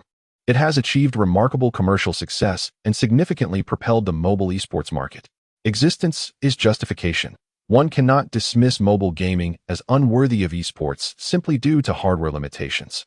However, every culture, regardless of its form, must possess its core innovation. Reliance on mere imitation cannot lead to success and will ultimately result in a dead end. If one remains oblivious to this reality, then, should they find themselves at a dead end one day, it would be a consequence of their own making. Nevertheless, none of this diminishes Su Ziyou's enjoyment of gaming, especially since his computer resides in Chen Jingjing's room. And it would be rather inappropriate for a young man to intrude upon a young woman's private space. Alright then, once I download this game, let us connect via voice chat, he stated. No. Su Ziyou swiftly articulated his intentions, only to be met with Chen Jingjing's vehement reaction. Why? He queried, perplexed. Though there was no tangible sound on the line, Su Ziyou couldn't shake the feeling that he could sense the faint sound of her breathing. Why? He asked again, harboring an unacknowledged hope within himself. Because I don't want to hear the sound of electrical interference from the phone, Chen Jingjing retorted, somewhat petulantly. Sister, are you joking? Can you really hear that? Can a smartphone even detect electrical sounds? Su Ziyou thought, his mind racing with an array of unarticulated expectations. Enough of this chatter. Let's use this method for communication. I feel dizzy just looking at my phone. Chun Jingjing's words quickened, revealing her embarrassment and anger. Being childhood friends, Ziyou recognized her emotional state and quickly reassured her that he was perfectly fine with her preference. You're not expanding the map. You're neglecting the dragon pit and the jungle. Is there something wrong with your thinking? Damn, I can't manage with one hand. Returning home was merely a minor interlude in the tapestry of life. Upon realizing that those familiar to him had remained unchanged, Ziyou returned to the RNG training base without any reservations. At that moment, Fenggu was gathering all the RNG team members together. The mid-season invitational is approaching. I've devised a training plan for you all. Our club will arrange a flight to Hainan for a 10-day training camp. This year's MSI will take place in São Paulo and Rio de Janeiro, Brazil.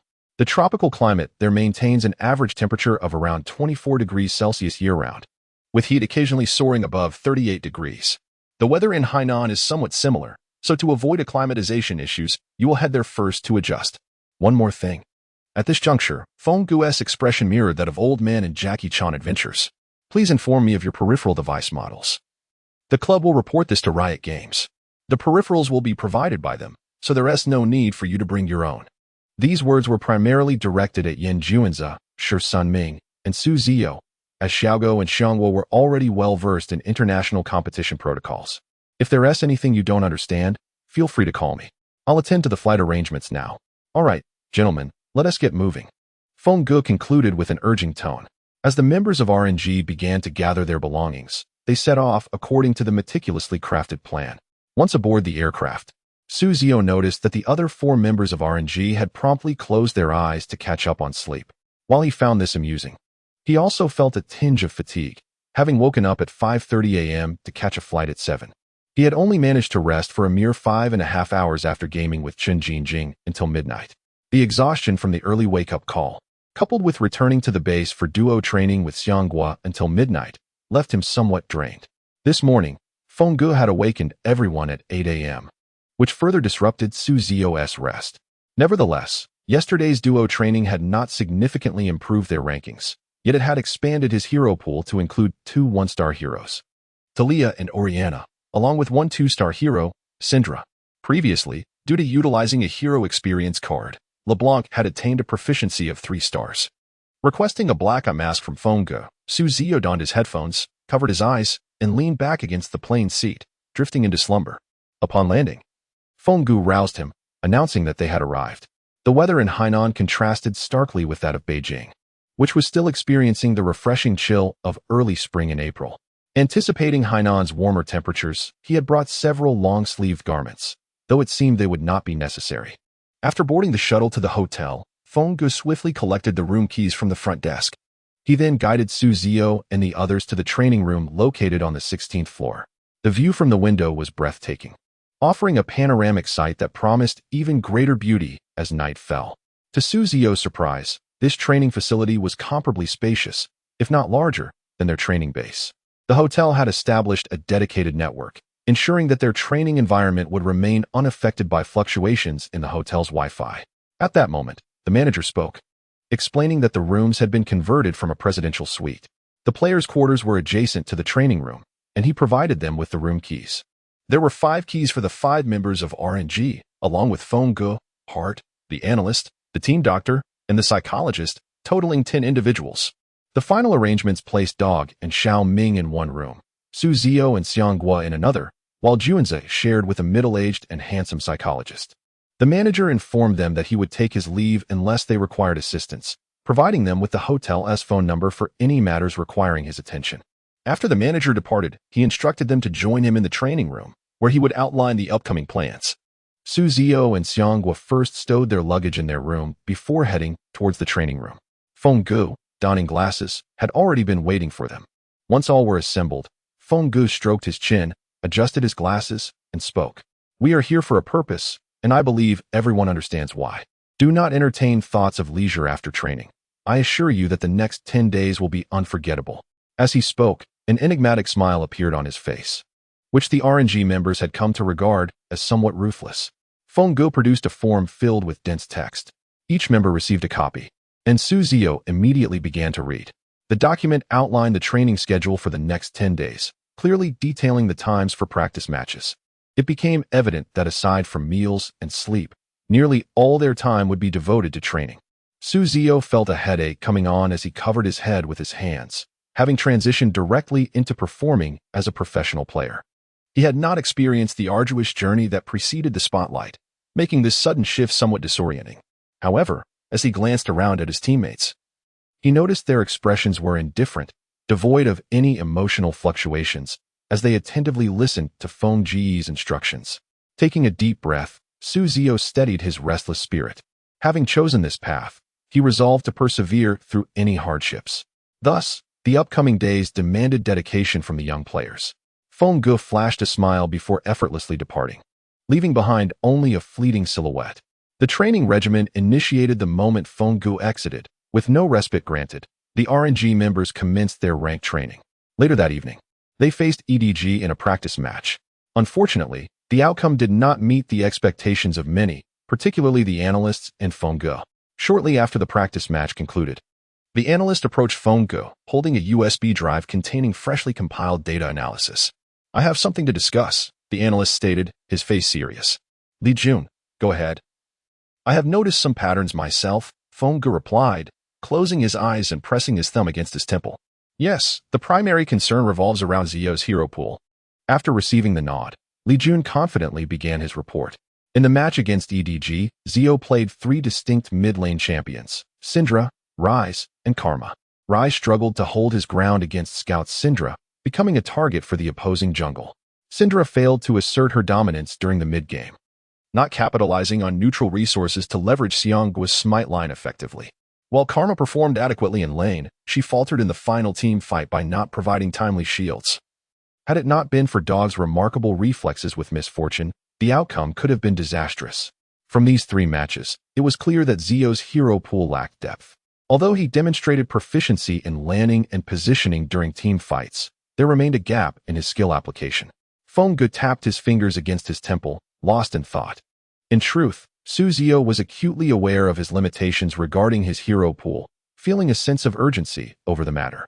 Previously, he had trained Galio, LeBlanc, and Lucian to 5 stars, but encountered a frustrating limitation.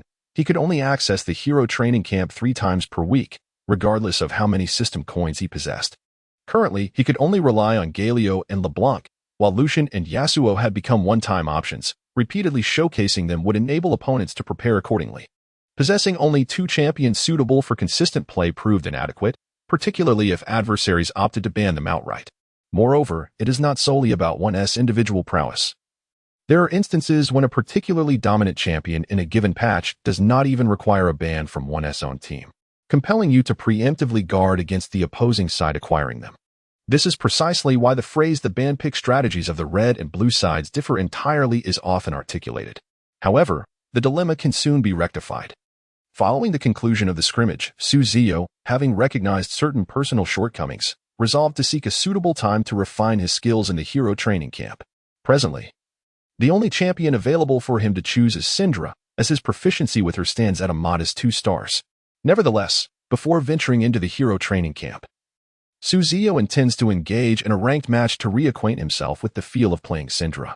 Typically, a champion with a 2-star proficiency is sufficiently competent for ranked play in the Master tier. It is worth noting that in his initial endeavors, Ziyou managed to ascend beyond 500 points in the Master tier with only Yasuo, who also possessed a 2-star proficiency. Beyond the 2-star threshold, the enhancements in gameplay mechanics become negligible, with most improvements occurring in the realm of finer details. For instance, a 2-star Syndra might execute a full-level W ability to contest a dragon, yet the likelihood of success diminishes significantly when the opposing jungler possesses smite. Conversely, a 5-star Syndra could strategically leverage the opponent's smite to optimize her dragon execution, narrowing the margin of success to a single-digit figure. Buzz. The sound of a successful match notification echoed in Ziyou's ears. Upon entering the game and discovering he was assigned to the mid lane, he selected Syndra. However, Ziyou's experience in this particular match was less than favorable, despite Syndra being an eminent lane dominator among mid-lane champions. She was unable to withstand the relentless harassment from the jungler, Olaf. Upon obtaining the head of Olaf, the opposing player began to snowball their advantage. By the conclusion of the match, Ziyou's Syndra displayed a rather dismal record of 5-9-6. It is evident that this Syndra requires further practice, as her performance during the match seemed solely dedicated to feeding the opposing team. Juanzi, witnessing Ziyou's Syndra fail to land crucial crowd control with her Q and E abilities, could not help but voice his critique. Although he spoke the truth, Ziyou contemplated agreeing to improve her skills, only to be struck by a more cunning idea. Juanzi, I believe your assessment is somewhat skewed. Had it not been for Olaf's focused aggression, my performance would not have been so abysmal, Ziyou remarked nonchalantly. Please. With your level of skill in landing QS and ES, I could easily replicate your efforts, he retorted. How about we wager? In my next game, I shall once again play Syndra, and if I perform exceptionally well, you owe me 2 months' worth of water. Juanzi hesitated, yet felt intrigued.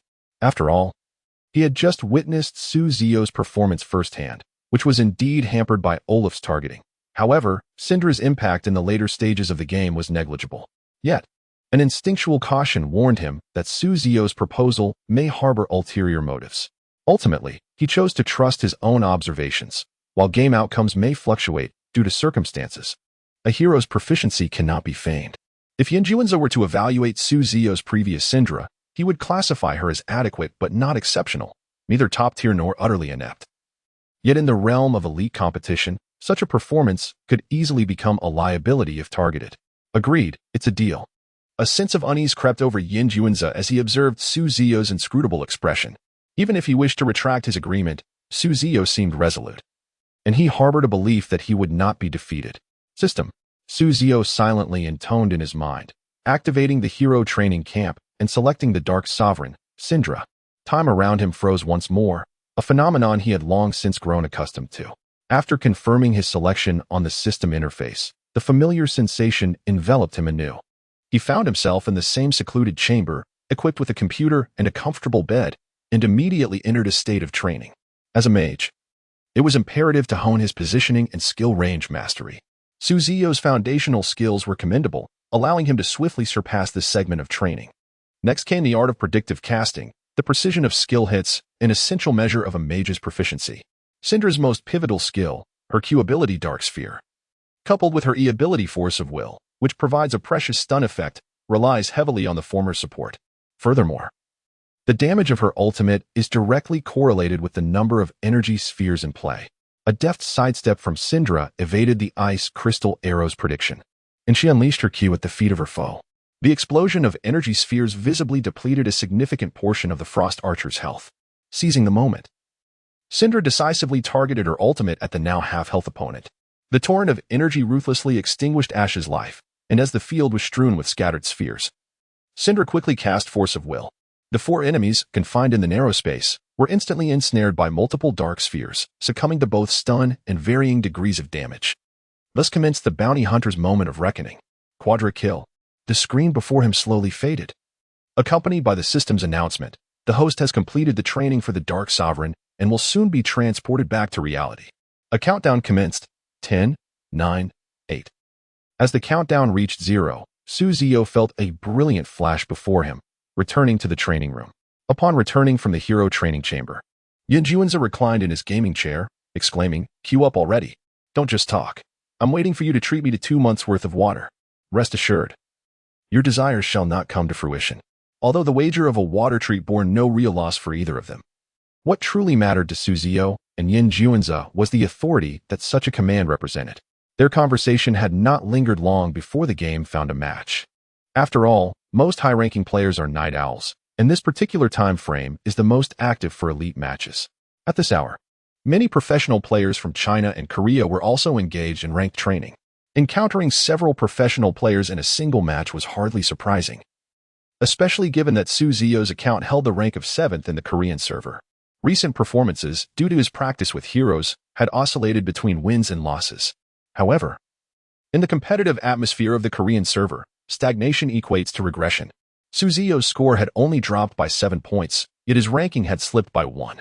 Positioned in the first slot, he proceeded to ban several current T0 heroes without hesitation, promptly selecting the Dark Sovereign, Syndra. Syndra inherently possesses the capability to contend against any hero in lane and often emerges with a significant advantage, eliciting little reaction from his teammates regarding his swift selection at least. They did not respond with disdain typical of Zonites, or the like. On the opposite side, the first and second floors promptly selected the same mid-jungle combination as the previous match, Olaf and Zed. This development certainly piqued interest. Ziyou, witnessing this dramatic scene, couldn't help but applaud, while Ziyou felt there was no need for feelings.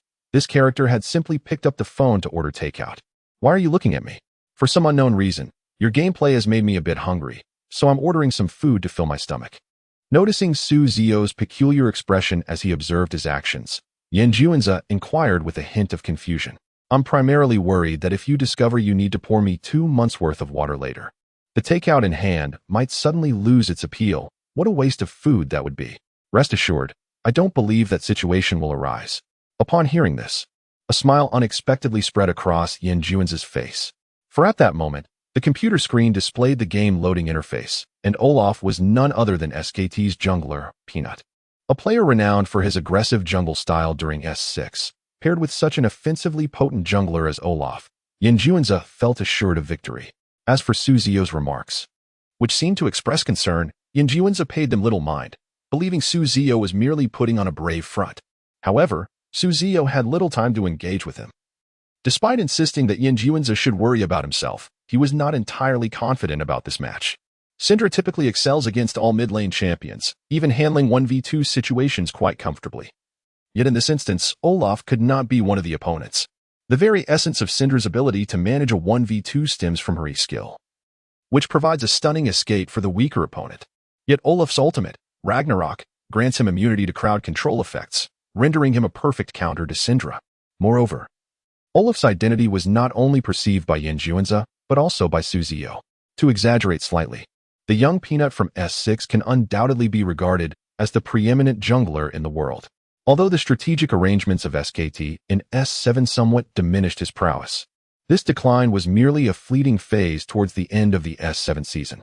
Presently, Peanut remains remarkably close to his peak form from S6. Thus, facing such an adversary necessitates that Ziyou directs his utmost focus to tilt the scales of victory in his favor. To execute his strategy more effectively, Ziyou signaled his teammates at the outset, indicating a desire to invade the jungle. The composition of Ziyou's team is formidable in level 1 skirmishes, featuring Alistar, Lucian, Rek'Sai, and Renekton. In contrast to the opposing lineup of Fiora, Zed, Olaf, Varus, and Leona, it can confidently be asserted that his team is equally strong, if not stronger. The opposing team was quite astute, observing the incursion from the blue side and methodically retreating.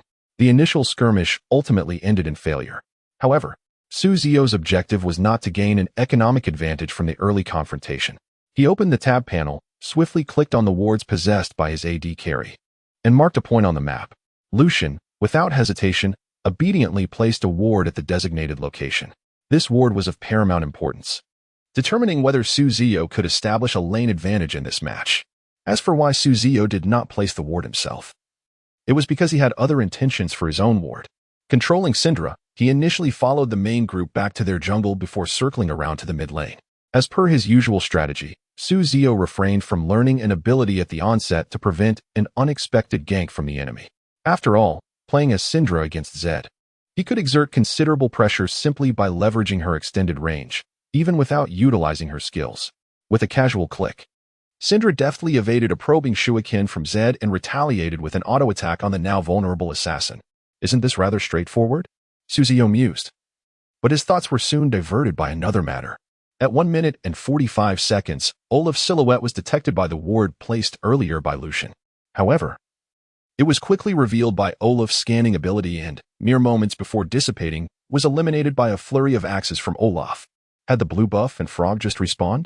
It seemed to take significantly longer compared to Olaf in the system space Ziyou contemplated.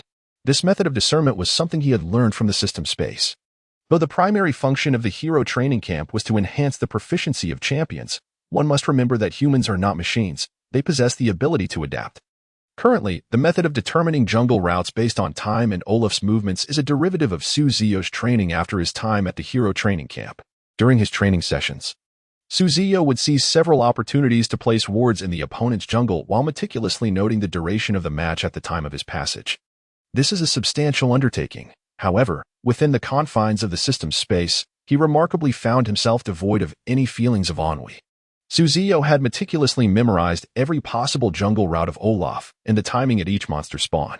It is worth mentioning that in the system space, Olaf appeared at a specific location at precisely 1 minute and 43 seconds. Upon discerning Olaf's movements, Ziyou swiftly learned the Q skill and unleashed it, hitting the elusive Zed who was weaving left and right. The damage amplification from the touch of death caused Zed's health to gradually dwindle. He promptly secured a minion kill, elevating himself to level 2, and immediately acquired the W skill to collect the previously fallen orb, rather than hastily throwing it. He waited until the ability's duration was nearly over before releasing it. Bang! Once more, he struck with pinpoint accuracy, but Zed, in his attempt to reposition, failed to attack a minion, consequently pushing the wave towards him. By the second level, Syndra had already established control over the lane, although certain champions countered her. Such an effect could only be described as extraordinary. Having attained lane control, Ziyou wisely refrained from remaining in the mid lane to solely trade blows with Zed. Not only would this strategy be fraught with risk, but it would also squander the advantages of his first 6 levels. Seizing the opportunity while Zed was trapped beneath his turret by minions, Ziyou maneuvered Syndra into the enemy jungle to place a vision ward. He then returned to the lane to continue his confrontation with Zed. Another edge of the dark sphere struck Zed, whose health had now been reduced to 2/3, despite having consumed the first tier of a refillable potion. However, Ziyou did not become overly aggressive due to the health disparity. Rather, he awaited crucial information that his ward would provide. Before long, the awaited news arrived. The health value of Peanut was observed at the moment he passed by Ziyou's ward, comparing the current value to the previous one alongside the elapsed game time. Ziyou could confidently ascertain that he had comprehensively understood Peanut's initial jungle route and tempo in this match. It was clear that Peanut had just finished clearing the red buff and was preparing to traverse towards the top lane to farm the Krugs. Evidently, Peanut had no intention of delaying his jungle rhythm to alleviate the mid-lane pressure, despite the disadvantage faced by his mid-laner. After all, should Peanut's gank fail, it would hinder his jungle tempo significantly. Rek'Sai is not one to grant time for recovery. Once an opportunity arises, he would face an unending onslaught of invasions. Clearly, with Olaf not yet at level 6 and Syndra possessing both Q and E, Peanut's chances of achieving anything significant against her were exceedingly slim. As for whether Olaf would alter his jungle route on a whim, Ziyou believed it highly improbable given Peanut's current approach. Moreover, even if he were to act in such a manner, the ultimate consequence would be his own downfall. In high-level matches, the dynamics differ significantly from those in lower tiers, particularly concerning the jungle routes. Due to the lack of emphasis on vision among players in the lower tiers, when a jungler's route becomes disrupted, they can conveniently target a nearby lane for a gank. While the success rate may not be absolute, it remains exceedingly high. After all, in the lower ranks, many players only realize the need to retreat when the jungler is already upon them. In high-stakes matches, every gank is meticulously planned, with vision control executed in a cunning manner, inherently raising the difficulty for junglers to secure kills. A single misstep can disrupt one's entire rhythm. In such competitive environments, unless victory is nearly guaranteed, junglers typically prioritize farming. After all, a disordered farming route can adversely affect the subsequent tempo of the game. The only recourse is to return to base, thereby resetting the farming path, but in that wasted time. How much economic and experiential advantage will the opposing jungler gain by correctly navigating their own route? The control over neutral resources in the early game is directly proportional to the jungler's level and economic standing. After signaling the approximate location of the enemy jungler to the top lane's Aatrox, Ziyou felt emboldened to display his lane dominance without hesitation, simultaneously thwarting the impending threat of the level 6 burst from Zed. The theoretical maximum damage from Zed at level 6 is certainly sufficient to eliminate Syndra. While Ziyou was confident in his ability to evade a significant portion of Zed's abilities, evasion necessitates movement, and such movement would inevitably lead him away from his own tower. After all, a Zed intent on assassination would hardly predict that his target would retreat towards the safety of the tower. This indeed is the crux of the matter. Should the enemy mid-jungle duo converge, maintaining health becomes imperative, necessitating movement away from the tower to evade Zed's skills. However, This would grant Olaf ample opportunity to inflict damage upon Syndra. In such a scenario, Syndra's demise would be inevitable. Conversely, should Ziyou choose not to move, Olaf would undoubtedly capitalize on Syndra's low health, swiftly executing a flash and subsequent damage. In this case, Syndra would surely face death as well. League of Legends is not akin to life. In life, every dilemma presents an unpredictable array of choices. However, in League of Legends, when confronted with a certain challenge, one may find only a limited selection of options available. Yet, there exists a parallel in how League addresses challenges akin to life's complexities. When problems prove insurmountable, one might simply eliminate the source of the problem. Chuckles.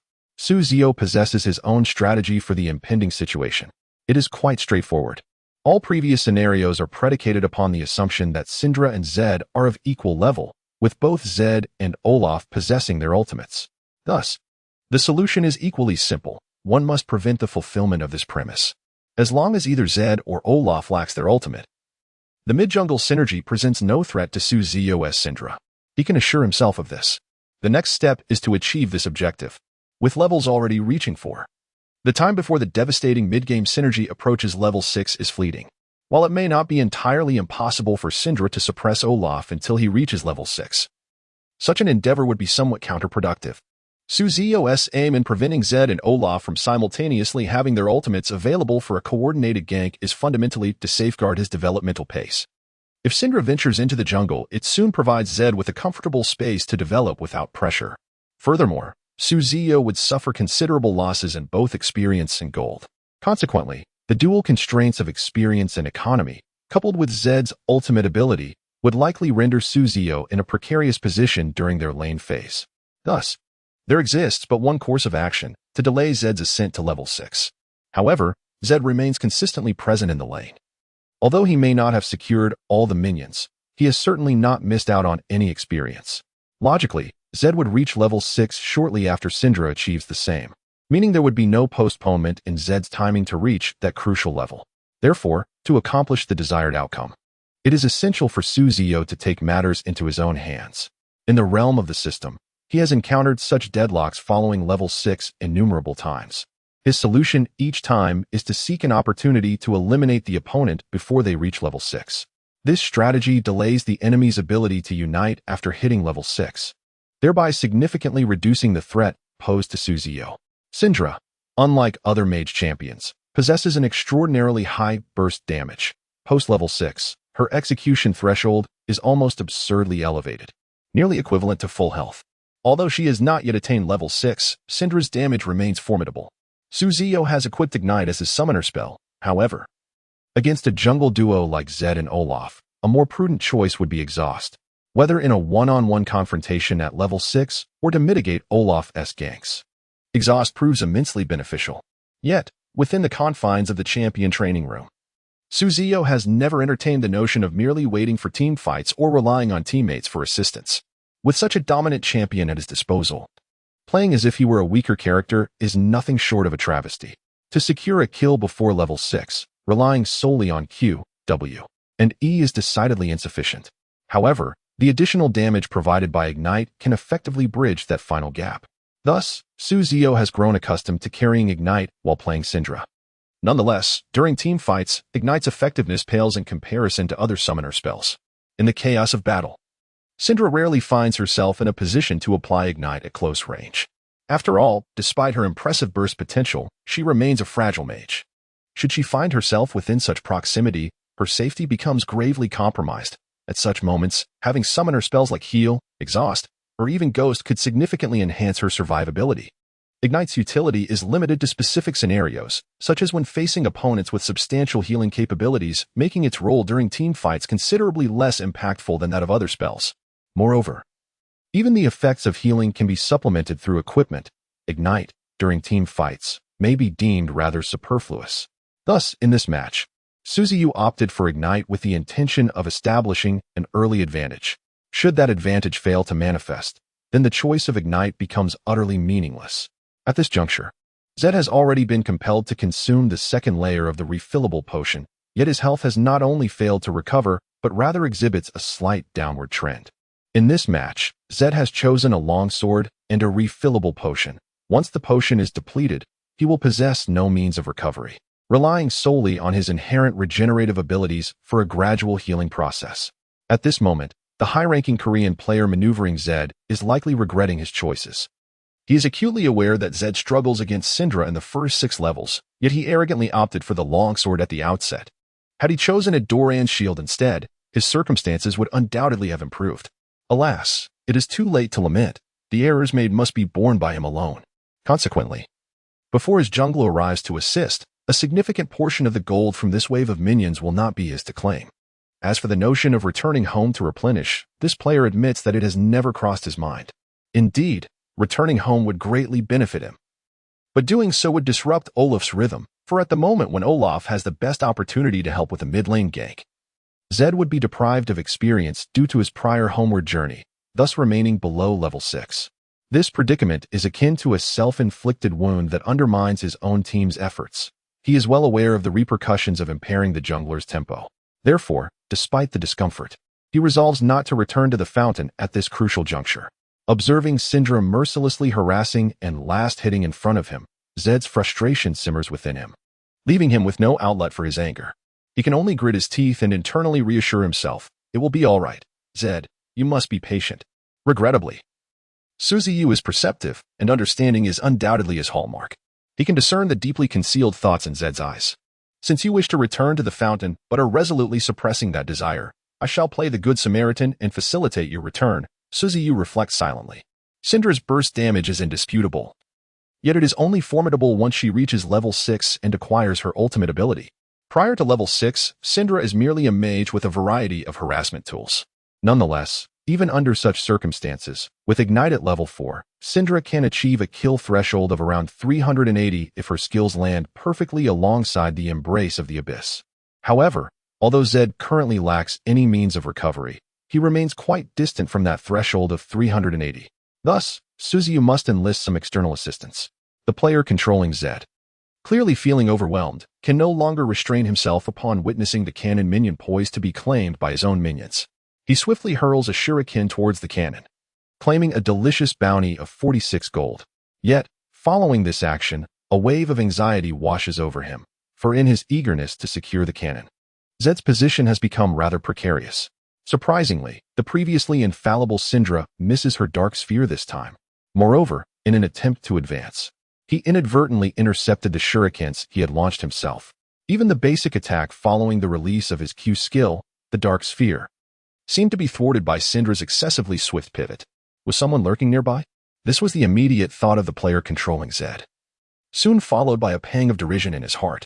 Did such clumsy theatrics truly presume I would be deceived? Yet, in the blink of an eye, another notion emerged in Zed's mind. If memory served him correctly, his jungler had just engaged with the Rengar in the top lane moments ago. There was no way Rengar could have arrived so swiftly. Even if he neglected farming, he should still be positioned in the river's center. Zed concluded that Syndra had indeed made a grave error. With her pivotal Q skill having missed its mark, what was there left for him to fear against her? With this realization, Zed promptly advanced, delivering a basic attack followed by a shadow slash and another basic attack, unleashing the decree of the Thunderlord. However, to his dismay, Syndra did not retreat upon missing her Q. Instead, she boldly exchanged blows with him. At that moment, Zed recalled a previously overlooked factor. The support Alistar was seemingly absent from vision. With his WQ combo, Alistar possessed ganking potential rivaling that of the jungler. Furthermore, with Lucian in the bot lane, a brief excursion would not jeopardize Lucian's laning phase. Moreover, as he approached Syndra, she remained poised, refraining from casting her abilities. With her Q on cooldown, she still had her W and E at her disposal. The only explanation for her inaction was that she was waiting for Alistar to initiate, preparing to unleash her empowered Dark Sphere for a devastating QE combo. A wave of apprehension washed over Zed, causing the hairs on his neck to stand on end. He quickly activated his W to create distance, retreating to a safer position. Once he realized how far he had distanced himself from the brush, a sigh of relief escaped him, followed by a swell of smug satisfaction. He felt immensely proud of his god-tier awareness, simultaneously scoffing at his opponent's foolish decision. What use was Alistair's roaming when Zed was a nimble assassin in the mid lane? Such reckless maneuvering seemed to disregard his capabilities. However, before he could dwell on this thought, Zed clearly spotted Alistar emerging from the lower lane's brush. Had his mindset crumbled? Had he been engaging with thin air all along? This was utterly absurd. Zed felt a profound sense of despair as Alistair's swift arrival in the lower lane indicated a singular possibility. Alistar had never truly left, and Zed had completely overthought the situation. Reflecting on his earlier hasty retreat, where he had pressed W twice without hesitation, he felt a desire to bury his face in his hands. Apologies, he mused. He forgot he was holding a harpoon that could scratch his face. Oh, and he remembered he wore a mask. Yet, this was not the apex of Zed's frustration. What truly rattled his composure was Syndra revealing a summoner spell. Seemingly only a mark. What was this? Was she mocking him for being unable to defeat even a marked Syndra? He was determined to demonstrate his prowess. But after impulsively taking a few steps forward, he instantly regretted it and sought to retreat. At this moment, Zed found himself devoid of any abilities. His combat efficacy alarmingly low. But would Ziyou, who had long awaited this opportunity, simply allow Zed to escape unscathed? Today, Zed must meet his end here, he thought. Everything unfolded as Ziyou had anticipated. While the minutiae of Zed's psychological state remained elusive, the broader strokes were manageable. After all, they had both achieved such high ranks. The understanding of heroes and their abilities was comparable. Yet, why did disparities still exist in the ranks of the Korean server? Beyond skill, the remaining factor that could influence the match was psychology. In essence, it boiled down to an understanding and application of the nuances in landing. However, Zed's final forward movement did catch Ziyou off guard. Fortunately, he did not rush into an attack. Otherwise, this carefully plotted assassination would have ended in failure. Zed had noticed both junglers revealing themselves in the top lane, and naturally, Ziyou had observed this as well. With approximately 7 seconds remaining until Olaf could reach the mid lane, there was ample time for Ziyou to secure a kill. He initiated with a dark sphere, which struck Zed as he attempted to retreat. As Zed took damage, the Stone of the Ruined Firebrand also activated. The properties of Ruined Firebrand: your damaging abilities inflict an additional 650 of your bonus attack power, your bonus ability power as magic damage over 3 seconds. Area of effect and damage over time abilities will deal half damage over 5 seconds. The simultaneous eruption of damage, combined with Syndra's auto attacks, quickly diminished Zed's health. Syndra, wielding her telekinesis, seized the nearly dissipated dark sphere and, with predictive intent, hurled it forward. Thud! The dark sphere landed forcefully beside Zed, inflicting damage while also applying a significant slowing debuff. At this moment, Zed's health was precariously low. The authoress aside, well, I have a few words to share. Some friends in the comments mentioned that the game content was overly abundant and somewhat tedious. But I haven't even written about MSI yet, laughs and cries. At this point, I cannot delve into real life. I have devised a plan. I might write some side stories that deviate from the main timeline. As for the update frequency of these side stories, I will post a thread in the comments for you to vote on. Lastly, I encourage everyone to join the group. Hehe. The group number is 530238785. And the entry answer is Ziyou. The Adult University Esports Club welcomes you. Zed now understood that it was time to use his flash. Failing to do so would inevitably lead to his demise, especially with the ignite from Syndra lingering on him. He estimated that he could withstand 2 more auto attacks before succumbing if he did not flash. Syndra could easily capitalize on the slow inflicted by her telekinesis to secure those 2 hits. However, if Zed used his flash, he would be safe within the tower. And even if Syndra followed, the tower would retaliate. Despite his earlier missteps, Zed had not failed to deal damage in their confrontation. He had made up his mind, swiftly positioning his fingers over the flash key. However, he needed to flash to the right. Otherwise, the incoming sphere would push him back due to Syndra's disperse. Zed thought this to himself. Bang! A flash of yellow light erupted. Yet, the brilliance was fleeting, as the sound of Zed collapsing echoed in his ears. First blood. The player controlling Zed watched as the screen faded to gray. At this moment, he found himself at a loss for words, staring blankly at the dark sphere resting on Zed's lifeless body. The cause of Zed's demise was simple. The dark sphere, propelled by Syndra's disperse, dealt the final 2 auto attacks worth of damage. The player controlling Zed had foreseen the second layer, anticipating the sphere from her telekinesis, but in his meticulous planning, he had overlooked the initial dark sphere Syndra had cast. It was indeed this dark sphere of magic that propelled him forward. There was no alternative. It could only be said that, in order to prevent Ziyou from evading the second layer, he had forcefully elevated his own level of thought to the 5th tier.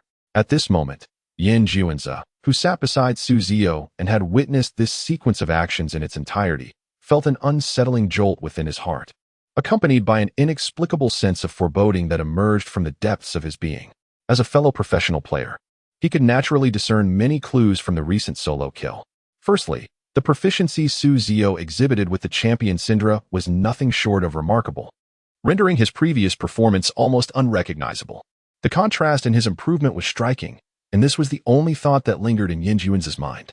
He even began to suspect that Ziyou had deliberately underperformed in the previous match, crafting a trap for himself to fall into.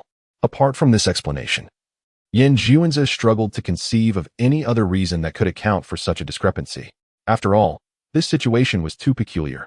The Syndra from the last match had been utterly lackluster, while this time she was a force to be reckoned with. Some maneuvers were so extraordinary that even he had not anticipated them. He had mentally placed himself in the shoes of that Zed and, with utmost responsibility, admitted that he too would not have expected the initial dark sphere released by Syndra to be the very threat that ultimately claimed his life.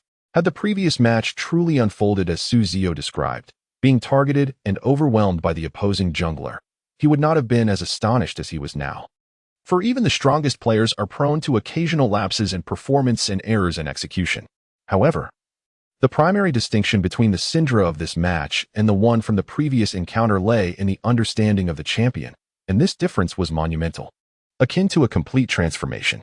The precision of skill execution was exceptionally high, and as he observed Ziyou's first-person perspective, he discerned a crucial point. Ziyou sometimes intentionally utilized the edges of the dark sphere to strike the enemy, thereby inflicting damage. Such execution required an unparalleled mastery over the skill's effective range, making these actions conceivable only through profound expertise. The previous game with Syndra lacked such top-tier execution. This is quite an exaggeration, isn't it? Ziyou expressed his bewilderment. I had previously mentioned my concern that you might be unable to consume your takeout, resulting in wasted food.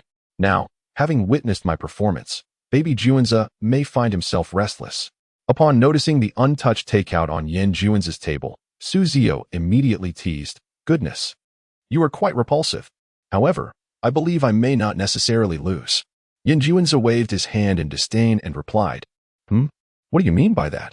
Ziyou inquired, puzzled. In her perspective, having gained an advantage with Syndra, the lane should continue to snowball in her favor.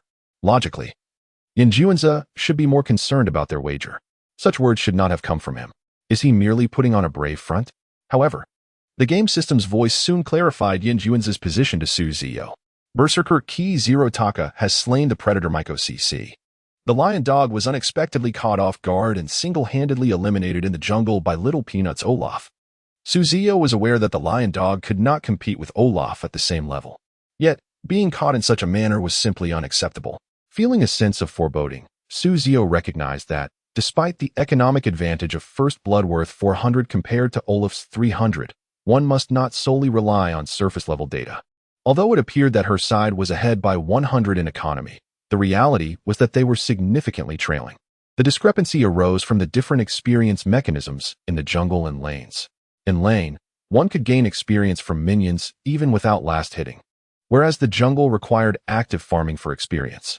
While Ziyou had a 400 gold lead over Zed and could impose an additional 500 gold pressure, experience was a different matter. As long as Zed did not make a reckless move, Ziyou had limited options to inflict losses upon him, given that the Lion Dog was already at a disadvantage against Olaf. The latter's acquisition of the 300 gold from the Lion Dog's death indicated a complete collapse of the Lion Dog's jungle. Without intervention, the Lion Dog might not be able to form a single camp during this period. Lacking jungle resources, how could one discuss economy and experience? Should they attempt to soak up experience from the lane? For Little Peanut's side, such actions by the Lion Dog were incredibly advantageous. The jungle was already in disarray, and now additional lanes were compromised. How could they not be pleased? Thus, the Lion Dog's demise in the jungle significantly influenced the game's trajectory, far surpassing Ziyou's advantage over Zed in the lane. Clearly, the Lion Dog was aware of the rhythm he had disrupted, as he sent a few periods in the team chat alongside an apology. The author aside, an extra chapter should be released tomorrow. Ziyou resolved to accelerate her lane pace. Otherwise, remaining locked in a stalemate with Zed would assuredly place her team at a disadvantage. Olaf was renowned for his aggressive early-game tempo, and after claiming the Lion Dog's life, returning to upgrade his jungle item would only enhance his prowess. Swiftly utilizing her skills, Ziyou pushed the remaining minions into the turret and promptly chose to recall and shop. Instead of acquiring the lost chapter, she opted for the Ladin's Echo, amplifying tome, and boots.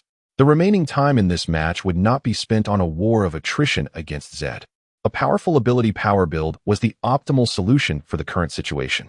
After purchasing her items, she bought 2 health potions with the leftover gold and took Syndra back into the fray. However, during her journey to mid lane, disaster struck in the bot lane. Lucian was caught in a wave kill.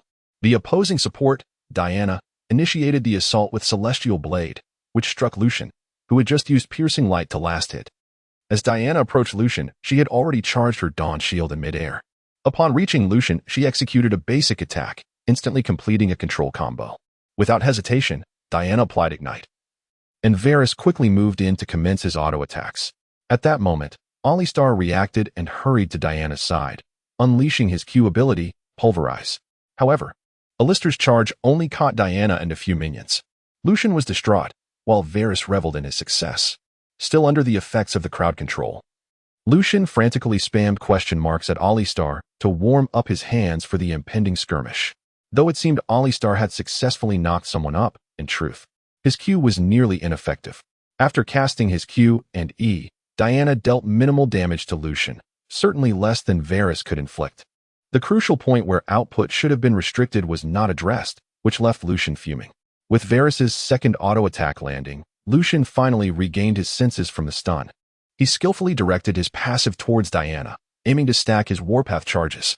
Do not assume this was a blunder on Lucian's part. Rather, it was a deliberate strategy. Due to range constraints, Lucian could not immediately target Varus. Using his E, Relentless Pursuit, would waste the passive charges gained from his previous Q. Not using it risked being out of range of Varus.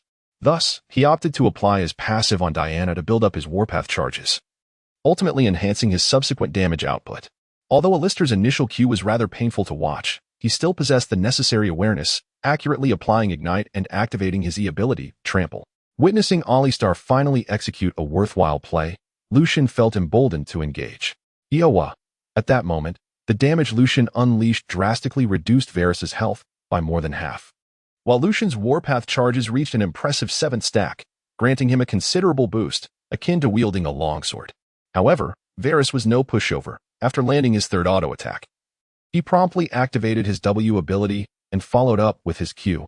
Varus's fervor for battle had reached its 4th crescendo. Both ADCs refrained from hastily utilizing their healing abilities due to the presence of Ignite, which would significantly diminish the effectiveness of their healing at this juncture. However, the support's Ignite was deployed first, allowing Lucian to utilize his healing before Varus. Lucian's health visibly surged, and under ordinary circumstances, Varus and his support would have been left without a fighting chance. Yet, at this moment, Alistar stepped forth, executing a magnificent WQ combo that perfectly interrupted the flow of battle. Lucian felt despair wash over him. He was mere moments away from securing a kill on Varus, only to be pushed far away by Alistar's intervention. In realizing he had only sustained damage from Alistar's W skill, the unscathed Varus promptly unleashed his healing, free from the negative effects of Ignite, thereby restoring a substantial portion of his health. As the sunlight from the support's W skill, Eclipses, gradually enveloped Lucian, it applied a slow, while Varus cast his E skill, Rain of Arrows, from a safe distance. The compounded slowing effects forced Lucian into a most unwelcome predicament, as Varus began kiting him, utilizing his attack range effectively. Coupled with the passive from the support's sunlight, Varus's damage became formidable, each arrow piercing through. Ultimately, Lucian managed to draw near to Varus, firing his final shot and depleting a sliver of Varus's health before he succumbed to defeat. Alistar, sensing the tide of battle turning, chose to retreat early. The chat interface erupted with a flurry of Korean text following Lucian's demise. Although Ziyou could not decipher the language, he instinctively understood that Lucian was likely extending warm greetings to Alistar's family. In the top lane, a steady development unfolded, primarily following the earlier gank by Olaf, which forced the crocodile to use his flash, while the dog also prompted the tree to expend his. However, the two scenarios were not comparable. The crocodile, a dominant laner, could easily push the wave past the river if he chose to play aggressively. Yet, without flash and fearing Olaf's potential gank, the crocodile was compelled to engage in a more cautious exchange with the tree. The tree's selection was indeed to withstand pressure, and the current stable state of development was a significant boon for him. When assessed, it appeared that Ziyou's side had incurred considerable losses. The crocodile's early pressure had been squandered, potentially allowing the opposing tree to develop beyond normal expectations. Nonetheless, it was noteworthy that the teammates had yet to engage in mutual blame. In ranked matches, the most exasperating aspect is not being at a disadvantage, but rather encountering teammates who intentionally undermine the team's morale. League of Legends has been around long enough for comebacks to unfold at any moment across various regions. One must never relinquish the desire for victory due to a slight disadvantage. In ranked play, no matter how daunting the situation appears, a comeback remains a possibility. Each side consists of 5 players lacking voice communication, making it challenging to convey their original thoughts accurately. Each individual harbors a unique perspective, leading to potential misunderstandings in communication.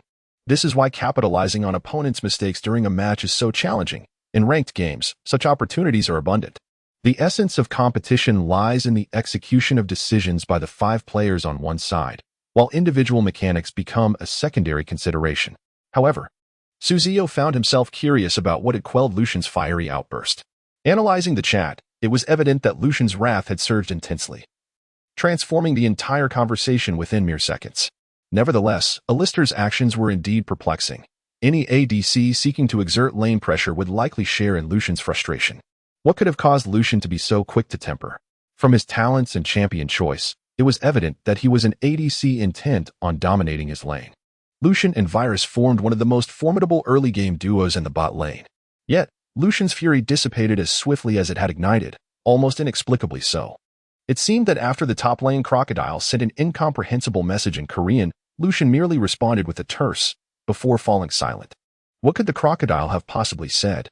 Perhaps it was a jest about Alistair's gender or an insinuation about his wealth. One should not underestimate such comments. A certain player once claimed in a ranked match, "If we win this, I'll send you all a red envelope."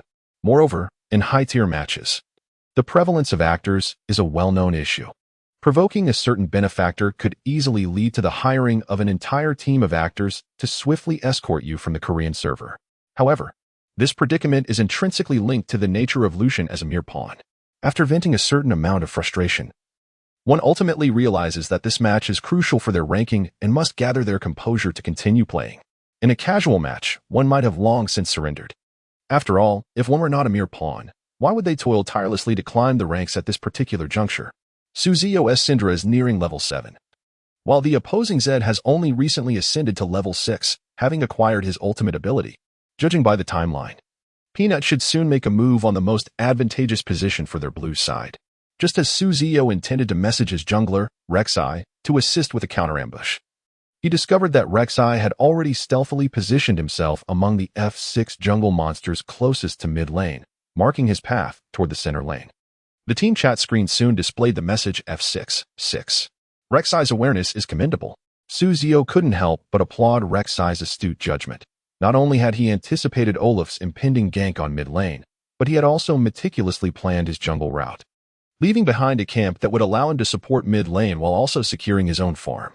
In this scenario, if Ziyou merely wished to retreat unscathed, he could certainly do so on his own.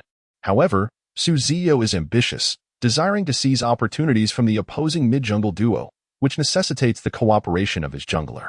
Clearly, Rek'Sai shares a similar ambition. Their thoughts fortuitously align. The net has been cast, and now it is merely a matter of waiting for the prey to be ensnared. Evidently did not betray Ziyou's trust, arriving shortly thereafter. Although the surroundings revealed no trace of Olaf, Ziyou could ascertain from the restless demeanor of Zed that Olaf had positioned himself in the mid lane. With a signal dispatched from Little Peanut's Olaf to Zed, it indicated that the time to strike had come. Following the directive from his jungler, Zed immediately engaged, unleashing his ultimate ability upon Syndra. Concurrently, Olaf burst forth from a nearby bush. It was apparent that the jungler, Lion Dog, was somewhat anxious, continuously signaling his progress. However, as Lion Dog had yet to finish clearing the F6 camps and reach level 6, Ziyou swiftly responded with a warning signal and promptly typed 6 in the team chat. Time was of the essence, and Ziyou could not afford to convey more messages, yet he trusted that Lion Dog would comprehend the urgency. Countless shadows enveloped the area, embodying the palpable killing intent emanating from the Master of Shadows. A saying among Zed players goes, "You only need to devise a strategy, The rest is left to Zed. Thus, the player controlling Zed opted for a precise execution of the Weka maneuver upon landing his ultimate, ensuring his damage output was maximized. Flames ignited upon Syndra, a result of Zed's ignite ability. In that fleeting moment of shadow convergence, Zed descended, and Syndra began her counterplay. With a resounding thud, Syndra flashed just as Zed raised his hand, repositioning herself. A dark energy sphere was released, striking Zed with pinpoint accuracy as he failed to connect his combo.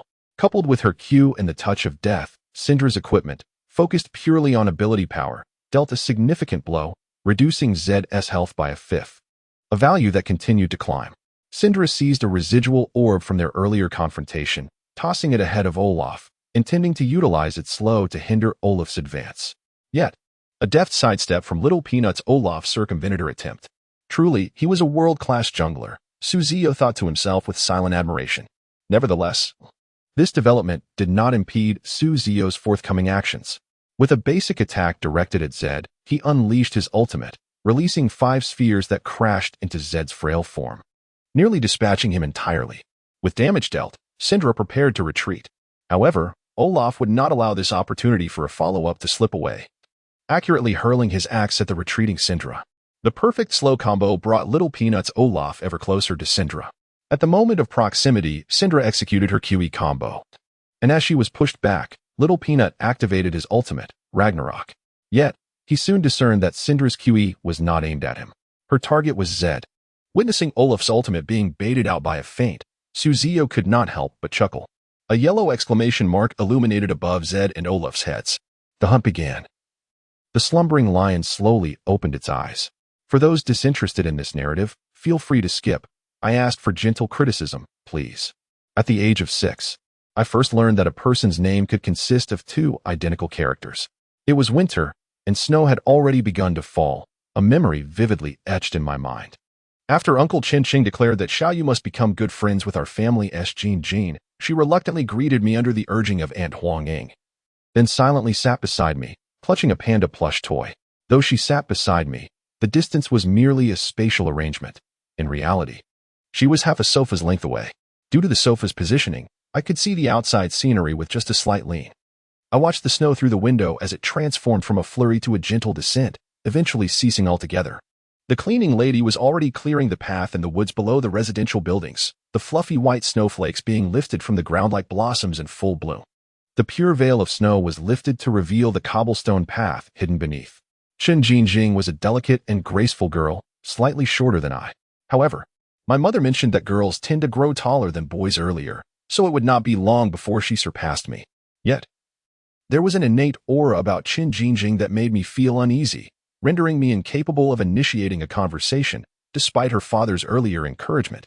I could only force my attention to remain on the window. Our interactions were limited to the necessary exchanges during our weekly family gatherings, and aside from those, we had no superfluous dialogues. Do you watch TV? No, thank you. Do you eat snacks? No, thank you. Such conversations occupied most of our memories over the initial 3 weeks. Chen Jinjing enjoyed reading, so when I watched television, I instinctively lowered the volume to avoid disturbing her. Although this diminished my viewing experience, it spared me from her icy, piercing gaze that felt lethal. Perhaps my subtle attentiveness was appreciated. When adults sensed the atmosphere between us was too cold, they proposed that she relocate to a different area to read, which she declined, asserting, "I think it's just fine here." Seizing a moment while the adults busied themselves in the kitchen, I posed a question. Even I was unsure why I asked it. Why not find a quieter place to read? Are you talking to me? She closed her book and turned to face me. Is there anyone else here aside from you? I stammered, still fixated on the television, my mind blank regarding the plot. Was the 5th child the one who breathed fire? If you are indeed speaking to me, please direct your gaze towards me. It is basic courtesy. I felt her intense gaze, akin to a beam of light concentrated by a magnifying glass, illuminating my profile, making my cheeks flush. Is this acceptable? I turned to face her, yet my eyes unconsciously drifted away. Beep. She seized the remote and paused the animated film. Now, you can properly direct your gaze. With no other distractions in sight, I eventually turned my gaze, as she had suggested. Her elegantly arched eyebrows were slightly raised, seemingly betraying her displeasure. Chen Jinjing donned a light white sweater with a round neckline, featuring a cat crafted from yellow yarn. peacefully reclining at her chest. Over this, she wore a navy blue coat resembling a suit. Below, she sported a checkered skirt and winter white cotton long socks. One hand clutching a remote control while the other rested upon her abdomen, her posture impeccably straight. How beautiful she was, entirely unlike the other girls. This was my immediate thought. Yet, there was an odd discomfort in my gaze. My apologies, I simply find you stunning. Chen Jingjing appeared momentarily stunned. Perhaps I had misspoken again. As she turned away without sparing me a glance, her profile flushed with indignation. Why did she think I ought to leave? After a considerable pause, she finally turned back to me and asked, "Is it because I might disturb you while you watch television? You don't seem particularly fond of it. But haven't you lowered the volume?" It seemed a mere illusion, for her tone appeared softer than before. However what? Chen Jingjing fixed her eyes upon mine. I can't quite articulate it. Uncomfortably, I averted my gaze. Then it is settled, she concluded, resuming her reading without further discussion. Strangely, from that moment onward, I felt a peculiar affection for this girl who had suddenly moved next door. After that day, during our weekly gatherings, although we still occupied the sofa's middle and edges, our conversations began to flourish. I cherished the moments when the adults busied themselves in the kitchen. It was a starkly different experience, free from the carefulness of avoiding their teasing glances, allowing me to converse with her freely. I would even invite her for a stroll downstairs, shoulder to shoulder, gazing at the snow piled atop the treetops, a blissful experience beyond compare. If only she didn't occasionally showcase her sharp tongue and cunning tricks. Hey, if it rains and I have 9 umbrellas, but one breaks due to heavy rain, how many umbrellas do I have left? 8 umbrellas? I ventured tentatively. Uncertain. Given her vast reading, I assumed she must be quite intelligent. This question surely wasn't a simple arithmetic problem like 9-18. Yet, unable to conjure a better response, I could only attempt an answer in the realm of mathematics. I'm just asking you how many umbrellas remain, so disregard the umbrellas. 8. Her voice lingered, infused with an emotion I did not comprehend. Watching her giggle without restraint left me momentarily bewildered. Syndra could not only execute a QE combo, but also perform an EQ combo.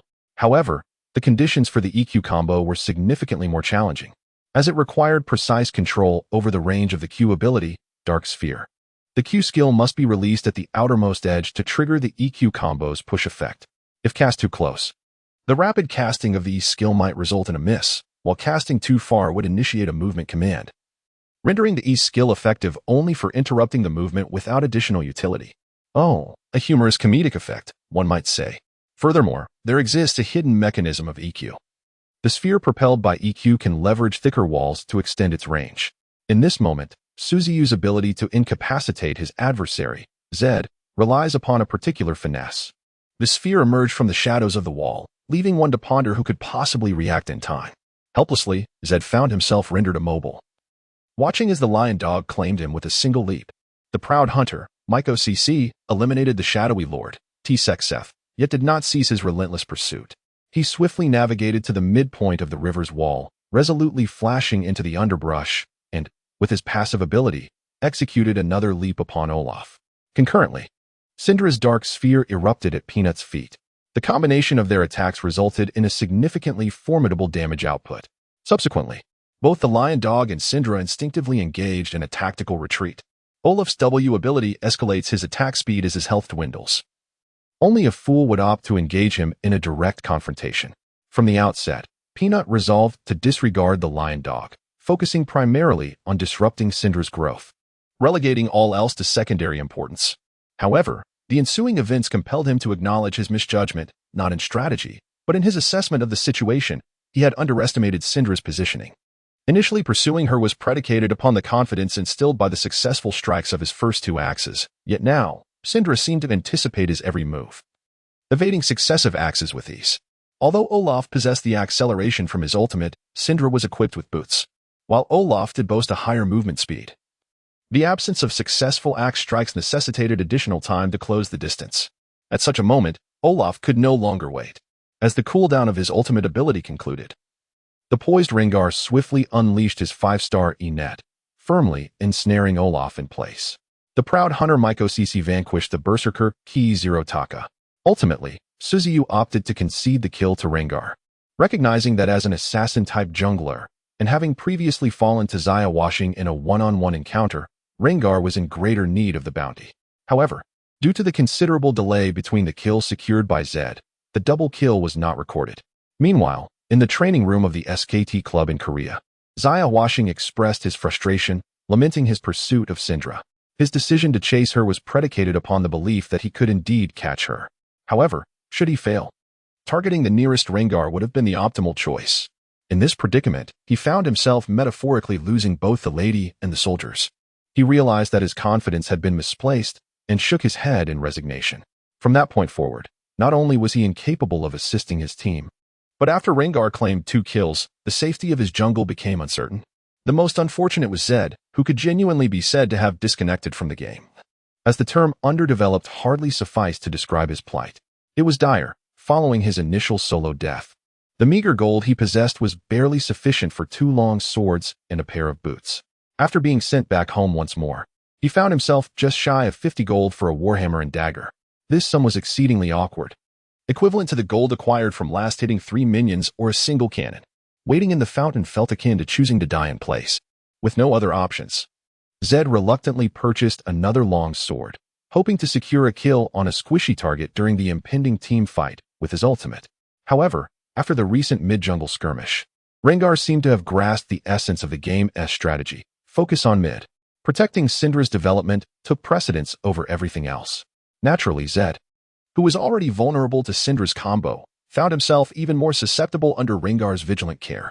While Rengar was busy securing kills, Xiao Hu's Olaf was not idle either, traversing the top and bottom lanes. Despite the crocodile having his ultimate available, the tree's crowd control fell short of delivering sufficient damage. As for the bottom lane, the previous cattle offering incident could not be overlooked. Despite the low success rate of the WQ combo, the individual casts were executed well, establishing excellent vision control. Upon Olaf's appearance in the bottom lane, the duo promptly retreated. In this version without shielding, sustaining some turret damage was not deemed too costly. Although the Lucian and Alistar combination suffered considerable embarrassment, victory was paramount. What importance did Pride hold? Their confidence in yielding was bolstered by the mid-jungle's advantageous development and substantial gold, as long as they ensured their survival and denied the enemy any opportunity to capitalize. It was a matter of time before the mid-jungle duo could dictate the tempo of the match. Frustrated by the lack of opportunities, Xiao Hu chose to vent his anger on the dragon, yet this was merely the wind dragon, which Rengar deemed unworthy of contesting. At this juncture, the wind dragon offered no more than a modest increase in out-of-combat movement speed, unlike the later iterations that provided significant ultimate cooldown reduction. It could be said that Xiao Hu would rather not squander time on this dragon, but he felt compelled to accomplish something in the early game. And this wind dragon was the least he could aim for. As is well known, League of Legends operates in a turn-based manner. With Olaf's minor actions concluded, it was now Ziyou and Rengar's turn to make an impact. Sometimes, 1+1 can indeed yield greater than 2. Syndra and Rengar first descended upon the bottom lane, where a yellow warning appeared above Varus' head. Rengar pounced, inflicting considerable damage, while Ziyou, without the need to charge his abilities, simply unleashed his ultimate, claiming Varus' life with 3 spheres. Notably, Varus' demise was somewhat comical, as he perished in midair, his body lingering for a moment. What caused such an odd fate? It was none other than Alistar's failed WQ combo. Fortunately, the damage was sufficient. Or Ziyou might have genuinely questioned whether Alistar was a creature nurtured by the legendary physician Huata. The head of the female player was secured by Ziyou, who calculated the damage meticulously to achieve the kill. After all, he had not forgotten the wager he made with Yinjuansa. How could he demonstrate that he was the one to carry this game? The answer lay in securing the MVP title. Is there a more compelling statistic than that? After returning to the mid lane and clearing a wave of minions, Ziyou proceeded to the top lane, embarking on the second phase of his MVP plan. With an expertly timed EQ combo, he stunned the Treant from an extreme distance, while the crocodile immediately followed up with damage. In a moment of precision, just as the stun was about to expire, he unleashed his empowered W, executing a flawless control combo. Approaching the Treant, Syndra deployed her Ignite. Against such a champion, one must not hesitate to utilize Ignite and anti-healing items. After all, while the Treant may not be the bulkiest among tank champions, he undoubtedly possesses some of the most formidable healing capabilities. Ultimately, the Treant was merely a tree, and trees fear fire. With the assistance of Ignite, the Treant's health dwindled at a remarkable pace. Just as the Treant's ultimate ensnared the crocodile, he was swiftly eliminated by Syndra's W from behind. After returning home to replenish his equipment, Ziyou regrouped with his team near the dragon pit, where they aimed for the infernal dragon. Although the attributes were enticing, it was evident that the red team had no intention of engaging, opting instead to allow Olaf to attempt to smite. However, Ziyou was not one to offer such an opportunity. Having amassed 5 spheres, he unleashed his ultimate as the final sphere struck Olaf, releasing a torrent of energy that maximized his damage output. The lion dog successfully secured the infernal dragon. During a brief moment of respite, Ziyou discreetly glanced at Yan Juanzi beside him. It seemed that the takeout had barely been touched, and the expression on Yan's face had shifted dramatically. Ziyou recalled how joyfully Yan had smiled earlier, yet, in an effort to avoid jinxing their progress, he refrained from indulging in idle banter. In the high-stakes atmosphere of the Korean server's master tier, the situation could shift in an instant, and a single misstep could grant the enemy team the chance to turn the tide. Suddenly, the camera uncontrollably swung around, landing at the red team's crystal base, where the vibrant red crystal exploded to the accompanying music. Ziyou found himself both amused and exasperated, nearly forgetting the principle that in League of Legends, the higher the rank, the shorter the average game duration. Indeed, at the master tier in the Korean server, players possessed a substantial understanding of the game. While Varus may have superior late-game potential compared to Lucian, they lacked the resources to prolong the match. Across the board, the red team was underperforming, facing a well-fed Syndra and a formidable lion dog, as well as a disconnected Zed. The 2 AD carries found themselves in drastically different circumstances, leading the red team to unanimously opt for a surrender at 20 minutes. What a pity, we could have turned this around, Yan Juanzi muttered, his expression darkening. His words seemed to trivialize the potential for a comeback. While it was indeed possible, the odds were exceedingly slim, almost non-existent. As a professional player, he was acutely aware of this reality, and the frustration of losing a bet gnawed at him, prompting an inward chuckle. Regret washed over him. Why had he foolishly wagered against Ziyou? Could a seasoned mid-laner, ranked 7th in Korea, truly struggle with Syndra? Glancing at Ziyou's impressive 502 stats on the screen, he turned to the takeout in front of him, realizing his worst fear had come to pass. It had indeed lost its appeal. Why am I so thirsty? Yin, pour me some water, Ziyou exclaimed, reclining in his gaming chair, joyfully mimicking Garen's spinning move. Yes, Yan Juanzi dragged out the word, frustration seeping through as he wished to convey his anger to Ziyou. However, it was clear that his efforts were in vain, as Ziyou remained relaxed, eyes closed, occasionally urging him to hasten his water pouring. Meanwhile, at the SKD base in Korea, Peanut, also known as Han Wang-hao, stared at the already lost match, feeling a wave of frustration. Observing Faker, who was rising to pour himself some water, Han Wang-hao could no longer suppress his irritation. Hyung, I had the worst luck this game. That Zed was utterly dominated by the enemy Syndra. The lion dog couldn't possibly outmatch me. But the mid lane issue threw off my jungle rhythm. It's infuriating. Just when I thought we had a secured win due to the enemy's poor Alistar play. He continued to rant. Per Alistar? Faker interjected, his expression growing increasingly stern. Yes, he was terrible.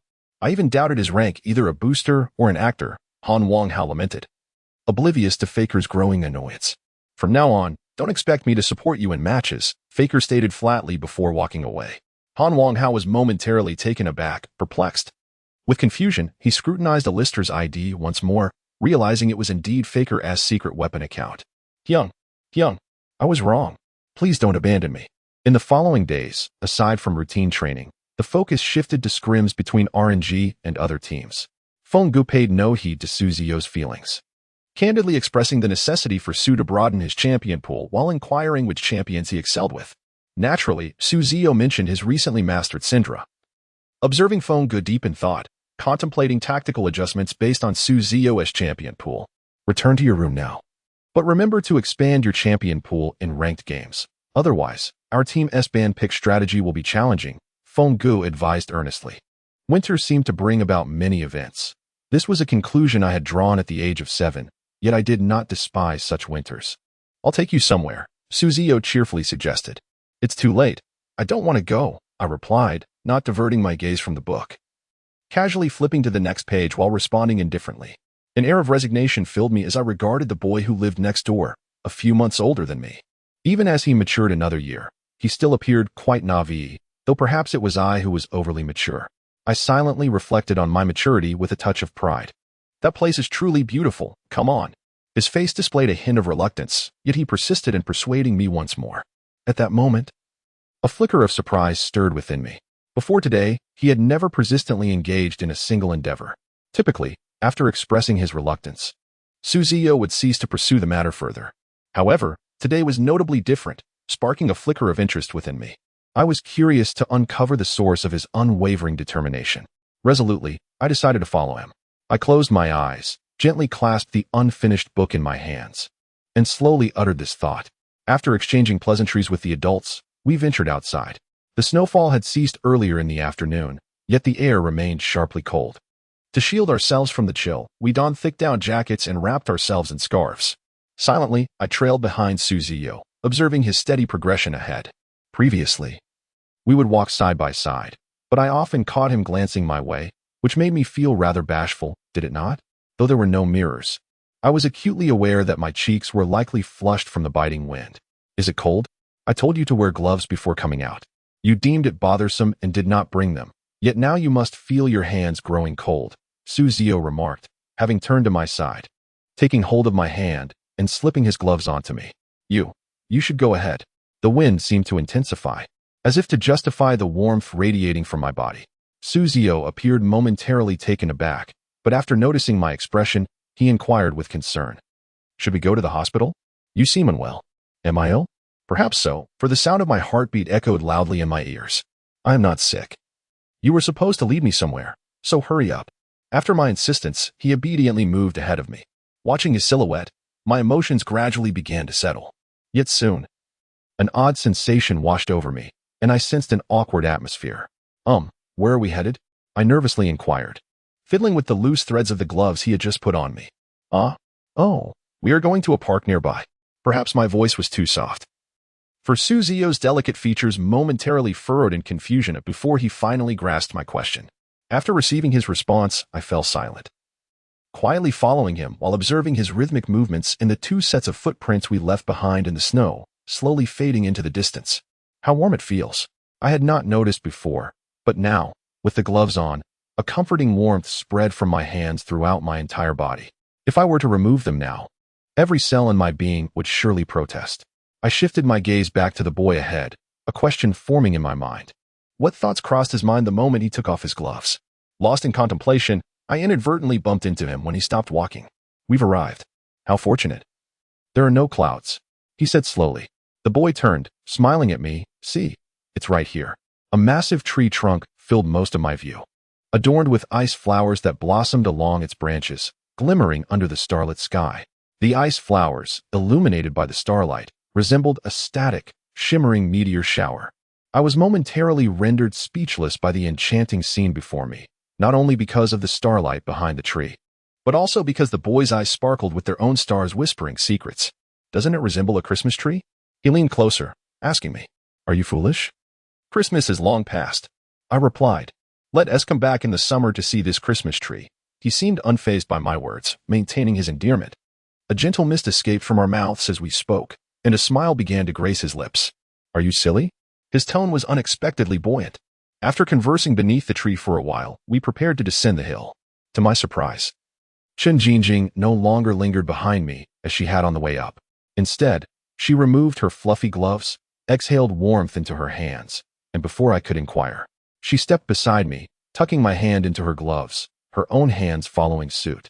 It's truly cold, she remarked, gazing into my eyes. We chatted for what felt like ages on our way home, and it was only when we neared my doorstep that I released her hand, and we exchanged farewells. Days passed, and the group stage of the MSI tournament drew nearer. The qualifying rounds had concluded, with Vietnam SGM team advancing to the group stage. Notably, the host team of this year's MSI, Brazil's REDC, sadly failed to overcome other wildcard teams in the qualifiers, bidding farewell to the group and knockout stages of the mid-season tournament. However, despite Brazil being classified as a wildcard region, the enthusiasm for the event among the Brazilian populace remains fervent. Each year, on the anniversary of League of Legends, Brazil showcases delightful spectacles that are visually captivating, blending the theme of the game with their own cultural artistry, clearly demonstrating great effort. In contrast, The LPL's anniversary celebrations have become increasingly lackluster, leaning towards a mere annual money-making endeavor. The day before departing from Hainan to Brazil, Brother Feng had already notified everyone in advance. Pack your belongings. Only bring a change of clothes. If you're too lazy to bring anything, you can buy new ones when you arrive. Just be sure not to lose your passport and ID. Brother Feng reiterated this to the group. The 5 members of RNG swiftly organized their luggage. And after playing a few ranked games that evening, they boarded a special vehicle to the airport for their flight to Rio de Janeiro. The flight duration was somewhat lengthy. As Ziyou disembarked from the plane, the sunlight broke through the thin clouds, casting a warm glow upon his profile. Prior to our arrival in Brazil, Brother Feng had issued several warnings to everyone. When going out, always travel in groups of 3 or more. No one is allowed outside after 8 p.m. Remain in the hotel arranged by Riot Games. If you need assistance, simply call me. Indeed, not all countries can boast the same level of nighttime security as China. This is not mere hyperbole, but a veritable reality. Arranged by the esteemed company, the players of RNG boarded the airport shuttle to their pre-arranged hotel.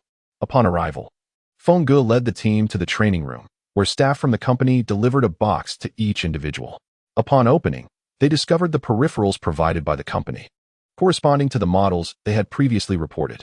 They were instructed to examine the equipment for any issues and were encouraged to request replacements if necessary. This tournament prohibits the use of personal peripherals to prevent any form of physical cheating. After completing the check-in process and confirming the comfort of their equipment, they powered on the computers and logged into the Brazilian League of Legends server using the credentials supplied by the company. Subsequently, Feng Ge organized a dinner for the players. After satiating their appetites, the competitors entered a state of intense preparation for the upcoming matches, as the first group stage match was set for the following day. As it was Ziyou's inaugural experience in an international event, he felt a tinge of nervousness.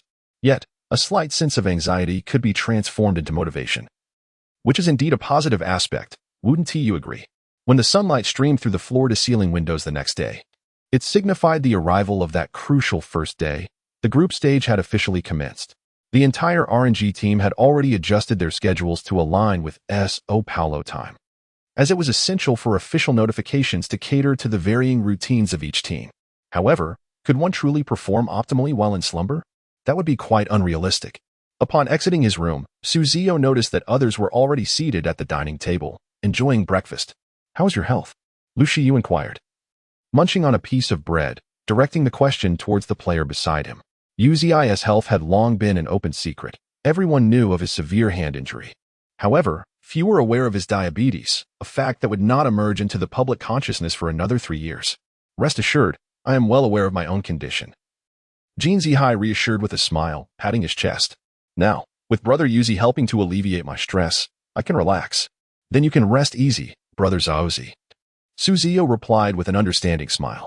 Just a few days prior, Ziyou had not only duo-queued with Xianghua, but had also played alongside every member of the team, including Yuzi, in one of the ranked matches. Due to his efforts to expand his champion pool, he found himself at a disadvantage in the mid lane, while the top lane and jungle proved to be exceedingly formidable.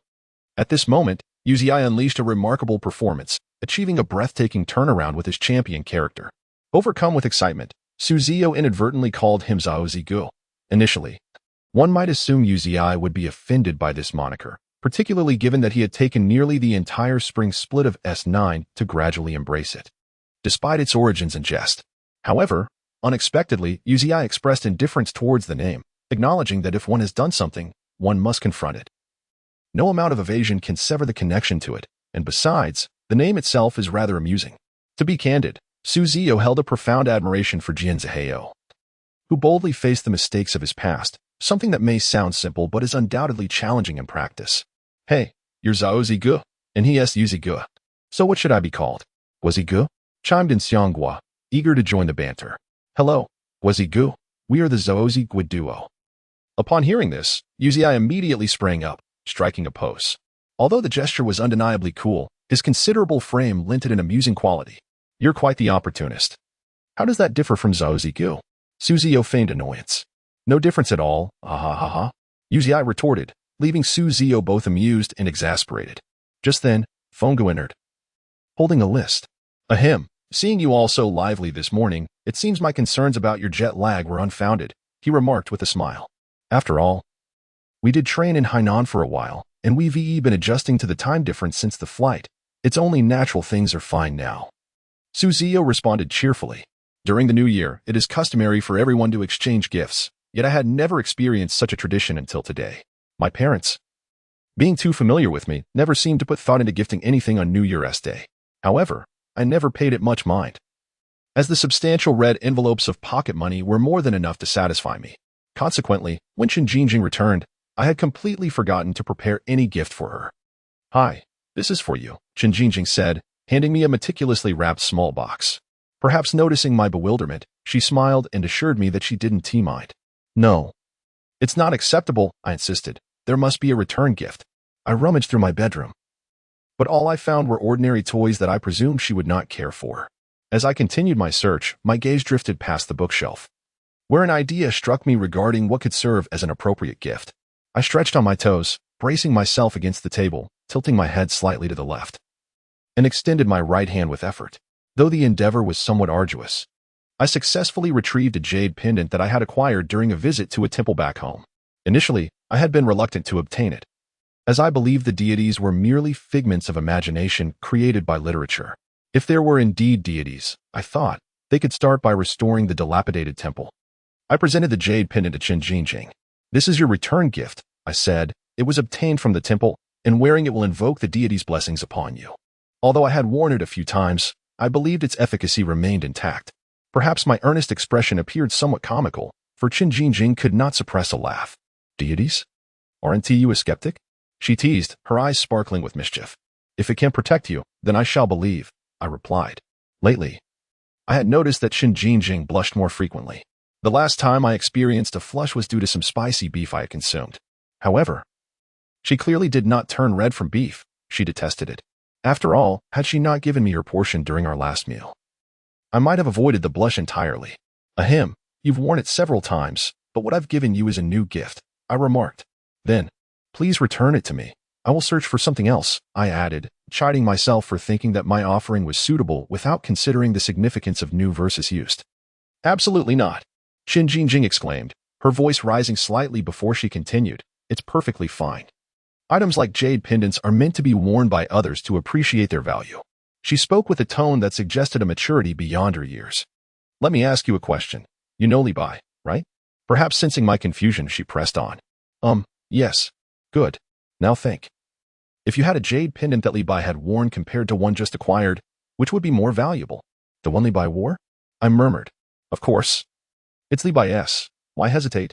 Thus, she declared that my gift was quite lovely and that I needn't seek anything else. Oh, okay. Although something felt amiss. Her approval was all that mattered. I stood quietly at the doorway of my room, observing the girl before me as she played with the jade pendant. Chen Jingjing and I attended the same elementary school and were in the same class. In the music classroom, a young and beautiful teacher played a black piano at the center of the room. The enchanting notes flowed gracefully from the instrument as she moved her hands across the keys. Though her performance was remarkable, I found myself more captivated by the melodies produced by Chen Jingjing's violin. "Are you accustomed to using that gift?" she inquired, pausing her playing and turning toward me. "Are you referring to the pen?" I asked. "Yes." Chen Jingjing had gifted me a pen with a sleek black cap and body, adorned with hints of gold trim, perfectly aligning with a boy's aesthetic. "It's splendid, far superior to my previous one," I replied. Upon hearing my affirmation, she seemed to exhale in relief. "And the jade pendant?" I asked, curious about her thoughts. She pointed to her chest with her violin bow, revealing that a delicate red thread hung around her neck. I had attempted to ask her for guidance on playing the violin, and she had been more than willing to teach me. Yet, I struggled to even master the first step. Holding the bow was a considerable challenge for me. Whenever Chen Jingjing's hand brushes against mine, I inexplicably find myself unable to grasp my violin bow.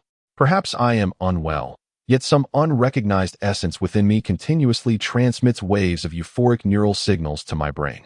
If I am ill, so be it. It hardly affects me. I ponder quietly, for my interest in the violin is not profound. It is merely her violin that captivates me. Chen Jingjing favors a ponytail, but she usually lets her hair flow freely. Still in elementary school, the dismissal time is rather early, so even after lingering in the music room for a while, it remains afternoon. The sun is partially obscured by wispy clouds. casting slanted rays through the surrounding buildings. Her hair glimmers in the sunset, as if dusted with luminescent powder. Her strands sway gently in the breeze.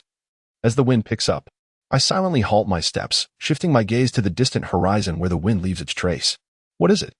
Upon noticing my pause, Chen Jingjing also stops, turning around with a look of curiosity. With her back to the sun, she glows in my sight.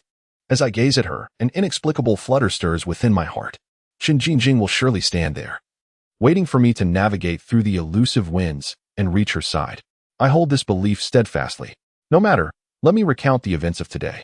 After hearing Su Ziyou's response, Feng Ge chuckled and began. Firstly, the opening ceremony of MSI, featuring numerous local performers from Brazil. Regrettably, we have a match on the very first day, and it is scheduled fairly early. Thus, we shall miss the performances. However, for those interested, we can watch the replay upon our return. Wow, Feng Ge, watching the replay sounds rather impressive, remarked Xiaoming, who typically enjoys observing from the sidelines. After all, within the RNG team, no one is more keen on watching performances than Ming, particularly the shows by Korean girl groups, where Mingzi is undeniably a first-rate expert. What can we do? We are here in Brazil to achieve results. Feng Ge's spirits were somewhat diminished. Who wouldn't he want to witness free, spectacular performances? If not for the pivotal moment the team is in, Feng Ge would have longed for a vacation. Nonetheless, for this MSI, not only have the players trained hard, but the coaching staff has also diligently researched various opponents from different regions. Each additional minute spent studying increases our chances of victory. All right, I shall outline today's match arrangements. Shaking his head to dispel the weight of negativity, Feng Ge opened his notebook. The group stage will unfold entirely in a Bo-1 format, adopting a double round-robin system. Feng Ge paused here, glancing at the expressions of the players before continuing. The first match of the opening ceremony pits SKD against G2, followed by our match against FW, Flash Wolves. Although we cannot watch the performances, we must witness the SKD versus G2 match. Why can we watch the match? Sitting beside Su Ziyou, Yanjuanza immediately raised his hand to inquire. Watching the match is not for your relaxation, Feng Ge replied with a serious demeanor. We are observing to analyze SKT's specific capabilities. Although SKT may not fully showcase their strengths in the first match, knowledge is power, and understanding our opponents is far superior to ignorance. If we allowed you to watch the performances, today's match against Flash Wolves might leave you without any fighting spirit. Remember, the Flash Wolves are known as the gods of Bo-1. You wouldn't want to lose in the very first match of MSI, would you? Naturally not. As the captain, Xianggu immediately took up the mantle of determination. Our goal is to defeat SKD. We certainly cannot afford to fall to FW first. Su Ziyou echoed his sentiment, declaring, RNG must prevail. 5 observing the fervent and spirited RNG players, a satisfied smile spread across Feng Ge's face. As the countdown to the live broadcast concluded, and the background music transitioned, the mid-season invitational finally commenced amidst great anticipation. Ladies and gentlemen, welcome to the 2017 Mid-Season Invitational, broadcasting from Rio de Janeiro, Brazil. Since there is a scenic video of Brazil before the match begins, the commentators engaged in light conversation. We can observe the breathtaking coastal views of Rio de Janeiro. The weather in Brazil is splendid, with radiant sunshine, even though you may be enveloped in darkness at your screens. Fear not, for an exhilarating match is soon to unfold. Due to the time difference between Brazil and China, when the match begins, it will be 2:30 in the morning in Beijing. We are your commentary team. Greetings. I am Chong Mao. Hello, I am Su Xiaoyan. Greetings, I am Ziyuan. After the lengthy advertisements concluded, the commentary team began discussing RNG. The camera shifted to a pre-recorded video featuring 3 RNG players sharing their thoughts on this MSI. First to appear on screen was Yanjuanza. We are quite eager about Brazil. The entire team shares that sentiment, and we hope to achieve commendable results. Then came Xianggu. My thoughts upon arriving in Brazil are, I want all the buffs, the dragon and the baron. Xianggu's fanbase evidently outnumbers Yanjuanza's. As the chat exploded with enthusiasm upon his appearance, despite the late hour of 2:30 in the morning and the fact that this was merely the group stage. Next was Xiaoming. I am truly delighted to compete abroad. This is my first time participating in an overseas match, and I feel quite excited. At this point, the segments featuring Xiao and Su Ziyou had yet to air. In official terms, it was stated, in China, there is an old saying, don't put all your eggs in one basket. A blonde-haired, blue-eyed employee of the Riot Games company, with a slight regional accent, recited this phrase. It should be don't put all your eggs in one basket, Ziyou corrected him, covering his face in exasperation. Before the first match begins, there will be a team parade ceremony, allowing each team to make an entrance and walk in front of the audience, while other teams stood in the audience's aisles.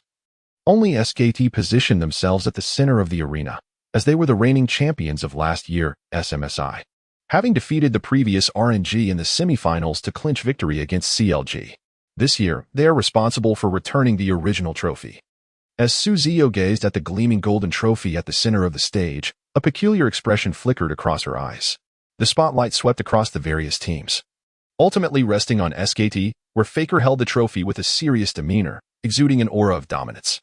Meanwhile, the large screen behind the stage showcased footage of SKT's victories in S3, S5, S6, and last year's triumph at the second MSI Championship. SKT certainly commands respect, Ziyou thought to herself upon witnessing this spectacle. While other teams stood to the sides, SKT occupied the central position of the stage, undeniably the center of attention. This was only fitting, given their status as a three-time champion team.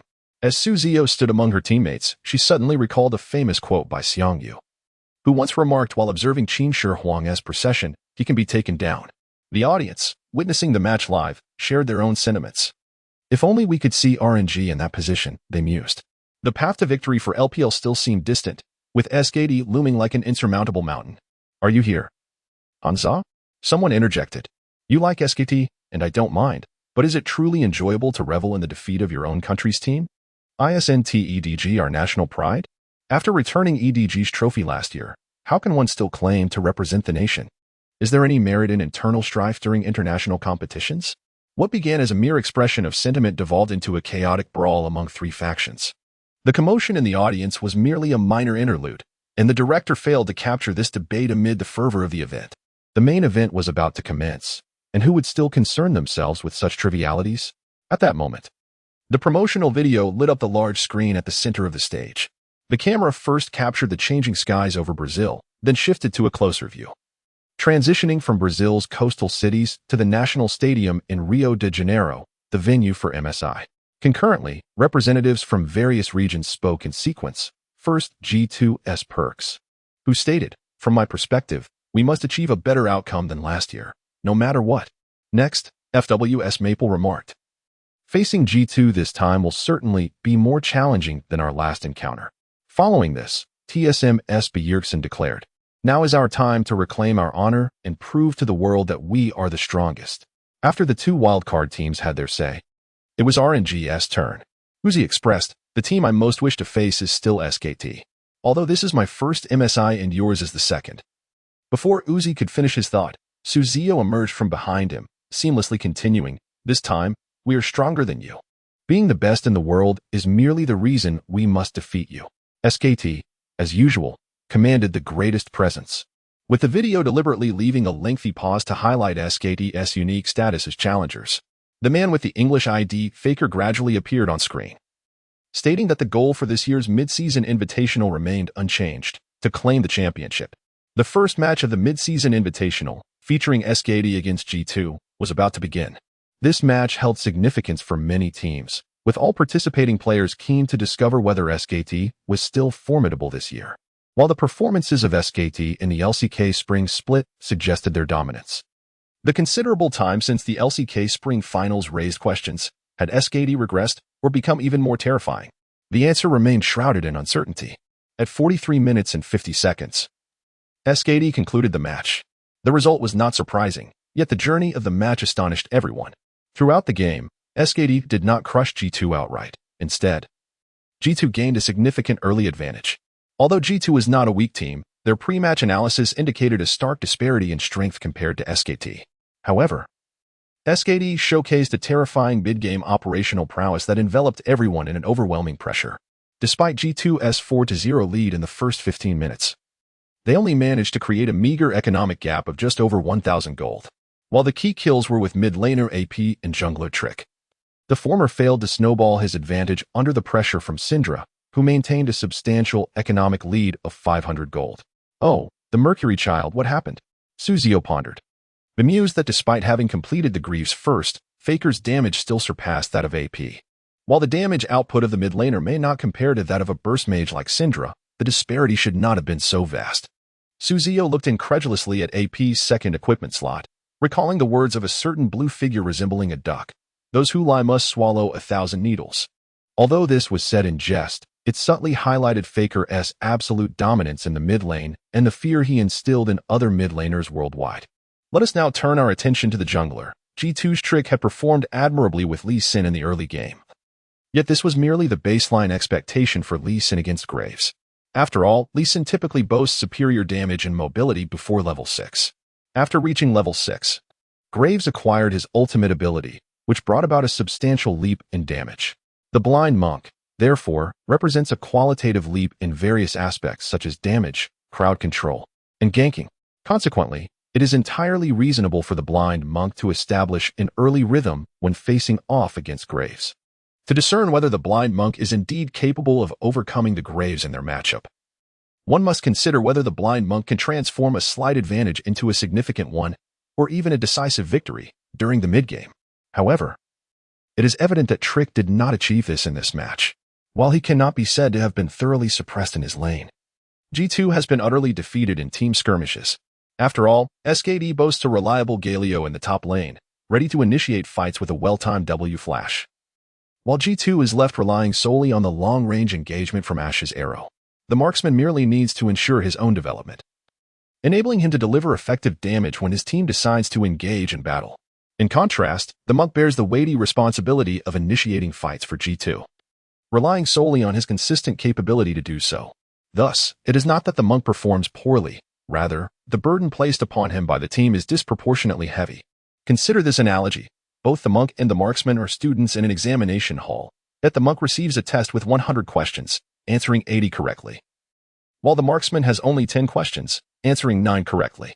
The Monk's efforts, akin to the number of correct answers, far surpass those of the marksman. However, tactical arrangements result in the Monk scoring only 80 points, while the marksman achieves 90. As time elapsed during SKD's strategic rotations, G2 made an exceedingly unwise decision to exchange 2 bottom towers for a Rift Herald, which holds little significance in the current version. In this iteration, the Rift Herald does not summon a creature to assault towers. Instead, it grants a buff to champions who collect its eye, inflicting true damage to towers at intervals, albeit with a time constraint. This exchange proved to be a catastrophic loss, laying the groundwork for G2's eventual downfall. The loss of the bottom towers severely hampered G2's resources, rendering them unable to afford any further losses. Consequently, as SKD's trio from the bottom lane pushed towards the second top tower, G2's top laner, Expect, found himself ensnared by Bang's Varus. Combined with Peanut's marksman ultimate and the bounty hunter's ability, Expect was swiftly eliminated. The significant loss of the outer tower adversely affected G2's vision in the jungle. Struggling to find a favorable position, they were compelled to concede the second dragon. Subsequently, AP's Orianna lost her life due to a moment of greed, opting to retain her flash instead of using it when Varus's ultimate was out of range. In a precarious situation, this decision proved fatal, as an earlier use of her flash, combined with her W for acceleration, could have spared her life from the clutches of Varus and the marksman. At this point, G2's meager economic lead from the early game was effortlessly reclaimed by SKT, who even managed to surpass G2 economically. With increased resources, SKT unabashedly continued their tower-pushing strategy, culminating in Faker's Syndra landing a W on the Monk and swiftly following up with her ultimate, eliminating him. A bewildering maneuver soon followed. After a drawn-out skirmish, G2, having lost 2 outer mid towers, opted for a flank with their mid, jungle, and support. If they desired to engage, why relinquish the towers? Allowing the towers to fall suggests an acknowledgement of their inability to contest. Their abrupt change in strategy, after expending numerous essential abilities, left them unable to inflict any damage on SKT. With Galio's teleport arriving, he and the marksman dispatched the Orianna, just as SKT contemplated transitioning to Baron. The Monk's ill-timed kick allowed the retreating SKT members to secure another kill. At this juncture, with the mid laner and jungle eliminated, the Baron was naturally claimed by SKT. They then exploited the Baron buff to unleash super minions, mercilessly demolishing all 3 lanes. Ultimately, under the marksman's initiation, Galio's Iron Fist descended, and the bounty hunter's barrage left G2 submerged in a deluge of devastation. Finally, as the red team's cannon fired a purple energy projectile at the blue base crystal, it shattered, marking the end of the match at precisely 43 minutes and 50 seconds. SKT's dominance was undeniable. Witnessing such a contest, a collective sentiment of despair permeated the hearts of all but SKT's competitors. This victory, far more disheartening than a straightforward rout, left one pondering the extent to which one must excel to triumph over them, especially after achieving a dream start of 4-0. A somber and oppressive atmosphere settled among all teams except SKT. In the subsequent match, RNG faced off against Flash Wolves. Following SKT's victory over G2, the official representatives from Riot Games arrived to inform RNG's players that they were next to compete. As the lights illuminated the stage, Ziyou, previously subdued by SKT's formidable presence, felt his heart race once more. If the future of LPL holds such potential, it indicates that they too possess this capability. Therefore, by harnessing this potential early on, there is nothing to fear. The fervent emotion within him compelled Ziyou to exhale deeply, his hands instinctively clenching into fists. Such behavior, observed by Xiao Hu, induced a sense of tension. "Fear not," she reassured. "I was quite nervous during my first international competition as well. But I later realized it was merely part of the experience. As competitors, we need only to immerse ourselves wholeheartedly in the contest." Approaching Ziyou, Xiao Hu offered her understanding and comfort. Oh, thank you." Although Ziyou wished to convey that she was not anxious, she recognized the goodwill in Xiao Hu's gesture and felt it inappropriate to decline. Ultimately, she accepted the kindness extended to her. "Let us welcome from the LPL, the RNG team." Upon hearing the host's announcement, Yinjuanza led the team to the center of the stage. And from the LMS region, the Flash Wolves team. With the host's next declaration, the players of the Flash Wolves emerged from the player tunnel.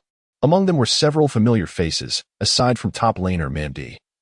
Ziyou recalled that the others had transitioned to the LPL. The most recognizable was the jungler Karsa, who had been instrumental in securing the MSI championship for RNG in 2018. Following him was ADC player Betty, who joined RNG in 2020 and would later achieve numerous highlight moments, earning Uzi the amusing nickname Little Betty.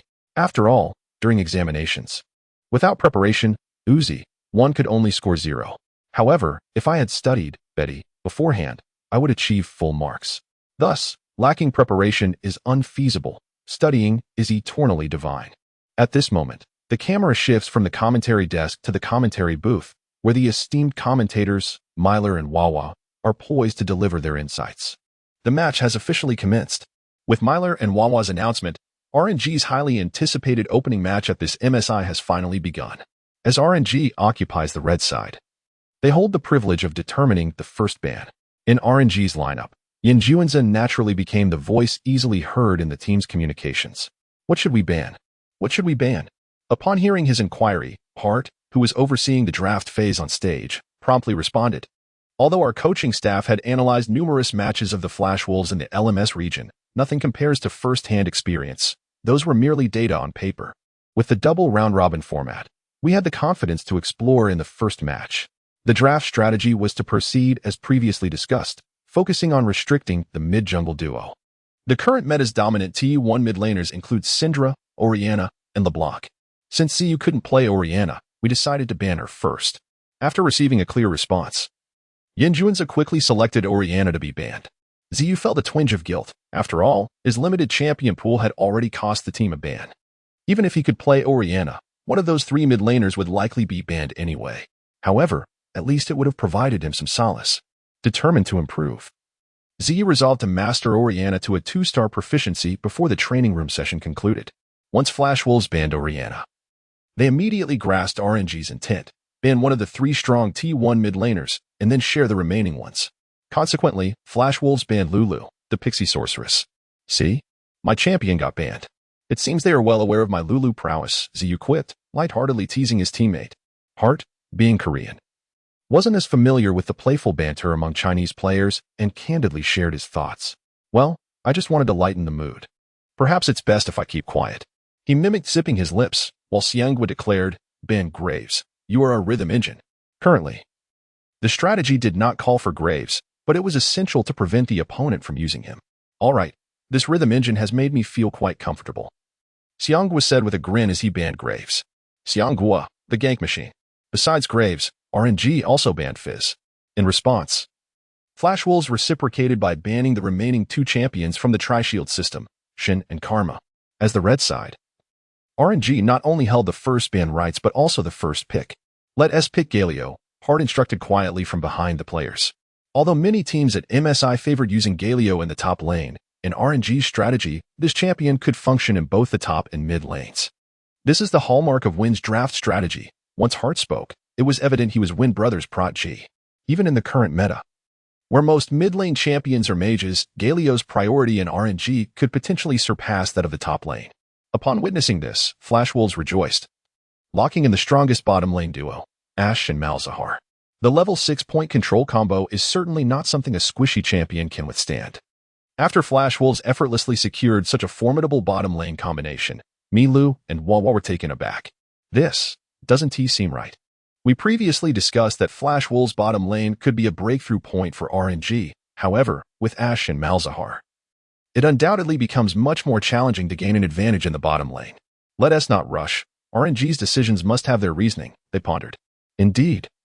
As the commentators noted, the combination of Ashe and Malzahar was intentionally given to Flash Wolves by RNG. The objective was to ascertain the true level of Flash Wolves' bottom lane duo. After all, with Uzi on the team, they had the capability to conduct this inquiry. However, even a top-tier marksman like Uzi could hardly afford to face such a dominant duo without a suitable AD champion to match. Xianghua opted for misfortune, while Ziyou selected Lee Sin. All right, they affirmed in unison. After RNG confirmed their first 3 picks of jungle, AD, and a Galio whose role was still uncertain, Flash Wolves revealed their final choice for the first half, LeBlanc. The audience commented, "I believe this Galio should go mid." During the spring finals, "Brother, you played exceptionally well with Galio. I think Chiez LeBlanc should be stronger than Maples." Others concurred. The commentators shared similar sentiments. But RNG's subsequent picks would soon contradict everyone's expectations. RNG's bans in the lower half were Olaf and Elise, while Flash Wolves banned Tom Kinch and Bounty Hunter. Flash Wolves assumed that Galio would indeed be mid, particularly given RNG's previous instances of Galio in the mid lane during the spring split. As for whether Ziyou's Galio would be formidable, it was never a consideration for Flash Wolves. Although Ziyou's Galio shone in the finals, that single performance could not erase the memory of being outshone by the younger scout in the semifinals. In Flash Wolves' perspective, EDG was far more formidable than we, and thus the duel between Galio and LeBlanc in the finals did not warrant their vigilance. In fact, upon seeing LeBlanc in the mid lane, Hart initially intended to place Galio there and select Rumble for the top lane. However, Ziyou expressed a desire to pick Syndra. Hart had reviewed Ziyou's Syndra in rank matches, confirming his proficiency. Coupled with Flash Wolves selecting Rumble for the top, Hart decisively opted for Syndra and Braum. Syndra was Ziyou's request, while Braum was Hart's own decision. Despite the strength of the Ashe and Malzahar combination, the true turning point would occur at level 6.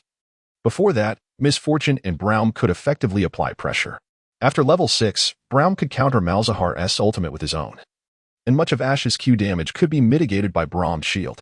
Flash Wolves found themselves somewhat bewildered. They had anticipated Galio in the mid lane, only to see him assigned to the top lane, leaving their chosen Rumble directly matched against him.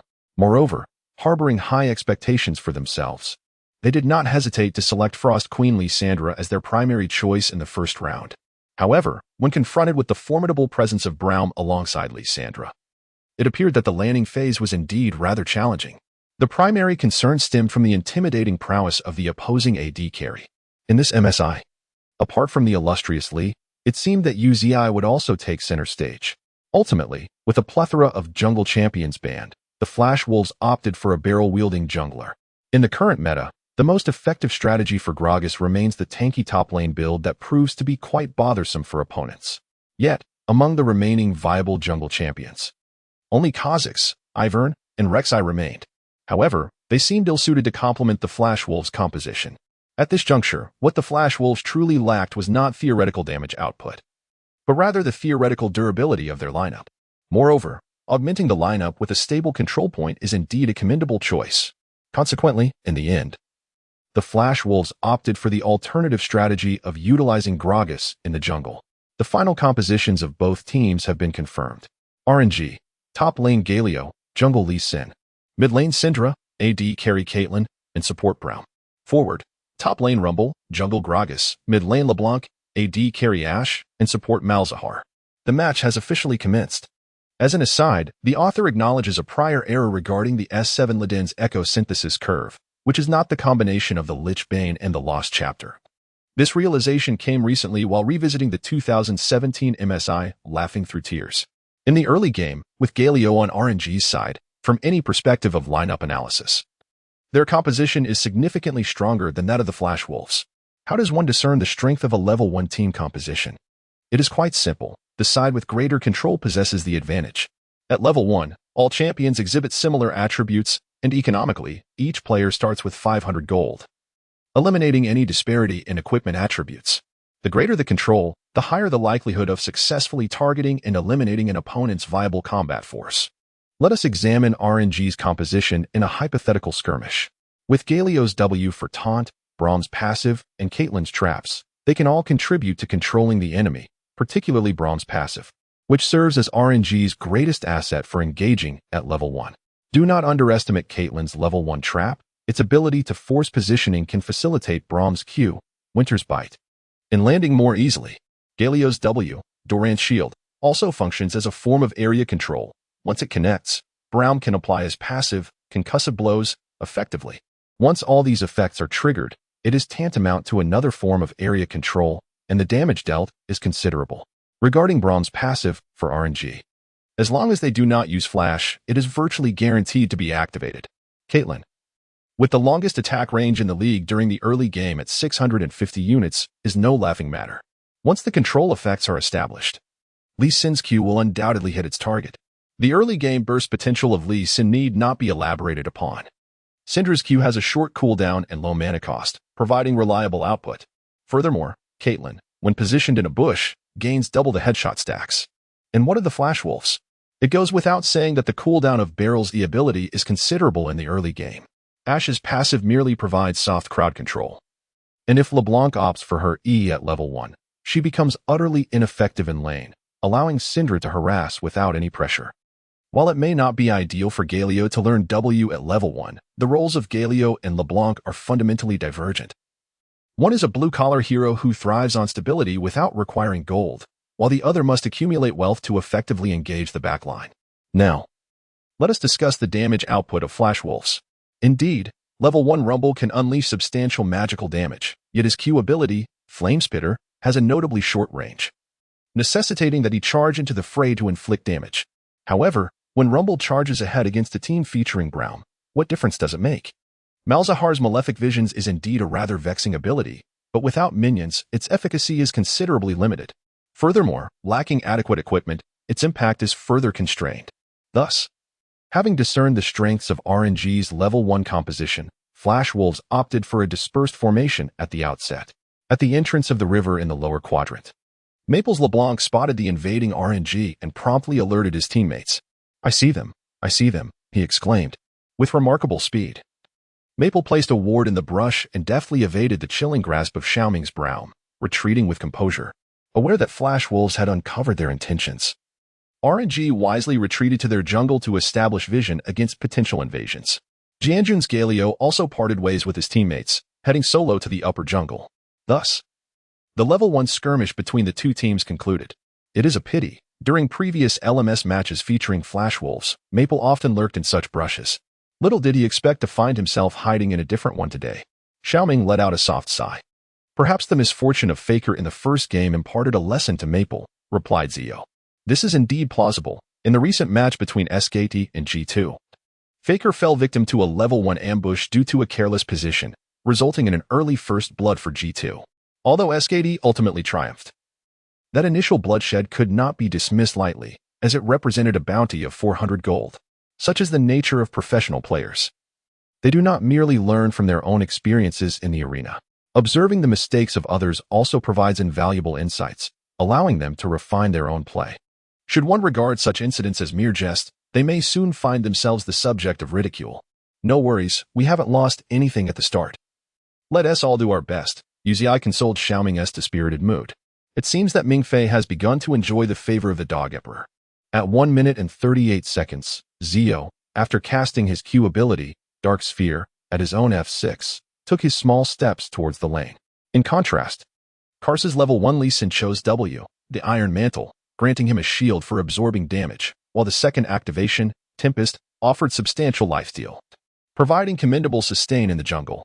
Maples LeBlanc managed to reach the lane slightly ahead of Syndra, indicating that he had not assisted in the jungle's initiation. It was evident that the level 1 barrel would not commence at F6 alone, likely opting for a buff start. The question remained whether it was the red buff or blue buff. Karsa observed the bottom lane and noted that Ash's arrival was somewhat delayed, having emerged from the river. The opposing barrel was most likely starting at blue buff, with a jungle route aimed towards the upper lane, ensuring vision when Jiwenza reached level 2. Okay. However, unbeknownst to him, Barrel's jungle initiation did not commence at the blue buff in the lower quadrant. In reality, he began at red buff. Karsa understood that while starting at blue buff would not severely harm him, it would necessitate that his first gank target be Galio in the upper lane. As the time approached for the ascent to the top lane, it was highly likely that Galio had already arrived. Both my Barrel and MMD's Rumble were champions of magical prowess. The probability of successfully eliminating Galio in the upper lane, while not entirely absent, certainly fell short of 50%. In the previous match, SKT's Huni had already demonstrated the resilience of Galio against Frost's onslaught, being a natural counter to mages. Allowing Galio to thrive unimpeded would undoubtedly pose a significant challenge for us in the later stages of the game. Consequently, Karsa opted for a bold decision. He initiated a red buff and targeted the top lane. The results vindicated his choice. At level 1, Yin Jiwenza, in order to prevent being mindlessly pushed by Rumble, wisely opted to learn the Q ability, or Surge. Why was it crucial to thwart Rumble's reckless pushing? Because if he were to be pushed, the minion wave would inevitably rebound towards him. At that moment, the timing would align perfectly with the arrival of the barrel from the lower jungle to the top lane. Thus, he would face a period of discomfort, forced to linger behind the minions, merely absorbing experience. Although Yin Jiwenza had faced considerable pressure in previous matches with RNG, if given the choice, he undoubtedly aspired to savor a more prosperous existence. It was precisely this line of thought that led to his misstep. Although Rumble's Q ability, Flame Spitter, has a relatively short casting range, Galio's Q ability, Winds of War, is similarly limited, rendering both abilities equally matched. Consequently, during the initial clash, Rumble sustained continuous damage from Winds of War, while Galio was likewise afflicted by Flame Spitter. Due to Galio not yet having learned his W ability, Shield of Durand, he lacked a magical shield. Thus, despite being known as the anti-magic statue, Galio lost more health than Rumble. However, Yin Jiwenza paid little heed to this minor health deficit, believing he could recover naturally over time. Yet, this seemingly trivial loss of health would ultimately become his undoing. Suddenly, Rumble advanced, crossing the minion wave to unleash a barrage of flames upon Galio. Yin Jiwenza was taken aback, although Rumble had not reached level 2 first.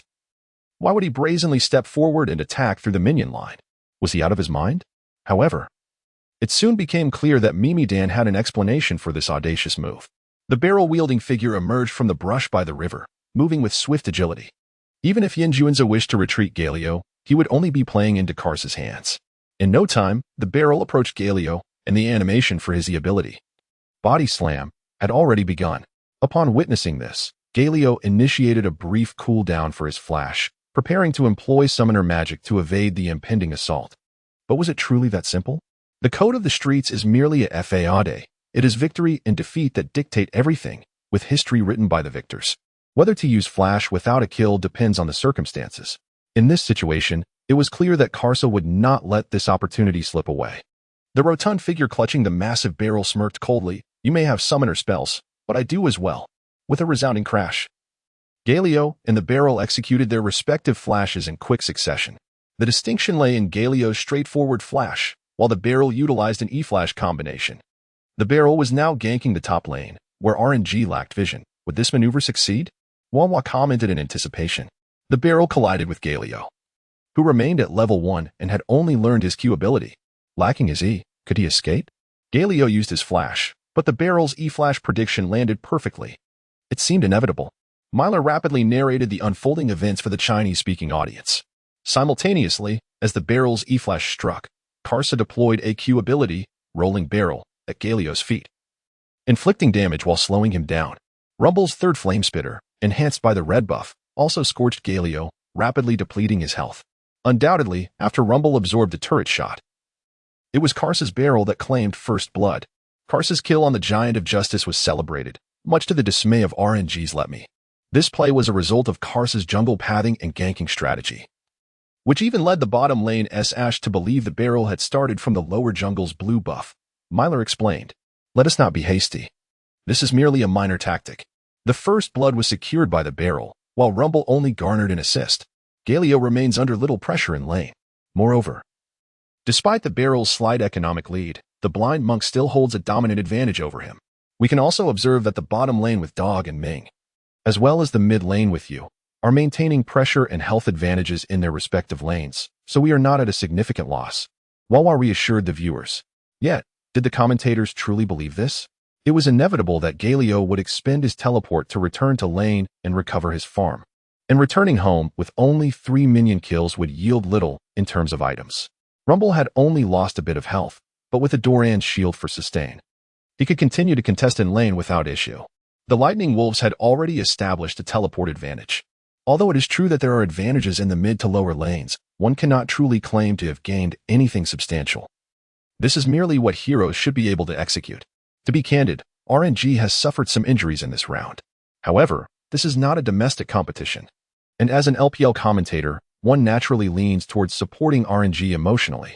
It is crucial to maintain composure and not to disrupt the rhythm prematurely. The audience's sentiments must be preserved. This is a shared belief among Miro and Wawa. We can only hope that RNG can regain some momentum in the upcoming matches. Initially, some viewers indeed held a rather pessimistic outlook. Yet, after hearing the commentators' reassurances, they managed to temper their emotions and refrain from impulsively reaching for their keyboards. Nonetheless, there are always those who, lacking any semblance of rational thought, resort to inflammatory remarks to attract attention and assert their presence. RNG is trash. They can't even compete with provincial teams. Clearly, such disparaging comments provoke outrage among another segment of the audience. One might ponder, did RNG actually lose? How is it that a single first blood could incite such a wave of criticism? Was it not merely a matter of being ambushed by the jungler? A situation tied to Let Me? If you possess such prowess, perhaps you should consider submitting an application to RNG. To label RNG as worthless is misguided. Others venture abroad to bring honor to the nation, while keyboard warriors like you amount to little more than an amoeba. Spare your team from public disgrace. Those who fish for attention will ultimately face dire consequences. What is we but a mere shadow of a team? Ah, I recall now. They are the very team that fell to RNG with a score of 3-0 in the spring finals. This recollection invigorates me. Dear brothers and sisters, refrain from cursing. I am a fan of we, and the previous comments were merely the ramblings of a provocateur. True fans do not share such sentiments. Can RNG fans not exhibit a modicum of decorum? Yet again, we find ourselves amidst a cacophony of vitriol. However, such remarks do not penetrate the focus of the 5 players currently engaged in battle. Ziyou, controlling Syndra, remains steadfast in the mid lane, mindful that his opponent, Maple, is no ordinary player, unlike the randoms encountered in ranked matches. Thus, Ziyou opts for the Ghost Summoner spell rather than Ignite for a more cautious approach. Even as a professional, Maple must still contend with Ziyou's 5-star mastery of Syndra. The Q skill must find its mark. Another dark sphere is unleashed, once again catching the elusive LeBlanc in its grasp. Why is the barrel up here? Yinjuanza exclaims in dismay. Can we escape? Let me try. Ugh. The barrel didn't T-flash. Little do they know, Yinjuanza's lament, the barrel didn't T-flash, conceals a depth of frustration. I misjudged the enemy jungler's position. Xianggu admits, feeling a pang of guilt for previously stating, the barrel starts at the blue buff in the lower jungle. Such misinformation can indeed cloud the judgment of the top laner. No worries, I also made a mistake, Yinjuanza responds promptly. Alright. Let us not dwell on who to blame now. Once the match concludes, Fenggu will afford us ample time. Ziyou interjects as a peacemaker. Indeed. Our sole mission at present is to focus intently on this match, Uzi adds in encouragement. Ziyou feels satisfied with the current atmosphere within RNG. No one is casting blame or sulking over mistakes. Maintaining positive communication is essential, for even a 10,000 gold deficit can be overturned. One must remember that SKT once turned the tide thanks to a certain support. Cough, cough, let us not jinx EDG. After all, we must steer clear of disparaging any national team. The focus shifts to Karsa, who, after securing Galio in the top lane, remains in good form. Therefore, he chooses not to return to base but rather heads to the stone golem to continue farming. His farming route descends from top to bottom. Despite the proximity of the stone golem and the raptors, he manages to clear both camps without incident. thanks to his passive abilities. However, due to the constraints of his mana, Karsa must ultimately return to base. After purchasing a hunter's talisman and boots, he swaps his trinket for a sweeping lens and promptly heads to the blue area. His farming route consists of the 3 wolves, blue buff, frog, and river crab. The monsters in the blue area remain untouched by the invading Lee Sin, eliciting a smile from Karsa. Everything unfolds as he anticipated. Why did Spicy Hot Pot not invade the blue area while the barrel was in the top lane? One recalls the earlier judgments made regarding Karsa's farming route.